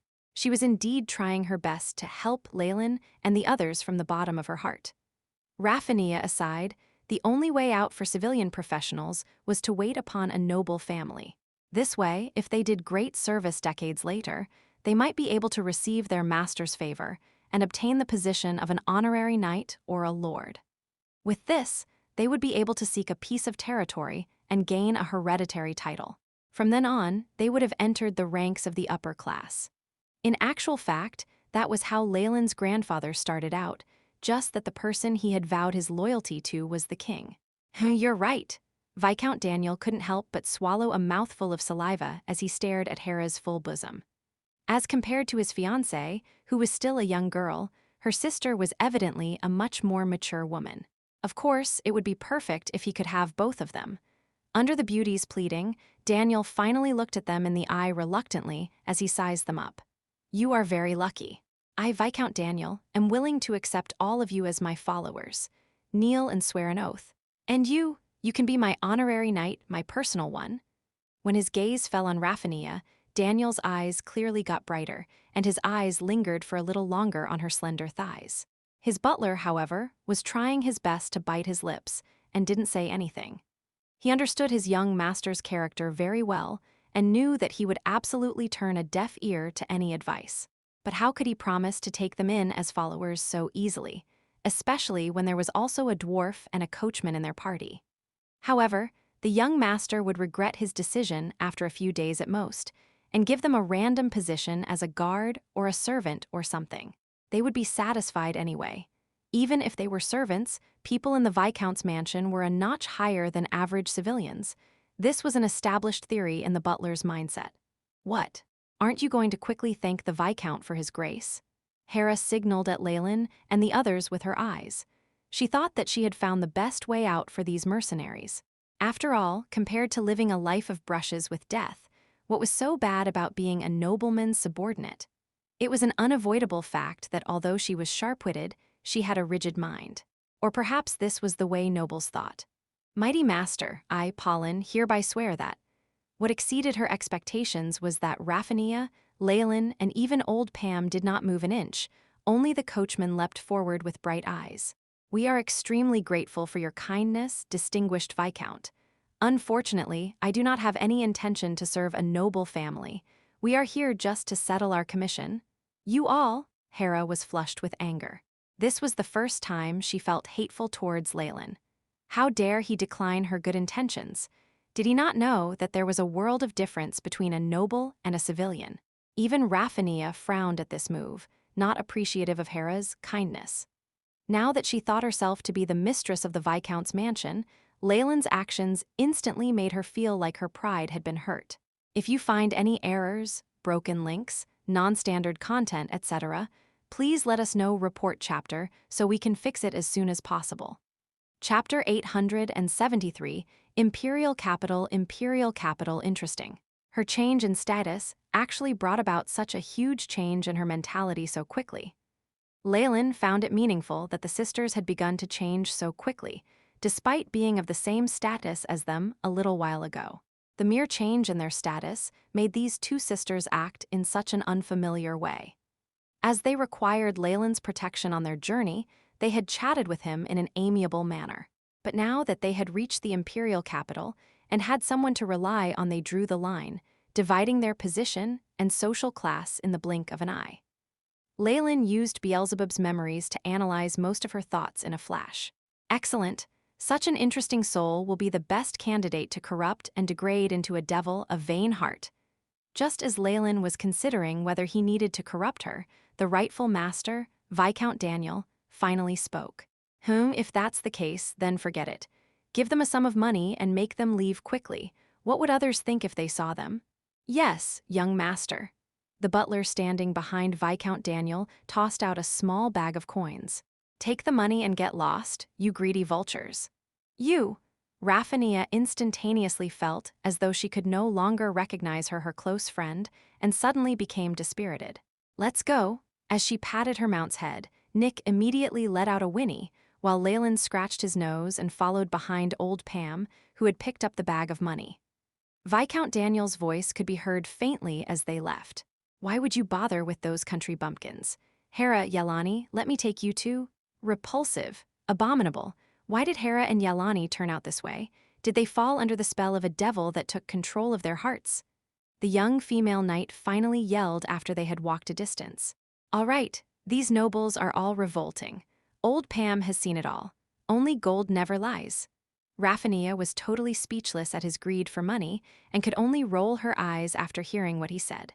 Leylin, on the other hand, asked interestedly, why didn't you just swear to become his follower right away? He's a nobleman after all. If I did that, the elders would kill me. Besides, do you think a dwarf will be conferred a title in a human country? Old Pam winked, exposing his innate cunning self. Old Pam would rather than drown in rum than slog his guts out for a noble and end up with nothing. Ha, you are a clever dwarf indeed. Raphania was still a young lady after all, and was immediately amused by his humorous tone. Leylin was the first to suggest disbanding when they reached a crossroad. If there isn't anything else, should we part ways here? Part ways? Aren't we going to get paid for the mission at the Mercenary Association? Raphania was surprised and also a little reluctant for some reason. I have other things to do. Leylin declined tactfully, but even Raphania could read between the lines. He wanted to be alone. Once she understood this, she even had the urge to cry. "Then, where will you be going?" The young female knight still asked stubbornly. "I intend to stay in the imperial capital for a period of time, then begin my journey once again. My objective is not clear yet. Perhaps I will make a trip to Silveramoon City up north." "Goodbye," Leylin seemed as though he was waving elegantly as he left. But Raphania and old Pam did not realize that a gloomy thread of light had already wound itself around Raphania's body like a strand of hair, one that disappeared almost instantly. "The mark of a devil. I look forward to the moment when your soul falls from grace." The low mutter of a devil sounded in Leylin's heart. There were a few reasons he occasionally did right by Raphania and the others. For one thing, they were his group, and saving them was a matter of course. But another reason was to observe the souls of people and attempt to corrupt them. Leylin wasn't a masochist. Why would he insist on waiting outside the Viscount's mansion otherwise? Did he lack that small sum of money? It was only at the actual scene that he could grasp the most subtle undulations of the soul and guide it. From the looks of it, Hera and her sister have been consumed by vanity. With just a slight push, it would be perfectly normal for them to be lured in by the devil. Raphania, on the other hand, has the purest soul. Once she's corrupted, she will possess strength that will make all the other devils drool. Once a soul like Raphania's fell from grace, it would be extremely enticing for any formidable devil. However, Leylin was already a near archdevil, and he naturally didn't have to resort to such unclassy behavior. It was out of prudent consideration that he decided to personally make a trip down to experiment on average human souls. Since his main body had already robbed Beelzebub of all it had, having dealings with the underworld and other devils would be unavoidable. Even Leylin himself had a few devilish characteristics. Souls in the world of gods were different from those of the Magus World after all, and Leylin had to personally verify this matter. When he was in the outer seas, the people of his family were unsuitable to experiment on. As for those pirates, their souls were even similar to those of devils wreaking havoc. Only Raphania and the others made Leylin's eyes light up. This was precisely why he made the mark of a devil on her, making it convenient for him to track and monitor her at any time. All of these other matters can be put to one side. There are even more important matters to attend to on this trip to the imperial capital. The first problem that Leylin had to resolve was to cleanse himself of any suspicions of his piracy. Otherwise, the priests and paladins of the god of justice would always follow him like houseflies, which was impossible for him to defend against. Even if he destroyed one group, others would emerge to come after him. However, both Leylin and the nobles were very skilled when it came to distorting the truth and covering up evil deeds. It's simple in theory. As long as His Majesty makes a statement to conclude the case, it will be sufficient. After confirming the murderer, even the Church of the God of Justice would be unable to continue investigating. Leylin was very clear on the fact that he currently was not considered a suspect. Even the priests and paladins of the God of Justice could only seek his assistance in their investigation at the very most. However, if they really did so, it would be all over for him. Which noble didn't have a crime penalty tied to them or wasn't implicated in a gray area? Once a single event was uncovered, it would be linked to even more. He wouldn't even be able to think of walking out of the church alive at the end of it all. His only path was to nip this in the bud. The church's hand was reaching too far. Once the king makes his final conclusion, it will be difficult for even the church to overthrow it. After all, they must respect the royalty in this region. The network of connections that the fallen family has is insufficient for this. Leylin was in deep thought. It would be best if a member of His Majesty's inner ministerial circle spoke on my behalf, and he would have to be a very important person. The network that Beelzebub left behind would probably come in handy in this aspect.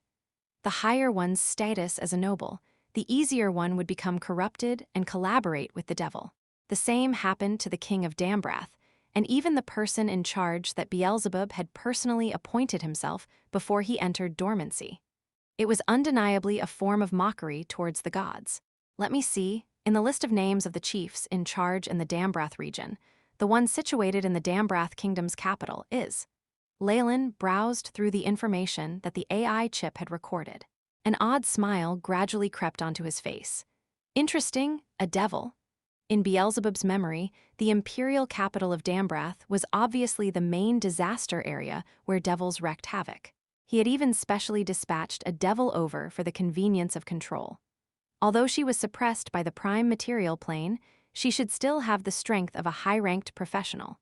She had even mastered a few special concealment techniques to help Beelzebub's believers successfully avoid countless searches by the churches. A smart chap, Leylin evaluated her indifferently. If Leylin had used his true strength to subdue her, then the outcome of the fight wouldn't even need to be considered.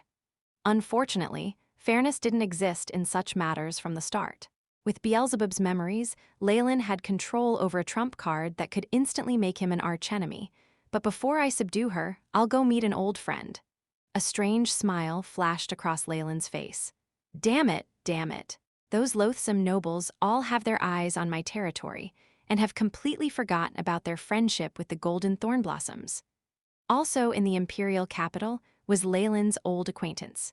Viscount Tim had returned from the imperial palace, crestfallen.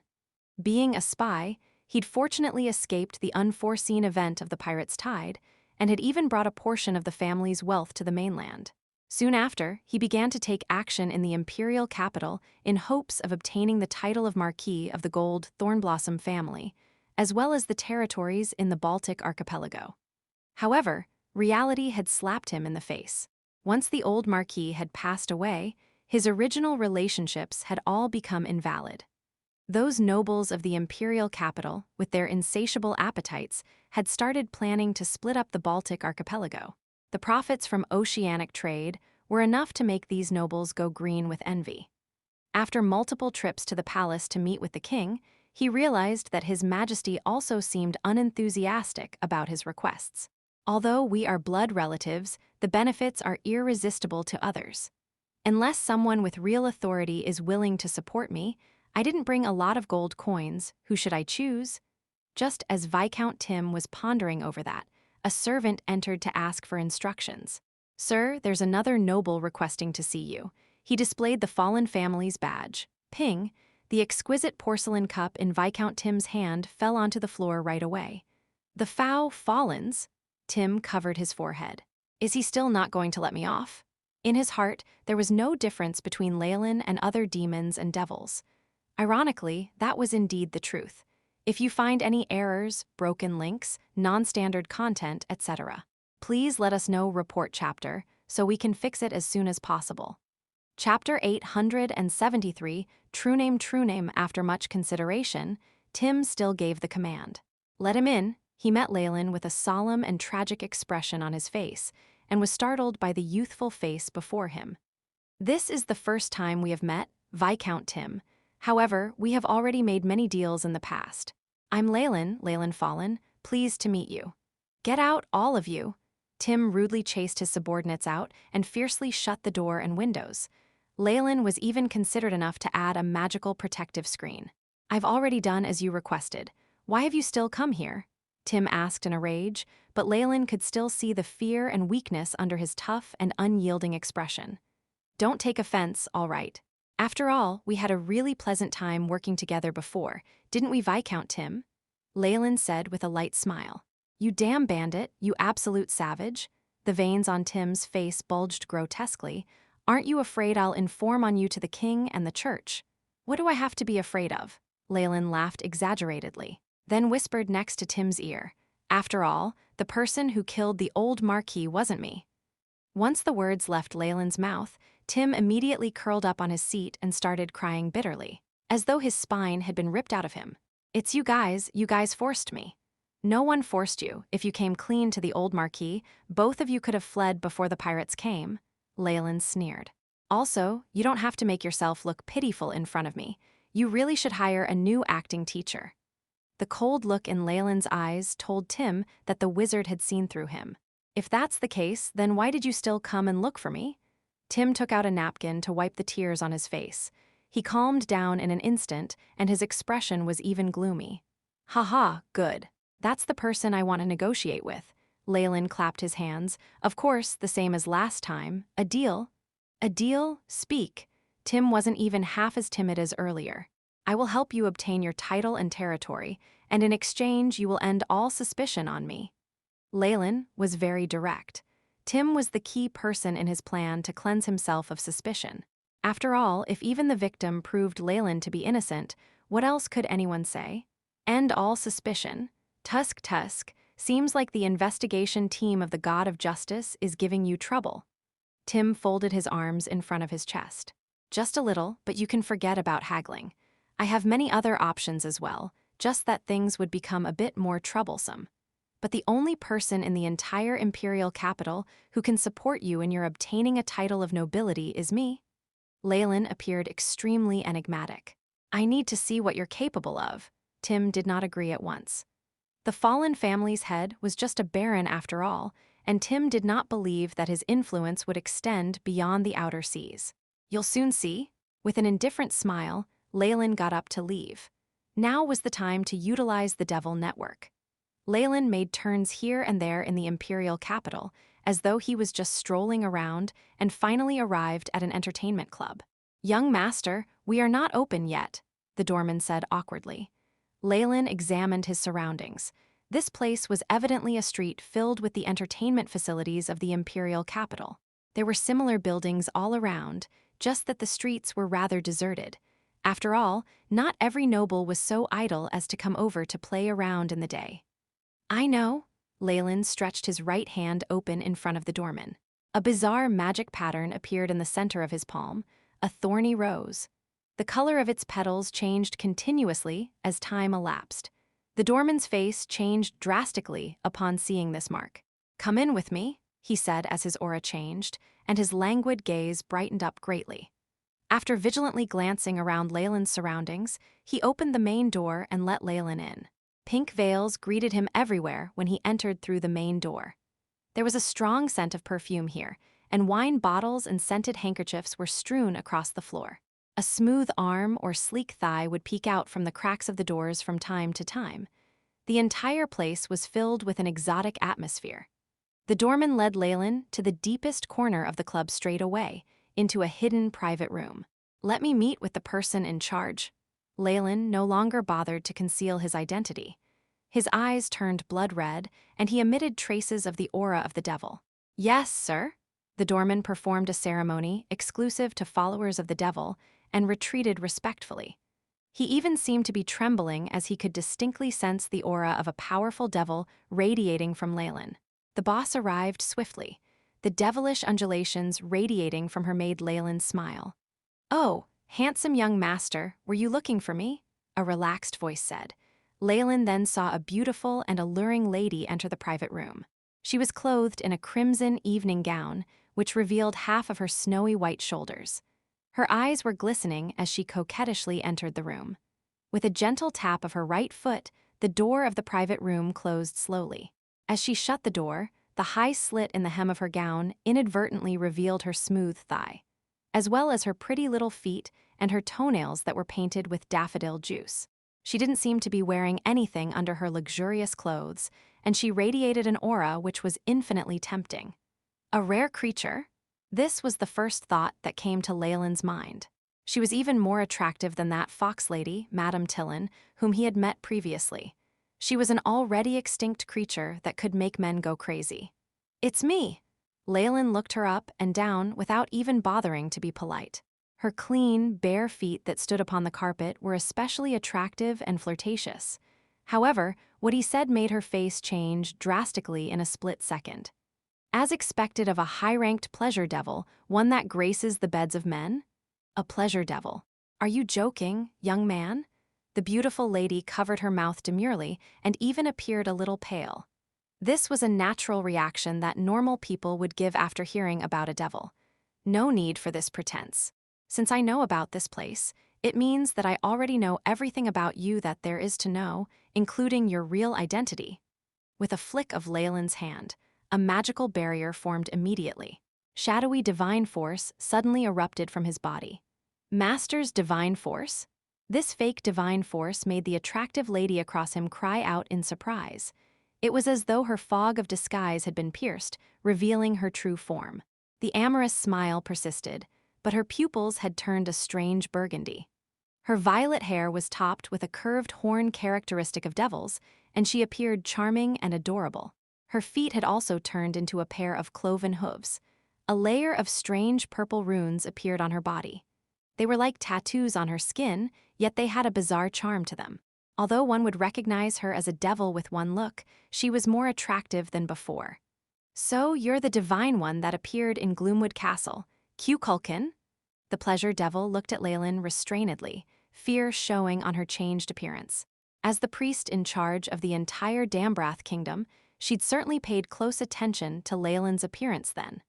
The worshippers from Gloomwood Castle wouldn't dare hide anything from her either. If not caring about costs, she could receive news rapidly from across the kingdom. "Yes, it's me." Leylin had his hands behind his back and seemed extremely mysterious. His divine force was suppressing the devil opposite him. "Are you here to add me to your party? Hee hee, what a pity, but without master's orders, I will not comply with you." The pleasure devil watched Leylin with vigilance. As a high-ranked devil, she had personally seen Beelzebub before and knew that he was absolutely impossible that it would bestow his divinity on other devils. "I'm afraid that's not for you to choose, Lady Delia. Or perhaps I should call you Adelius Dodicro Menschvakel Ankenina." Leylin uttered a string of complex and tongue-twisting syllables. When the pleasure devil heard this, she immediately turned wild. How did you know?" Her expression changed drastically.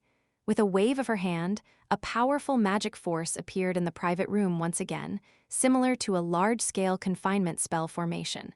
The reason why Lady Delia was so anxious was entirely because Leylin had just uttered her true name.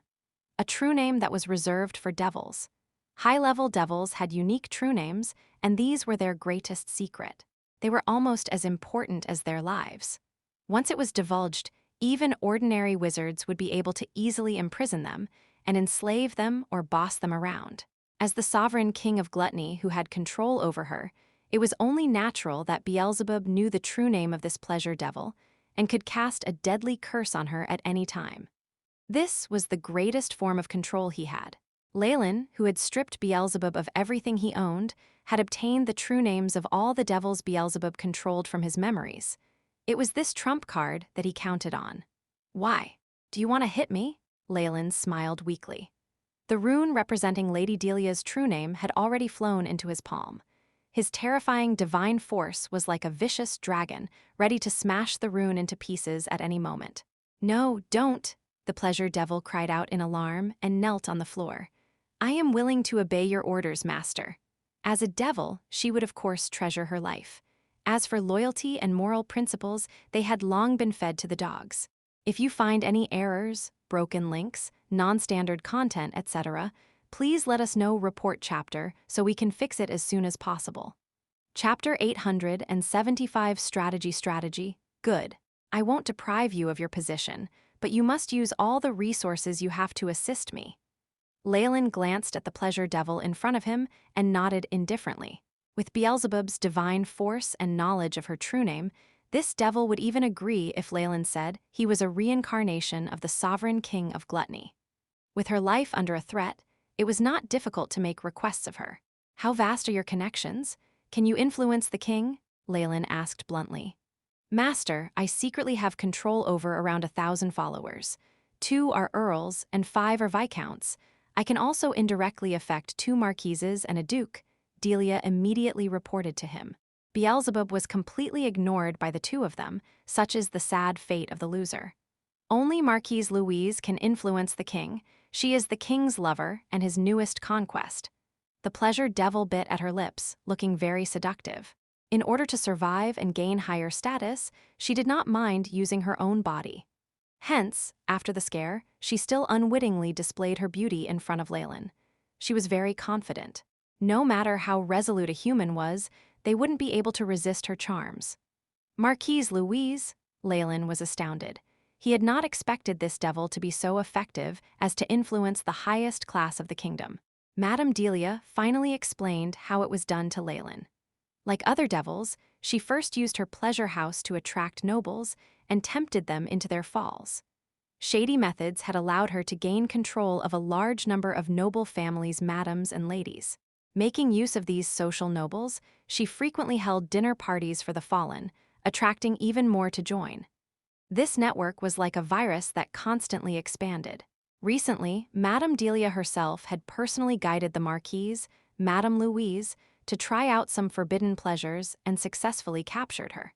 She had become devil worshipper and was even sent to the bed of the king. Delia herself had the true body of a devil, and it was impossible for her to bypass all the detection methods and the wizards inside the court. However, it wasn't an issue for pure humans. I now have control over a batch of noble ladies, and they are all followers of the master. If you like them. Madame Delia licked her lips, sending him an invitation that was very attractive. If I'm free in the future, I'll give it a try. When it came to such a sweet invitation, Leylin did not hesitate to accept. He did have these needs usually anyway. Our services here will definitely satisfy you, master. After hearing Leylin's promise, Madame Delia seemed to feel relieved. At the very least, while she still had value, Leylin would not get rid of her. Her entire body relaxed, which only made her seem more charming. After understanding the power she held, Leylin nodded and sat on a couch nearby. Have you heard of Viscount Tim from the Baltic archipelago? Him? Delia shot Leylin a glance, seeming to be guessing at Leylin's relationship with the person in question. I've heard of him. He used to be the commoner son in the gold Thornblossom family, and he's scheming to get a position as the Marquis, as well as land. What do you think are the chances of him succeeding? Leylin laced his fingers together. There are many nobles hoping to obtain the Baltic archipelago. There is a Marquis eyeing it, but the other party is the nephew of the king.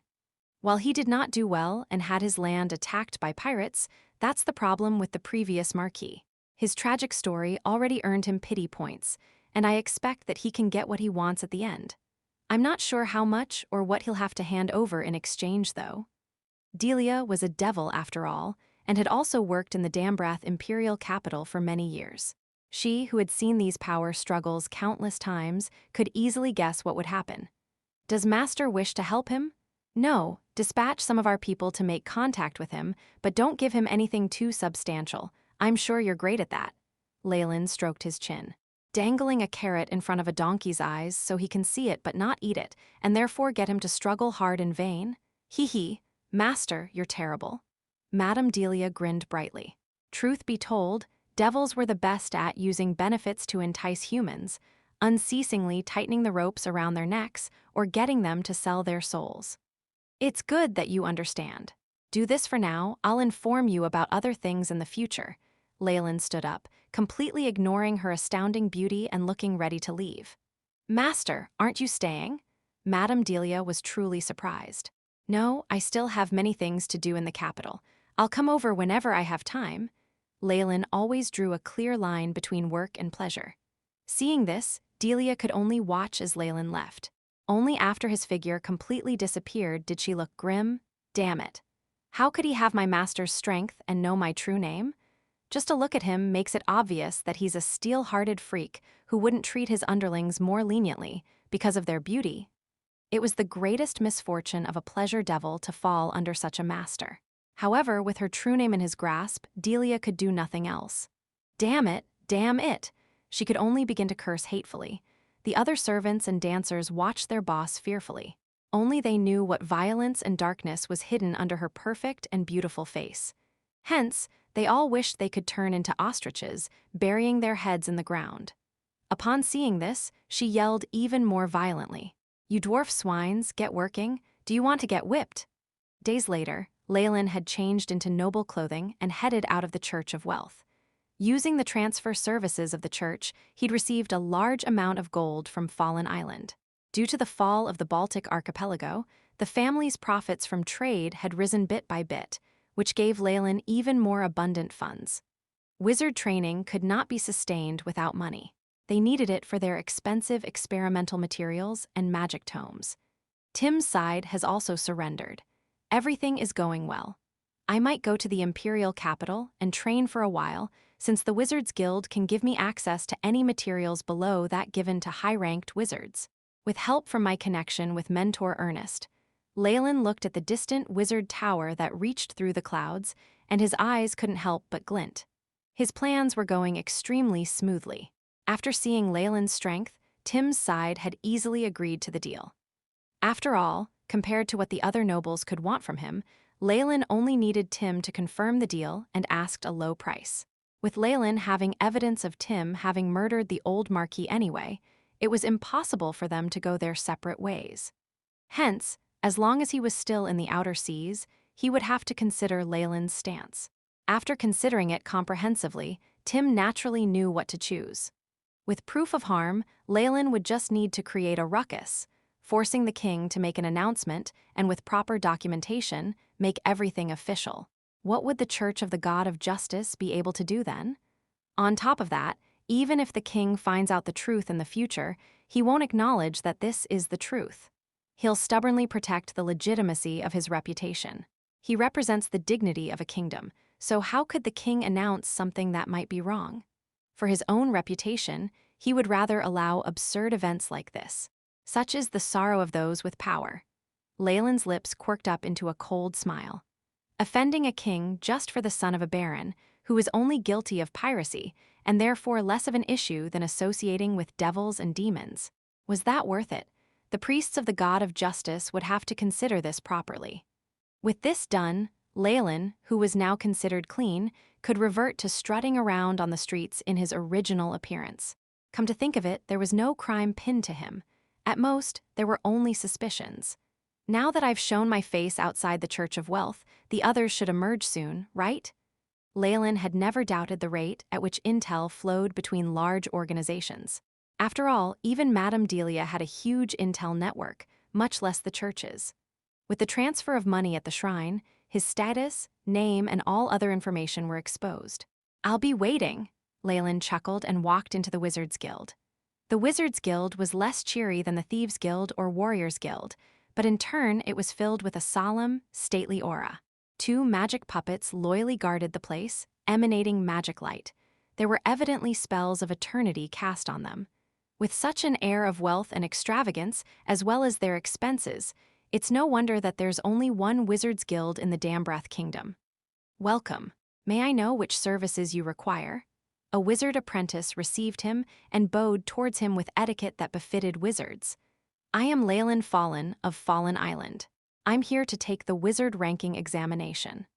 Leylin had a bright smile on his face. If he planned to study in the Wizards Guild, he'd obviously need to have his rank verified.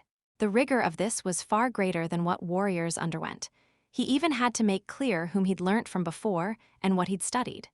Wizards were a bunch of serious people. However, Leylin was already prepared for this and was therefore unafraid. If you find any errors, broken links, non-standard content, etc., please let us know report chapter so we can fix it as soon as possible. Chapter 876, Black and White Maribald, was a 367-year-old high-ranking wizard, although he preferred to be called a scholar. With the power of his magic, even at his age, he was plenty vigorous and had very supple skin as though he was a young man. Only his graying hair betrayed his age, but it seemed more like an accent to his wisdom and foresight. He had served as president of the Wizards Guild in the Dambrath imperial capital for over 100 years and had handled innumerable major events. He had also awarded numerous medals to talented wizards and judged notorious ones. By now, he'd begun to think his still and unfeeling heart would no longer receive any blows. He hadn't expected how stunned he would be today. Maribald pushed his spectacles up, his finger brushing against the uneven imprints on the identification document. There was no problem with the magic imprint. That was what his abundance of experience was telling him, but he was horrified by what the results of his investigation meant. Proof of nobility, Wizard Ernest's testimonial, and the final round of examination of the documents didn't meet with any issues. In that case, this young noble, who is just 16 years of age, is really a rank 10 wizard. In Azoth's name, Maribald's jaw slowly dropped as he looked at the young man in front of him. With such innate skill at his age, Maribald wondered whether he was about to witness the birth of the kingdom's wizarding legend. "Excuse me, guild leader, is there any problem?" The question raised by the young wizard across him shook Maribald from his reverie. Of course not. Congratulations, Wizard Leylin. Maribald secretly sighed as he placed his magic imprint on the wizard ranking document. This document would be filed away as proof of Leylin's identity as a wizard. From today onwards, you are a mid-ranked wizard as verified by the Wizards Guild. May Azoth bless you. Although this was not the deity he believed in, Leylin still lowered his head respectfully to express his humility. Maribald passed Leylin a wizard robe enhanced with a remove dust, spell, and other coats of arms and documents. When conducting the ceremony, Maribald could see Leylin's love of magic and the pursuit of truth in his eyes. This same look once existed in his eyes when he was younger. Perhaps only such a person will truly have the ability to break through into the realm of legends and become a being that I can only dream of. Maribald gasped in admiration to himself, a warm-hearted expression on his face. He kindly gave some advice to Leylin as well. Wizard Leylin, although you have already entered the ranks of a mid-level wizard, I suggest that you study in the Imperial Capital's Wizards Guild for a while. A few of the latest philosophies and models in magic are present here and will be very important for you right now. That is precisely what I wish for, distinguished guild leader. Leylin performed a wizard's bow to the high-ranked wizard. His movements were unbelievably graceful. I didn't expect that things would get this troublesome. It seems like the talent I displayed made me quite outstanding. However, I can't get the attention of the other guys without doing so. Leylin secretly gave a bitter laugh. A 16-year-old rank 10 wizard. Such innate talent seemed rather horrifying. After verifying his rank, a few old fogies immediately acted as though they had suffered a stroke, and even involved the guild leader. Fortunately, he'd already earned his fame as a genius wizard. All of his improvements had been witnessed by Ernest, and it had saved him a lot of trouble. With regards to the devil blood dagger and other items that would easily be associated with evil, Leylin didn't carry any of them with him. Proof that I'm a rank 10 wizard. Even if I travel abroad, it's enough for me to receive preferential treatment. Leylin fiddled with the wizard insignia in his hand. It was decorated with a silver moon and stars, and there a sense of indistinct beauty to it. In addition, it was also bound to its wizard owner, and outsiders would absolutely be unable to make a counterfeit copy. Leylin Farlier, a few men carrying the symbol of a high-level inspector, stood at the door of the Wizard Guild. A team of guards crowded around Leylin, intercepting him. Leylin even saw a few priests of the god of justice among the team, watching him with judgeful stares. They're only here now. It's a little late, or are they afraid of the power of the Wizard Guild? Is anything the matter? Leylin asked the inspector in front of him with a smile. You are suspected of a crime in the open seas. I need you to assist in our investigations, the inspector said expressionlessly. Judges, public security officers, policemen, and the like all advocated righteousness and were the main source of followers for the God of Justice. Leylin wouldn't be surprised if they had the backing of the Church of the God of Justice or if they were tipped off by them. If I say no, Leylin looked at him ridiculously. You do not have the authority to reject. With a wave of the inspector's hand, a few guards immediately closed in. You! Leylin's gaze was as harsh as lightning, and he raised his voice by a few notches. Don't tell me you dare to apprehend an innocent nobleman in the imperial capital, and slander a noble, mid-ranked wizard in front of the Wizard Guild at that. Noble, wizard.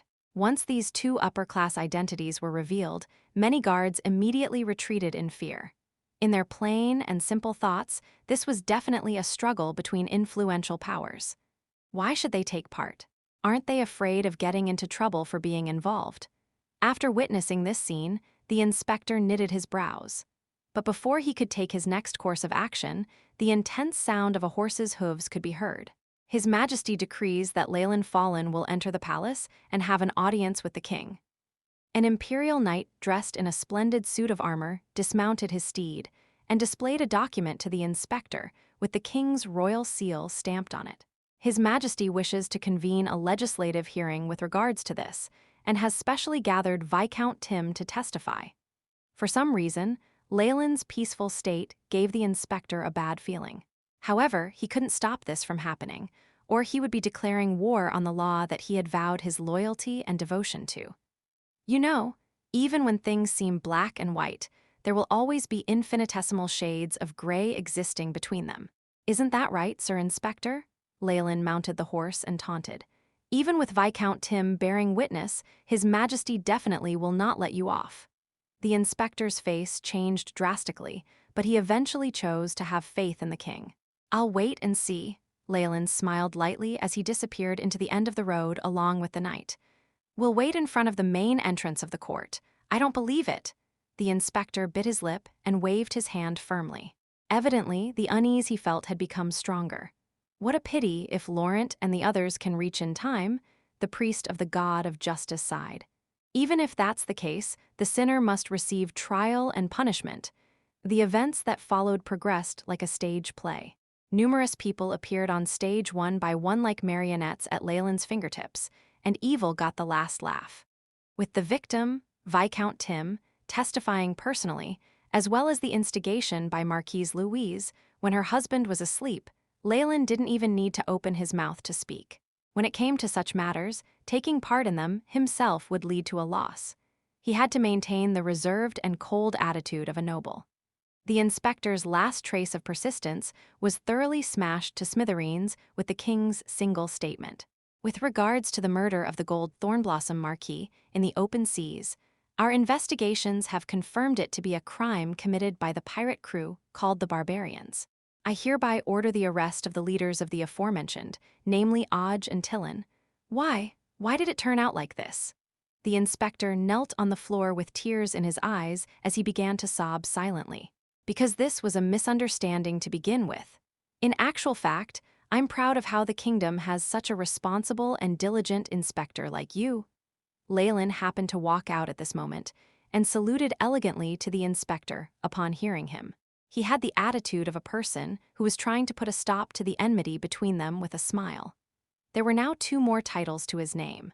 One was his identity as an imperial wizard, and the other was as an honorary viscount. They weren't of much use, but they had a nice ring to it. He had received them after entertaining the king. Even though the king used to be brilliant when he was younger, he was clearly addicted to wine and women at present. As long as it didn't involve his authority and prestige, the king wouldn't have any reaction. Leylin had his methods of handling such an old fellow. What made him happier was that, after this statement was issued in writing, no one else would give him trouble about the pirates. He could also conveniently hinder the barbarians.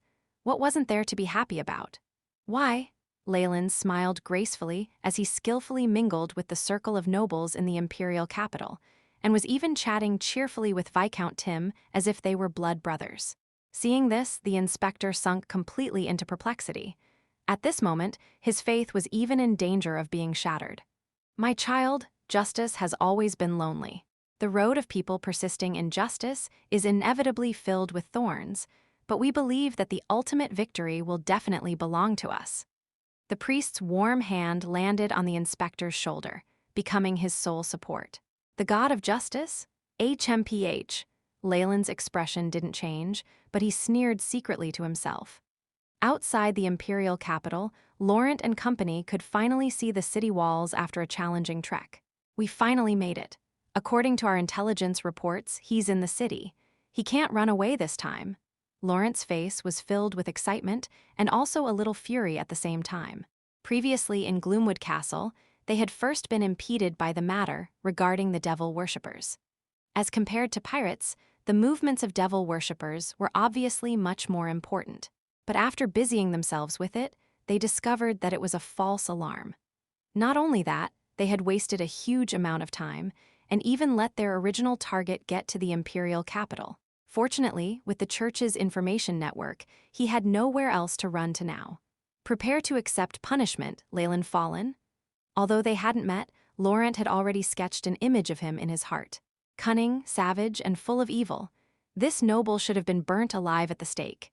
If you find any errors, broken links, non-standard content, etc., please let us know report chapter so we can fix it as soon as possible. Chapter 877, Visiting, hold up, Laurent. The high-level priest in the team walked forward at this moment. "What's the matter?" Laurent furrowed his brows. The priest's expression gave him a bad feeling. "I got the latest news through a sending spell. The king has already issued a statement. The barbarians have been found guilty of setting loose the pirates' tide on the open seas. With Viscount Tim as a direct witness, there's no hope of saving this situation. The priest was visibly upset, but still informed the others of the latest news. We can't continue to investigate him as a subject. This mission must be abandoned. Then our hard work, those thousands of innocent lives lost at sea, will it go to waste just like that? Lawrence seemed to burst into an indignant red-hot flame and suddenly drew his sword and shattered an enormous boulder next to him into pieces. There is nothing we can do. We can't go against the king's authority directly. The priest had a helpless expression on his face. Although there would be no problem overturning the entire Dambrath kingdom if the Church of the God of Justice was mobilized, the crux of the matter was that the powers of the Church were spread across the entire mainland. It could not control the entire Dambrath kingdom. Besides, the human kingdoms regarded the Church overriding the king's authority as taboo. Success would only cause more problems than it gave benefits. Other churches were also eyeing them covetously, like tigers stalking their prey. They wouldn't allow the Church of Justice to become the most powerful party here. Are we just going to let that noble escape his punishment? Lawrence's eyes were bloodshot. Of course not. The kingdom's statement represents His Majesty's pride, and we can't overthrow that, of course. We can no longer accuse him of being a pirate, but we can search for other crimes. The priest was very experienced in this aspect. After all, this was not the only noble family who had ever committed such deeds. However, we can't act against him for the time being. Let's carry out other missions first? No. I want to stay here, and I won't go anywhere else until he admits to his crime, the paladin said willfully. He was a bull-headed individual, and once he made up his mind, it would be impossible to hold him back. The priest could only sigh helplessly upon seeing this. A luxurious carriage slowly came to a halt on the roadside. Here, careful, it's slippery. Viscount Daniel was clothed in an extravagant suit. He alighted from the carriage, followed by Leylin and her sister Hera. However, the pair of sisters were now dressed in splendid attire and appeared very sweet and charming. Leylin blushed as she gazed at Daniel, her face lit with joy.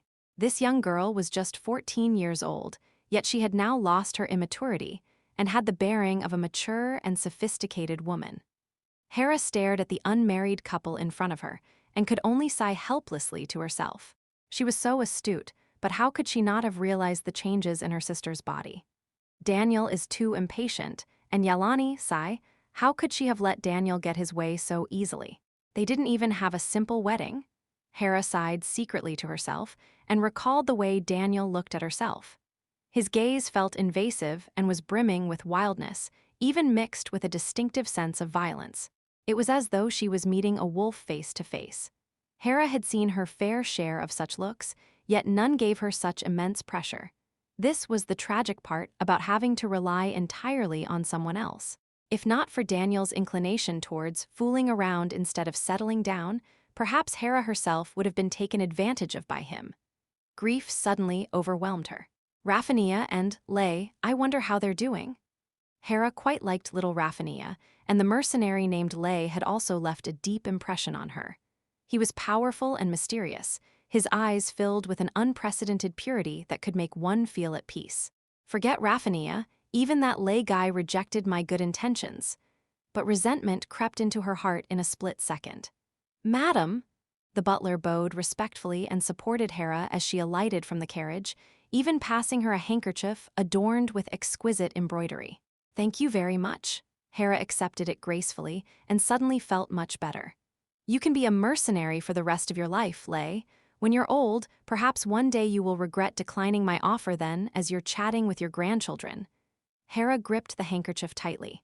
It was only now that she realized why he left such a deep impression on her. Leylin, the person we're about to visit is a viscount, no wait. Perhaps I should now address him as Marquis Gold Thornblossom. This marquis just inherited his title and a large fief off the mainland. Hera could head Daniel constantly speaking from ahead of her. She could even detect an unconcealable envy from the tone of his voice. That's right, envy. This was huge territory and the title of Marquis, things that Daniel couldn't obtain even if he worked hard for the rest of his life. After interacting with and observing him for a short period of time, Hera could roughly tell that Viscount Tim actually wasn't as rich as he appeared to be. Living in the imperial capital was extremely expensive, after all. Daniel was still giving strict instructions ahead. Leylin, you must bear your manners in mind. After all, he's a noble that hails from a royal family and has high demands when it comes to etiquette. Also, Hera. Daniel suddenly turned around and abruptly stopped in his tracks, which almost made Hera bump into him. I'm very sorry. Hera was slightly flushed as she curtsied in apology. It's all right. Seeing Hera's mature and beautiful face, Daniel was slightly intoxicated by her, but quickly came to his senses. The main point is, Marquis Tim is still very young and he's never even had an official engagement. Do you know what this means? Daniel looked into Hera's eyes. Could it be? Hera felt a chill in her heart, but surprisingly didn't reject the idea. Becoming the wife of a marquis was simply a dream that she had never even dared to think of previously. Although competition for the spot of his actual wife would be fierce, it would be a great help to her small family, in any case as long as she managed to have some sort of relationship with him. I'm afraid Daniel thinks the same way. He wants to get into Marquis Tim's good books through me and even take a step further by getting support from him. Hera was rather sorrowful. She suddenly turned to look at her younger sister, who was tugging at Daniel's arm. She, too, was wearing her best clothing, and her face was filled with both arrogance and vigilance, just like when she was hugging her own doll when she was younger. Afraid that I'll take her husband's favor away from her? What a naive lass, I'm not her enemy. The two sisters shared similar facial features, and were both nobles in their own right, which would arouse the interest of males. I hope Daniel won't do that, or else. Hera grieved secretly, yet could only force out a stiff smile. Rest assured, brother-in-law, I know what to do. That's great. Daniel continued walking ahead, relieved. The gold thornblossom marquis mansion was indeed more imposing than theirs. It was said that this was just his temporary residence, but the entrance to his house was long filled with carriages, practically all of them belonging to nobles. The struggle for title and territory in the Baltic archipelagos had just passed. Those nobles who were on the lookout naturally had to express their goodwill and even wanted to receive a share of profits from the overseas trade. In fact, Daniel was one of them. Viscount Daniel clearly hadn't thought that it would be such a grand occasion that the house would be filled with distinguished guests. Hera and Leylin could only accompany the Viscount to the tiny drawing room and continue waiting. After several hours, Leylin had already made countless complaints, and even Hera was starting to get a little impatient. A young noble then entered through the door. Daniel, my friend? He embraced Daniel cordially and hurriedly looked over at Hera and her sister. That kind of expression made Hera's heart sink. Are these the beautiful sisters from the noble family you mentioned? They seem pretty good. Tim rubbed his hands together.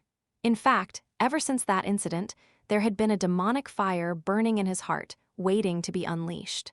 Daniel wasn't even some figure with authority. But on account that he had such a pretty fiancée and sister-in-law, perhaps Tim could consider his request. After enjoying the taste of immense power, Tim's eyes seemed to be ablaze. Leylin tugged her fiancé's hand tightly, but the flattering smile on Daniel's face that Leylin had never seen before made him seem like a stranger. Something interesting has happened. Leylin wandered around Marquis Tim's mansion with his hands behind his back. In reality, this mansion was entirely his. Without the Fallens having a residence in the imperial capital, Leylin had moved into the place to create the idea that he and Tim were like blood brothers to outsiders. After all, the gold thornblossoms had bought this place specially to use as a stopover in the imperial capital. Its surroundings and all that were much better than those of hotels. Tim had been scared out of his wits by Leylin's tricks.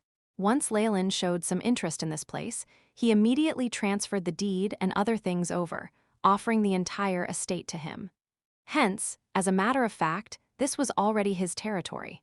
Leylin thought of how he still had to stay in the imperial capital for a while longer to study in the Wizards' Guild. His family also needed a place to lodge in the imperial capital as well, so he accepted it without caring about politeness. It's better to have Tim in the outer seas than a stranger. There are so many opportunities for our family businesses to collaborate. If you find any errors, broken links, non-standard content, etc., please let us know. Report chapter, so we can fix it as soon as possible. Chapter 878 Reversal Leylin was rather satisfied with the current situation in the outer seas on the whole. Were external powers to take root there, extra variables would arise. Marquis Tim was someone he understood very well, so it was fine for him to be there. Being fully aware of the Fallen's abilities, Tim definitely wouldn't stupidly declare war on his own initiative. In fact, Leylin believed that the powers he revealed during this operation were sufficient to intimidate him. Given that Tim had already completely surrendered himself to him, Leylin didn't mind letting Tim have a taste of success. After all, Tim was the most influential nobleman in the outer seas, and at the same time, he was a vassal of the royal family. It would be a good thing if Leylin could bind Tim to his chariot of war through a mutually beneficial alliance. No matter how deep one's hatred was, it would melt like ice and dissolve in the face of sudden huge profits. Moreover, there were only a few misunderstandings between them. Still, although Tim had already expressed his will to pledge his allegiance to him, Leylin certainly wouldn't put down his guard against him. "Ooh, no. Boo-hoo, sister, Daniel, save me." A familiar voice could be heard from the room. The guards and maids in the area undoubtedly recognized Leylin and roughly knew his relationship with their master. They even knew about the transfer of the estate and thus could only stare blankly at him as they didn't dare to stop him. Interesting, how should we play this game? The corners of Leylin's lips curled into a smile as he pondered over this. Shortly after, he suddenly pushed open the door that had been tightly shut. "What's going on?" "Tim, my friend. I think I hear an unusual voice." Leylin scanned the room with a puzzled expression. Daniel stood at the side, his face as red as an apple, while Tim's pants were already half undone. The pair of beautiful sisters stood next to the office table, weeping. "Oh, Leylin." Tim greeted Leylin as if it wasn't awkward at all and gave Daniel an introduction at the same time. "He's a court wizard, an honorable viscount. This is Sir Leylin, my closest friend." Tim then turned to Leylin and said, "This is Viscount Daniel." Sir Leylin." Daniel felt that Leylin looked rather familiar, but he had long forgotten the mercenaries from earlier, hence he still bowed calmly. Court wizard, honorary viscount. Although these were empty titles, they also represented an exceptional amount of glory. He could even be favored by His Majesty, and Marquis Tim was also his good friend. Just these facts were enough to crush Daniel completely. "Good day, Sir Daniel." Leylin had a doubtful expression on his face as he gestured towards Hera and her sister, whose clothes were all over the place. "Oh, this is a pair of sisters that Daniel sent over from a noble family. What do you think? If you like them, I can give them to you for a while." Such occurrences were extremely common among nobles and were not worth paying attention to. Tim had evidently misunderstood Leylin's gesture. "Yes. Although I've popped the younger sister's cherry, I didn't touch the older one. She might even be the purest of all virgins." Daniel was obviously an expert in this field as well. It was just that from his supposed point of view, that statement seemed wrong. Perhaps he didn't even intend to actually marry the younger sister and was just toying with her. Thus he could just offer her as a gift without the slightest bit of hesitation. Hera gave up all hope upon realizing this. However, when she saw Leylin once more, her expression suddenly changed drastically. You're Ley. Are you here to save us?" "Ley."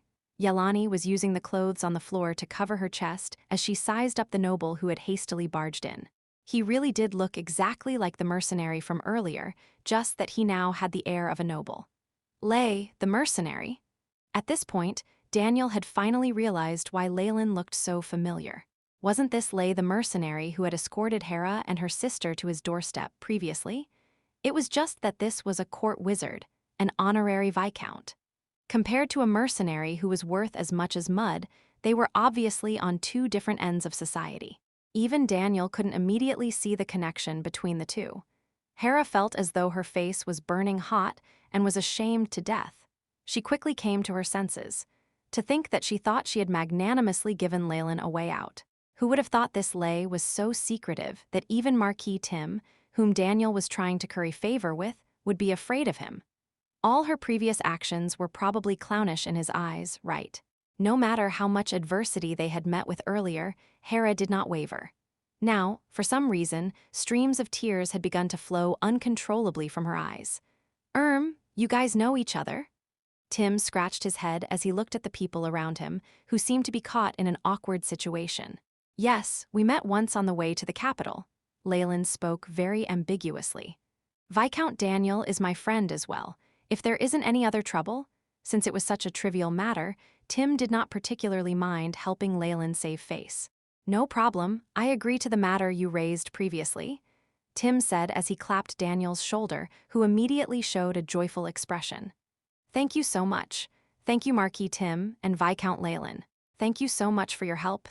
Daniel was so emotional that he couldn't even speak clearly, and could only incoherently express his gratitude towards Leylin and Tim. Hee, I heard that Yalani is Daniel's fiancée. He actually even brought her here for this purpose, just to receive a tiny amount of benefits. Tim secretly viewed Daniel with disdain, but did not show it. What he was more interested in was the relationship between Leylin and the sisters. What were women worth to him? If he couldn't get these two, he could find others. However, if he could use the sisters to discover Leylin's weak points or the people he held dear, that would be absolutely perfect. Due to Leylin's deliberate interruption, the situation that had been about to occur naturally couldn't continue. Hera and Yalani swiftly rearranged their clothing. Thank you, Hera muttered as they brushed past him, her voice as low as a mosquito's buzz. It's nothing much. Leylin looked at Hera, whose face was flushed, and Yalani, who was visibly silent. The corners of his lips suddenly curved into a strange smile. If you feel like you can't stay on in his place, perhaps you can look for Marquise Louise. Marquise, Hera obviously noticed the honorific. Yes. Leylin had to forcefully hold back his urge to laugh. This woman had just crawled out of a trap, yet was about to fall into an even deeper abyss. Oh, and Lady Delia as well. Go straight to them, I believe they'll definitely help you. Thank you. Leylin, you're really such a nice person. Hera looked at Leylin, who was helping them wholeheartedly, then recalled her attitude towards them earlier. She started to sob so hard that it was silent. Leylin watched as the sisters departed, and could even hear Yalani and Daniel screaming and quarreling not long after. Seeing this, Leylin's smile grew wider. My dear Delia, I found you a pair of vain souls, don't let me down. What will they become with your exploitation? Pleasure devils? Or lust demons? I look forward to it. Sorry for disturbing a happy occasion, Tim. Leylin turned to Marquis Tim, who was next to him. No matter. It's my pleasure to be of use to you, sir. Seeing Leylin in this state, Tim suddenly felt a chill in his heart for some reason. Trying to pry into Leylin's thoughts was really such a foolish decision. Tim eventually left the capital and returned to his territory, the Baltic archipelago. However, with a handwritten letter of alliance from Leylin, Tim now had a little more confidence to continue surviving in the outer seas and also develop new areas. After Tim had left, the enormous and magnificent mansion now belonged entirely to Leylin. Tim was even smart enough to leave behind a huge sum of operating funds for Leylin to squander, which pleased him greatly. With Ernest's recommendation letter, Leylin successfully met another high-level wizard, Simul, and even obtained the authority to conduct experiments alone in Simul's wizard tower. Although the president of the Wizards Guild, Maribald, had made the same gesture of goodwill, Leylin eventually chose Simul after thoroughly considering the matter. After all, given that he was the president of the Wizards Guild, choosing Maribald would bring about a lot of trouble, but with Simul, it would purely be a working relationship. Additionally, Master Simul had remarkable academic achievements in alchemy, which appealed greatly to Leylin. Through his studies, he had gradually fused the alchemy techniques of the Magus World and this world into one, allowing him to regain his original ability as an alchemic grandmaster. After reading extensively through the Wizards Guild's latest magic research and the library resources, Leylin's understanding of magic continuously grew deeper. Time ticked by, and 2 years passed within the blink of an eye. Winter had passed and spring had just begun. After the harshest season had passed, the giant trees in the garden were impatiently sprouting their tender buds, full of vitality. In the study room of his mansion, Leylin was half reclined on his chair. His eyes were slightly shut as he connected to the AI chip. "I-chip, display my current statistics," Leylin inwardly commanded. Leylin Fallen. Age, 18. Race. Rank 10 Human Wizard. Strength, 8.1. Agility, 7.8. Vitality, 9.2. Spirit 10, condition healthy, feats, sturdy, erudite, multi-talented, spell slots. Rank 4-3, rank 3-5, rank 2, rank 1, rank 0. Progress of weave analysis. Rank 0 weave 100%. Rank 1 weave 100%. Rank 2 weave 100%. Rank 3 weave 53.71%. Rank 4 weave 31.99%. The AI chip faithfully executed Leylin's order and displayed a row of data. If you find any errors, broken links, non-standard content, etc., please let us know report chapter so we can fix it as soon as possible. Chapter 879, Map the lack of changes to his stats and wizard ranking was within Leylin's expectations. After all, he had used the Devil Blood Dagger to advance in rank before, and couldn't be as arrogant now that he was in the capital. The bottleneck was understandable. What he had gained with the materials here was that he'd managed to complete the analysis of the second level of the weave, removing the restriction on spell slots for it. Though I haven't been working hard on increasing my wizard ranking to avoid arousing suspicion, I have already accumulated enough resources. There won't be any problems with becoming a high-ranked wizard. Once I leave the capital, I'll be able to advance quickly. Leylin was very happy about his progress in power, but there was something that made him frown. Since 2 years ago, he'd already sensed a malicious intent circling the surroundings of the capital and felt a sense of someone watching him. He had a feeling that if he were to leave all of a sudden, he would immediately be met with a terrifying attack. Is it that bunch of evil paladins of the god of justice? This was the capital after all. If Leylin made his mind to hole himself up, the other party could only watch on helplessly. Leylin had a general idea about who those people hiding in the shadows were. He was planning to take care of the problem in one fell swoop when he left. I've recorded most of the information that I can from the Wizards Guild. There are only a few aspects of research left, and those are nearing completion. Dambrath is a small country after all, and it's already amazing enough that they have reserves suitable for up to rank 15 wizards. After the experiences over 2 years, Leylin had the chance to move once more. As for the destination, Leylin already had numerous choices, with Silverimun City in the north as his most fitting choice. But before leaving, there are a few things I need to handle. I should use this opportunity to take a look there. A map appeared before Leylin's eyes. This was the sacrifice from the unlucky captain of the Ashen Hawks, who had been a high-ranked warrior. The scope of the map is generally the capital, but there have already been changes to the names of places and their locations. Even with my abilities, I've only just incidentally found this place. I never expected it to be there. What kind of surprises are lying in wait for me? Leylin mumbled to himself before getting up and leaving the room. Young master.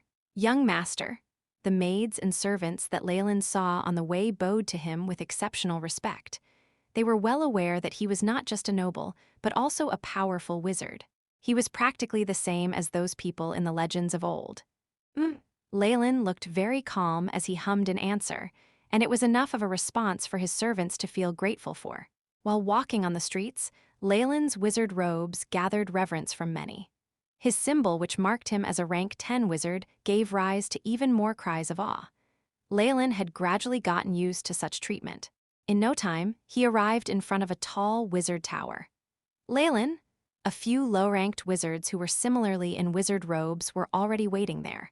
A delicate and pretty female wizard took the opportunity to greet him, her eyes gleaming at the sight of him.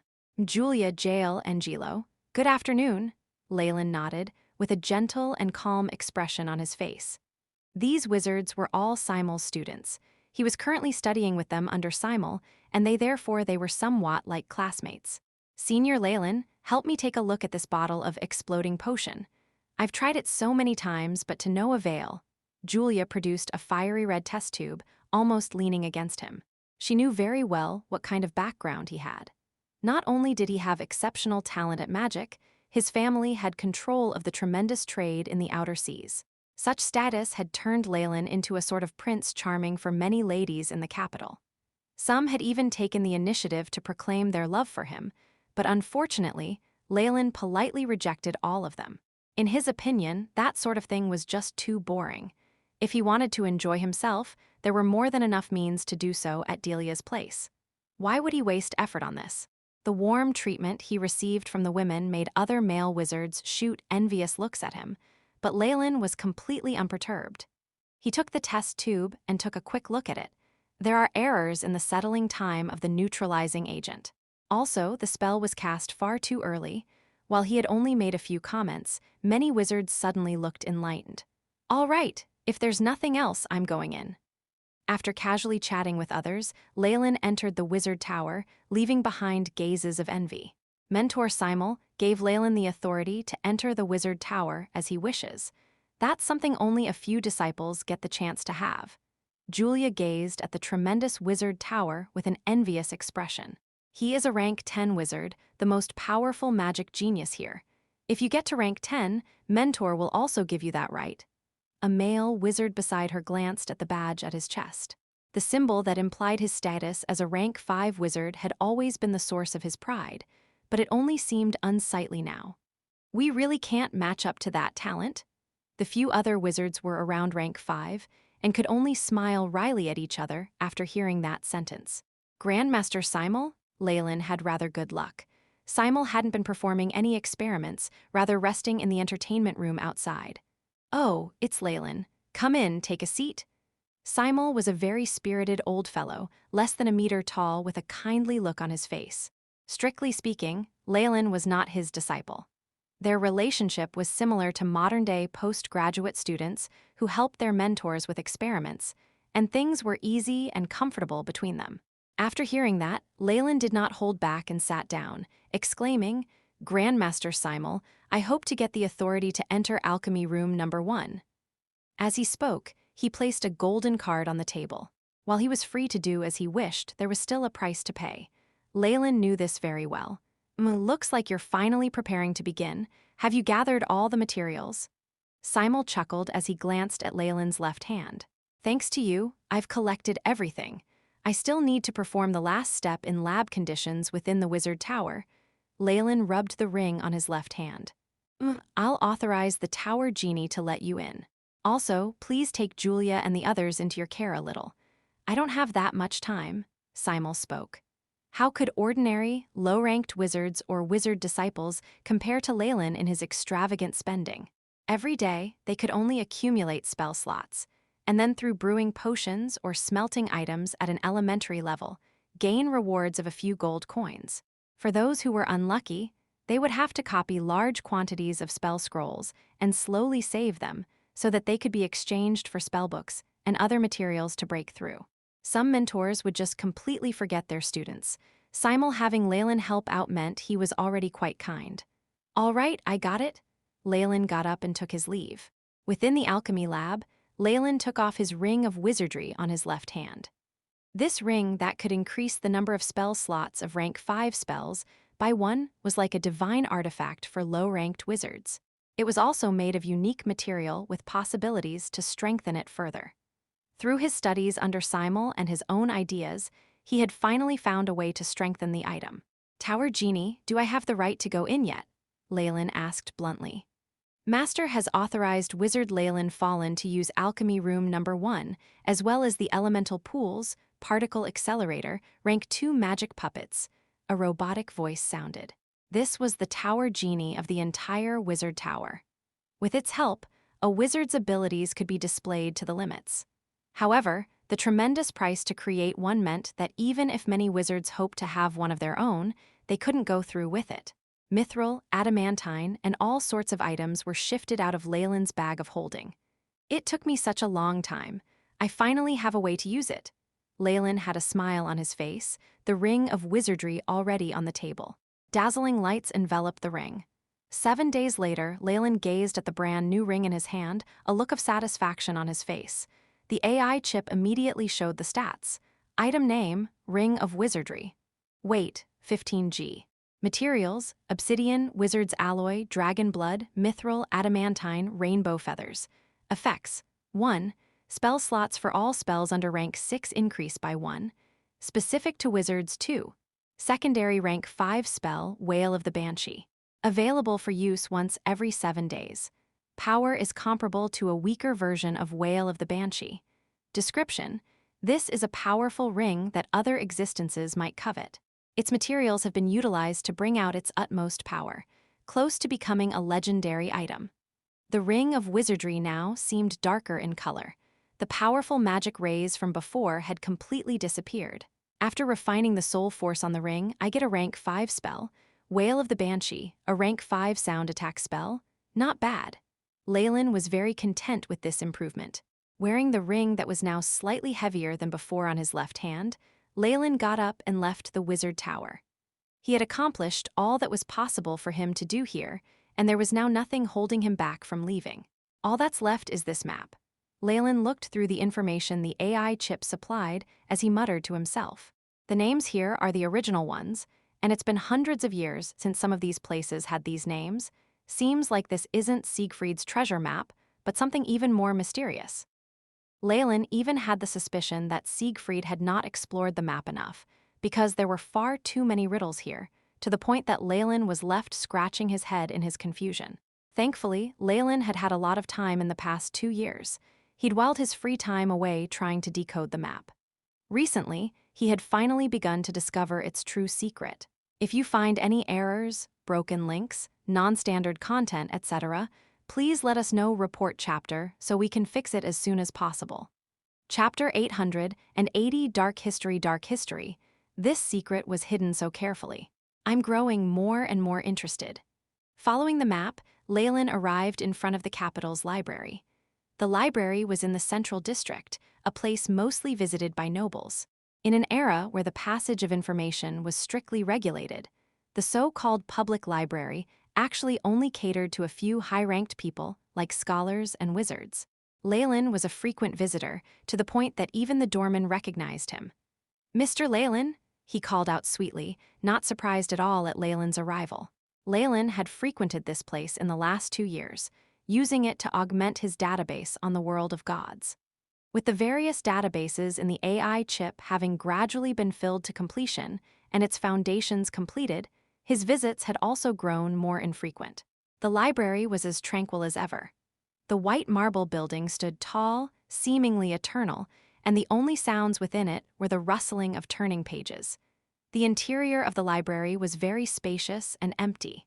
Next to the rows upon rows of bookshelves were a few rattan seats, where many scholars rested. In these 2 years, some had become acquaintances that Leylin was on nodding terms with. They would nod at him if they caught his eye, before bending their heads down and wading into the sea of knowledge again. Everyone quietly did their own work, and Leylin loved this atmosphere. "I never expected that something I've been trying hard to find was right by my side." Leylin sighed inside, arriving in the deeper parts of the library. It was rather dim inside, and many of the tomes on the shelves had already fallen apart. Numerous scattered pages were sandwiched in worn-out book covers. The sight already left people dizzy. While the area had already been tidied up, a putrid smell from printing ink still lingered in the air. This region was where the library piled up random books and documents, and very few ventured here. The results of only passing on knowledge to the elites means that once society collapses, information can no longer be passed on. Leylin looked at the thick layer of dust on the shelf and sighed at the thought. Of all the historic records that he had gathered, from the invasion from the Magus World till now, there were many blanks in the middle. This was the result of a loss of culture. Descriptions of the dawn of the gods was a taboo amongst taboos. If any scholar dared tread on this forbidden zone, they would end up put on trial by large churches and burnt at stake.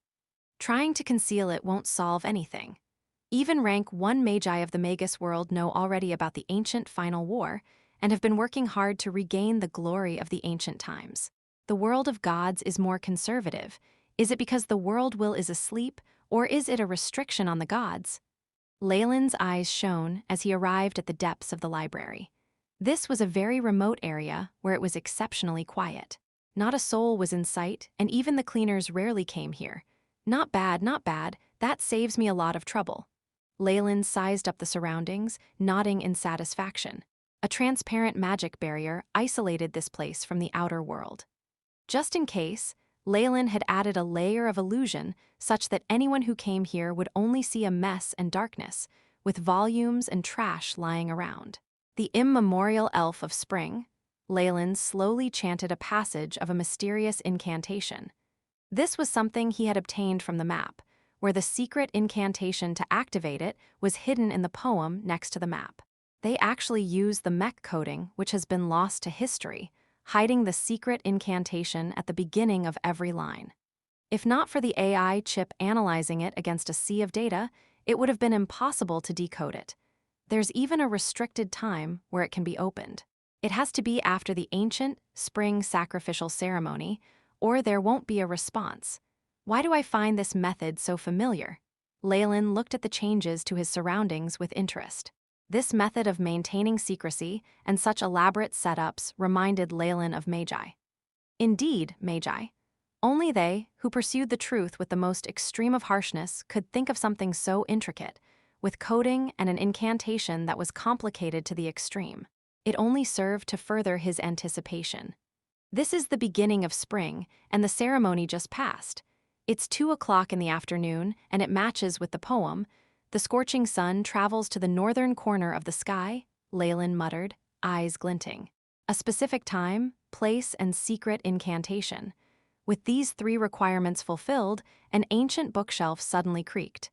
It's not a magic formation. I didn't notice anything when I scanned this place earlier. Such concealment techniques? The glint in Leylin's eyes brightened. The shelf shifted away, revealing a path that led downwards. However, Leylin did not descend. If I didn't interpret it wrongly, I'll only enter a dimensional maze if I go there. Even high-ranked wizards could die there. The real treasure is here. Leylin headed to the shelf that had shifted, a spell formation appearing at his fingertips. This was not a spell model of the weave used by wizards, but a real, higher-grade model similar to that in the Magus World. Countless rays of light fused together like a loop to form a special 3-dimensional rune. In the name of SKL Engla, open, Leylin chanted. The spell model in his hands flashed and disappeared into the shelf. The light quickly dimmed and nothing changed. However, a hint of delight showed on his expression. He knocked at the back of the shelf, and a hollow sound resounded. The solid wooden shelf became hollow, Leylin mumbled to himself. The item wasn't actually hidden here, but in another void node. Only at certain times, with the correct incantation, will it link with space and time in order to show the true treasure. His expression constantly changed. Such a method of overlapping space and time is practically a reproduction of methods in the Magus World. Slightly agitated, Leylin used the dagger to slash at the shelf to take the treasure that his predecessor had hidden. At this stage, he was certain that Siegfried had never come here and only been lucky to get the map. The shelf itself was small. Even though it was hollow, only a thick black book made of parchment paper was there. This was the harvest from Leylin's exploration. I sense an aura similar to Magi. There must have been Magi who comprehended laws conducting experiments here trying to induct Magi into the natives. Leylin was in no hurry to begin reading. After verifying it was harmless, he immediately kept it in his bag of holding and quickly began to clear the traces of his presence. After he left the library, the shelf had been silently shifted back to its original position. Even the wooden planks that had been hollowed out were exchanged. Once he had returned to his residence, he sent the servants away and went to his underground secret room. After activating his protection spell formation, Leylin made himself a hot cup of tea and began to look through his profits this time.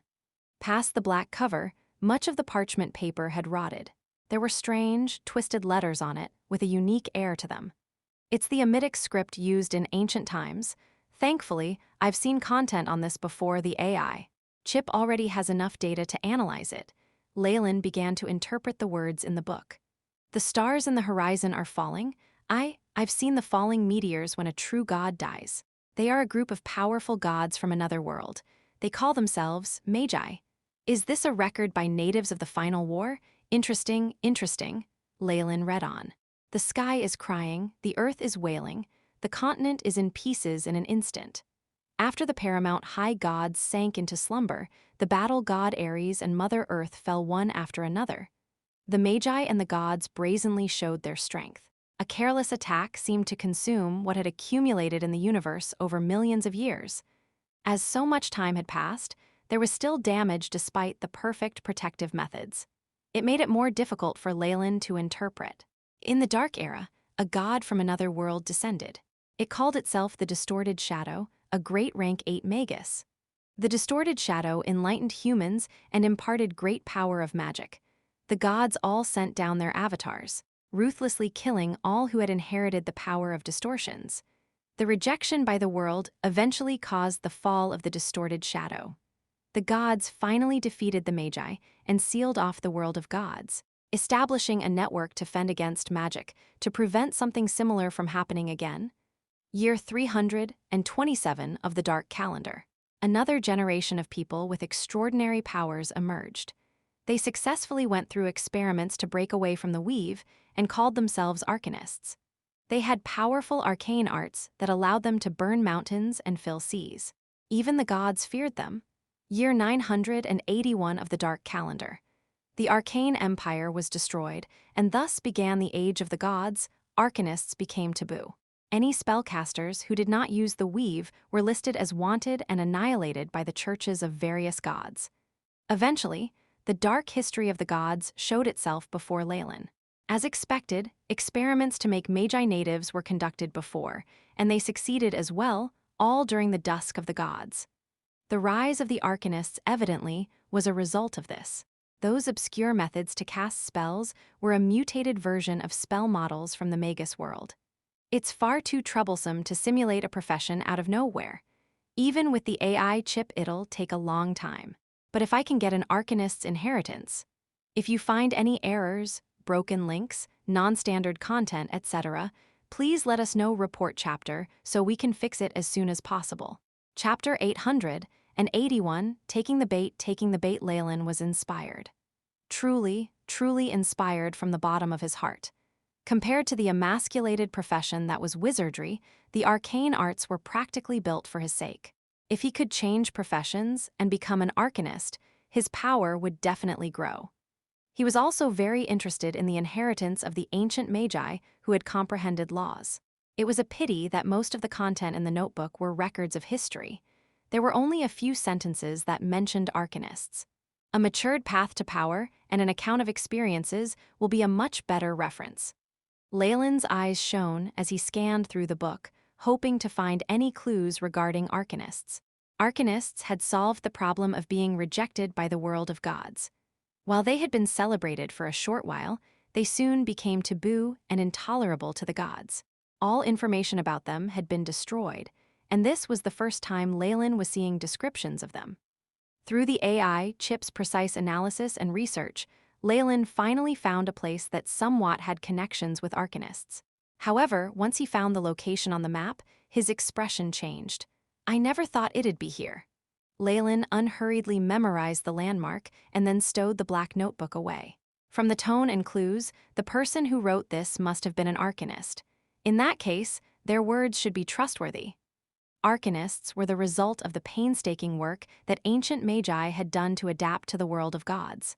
Though it was not as if Leylin could not begin his own research into the department, it would be a massive waste of time. He wouldn't be able to go as far as what those Magi had. He had to get the arcanist's inheritance. But it's coincidentally in the north. This is just, Leylin sighed. I guess I'll need to bring my schedule forward. Thankfully, I don't have anything else to do in the capital. All the information accessible to wizards below the higher ranks has been recorded. At this thought, Leylin headed outside and clapped his hands. Men! As the first son of a baron and honorary viscount, Leylin's status made him a nobody in the capital. His leaving would not raise any ruckus, except from those who had their eyes on him, of course. Crack! The wooden cup cracked, clear water splashing out from the gaps in his fist. What? He's finally leaving? Laurent was still in his paladin attire, though he now looked rather haggard, and his eyes were bloodshot. Ever since his decision to hang on to Leylin, he had been hiding in the shadows of the capital, waiting for his target to mess up. Unfortunately, that little noble was very slippery. He basically did not leave his residence, and the places he frequented were like the Wizards' Guild and places for nobles that were guarded tightly. He had not even left the capital, making the paladin grind his teeth the entire time. His target seemed to have noticed that he was being spied on, and had been unbelievably kind in his daily actions to the point where it was unquestionable. He lacked the terrible vices some nobles had, and he was practically the model that all nobles should have sought to emulate. Since he could not find other proof of him committing crimes, Laurent obviously could not do anything to him. After wearing down his patience, Laurent had already decided to make his move and take Leylin in. However, this was something he was doing in private. He could not attack a noble in public in the capital, or the church would be the ones that would not let him off. While Laurent detested Leylin, he had no plans to die together with him. Hence, the operation had been put on hold till now. There'll be plenty of opportunities once you leave the capital. You will definitely be punished for your crimes. Laurent mumbled to himself, face gleaming majestically righteously. It was as if he was the personification of justice and kindness. Days later, a carriage slowly left the range of the capital. A few bandits that had been eyeing it definitely saw a young noble getting on the carriage and immediately sent out a person to inform the people at the back. A bunch of troublesome flies? Leylin was evidently the one inside. His eyes were now closed, obviously having discovered the people peeping on him long before. The followers of the sovereign king of gluttony in the Dambreth kingdom have all been gathered and managed by Delia. The faith is still spreading. After making sure that the bait was now on the hook, Leylin strangely thought of something else. In 2 years, he had reorganized the devil worshippers in the entire Dambreth kingdom, and with Delia's power as a pleasure devil, it was easy to control them. At the thought of Delia, Leylin was reminded of the depraved balls that she hosted for the fallen. He had to admit that she was very fascinating and knew how to enjoy herself. A certain pair of noble sisters were on the verge of becoming famous, and Leylin watched their souls in secret to find that they were just one step away from falling to become devils. Seems like I'm rather proficient in the abilities of devils, but even if they transform, those sisters will only become regular devils. Only souls that are exceptionally pure and determined will be even more powerful after falling, turning into the most terrifying devils. Leylin suddenly recalled the female knight, as well as the priest and paladins of the god of justice. Those souls were the ones that had devils extremely thirsty for them. The purer a soul was, the greater the possibility that a legendary being would be born when it fell. She might be going north too. Leylin thought back to the scene from before when they'd bade farewell, a slight smile about his lips. Till then, the carriage slowly rode out of the gates of the capital, and there appeared a wide expanse of wheat fields at both sides. After walking past a few ranches, signs of human activity gradually grew more sparse. "Master," the voice of the coachman was heard from the front, "I sense a wave of enemies nearby." He was evidently not a regular coachman. It was unknown what kind of methods he had used to conceal the powerful energy undulations on his body. "Don't worry about it. Go on." Leylin chuckled nonchalantly. The fish couldn't wait any longer and took the bait. He'd tolerated the paladin for long enough too. Smite evil, the other party had more tolerance than Leylin had anticipated. After driving into a low forest of shrubs, golden light in the shape of a crescent shot out from the roadside, the target evidently the carriage Leylin was in. The paladin's smite evil glowed incomparably hot and held purifying power. It was very formidable against the undead, devils, demons, and all other evil. Even Leylin did not want to contend with this purification energy. Intense magic rays flickered from the carriage, and Leylin tore through a few spell scrolls. Magic barrier, dragon's breath, fireball, boiling hot flame energy met the evil slash in the air. Chi and flames shot everywhere, exploding in resplendent heat and light. A magic protective layer had already risen in the surroundings, having the effects of preventing probings and prophecies. These were Leylin's accumulations over these 2 years. Not only had he learnt more spell models, he also had the wealth and physical resources to make suitable magic items and scrolls for himself. Evil will be punished. Leylin fallen, you will be put on trial for the loss of innocent lives in the outer seas today. Laurent had on a full set of paladin armor, the rays of light on his expression dazzling to the extreme. There was even an unusual flush on his face. "Hee, paladin, haven't you seen the kingdom's decree and statement?" Leylin pulled the fabric of the carriage and walked out. He seemed to be teasing the paladin. "The pirates in the outer seas have nothing to do with me. As a follower of the god of justice, are you holding fast to your own justice by trampling over the law?" Evidently, when it came to battles of the tongue, Leylin absolutely dominated him. Laurent immediately turned red. Ah, it's because there are so many evil maggots boring into the holes in the laws that criminals like you can get away with any crimes. Today, I, Laurent, will end all these mistakes. Knowing he could not refute Leylin, Laurent chose to use his own method to defend his justice. Holy light filled his longsword, and a powerful chi even more powerful than Siegfried's exploded. Shrouded in this light, the paladin seemed even more unsullied. It formed another layer of translucent armor, completing his original metallic breastplate. Paladins are also troublesome. Not only are they immune to many negative effects, they have a terrifying vitality that gives them resistances to all sorts of illnesses. Unfortunately, I am not your only opponent. The spell that Leylin had prepared for a long time was launched. Hold person I. Even if his opponent had resistance to magic, he still hesitated for a moment in the face of Leylin's high-grade spell. The coachman, who had been cowering aside, suddenly made a move. A black dagger instantly appeared in his hands, allowing him to break through the protective barrier and appear in front of Laurent. The dagger, which concealed a powerful curse, broke straight through Laurent's defenses and formed a huge wound on his chest. "You, Tiff the Defiler?" Laurent retreated, rays of divine healing spells flickering on his body. His habit of holding back when it came to commoners made it such that he did not have his guard against the ordinary-looking couchman, and he had been ruthlessly attacked by Tiff. "You're actually banding together with someone like him? This crime alone could send you to be burnt at stake." Laurent glanced at Leylin, who was in front of him, looking delighted because he'd finally found evidence of Leylin committing a crime. "Is that so? That's only possible if you can send that information on." Leylin shrugged his shoulders. "If you find any errors, broken links, non-standard content, etc., please let us know. Report chapter, so we can fix it as soon as possible." Chapter 882, perfect body, indistinct shouts and cries could be heard, causing Laurent's expression to change. "We've been surrounded, and their numbers are huge." A high-ranked assassin suddenly appeared from the shadows, a demonic claw with sharp nails poking out from his chest. The assassin mumbled and collapsed, revealing the figure of a high-ranked pleasure devil behind him. "You're actually colluding with a devil?" Laurent yelled, unhesitatingly striking out. He had been overwhelmed with shock. This noble seemed to have some terrifying secret that surpassed his imagination. "Quick! The confusion spell that I set up won't last for long. We can't let even one person go." Leylin's expression was icy. After 2 years, Tiff and Delia were now completely under his thumb.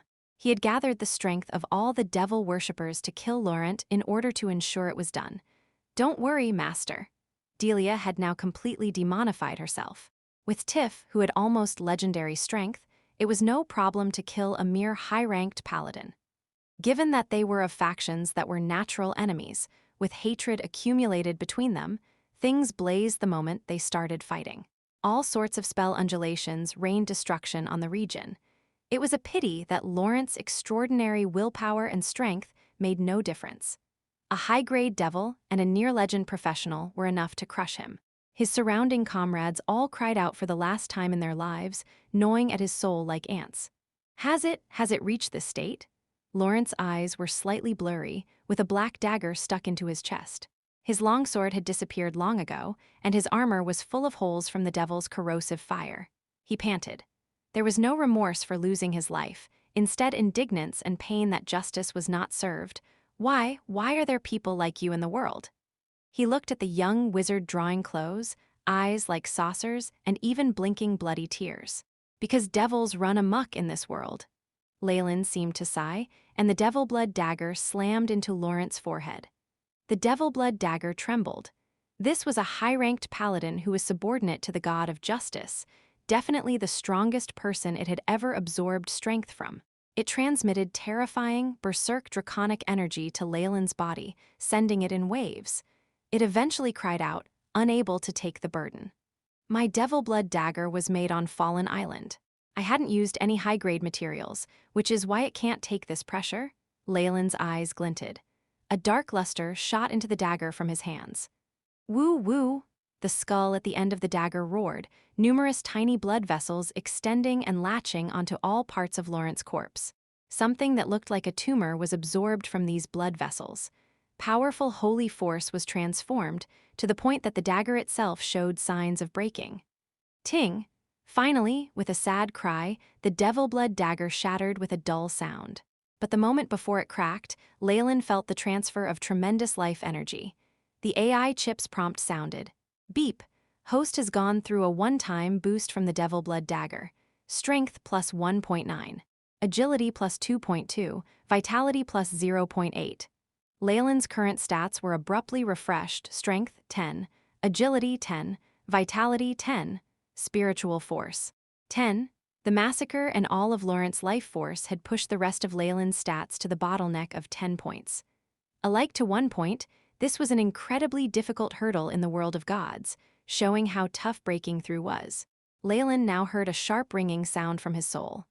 After his various stats had broken through, a long-awaited power spread throughout his body and limbs, landing him in a strange state. The AI chip's prompts continued to show. Beep. Host's various stats have reached 10. Obtained feat, elementary perfect body.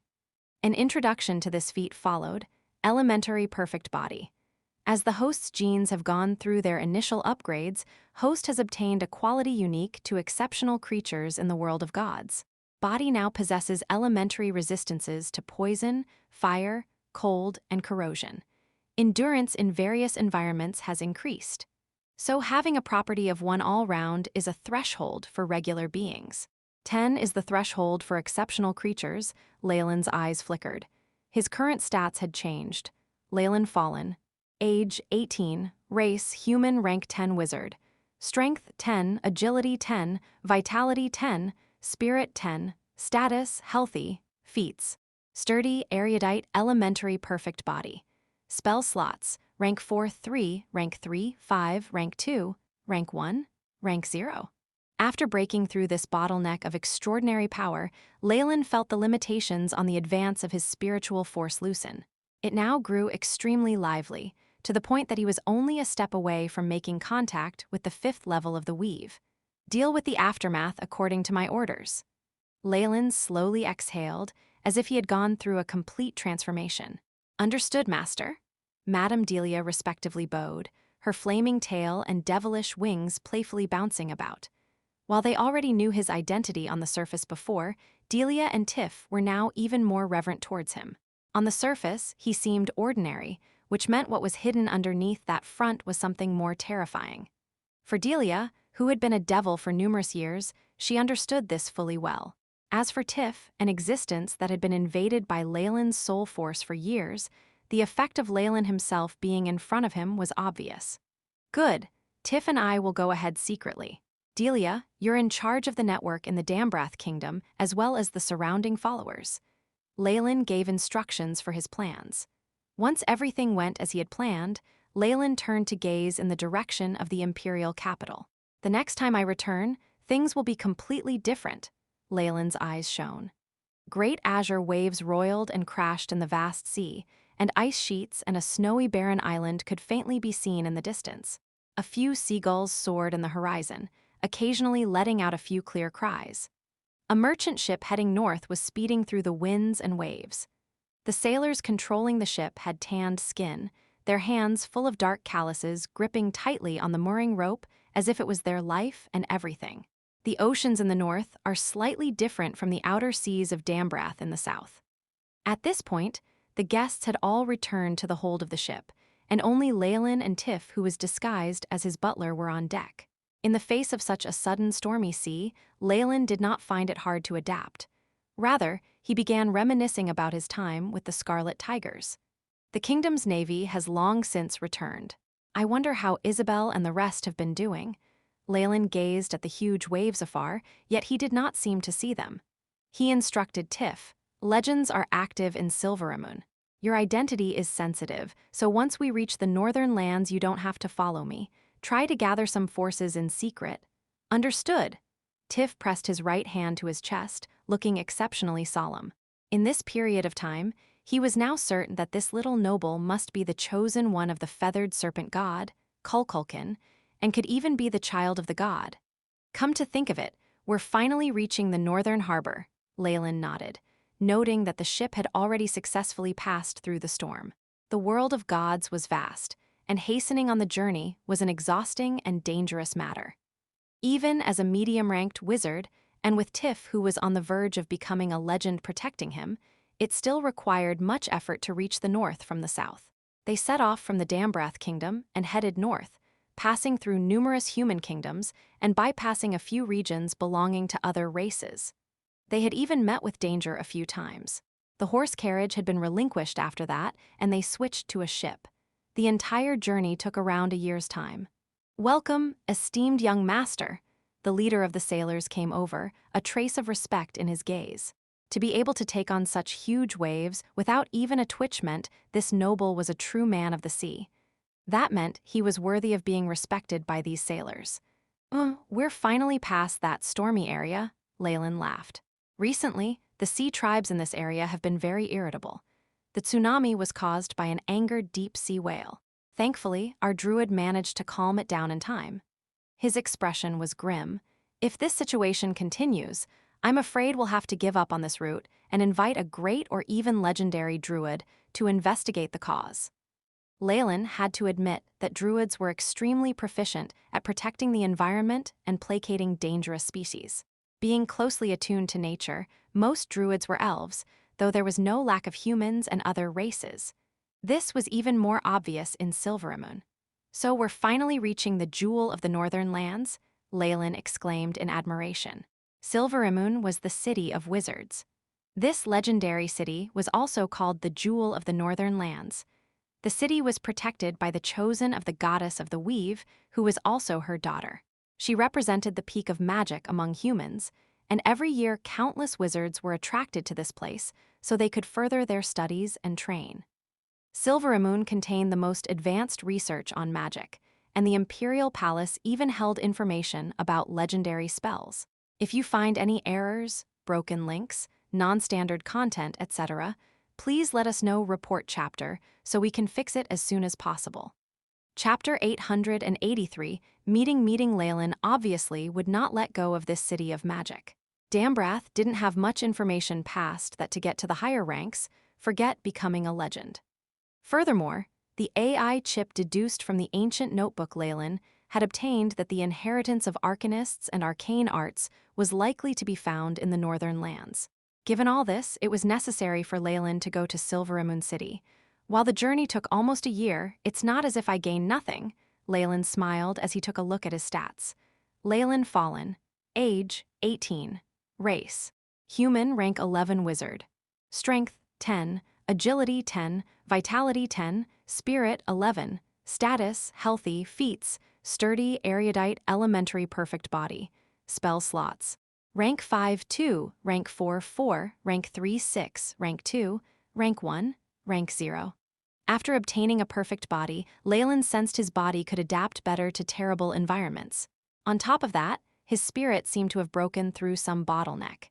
His rate of improvement had increased, as if there was a further boost to his own innate talent in wizardry. Leylin had broken through to rank 11 after a year of meditation, even without the ability of the Devil Blood Dagger. He could now cast rank 5 spells. In the world of gods, rank 3 wizards could cast rank 1 spells, rank 5s could cast rank 2 spells, rank 7s rank 3 spells, and so on. A rank 11 wizard could cast rank 5 spells, and once one became a rank 15 wizard, they could cast rank 7 spells without backlash. That was when one became a high-ranked wizard. High-grade professionals above rank 15 would get special treatment no matter where they went, and that was especially so for high-ranked wizards. With a large number of spells that affected groups, their destructive power surpassed that of those that relied purely on their physiques. This put them at the peak of power. Were there no gods in this world, given that they could cast spells of priests, druids, and sorcerers would long since have named the world of gods the world of wizards. Wizards held the balance of power in the world of gods. The arcanists had even established a tremendous empire after the twilight of the gods, but with the comeback of the gods, they soon collapsed. It's because of the powerful abilities of high-ranked wizards that information on these spells are strictly regulated in all nations. The only place where things are less stringent is Silveramoon, Leylin thought inside. This was so because they were extremely wealthy and also had the backing of Mystra, the goddess of the weave. They naturally had the means to do so. It said that the master of Silveramoon City, the chosen of the weave goddess who is rumored to be her daughter, is a peerless beauty.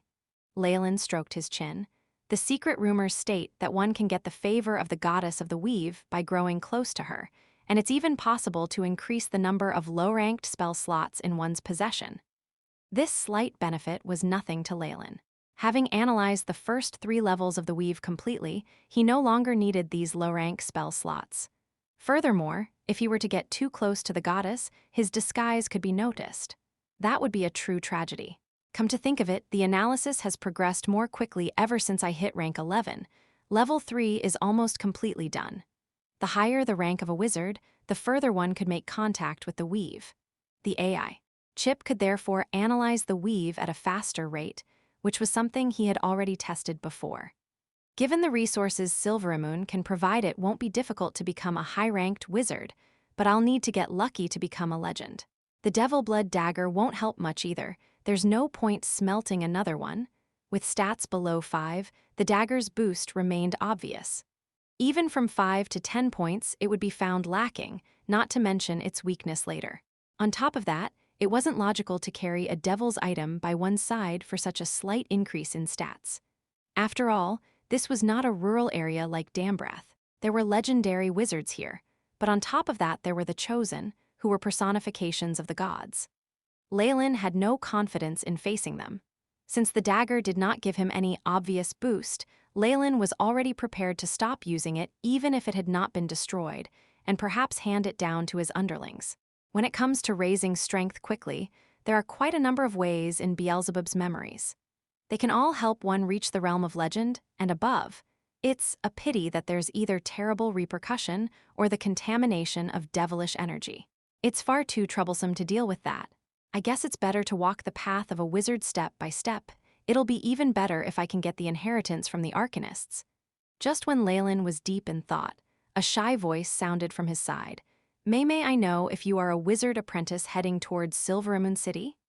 It pulled Leylin out of his thoughts, and he eyed the 3 females behind him. No, the 3 little girls behind him. They had evidently heard about the sea having calmed down and come on deck. The one who had spoken was the youngest of all. She had brown hair, and under her fair forehead were a pair of azure eyes. The slight smile on her lips easily gave one a favorable opinion of her. Beside her were 2 female companions, one taller than the other. They seemed to be sisters, with similar faces and both wearing blue checkered skirts with little flowers at the edges. Tiff glared at the girls who had interrupted his young master. Though he concealed his strength, his aura alone left the 3 girls feeling suffocated and terrified. I'm sorry, mister. I was just curious. The girl in the middle grasped her skirt, looking on the verge of tears. Though they had housekeepers and nannies sent out by their family by the side, they had never faced an old man so stern that it was frightening. Stop it, Tiff, you're scaring our friends. Leylin saw the figure behind him and chuckled like the warmest spring wind. It melted away the terror. My apologies, young master. Tiff took a step back, and the 3 young ladies as well. It's all right. The girl spoke more fluently now. My name is Bethany, and the 2 sisters here are Ina and Isadora. We're all looking to apprentice in Silveramoon. Are you the same, mister? Wizard apprentices. Apprentice wizards were below rank 3. They had talent in wizardry and could use magic, able to cast rank 0 spells. Leylin scanned the girls to see that they all had the spiritual undulations of wizards, and they'd all made contact with the first level of the weave. My name is Leylin, and I'm a wizard. Leylin smiled, hiding his rank. After all, there was no point in that. As expected. Isadora spoke from beside Bethany. Where are you from, Leylin? Why do I hear a southern accent from you? These girls were like excited little sparrows as they surrounded Leylin, asking a whole bunch of questions noisily. Leylin smiled as he conversed with them. This was the sort of infectious power he had, able to instill a favorable impression in the hearts of weak existences. Of course, this could also be attributed to his training as a noble. From his conversation with the 3 girls, Leylin quickly came to know of some basic information. Bethany and the sisters came from 2 little families in the north. They had tested with talent in wizardry, and their families had sent them to train in Silveramoon. Bethany was good-natured and spoke the most enthusiastically. As for the sisters, Ina was not as carefree and bright as Isadora, seeming more shy. My family gave me 500 gold coins this time, and I'll need to use it sparingly. Hopefully, I'll be able to train under a middle-ranked wizard. Bethany suddenly sighed, looking worried. 500 gold coins was obviously a huge amount that was enough for even a noble to live liberally for 5 years. However, this amount was far from enough for the development of wizards. But what could be done? Bethany's family was merely the smallest of noble families. The 500 gold coins themselves had required quite a bit of effort, and they'd had to sell some property to raise that much. Still, it would all be worth it if a wizard arose from their ranks. At this thought, Bethany inwardly gritted her teeth.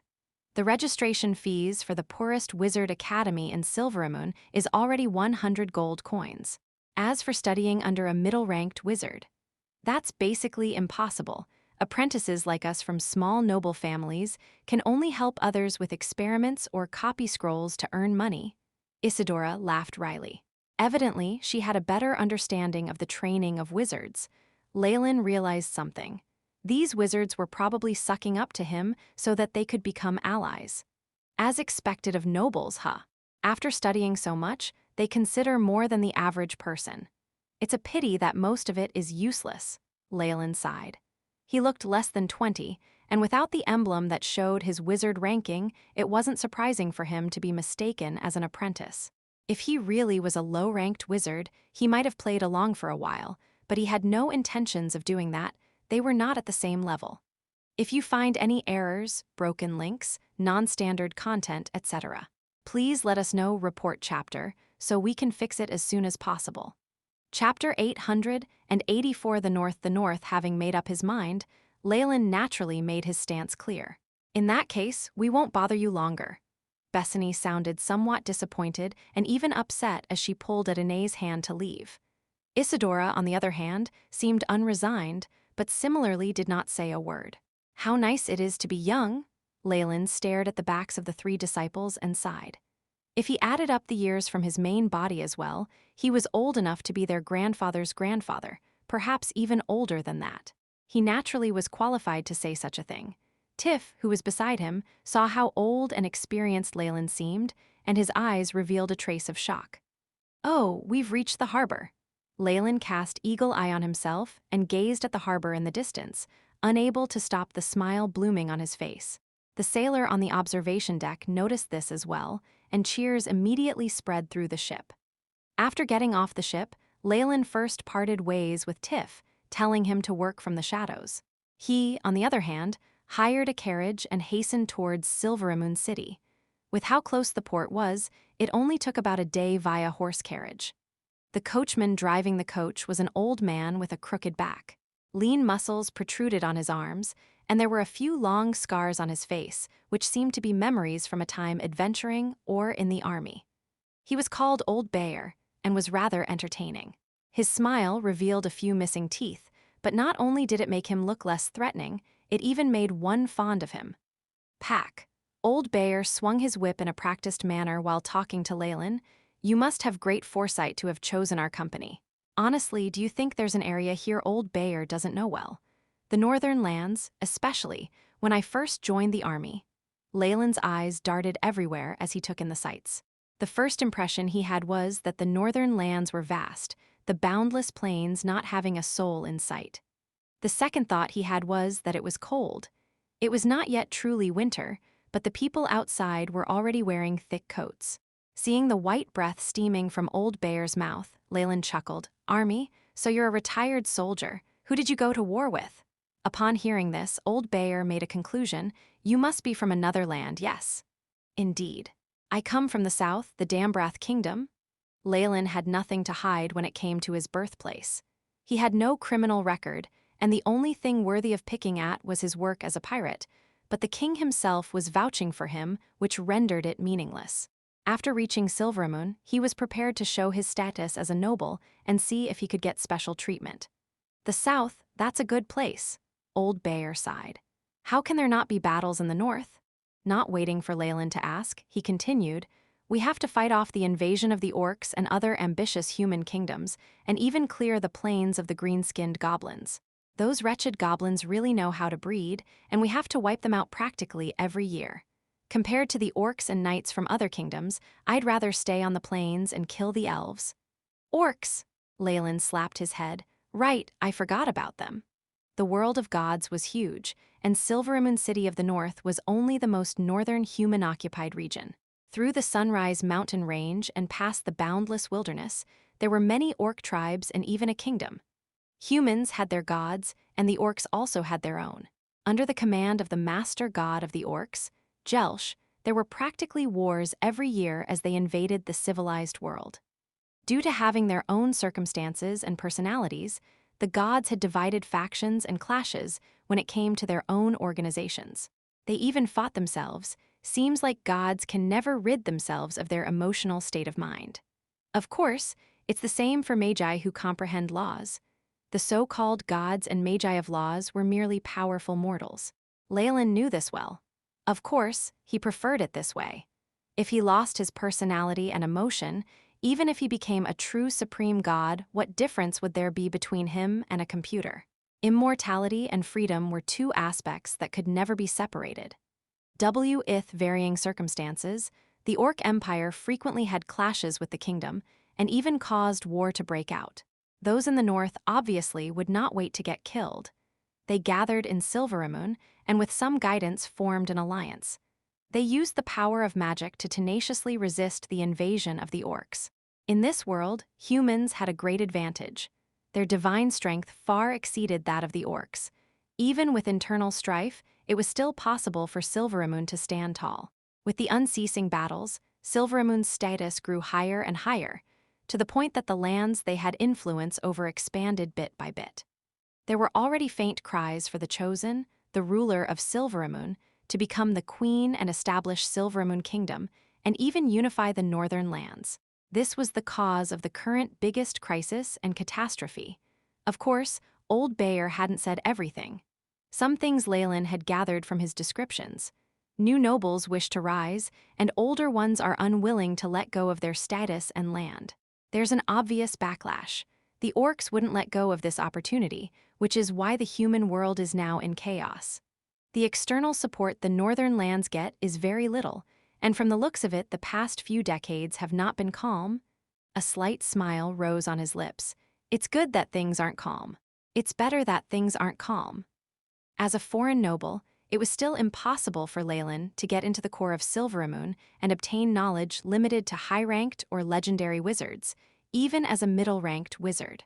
No matter where nobles or wizards were from, they all were prejudiced against foreigners. This still held true even in Silveramoon that preached openness and freedom. Under normal circumstances, unless Leylin stayed here for a few centuries and went through life and death situations for the city and signed a large number of unfair contracts, he would not have hope of entering the core of the government. However, with war looming ahead, everything would change. In times of war, everything could be bypassed for the sake of victory. The usually harsh rules for advancement could be disregarded. As long as one had military merits, then advancing quickly was possible, perhaps even to the core, but only if one did not fall before succeeding. Hence, for Leylin as he was right now, war was a huge opportunity. It would save him a great deal of time in getting to the core of Silveramoon, and was the best path to gain high-grade and legendary spells. As for danger, when had Leylin ever been afraid? Tiff needs to work quickly. I'll have to change my plans.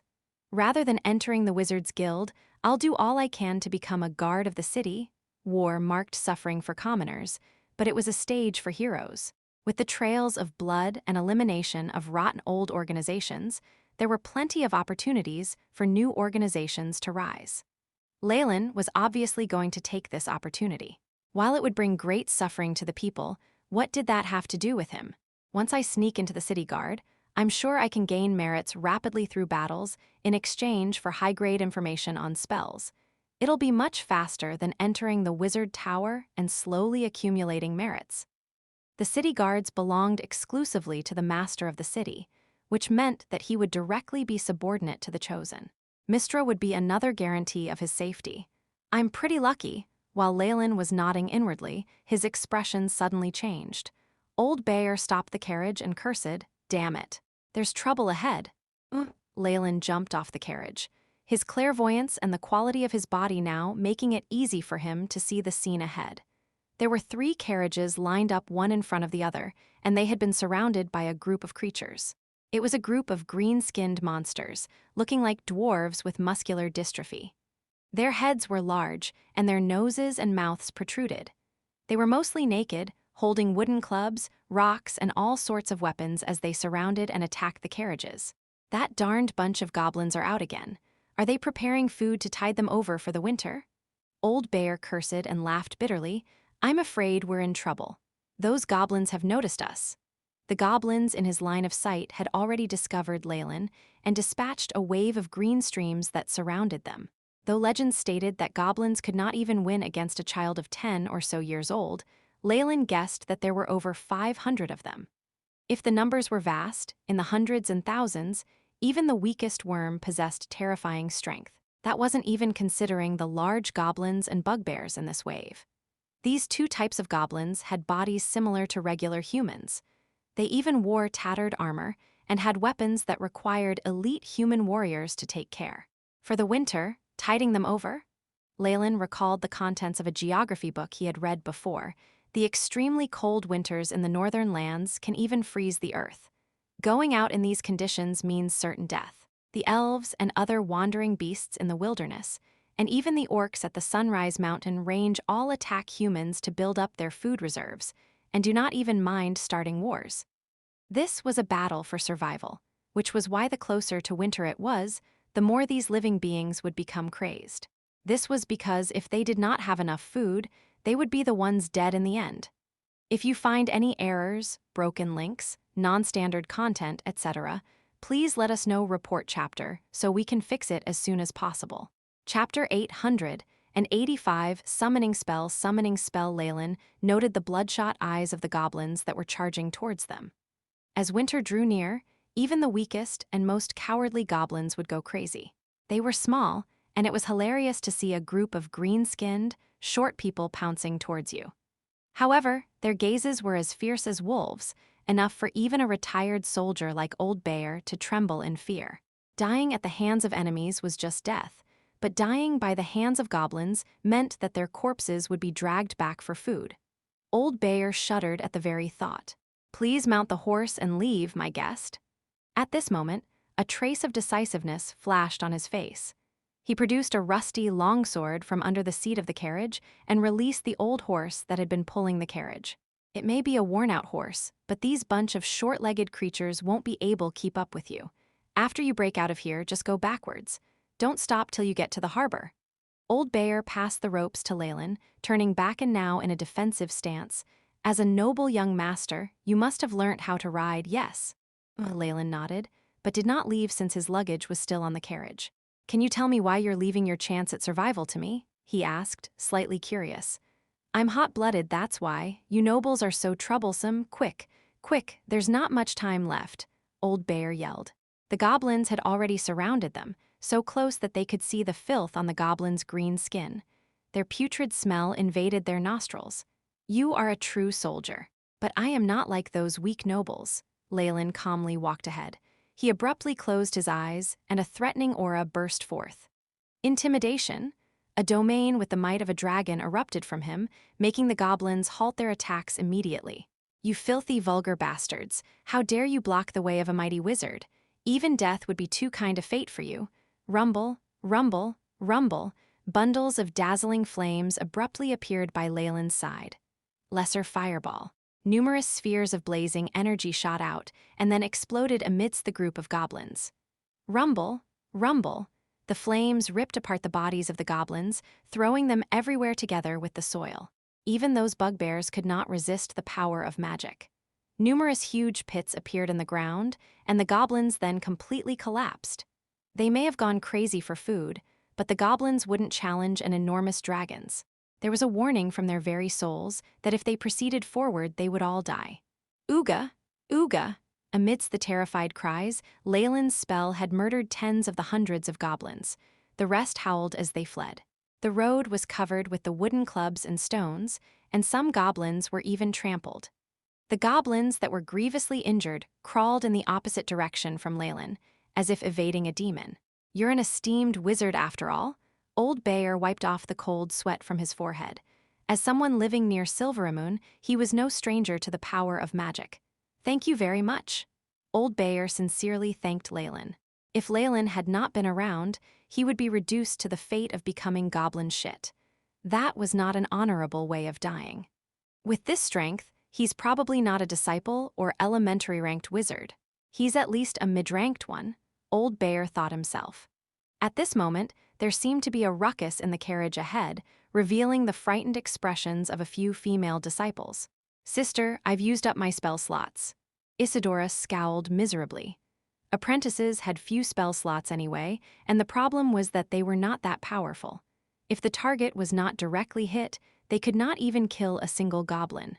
This was why rank 0 spells were also known as cantrips. "Hold on, we'll get reinforcements from Silveramoon soon." Bethany gritted her teeth, misty rays shooting out from her hands. Vertigo. A hobgoblin who had been charging forwards fell to the ground in a daze, dropping the wooden club in its hands. It rubbed its head, but before it could react further, someone who looked like a housekeeper used a giant axe to chop off his head. "Good job." A joyful expression appeared on Ina's face, but she then saw the housekeeper being pushed to the ground by even more goblins, a few of them widening their large brown mouths to reveal sharp teeth. "No," Bethany wept. The sounds of gnawing had her on the verge of breaking down. "Are we going to die here? I don't want that. I'm a noble and I'm a wizard. I shouldn't die like this. My fate?" At the other side, Isidora looked ready to fall apart. Ina was usually quiet, but at such a crucial moment she was able to persevere. If not for her care, Isidora would long since been dragged away by the goblins. Just as Bethany was on the verge of total despair, a carriage behind them suddenly caught her attention. Powerful spell undulations were transmitted, and a young wizard got off T-carriage and took care of the goblin attack with a few fireballs. "It's Leylin, we have hope." Bethany looked ecstatic, suddenly waving the handkerchief in her hands. "Leylin, Mr. Leylin, please save us." The tender voice of a girl pierced the air and attracted Leylin's attention. "Oh, I didn't think I'd meet acquaintances." Leylin recognized the young ladies he had met on the ship. "Since we meet again, you're in luck." Leylin didn't mind a passing kindness. After all, he could improve their favorable impression of him. Of course, he still found these 3 wizard apprentices beneath him. What he truly valued was Silveramoon's evaluation of him. The city guards of Silveramoon would definitely investigate the incident. An impression that he was kind was much better than one that he was wicked and callous. Leylin never did anything that went against his principles. Everything was based on benefits. Rank 4 beast summoning? Summoning rays flashed, and 4 wild wolves which were 2 meters tall jumped out of them. Spell rays flashed on Leylin's body again, and after 2 more summoning spells, he now had control over 12 wild wolves. These large carnivorous animals had stiff fur, sharp canines, and an astonishing jumping ability. Their eyes were filled with bloodlust. "Charge!" With the guidance of Leylin's spiritual force, 12 wild wolves charged towards the group of goblins that had already crumbled mentally. "Ow, ow!" Wolf cries could be heard faintly in the distance, as their gleaming white teeth tore at the flesh of the slower goblins. There were even miserable shrieks from the goblins that had fallen from the ground and been torn to pieces, further causing others to flee. With Leylin's attainments in his spiritual force, controlling the wild wolves was no issue. Under his command, the direction in which the goblins fled was controlled, and they began to pounce towards the carriages ahead. "Ooga!" The large hobgoblin ahead roared, smashing the head of a deserter with a mace in its hands, but that did nothing to deter those who were now frantic. It was quickly drowned out by the goblins. The 100 goblin deserters who had surrounded Leylin darted into the goblin formation behind, resulting in great disorder. Though goblins weren't orderly beings from the start, they had orders to attack and withdraw. Now, however, they were in great disarray. Howling and trampling could be noticed everywhere, and even the hobgoblins and bugbears found themselves useless. The faint howls of the wolves sounded. All of a sudden, a wild wolf perked up and threw itself at a bugbear, its sharp canines biting through its neck. Under Leylin's directions, the wolves ignored the fleeing goblins, targeting the active group instead and prioritizing the hobgoblins and bugbears. Their command system completely broke down, and it was natural that the goblins were defeated. Numerous goblins abandoned the wooden clubs and rocks in their hands, fleeing in all directions and leaving behind the carriages and survivors. Only 8 remained of the 12 wild wolves under Leylin. All of them had injuries, but Leylin did not feel bad for them. After the spell dissipated, they would return to the place they had come from. If they died, then so be it. Even if it's a mid-ranked wizard, it's not that easy to defeat 500 or so goblins. Old Bayer's eyes were filled with astonishment and shock. That last attack in particular had strategy to it. Is that the art of command that the core leader once spoke of? Leylin was also quite satisfied with the results. Casting suitable spells at opportune moments was something all wizards had to learn. Being able to disperse this group of goblins at the most minimal cost and limiting the casualties of the attack wolves was something that made him proud. Are you all right? Of course, he limited his pride to that single thought. Leylin had the abundant experiences of his main body, and if he couldn't manage even this, he should just have killed himself. We're all right. Thank you, Leylin. Bethany thanked him gratefully, eyes reddening as she began to bawl over a destroyed corpse nearby. Sob, Uncle Ida. This corpse already had several parts missing, and there were also many small bite marks. It looked exceedingly horrifying. This was the masterpiece left by the goblins from before. If Leylin had arrived a little later, everyone in the carriages would have been reduced to this state. The aftermath had Ina and Isadora quivering in fear as they expressed their gratitude to Leylin over and over again. If you find any errors, broken links, non-standard content, etc., please let us know. Report chapter, so we can fix it as soon as possible.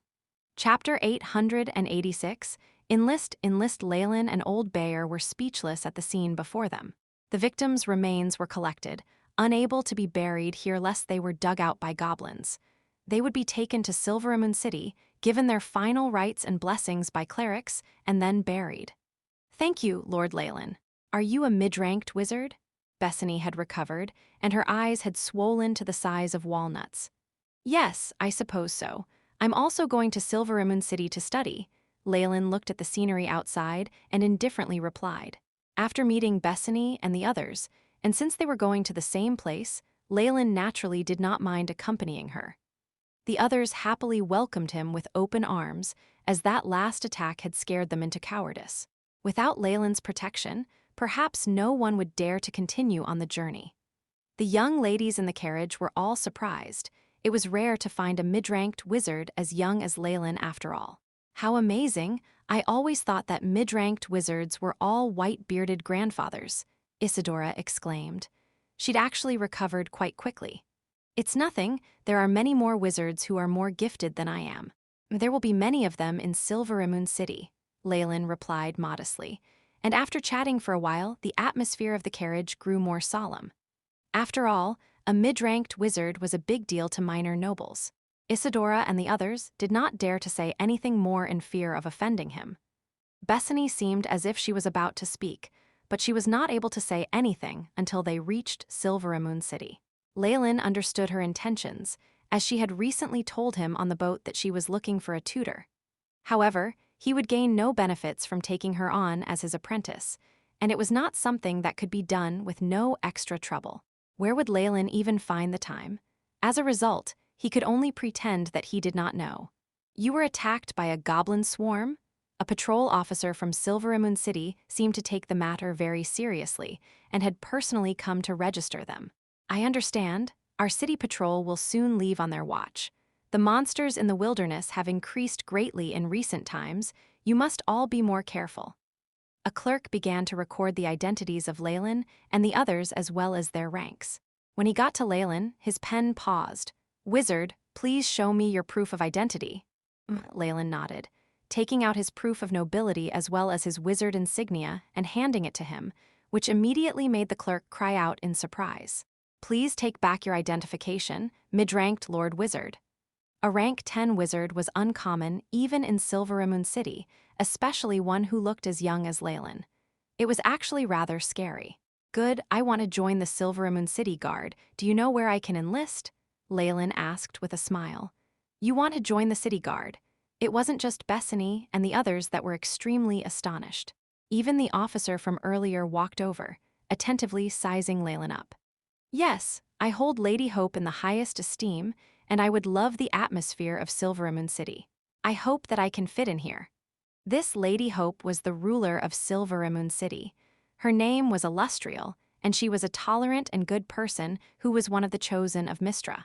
It was rumored that this city ruler had a very liberal attitude towards her subordinates from different races. She very much enjoyed disguising herself as an ordinary person outside of her palace to observe the lives of common folk, which won her the support of the lower classes. Naturally, Leylin was telling a bald-faced lie. His true purpose was to assimilate into the ladies' troops as quickly as possible and make preparations for the war ahead. News of the war had broken out. Perhaps many knew, but information would be limited to the city ruler's core organization. This was precisely where Leylin would be able to seek benefits. You must be clear on this. Once you truly join Silvermoon City, there will be many restrictions on your freedom, sir. Although the human fiefdoms all recognize the others, nobility, the nobles on the continent all traditionally thought that only those with hereditary titles and with their own territories could be considered true nobles. It was evident that Leylin's title as an honorable viscount was not equal to the respect he got as a mid-ranked wizard. Perhaps if he really inherited Fallen Island, it would be different and he'd be treated better. But Baron Jonas was hale and hearty, so Leylin could only remain his heir. Noble heirs like him were usually called sirs, and did not gain any particular privilege or preferential treatment. The office reminded Leylin of this point and naturally made other implications. That won't be a problem, Leylin calmly shook his head, indicating that he already clearly knew all of this. Although foreign wizards could occasionally receive missions from the city governors and receive patrol duties, it was clear that it was part of the system for outsiders. They were destined to never become part of the inner circle of governance. When the war came, those patrolling wizards would not be able to escape their fate of forced enlistment. As a result, Leylin thought that since he would have to eventually participate in the war, it would be better to join in advance with his status as a noble heir. The officer stared at Leylin, as if trying to predict what the wizard was trying to do. In the end, he could only grudgingly give up. Afterwards, he called another officer to take Leylin away. In this case, Alin, go through the procedures with this wizard Leylin. Even as she saw Leylin's back disappear into the streets, Bethany retained the expression of disbelief on her face. He's immediately joining the city guards. Perhaps Lord Leylin is actually a second son of a noble family, and hopes to get knighted through this method. Illustrial naturally had the power to confer noble titles, and in reality the authority she possessed in the north was not at all inferior to any human country's king. She was very generous as well. For second or third sons of nobility, or even other adventurers, serving Illustrial to become a viscount was a rather good option. As a noble wizard in the city guard, he would naturally receive more attention and preferential treatment compared to the others. What other benefits would an heir get? Perhaps serving as a military wizard would grant higher authority in Silveramoon City's wizard library, and they can read even more advanced books. Lord Leylin probably had this thought in mind when he joined. Ina shook her head from next to Bethany as she expressed her own opinion. It had to be said that although she was normally rather uncommunicative, her guess was close to the truth. However, they had their own family interests, and could not be as reckless as Leylin was and do as they pleased. It's such a pity, as a wizard, we should of course immerse ourselves in the sea of knowledge, and not wander around attacking and killing. Isidora was the most dim amongst the three, and felt that Leylin's decision was a great pity. Let's not talk about this anymore. Which college should we go to? I've heard that Silverhand is rather good, but they don't offer accommodation. And if we choose it, the three apprentice wizards very quickly forgot all about Leylin under Isidora's influence and began to discuss their future studies. For them, this was the truly most important issue at hand. It really is very nice. Leylin followed behind the officer named Alin and sized up the facilities around him. As the city of wizards in the north, Silveramoon's design was extremely exquisite and was filled with a sense of artistry, borrowing from the artistic sense of the elves. In addition, Leylin saw many different races on the streets, including dwarves, halflings, elves, pygmies, and even beast slaves. This country appeared to be very liberal. What, is it surprising? Olin smiled as she took off her helmet, revealing shiny long hair as bright as silver and pointed ears as well as fair and delicate skin. It was clear that this guard was an elf. Although most elves heeded the call of the elven god to live in an enormous island overseas, there were still many tribes who stayed in the continent. In the north, Silveramoon City was an important elf settlement, and no more than 40% of the population was pure humans. A fifth were free elven citizens. It's because I used to live in the south, Leylin lightly explained. Although dwarves and halflings could be seen in the Dambreath kingdom, they were few in number. As for elves, they were the highest grade of slaves and were very rarely seen outside. Ever since the Baltic archipelago had fallen Island's Port Venus had received part of their slave trade, and there had been a few pureblood elves amongst them. Naturally, neither Leylin nor Baron Jonas would admit to this. After that, the elf officer Olin led Leylin to the city hall.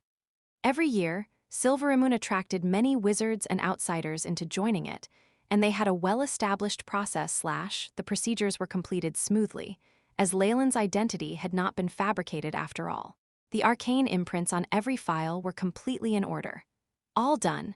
Congratulations on becoming a member of the City Guard, child. Leylin's professor was an elderly wizard who looked very energetic. He wore a handsome military uniform which molded to his body, and had sharp eyes from many years of serving in the army. This wizard was a battle mage, and his experience definitely far exceeded that of those who worked in laboratories. In addition, the undulations he gave off made Leylin wary of underestimating him. At the very least, these were the undulations of a high-ranked wizard. Although talented wizards were scarce, Silveramoon City obviously didn't lack in them. A military uniform set was handed to Leylin under the high-ranked wizard's blessings, similar to the one he wore. It only lacked the medals of honor and other military decorations. If you find any errors, broken links, non-standard content, etc., please let us know. Report chapter so we can fix it as soon as possible. Chapter 887, Elven Wizard. With the uniform, you're now a member of the Silveramoon City Guard. The magic equipment is enchanted with 3 uses of mage armor and 1 cure moderate wounds. Please use them sparingly. Yes, sir. Leylin played his role very convincingly as he accepted the military uniform. The uniform was soft in texture, yet it felt tough and durable, and glowed with magic. Leylin couldn't help but sigh at the luxurious and rich Silveramoon City. Eternal enchantments were naturally very precious, so the wizard uniform was naturally limited in its uses. However, every year the guards would receive a new set, which could be considered a very good perk. Tell me, why did you want to join the City Guard? The elderly patrol wizard finally asked in a respectful manner. Leylin felt hidden magic undulations probing him. Is this lie detection? It was personally cast by a high-ranked wizard as well. Such a shame that I'm the target. Leylin inwardly laughed coldly to himself as he raised his head and puffed out his chest, his face lightly flushing with emotion. I wanted to quickly raise my ranking as a wizard, obtain many more wizard resources for my research and to study. I could only receive these benefits as a city guard, sir. The elderly wizard sensed the answer his secret spell fed back to him, and his eyes softened considerably. You're very honest. At ease? Yes, sir. Leylin saluted smartly and respectfully withdrew himself. The elderly wizard inwardly nodded to himself at this swift and decisive reaction. I haven't seen a young man of his caliber in a very long time. A beam of light lit the room up once Leylin left, and a portal opened unexpectedly. A high-ranking elven wizard dressed in green exited it. The robe was embroidered with many plants and looked almost like an ornate and exquisite dress. What's the matter? Is there a problem? The elderly wizard furrowed his brows together. No, I've investigated the recruit's background. He is the heir of the fallen family of Dambreath, and he matches the major image as well. The elf nodded lightly and continued in a graceful voice. In addition, he has shown a powerful aptitude for magic since he was a child, and passed the rank 10 wizard certification when he was 18 years old. Impossible. He's already rank 11. His speed of advancement makes us in the older generation blush with shame.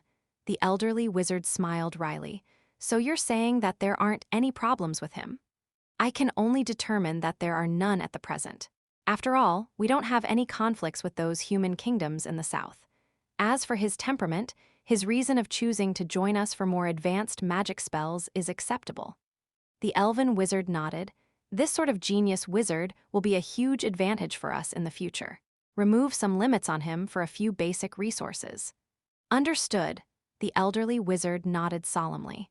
As a high-ranked wizard of Silveramoon City, he had already begun to anticipate the dangers that lay in the future. Congratulations, Wizard Leylin. Alin congratulated Leylin on the outside, seeing him clutch the military uniform. You are now one of the patrol wizards in our city guard. A benefit of being a new recruit is the private accommodation in our barracks.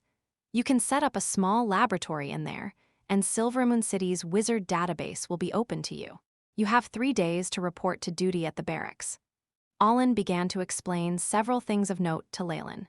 Given that patrol wizards were fully integrated into the military structure of the city, and they even had restrictions on their freedom, they received excellent benefits and a great salary. With him being a noble genius, Leylin obtained even more than normal. Although we're part of the city guard, we usually don't have much else to do apart from a few patrols and inspections. I'm hosting a banquet in 5 days, and my handmade scallion pancakes are really very good. I hope you can come. I can introduce a few people to you. As an elf, Alin had a long lifespan. However, she did not seem to renounce her desire for art and beauty, and still enjoyed life pleasurably. Leylin could easily discern her character from her appearance and other aspects.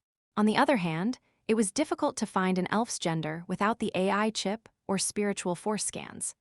Alin clearly regarded Leylin as a true colleague, extending this benevolent invitation. Of course, thank you for inviting me, Leylin thanked her sincerely. After he parted ways with Alin, Leylin strolled around Silveramoon City, in his hand a map that she'd given him. As it was a city of wizards, there were a lot of them out on the streets. Many of the shops nearby sold magical resources as well. Leylin leisurely walked into a shop and looked at the magic materials inside a transparent crystal showcase. I've almost used up all of my magic materials. I should replenish them. Leylin looked at a few materials which looked like blue crystals. This blue diamond is very pure. I never thought I would see this inside a normal shop in Silveramoon City. Leylin called the shopkeeper over and replenished all the magic materials he was lacking. Of course, they were only his most basic resources. He later headed towards the sections with magic potions and alchemical reagents. There are a lot of low-grade potions and limited-use alchemical items, however there are very few premium products. Perhaps I can work a bit harder to find some. Leylin nodded to himself, noting the sky-high prices written below the high-grade alchemical items. Rank 10 and 5th level spells were a very important threshold in alchemy. This was because of permanency, a rank 5 spell which could make any spell effects permanent. Permanency was something one couldn't do without when they wished to practice making magic items and everlasting alchemical items. Even in Silveramoon City, wizards who could use rank 5 spells were not exactly a dime a dozen, and there were even fewer who had high attainment in alchemy. As a result, the extremely high price of high-ranked magic items was understandable. In addition, as the war draws closer, those high-ranked healing potions and completed sets of magic items, which can rapidly increase strength, will naturally soar in price. For the same reason, the price of raw materials will drop. Leylin couldn't help but stroke the ring of wizardry on his right hand. If he auctioned his ring, which was nearly legendary, it was sure to create a violent commotion. Perhaps I can refine a few toys to earn some money. Wizards would never turn their backs on earning more wealth, and Leylin was the same. To become a legend required the support of enormous wealth and resources, and poor little boys who dreamt of soaring in advancement after putting in backbreaking effort were just dreaming up a fantasy. In comparison, low-ranked wizards and apprentices can only undertake the most basic processing tasks, and they don't earn much from it. It would be difficult for them to maintain their lifestyle and continue with more advanced studies. Leylin thought about this indifferently before taking out a gold card account from the Church of Wealth. Just when the serving girl had respectfully left, several other acquaintances had entered. "Wizard Leylin," Bethany called out in astonishment with her Ina and her sister. "Wow, that's a gold card from the Goddess of Wealth." Only those with property worth at least 10,000 gold coins can have it. Isidora's eyes were fixed on the gold card in Leylin's hand, and countless stars seemed to appear in her eyes. She only regained her senses once Ina pinched her hand. "Oh, it's you. Have you entered a college?" Leylin asked indifferently. "We've already registered at Oakleaf. Their tuition is cheap, and they have inexpensive student accommodation as well. We've come to buy some materials." Bethany had been similarly shocked by Leylin's net worth, but she felt that this level of wealth was appropriate for a mid-ranked wizard. Although she was still a little bitter in her heart of hearts, Bethany still managed to smile. "Has Lord Leylin joined the city guard?" "It's all right to just address me as Leylin." Leylin appeared very amiable and approachable. "As for the city guard, I have of course become a patrol wizard. I hope I can still meet you all in the future."